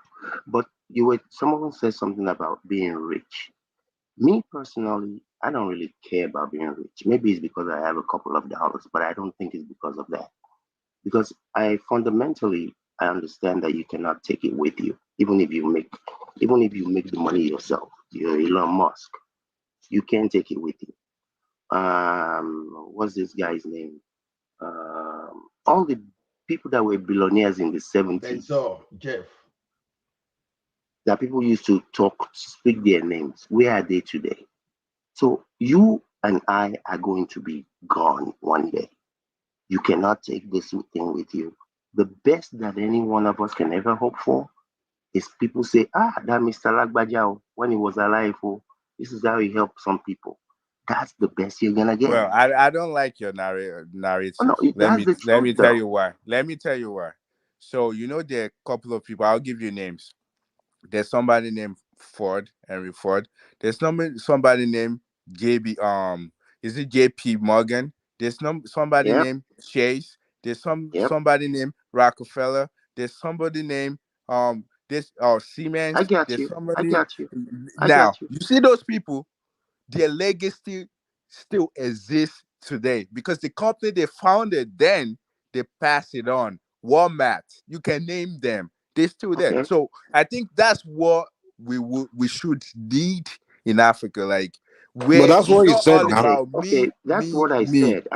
Look, me and money, we don't have a problem. Actually, money likes me. It's not their money that we're remembering them from. No, I understand. It's the legacy. Legacy. But you see, I guess it depends on where you are in life.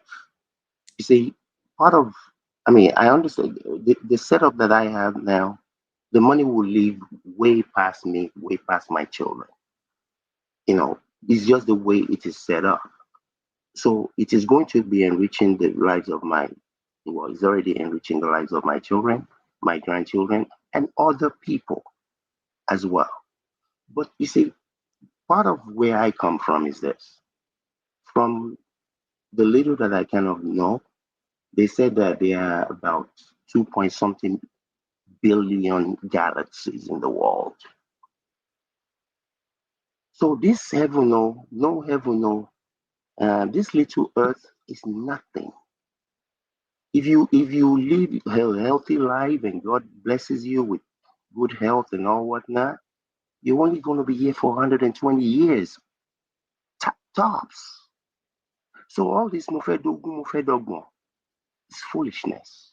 If you can do ogun and ogun without stealing a kobo from anybody, without pomolomolekun, show, please be all that you can be. I'm not saying that people should not strive. I'm not saying that people should not leave a legacy. But people say, if you're in Nigeria, if they put you in Abuja, you will steal. I tell people, me, I can't, because money doesn't rule me.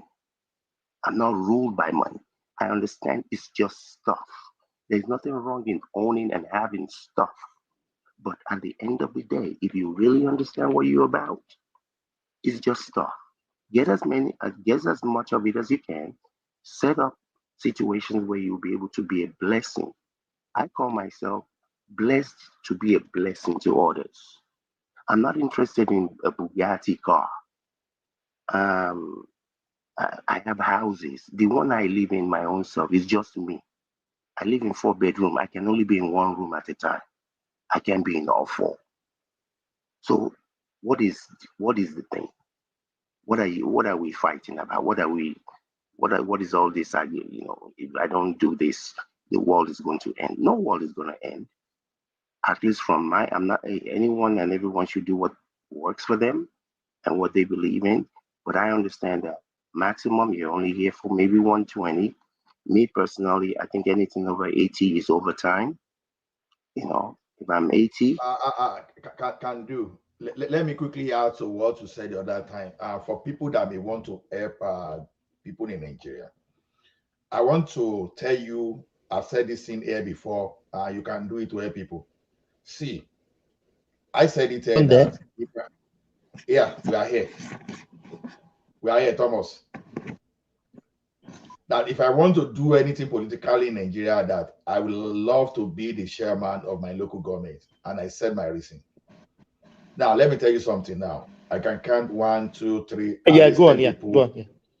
So when it comes to something like empowerment, you see, one thing is this. Although government is efficient, what you can do for things, because I realize that people learn skill. People learn skill, but they don't have things to upgrade themselves and improve. Yes. Now we have some kind of sites here, whether Facebook, some people want to move and they want to dash out the equipment. When I see some equipment that are beneficial, that can benefit some people, I grab that. Anytime I want to send anything to Nigeria, maybe someone that you put that inside a car or whatever, I give some people $5, $10, depending on the size, put in your car so that in Nigeria, the person will take it. So how do I mean? I've been able to help someone with something to be doing tilings. I'll be able to help people with miter saw and some kind of equipment for them to empower themselves. Not only that, sometimes I may need to print some manual on how to do things, or I may need to download video on how to do things. Sometimes put everything on CD, then send to people. So yes. Why did I do this? Because while I was doing some housing project in Nigeria, I discovered that guys from outside the country, they have better skill than our people. Our bricklayer is set block and everything we bend, because they don't know that they are supposed to use line to do this thing. Yeah. So our bricklayers, they want to do these things, they won't get that job because the way they go about their costing, they just cost without being able to do some quantitative presentation. So I do things like that to empower people, and that's what I do. I won't lie to you. If you ask me for I've heard you a few times narrate some of the things when you guys were talking about having a truck or trailer that you move and now you put the serial number on the tire. I listen. I'm here in the background. I'm here. I'm here most nights. So I guess let me just interject this real quickly. Somebody said something about making money, and like I said, I don't have a problem with making money. Whenever I'm empowered to know something that can help somebody else make money, I am more than happy to do it. So, but I wrote something in Sahara Reporter 7. Well, I guess it's 8 years now. I said based on the numbers that I was looking at that time, Naira was $1 to 187 Naira.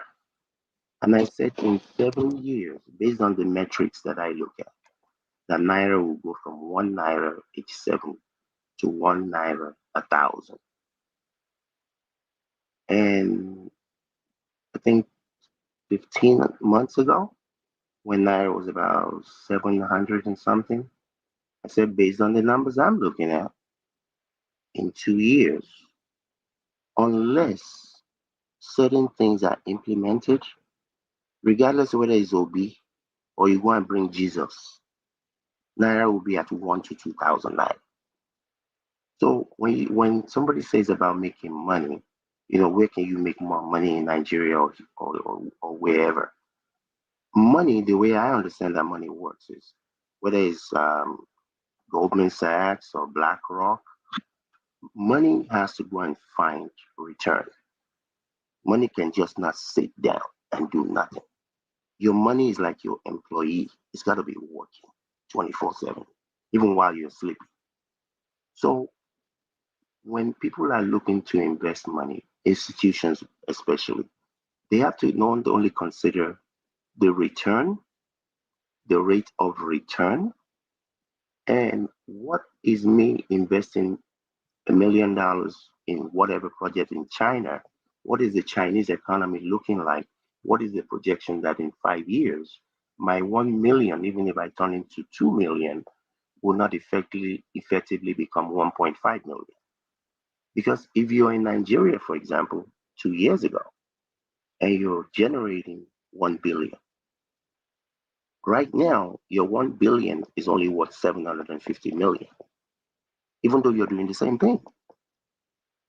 The rate of your money, if you're making, when Naira was 1,000 to 1, if you're making 1 billion, for you to maintain that billion, when it's 2,000 to 1, you need to make 2 billion. So who is chasing who? So Wait. What you're saying is partly right. I don't agree with everything. So when so like the exchange rate now, so the exchange rate maybe a couple months ago is like 400, and now it's like 1,000. You have to remember that there's inflation that will go in Nigeria as well. Like every price will go up. So basically, you don't look at it as if like in terms of, oh, if I'm making a million, of course, 1 million, 4 million, 1 million 4 months ago or 6 months ago, whatever, when it went up, it's not the same 1 million today. So definitely, with the business side, even that 400, if they're selling something for like $20 in Nigeria, they already moved that to like $60. So meaning they're not losing money as we all think they are, unless your price stayed the same, and that's not true. Like they moved even the airline. If you're flying 4 months ago, Okay, you're flying for like 100 grand. Now it's like 300 or 200 grand. So okay. I don't think we should look at it that way. No, I just like you said, just like you said, I partly agree with you. But the problem with your analysis is qu- um, quantity. I've seen a couple of videos in the last 2 months or so of some airlines going from from Lagos to Abuja that are like 1/4 filled, that used to be filled all the time. So you can increase the price of your product, especially when your consumer base, their income is not appreciating at a relative rate. So, okay, you were selling it for 100 naira last year. Now that the dollar is 140 or 1.4, now you're selling it for even 1,000. I mean, one hundred and Um, fifty. right. The thing is, people do adjust. Like I'm definitely sure you probably live in the West. Like there's Yeah, inflation I'm in the everywhere. US. I'm in US. There's inflation. Even a lot of people's salary didn't go up, and they still live the same life they've been living before the inflation. Before Hey, inflation. sorry guys, I don't mean to divert the conversation. I actually calling because you guys were discussing something earlier, and I wanted to like kind of add a little bit to it. You guys are having a conversation about that Yoruba nation, this stole money or no steal money, all that stuff. You know, the whole Yoruba nation thing from day one. Usually, people close me. I always tell them, "Hey, don't put your money there, or don't even invest your emotion or your safety or anything into that thing." Because one thing about a project is this: before you embark on the project, you do feasibility study. So you say you want to get a country for people, and anyone that's educated, when you look at first thing when they started talking Yoruba nation, I look at the whole picture and I'm like, okay, is this possible? We all know it wasn't possible. Those guys don't have the means to give you a nation. They just don't have it. It's not something possible.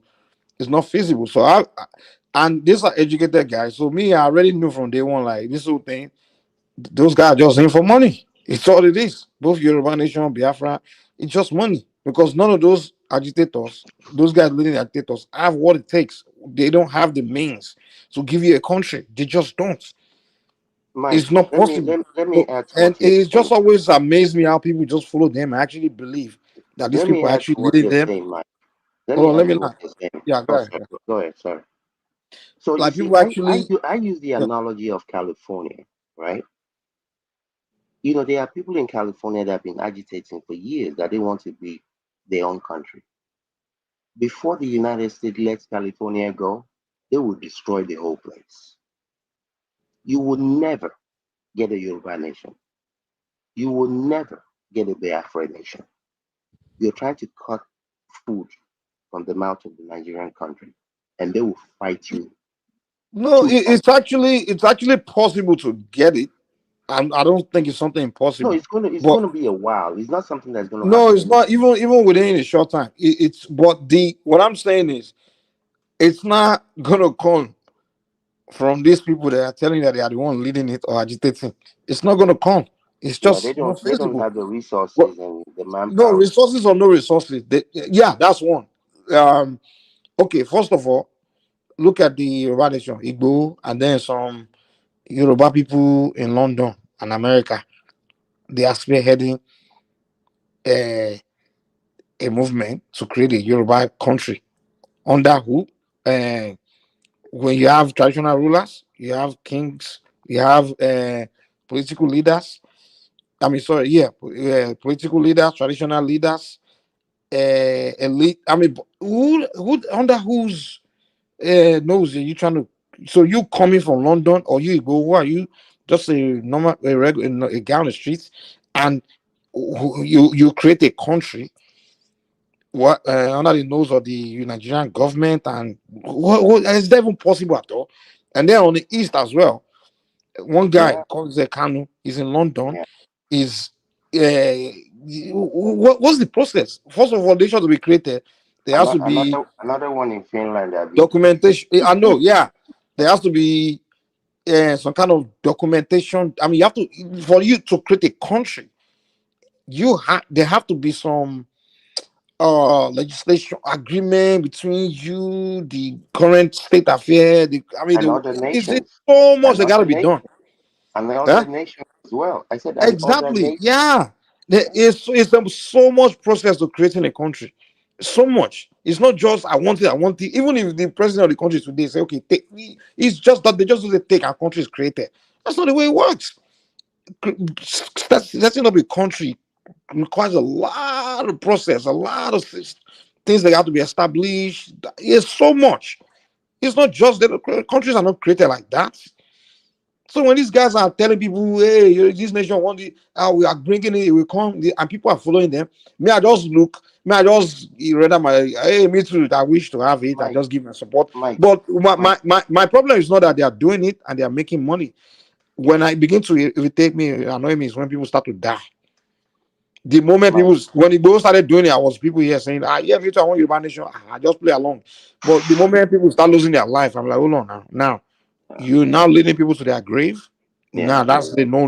Me, yeah, you Mike. can make money however you want, whatever. But once you start revolving human life, that's human sacrifice you're doing.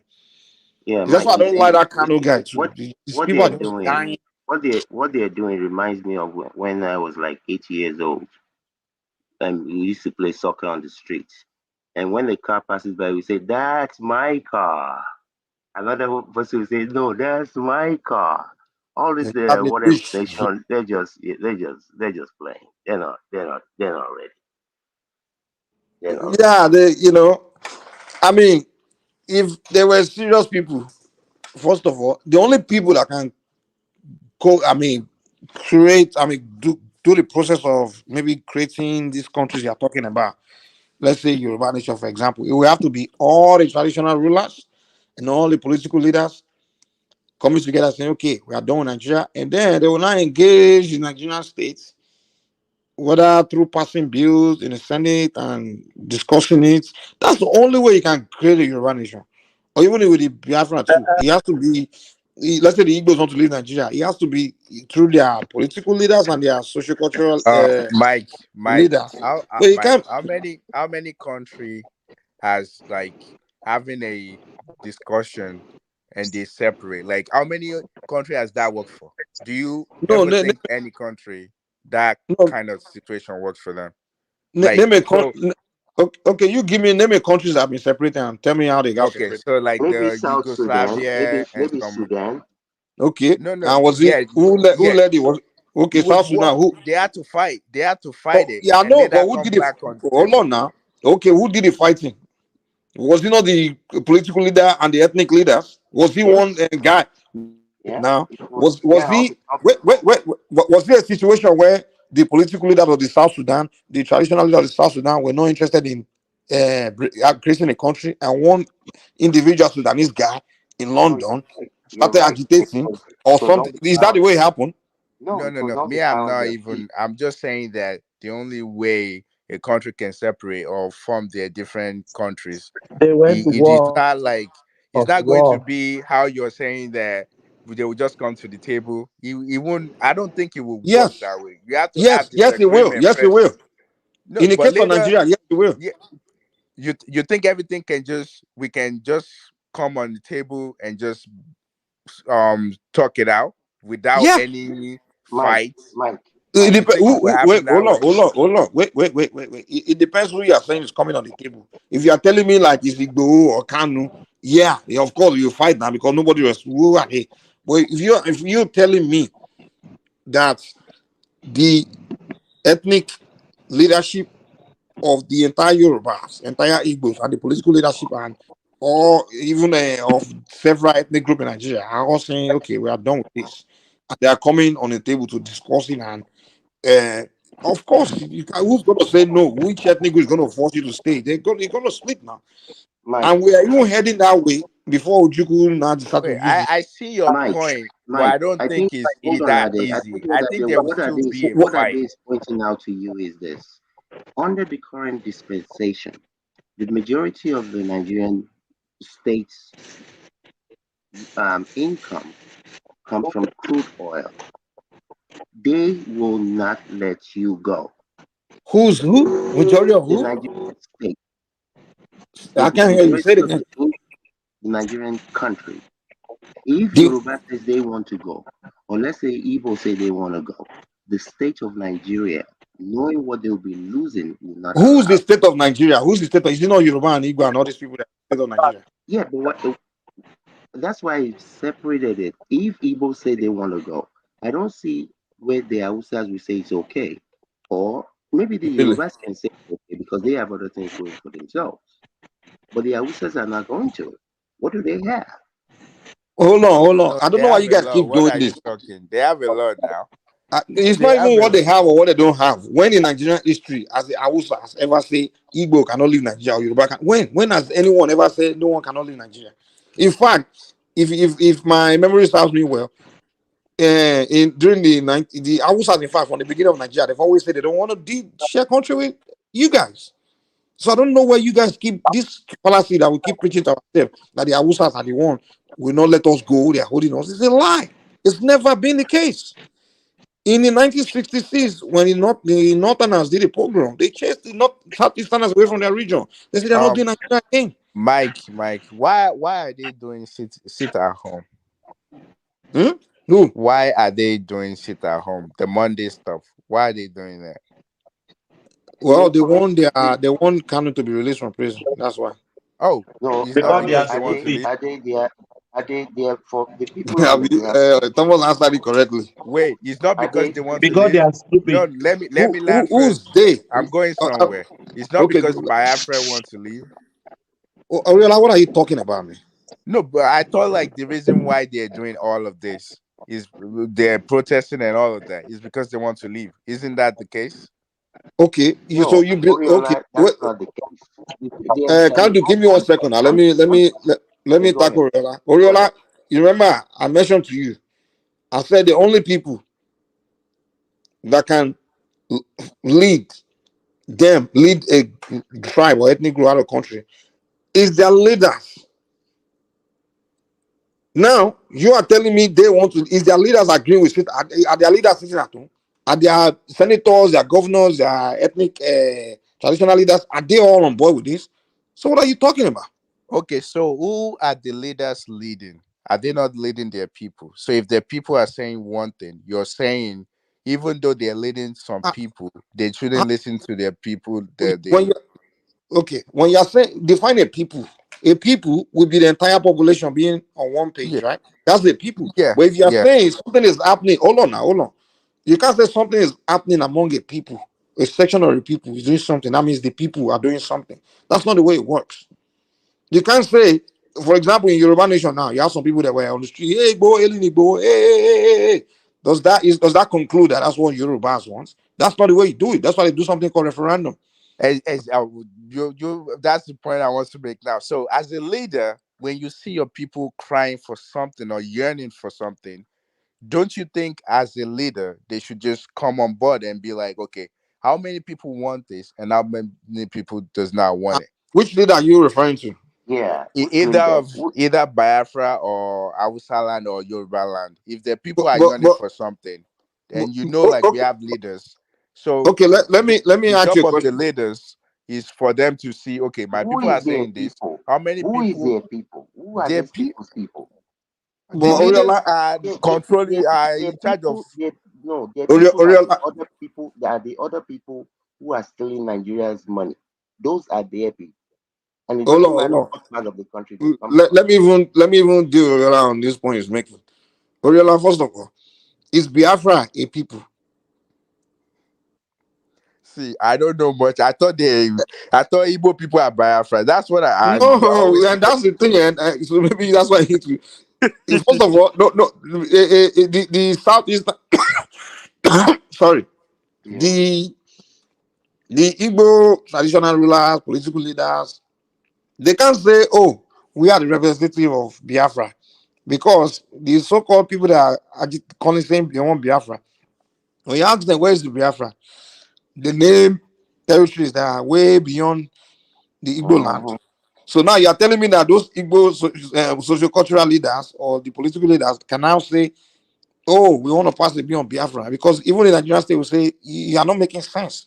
You want to pass the bill on behalf of Akwa Ibom, Rivers, Edo, Delta, Cross River, Bayelsa. These are not Igbos.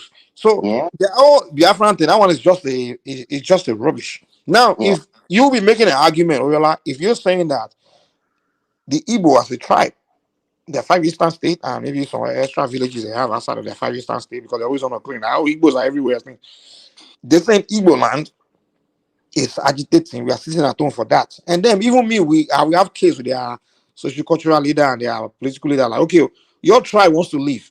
And then even other people can say, okay, your tribe, your people are saying you need to listen to them unless but you can't talk to these people right now because their Biafra does not make sense. So that one does not even make sense. That one is not really a agitation for creating a nation. That thing is just a yeah. mental problem. Mike, It's Mike. a it's a it's a You see, mental problem. So ignore that part of Biafran side.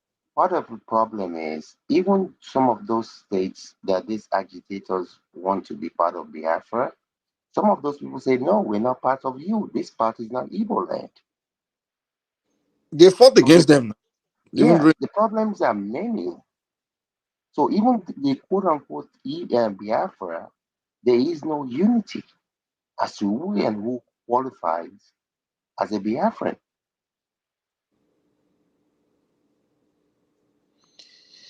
I Yeah, don't know me, what means that. I understand your point. I totally understand everything that you guys were saying. But I was just saying that even without, let's take out Biafra or Yoruba, as a country, if people are yearning for something and we have leaders, their job is to listen to us as the citizens and take whatever we're saying. So if there's a conflict, now they can determine that, okay, that's where referendum can come in. That, okay, if you are saying this, does the majority want what you're Oriola, yearning for? Yeah, Oriola, so Oriola, yeah, name a country in history that were created by citizens. city. You gotta fight for it, you gotta Yeah, grab No, it and run with wait. it. no.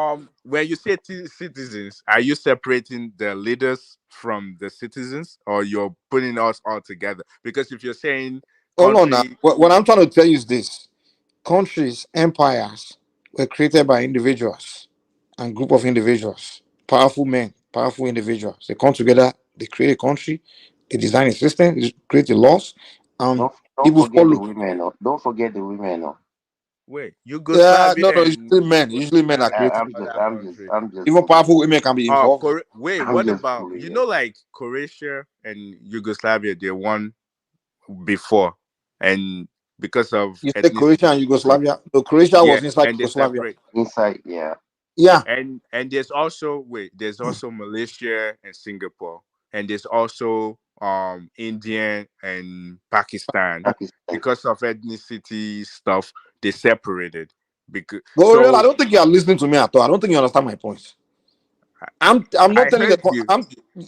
my main point is that the only people that can create a country or separate a country or create design a country is Real leaders. the Real leaders. leadership of the people of that group that can do it. Either the Not leadership of that not group, whoever is the head of that group, not they some are the former only one that can make it happen. Not Yeah, some not some not some former yeah, population, agreement. not a Not group of some people, not a former agreement. population, right. But powerless group of people among them.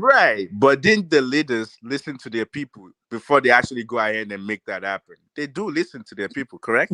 There's never a people with one voice. There's never a situation where entire people have one voice. It's never Yeah, happened. It never happened. That's right. It takes The only time they can go with group of people, leaders. the only time maybe leadership of a people want to make decision on the interest of the people, what they normally do in that case is they will now say, I want to know what position of my people actually believe this thing, want this. And then that leader will now do some kind of referendum among his people. And just to You understand? Right. Wait, give me Yeah, a second now. that's the point I'm making. But wait, Uriola, that leader will now say, if that leader is interested though, if that leadership of that group, because every group that's the most powerful are always the one leading in charge. They own, trust me, the most powerful own that group. Whether it's an empire, whether it's a country, whether it's a tribe, the most powerful group of men are in charge. And if you mess with those people, they'll crush you. That they own it. They own it. They may not tell you, but they make you as a citizen feel like, hey, you own your territory, you own your tribe, you are a ownership of your, but you don't own nothing. The most powerful, even let me learn. I'm just saying something very important. Even among animals, in a clan, in a lion pride, the alpha males run the show. They can kick you out of the pride. They can decide whether you stay, the alpha male or the alpha female. They run it. The same thing in a country, nation, tribe. The most powerful men there, and they're usually the one that end up being they are usually the king, the traditional ruler, the political leaders. They are the one in charge. They decide what will go on. Forget what there's some section of the population is crying about. You are not relevant. The only time they may your way as a member of the group Mike, is if they choose to okay, go ahead. Yeah. Can You you want to hear say me? something? Yeah, I can hear you. Yeah. Yeah, we can hear you. Yes, I think my network is playing up here. Oriola was asking question that why are they sitting at home? I said because they are stupid. That's why they are the sitting at home. reality, I mean, Because sit at home is not. Go ahead. Yes, sit at home is not going to bring out in Kanu. Sit at home is not going to bring out Biafra. Do you know that? Yes, and just to add to that, I talk to people. Yeah. I talk to people in the East often, especially during this Christmas. They said there were so many people that came from all around the world that came home, and people are really not doing this sit at home. So it's actually not, it's not an effective um, process. So they're just wasting their time. I mean, I don't know why some guy in Finland is like me over here. Some guy wherever is gonna be telling me what to do. A grown man that have children that I'm teaching. I'm gonna be listening to. I don't care if it's Gumio or Basanjo. Why am I listening to what? Why? How can other human beings be directing what I do? I mean, am I a baby or something? Have you heard about that 85 15% theory that is Yeah, it's actually the 80-20 theory. I think it's 85-15 to be honest. They say it's only 50%. They say it's only 50% of human beings actually can think and think for themselves. We're not gonna divide the baby just because of 5%. So we'll go with your 1585. They said it's only 15% of human being. In fact, I think it's even less than that. That can Yeah, they Exactly. actually, I they agree with actually can, you. they actually think for themselves. The Yeah, rest of Yeah. the human population they those just follow. They right, just those follow, man. people that actually think for themselves, they're the leaders, and there's few of them. Probably Yeah, most among of that 15% when you find people that rise to the top, they become leaders, they just rule and yeah. they direct the rest of the world, that direct the society. They are the one that they are the people that create nations, create Yeah. empire.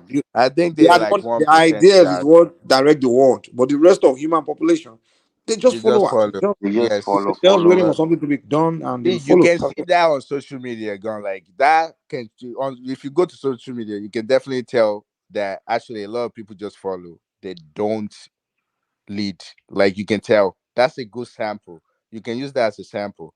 Like you That's can why tell. countries like China, they're very they know about that. How another country can go and they can go and plant someone in your You know, nation, start destructing, brainwashing the population, and just have them rise against their, just turn everything upside down. That's why those countries always protect the mind of their citizens. Wait, To make it's sure Mikey, they, like so they monitor what they consume. Mikey, you were once a military now. You know the deal.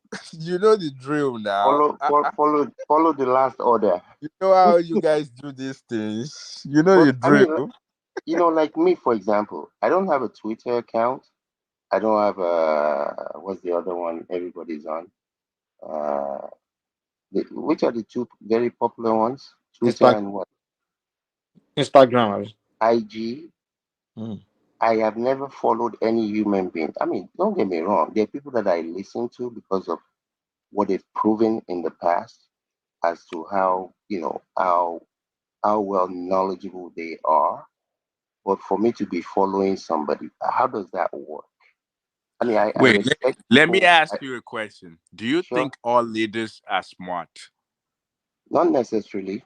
Leadership is just is a gift. It's not really like that Yeah, person I just mean, smart. look at Just, Hitler. Look at it's a a great talent now. example. A great You know why I example is said that? Adolf If you Hitler. look majority of like those billionaires that have billions, they create different companies. They're the one leading, but not all of them are actually smart. I could give it one guy, Jack Mark, the guy that owns Uh, Alibaba. I'm yeah, sorry, but that guy is not smart. let Yeah, me tell you this: you don't have to be. I mean, I You don't have to remember, be a leader to become wealthy. yeah, You I just have to be remember, gifted in something. That's all. yeah, I remember there was a man called I don't know if he's still alive, Alaji. The man never went to school in Nigeria, and back in the days, they said he was worth like half a billion yeah. naira when naira was. Eleganza Yeah, too. He yeah. dropped out. So He just went to grade 6 or so, and he became. yeah, He's so still rich. you don't have to It's be. I mean, talent. the Yeah. people that run the American economy, Secretary of States, Secretary of Treasury, none of them that I can remember has a No, net worth over 10 million. yeah, but they're smart. Those guys are Yeah, smart. They that's what I'm went to saying. Ivy League school. Yeah, Yo, that's those what I'm guys saying. That run Wall Street. yeah, but what Those I'm guys are saying is smart. it's not necessarily the richest Oh, or the yeah.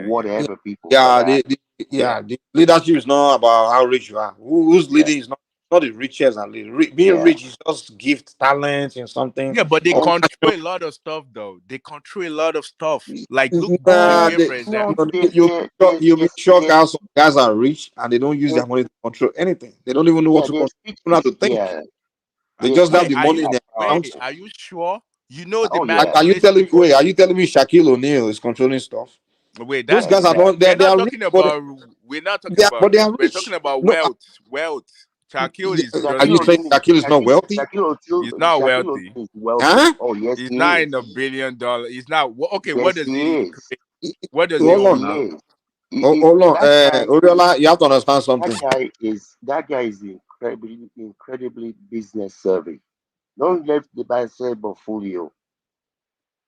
Shaquille is very business savvy. He's invested in so many things that are going to create generational wealth. I mean, I know most footballers and basketballers are idiots. Yeah. So, but I mean, I guess the point we're making is that if you look at the people that run, whether the economy in France, in the UK, they're not necessarily the richest people. Yeah, they're educated Ivy League and connection, but they don't really control stuff outside of their space. But when they speak, people listen. You know.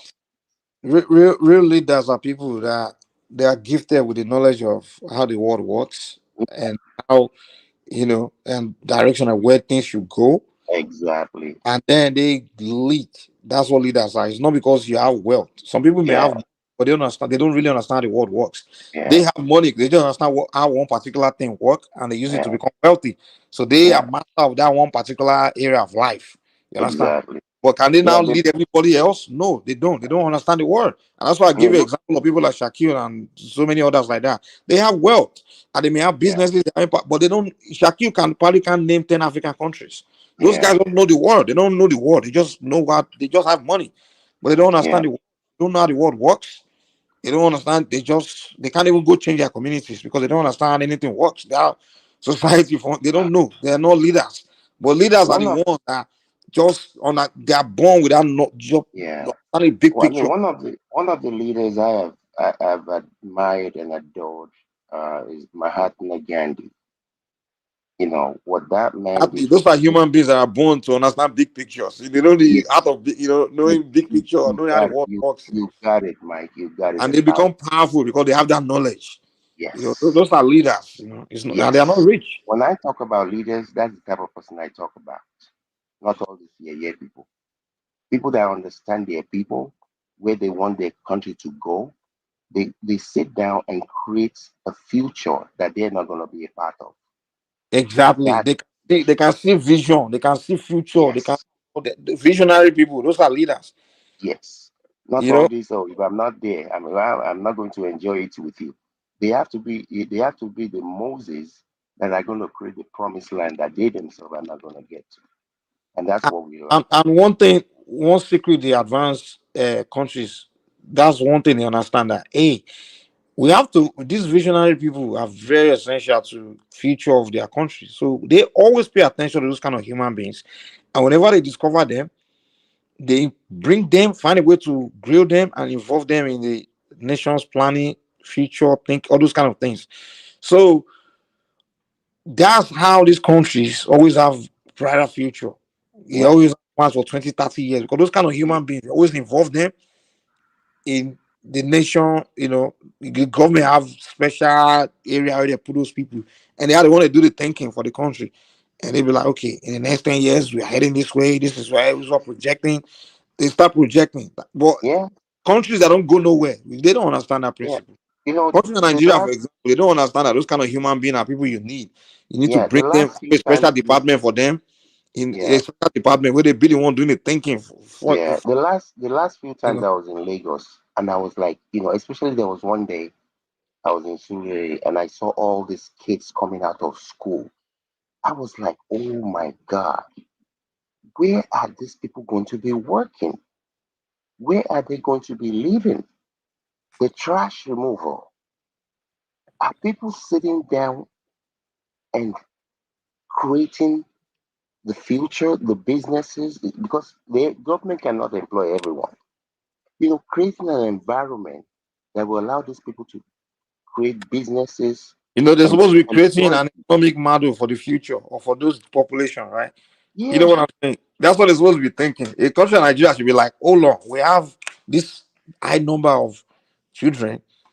Yeah. They are in the next 20 years, they'll be working they are And going they straight will to have the children workforce. in the next 20 years themselves. Exactly. So instead of them start thinking the economic model, they will start designing for that time to when that time comes to meet those children. You understand? So when they Yeah. grow up, there's something set up. They already set up the system where they will just go right into, Mm-hmm. right? But they are not thinking like that.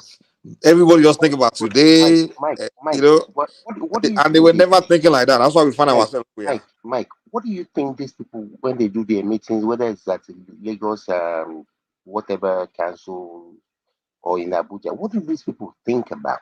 They are just talking about today now, and that's it. They can't think beyond their nose. What they are talking about is just today. They can't think far. They just Wow.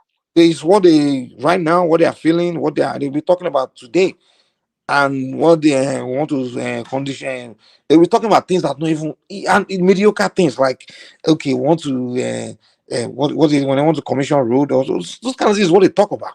They're not talking about some kind of strategic system, Mike, based on you know. the world based on the I think it's World Bank stats, right? They said we're going to be close to 400 million by 2050. So I'm like, who is preparing for this future? Where is the plan? How do you prepare for this? Los Angeles County uses 40, is it 30 or 40,000 megawatts? Los Angeles County, population of 10 million people. We, the entire Nigeria, how many megawatts? How do you prepare for this? Do these people understand that you're not going to be here forever? Ilé sọ nínú àdújọ yìí The thing is, one of the mistake I noticed in Nigeria is the politicians want to do the thinking for the country, right? And I'm like, no, if you know that's not your job. That's why they call you a politician.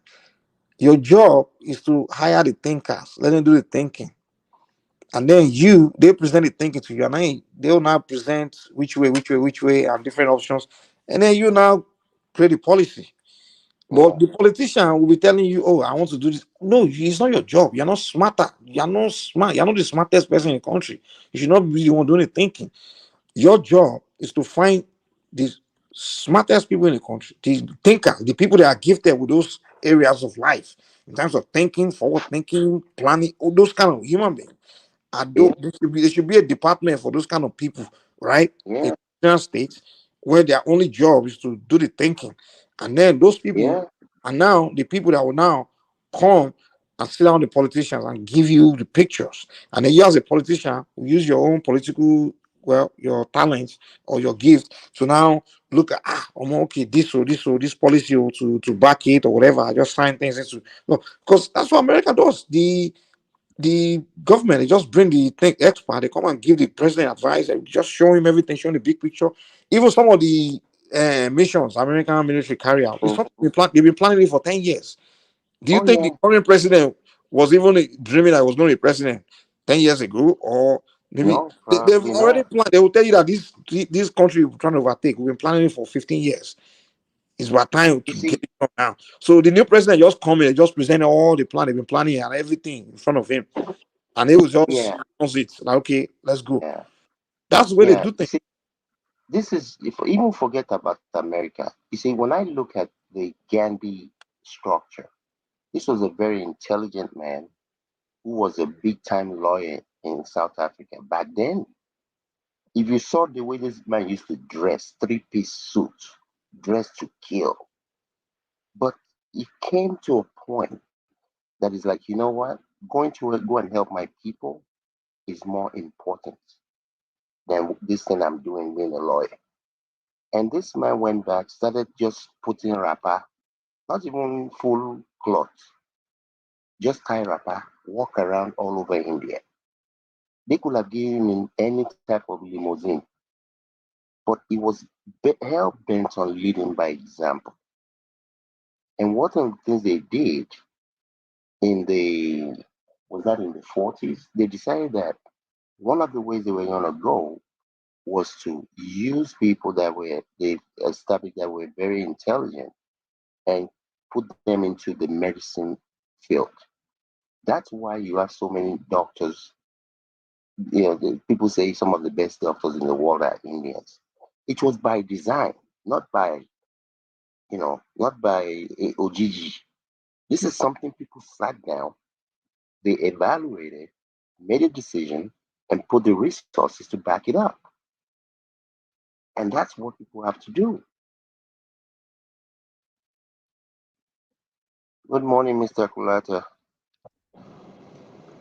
Oh, Kolata, Kolata is snoring. Is in the dreamland. I thought he's okay, I'm sorry. Sorry about that. Kolata is real. If the Kolata quiet, you know that he's already sleeping.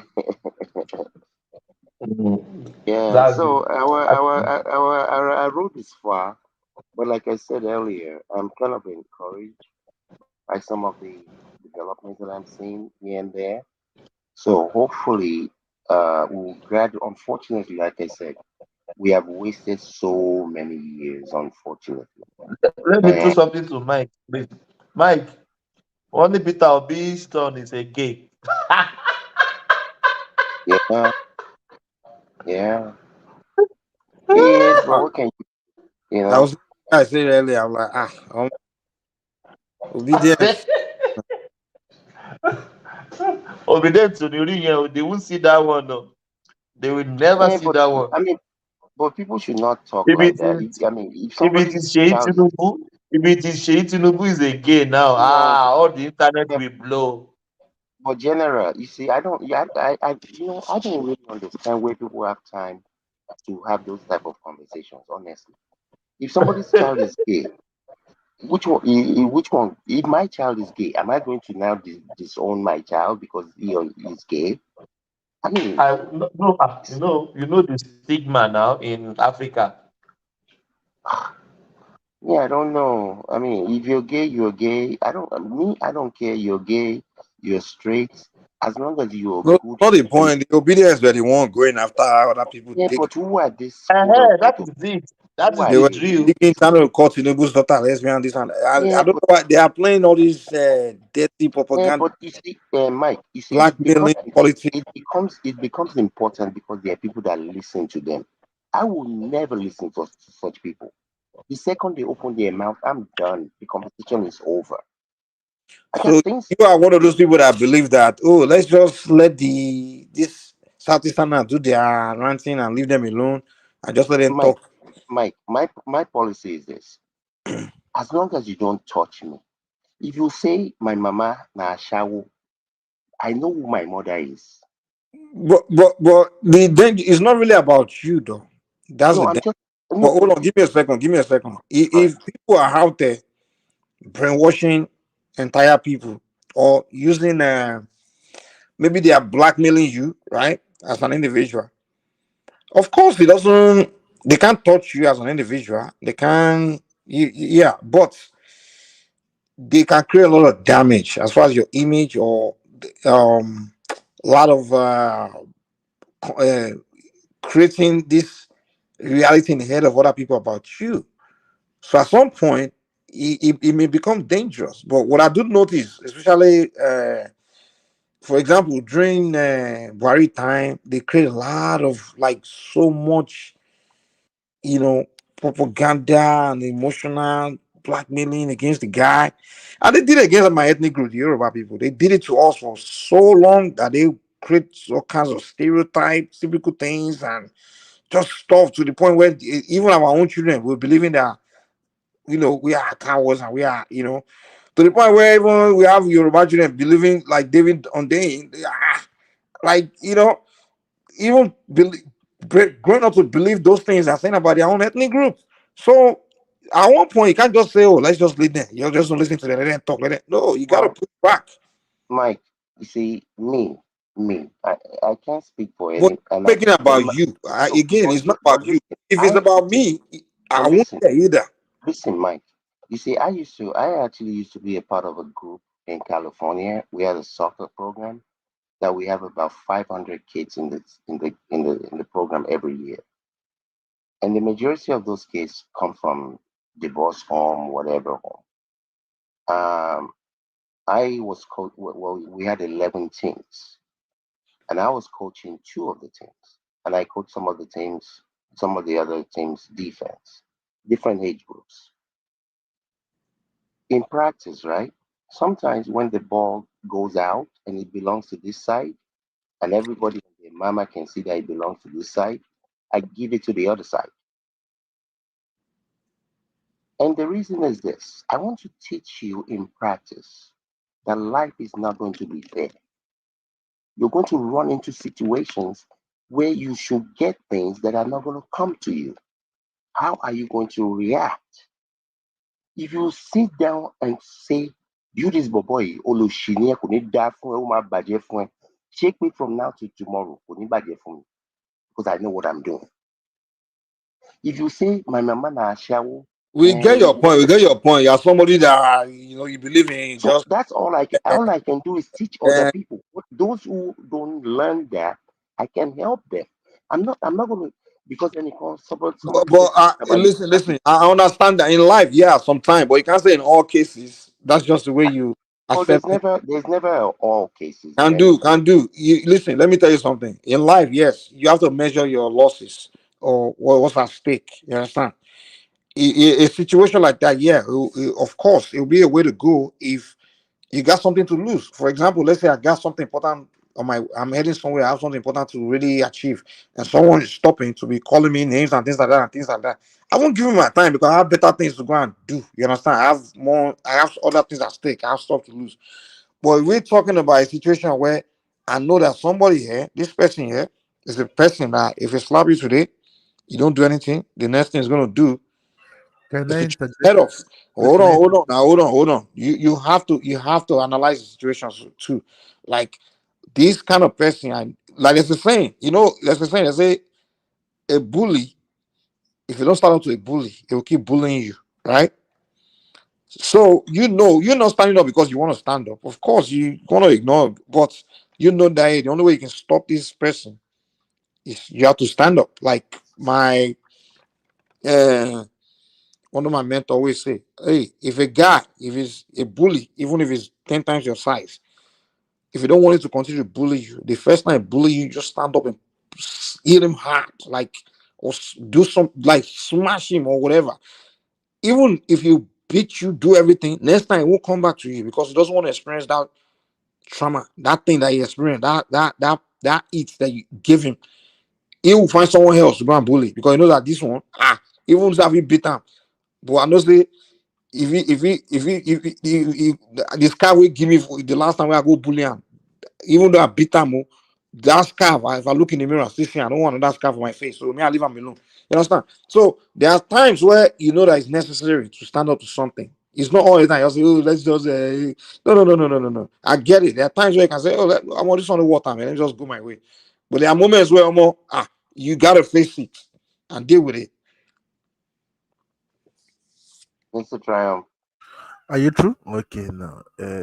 Sorry to. I don't like. I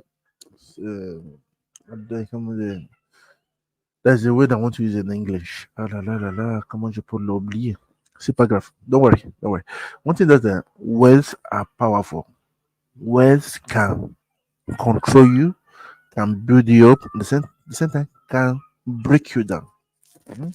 That's why when anybody says any word to me, I counter attack in a silent way. I will be that last person. I must say my last word before leaving. So in my head, my subconscious and my conscious mind says the same thing. Words matters. Words matters. So I do not like anybody to say anything negative about me. It matters because because they say the the, the the window to your soul is from your eye or your ear. They say what you see and what you hear can either build you or destroy you. Because I remember when I engaged with the French, yeah, they put us in a room for some days and they do what they program us. They reprogram us.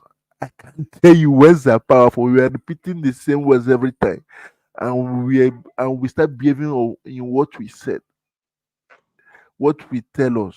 So for me, words are powerful. Mr. Tam, it's kind of like a group of people start accusing Mr. Kandu of maybe something crime, right? And he's Yes. saying, oh, they can say what they want. They can say what they want. It's a matter of time before you start getting indicted, man. You just find That yourself in is it. prison. Words are So you powerful. can't, you Words can't are say you powerful. can't challenge voice. Sometimes you have to challenge it, Yeah, man. guys, I You have to challenge. understand. I understand, and I And some agree. people, some people, if you don't push them, but they will not leave you No, alone. They no, will no. continue But to, look, yeah. look. I understand, and I agree with what you guys are saying. Words are very powerful. You can speak life. This tongue of yours can speak life or death to someone. And don't get me wrong. I am trained taekwondo. I can destroy most human beings, not beat, destroy, because we're not trained to fight. My job is to look at the one, two, three steps I can take that will put you down. This is not boxing. This is not. Let me remove my shirts. I'm trained to avoid conflict because it's not going to be pretty. And more times than not, because of what's going to happen, especially in America, before they figure out who was wrong, I'm going to be arrested. Yeah, I mean that's Oh, hold on, the hold wise on, thing hold for on. anybody. I'm going to be You arrested. you always trying I'm to going to avoid have to, I'm conflict. You going to do have whatever you have to avoid. I'm going to have to bail myself out or get somebody to come and bail me because of some foolish human being. You see, the fact that somebody says something, you see, again, it depends on your level of consciousness and what you're doing in your life. If, especially if it's some random person. Okay, if Mr. Triumph Mr. now, Can do, Mr. Can, hold on, let me land this real quickly. If Mr. Triumph now says in French that this can do, go better for all of your family, from your children to your grandmother to whoever. If he says it in French, because I don't understand French, there's not going to be any reaction. But if he says it in English or he says it in Yoruba, because I understand those words, now I have empowered the same thing that he said in a different language. He still said it. The only difference is me, Mr. I'm Can the do. one Let that me has make one thing empowered clear real the quick. situation. Mr. Kando, hold on. Let me make one thing clear real quick. This is one thing I believe. I don't think you should react to what someone says or what someone says because of the way you feel about what they say. No, I think you should only react to fix some if it's to fix something or to prevent a damage of something. You understand? So I'm not disagreeing with you that you should have emotional intelligence. I have emotional intelligence. I literally, you can say something very, very annoying, and I can just measure like, okay, is it worth responding to? I don't respond because what you say annoys me or offends me or hurt my feelings. No, I don't react based on that. I only react for the reason of either I want to prevent further a damage, either for example, I'm a businessman, right? Let's say something you say is going to affect my business. I'll react to that. Not because what you say hurt my feelings, but this thing is safe. If I don't defend it, if I don't tackle it, if I don't push back, it may cost me money. It may Mike, affect my business. But Mike, my business now, I will sue, I will hold on, sue you. I'm trying to tell you that the reason once you react to anything others are saying is for the purpose of preventing any damage, not because you feel hurt. That's not what we are saying. Well, maybe I don't understand your meaning of react. If it's in a business sense, and I'm trying to protect the good name of my business, is either you go on social media and defend what is happening, or you go to court. There's nothing. If somebody walks into, if I have an establishment, which I don't right now, if somebody walks into my establishment and say, this place, the last time I ate in there were cockroaches in the food and whatever, and they say something disparaging, or they go on Twitter or whatever and say that, it can Mhm. affect my business. So the only power I really have is to go to court. Make, I mean, even if I start defending myself now that you're lying, yeah, our food here is great, this, that, and that. I'm just coming to the same gutter level and arguing with you. Really? I don't have a business. I don't have a formal business. I mean, I have things. But you see, this is the thing. I'm not going to allow any foolish human being. Let me give you a very good example. When I used to play soccer, right? Wait, As a before you go player. further, hold on. This analogy you just gave, I want to show you where you are wrong. Okay, Okay. you own a restaurant. And I go, Guys, wait, hold on, it's now, hold on, hold guys, on. it's 10 hours. We have to go. Just make one minute, then we shut it down. Okay, let me just say Yeah, this to him. yeah. Can do this analogy you just made. Think about it. Sure. You own a restaurant, and somebody goes online to tell your customers that they are riches, they are a lie about your restaurant, and you ignore it. You just take him to court is part of it, but you will not. You're not going to respond to those customers that is lying. Guess what? You lose all those customers in the name of, oh, I'm not responding. No, I So you didn't need to say I would understand. not respond. What I'm saying is I'm not going to get in a fight, a draw out fight with somebody. I'm not going to do that, regardless of what you But anyway, think. I Sha, mean, good night, man. Thomas. yeah, Next yeah, time. same here. Yeah, thank you So I mean, it's guys. all Yeah. good. I think most of us are working towards making Nigeria better in our own way, and we should just continue to strive and help wherever we can. Yeah, thank you, Kandu. Thank you, Mr. Trump, Triumph. Thank you, Kolata Snoring. And thank you, Bibi. Thank you, the Father Christmas Ola. Guys, thank you so much. We catch ya later. Carry the conversation in the comment section. I said, peace. Thank you, guys. God bless you all. Thank you. My convoy is 5 vehicles, and you cannot buy fuel unless I'm inside the car. So I will pay them. No more. I know. The governor was paying for petrol himself for his convoy. Yes. When they get to a gas station, he will come out and bring out money and pay. In fact, at Oka Government House, then when he was governor, forget about drinking champagne, what they are now doing there. Then he gave out old newspapers as substitute for toilet roll. If you are going to the toilet, you just to save money. Yeah. He was going to run somewhere. He said he's going for interview for job. Peter, can't you give him a job? Peter, can't you do this? The boy doesn't even have. I said, none of my children have car. I was the only person who is governor and bank chairman, not to them. Isn't that mesmerizing? But I know that Peter B. I know that he's a smart man. But the governor, that Obi, did he say anything about that 200 million from security vote that he was caught? His convoy was trying to smuggle out of the country. Did he say anything about that? No, he didn't. No, but he talked about that 72 billion he left behind for his handpicked successor. Because when you hear that Peter B left 75 billion, if anybody doubts it, call me. I know where the money is. I kept it. Did he talk about it? Yeah, he did. Yeah, he did. I know. The man that he's now fighting, remember? Yes, now. I know. Of course. Did he talk about, what is it called again? The liabilities he left behind. Did he talk about that? No? Like signed contracts that were not paid for. Did he talk about? No? Like thousands of workers that he hired during the last weeks of his administration without provision for their pay in the budget. Did he talk? No? But definitely he must have talked about the millions and millions he was dashing out to schools, churches, town hall, traditional. Yeah. At the end of the administration, he was just giving out money without appropriation. He talked about that, huh? Of course. Of course. Okay, one last thing. Did P2B finally explain how bodies of Biafran activists ended up floating on Anambra River when he was governor? Did he explain that? No, he didn't. Why? It must be an omission. You can only see, but you can never get there.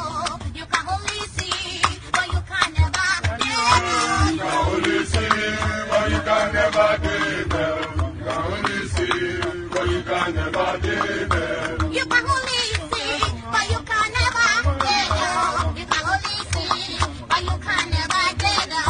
You can only see, but you can never get there. You can only see, but you can never get there. Listen, you can only see, but you will never want them.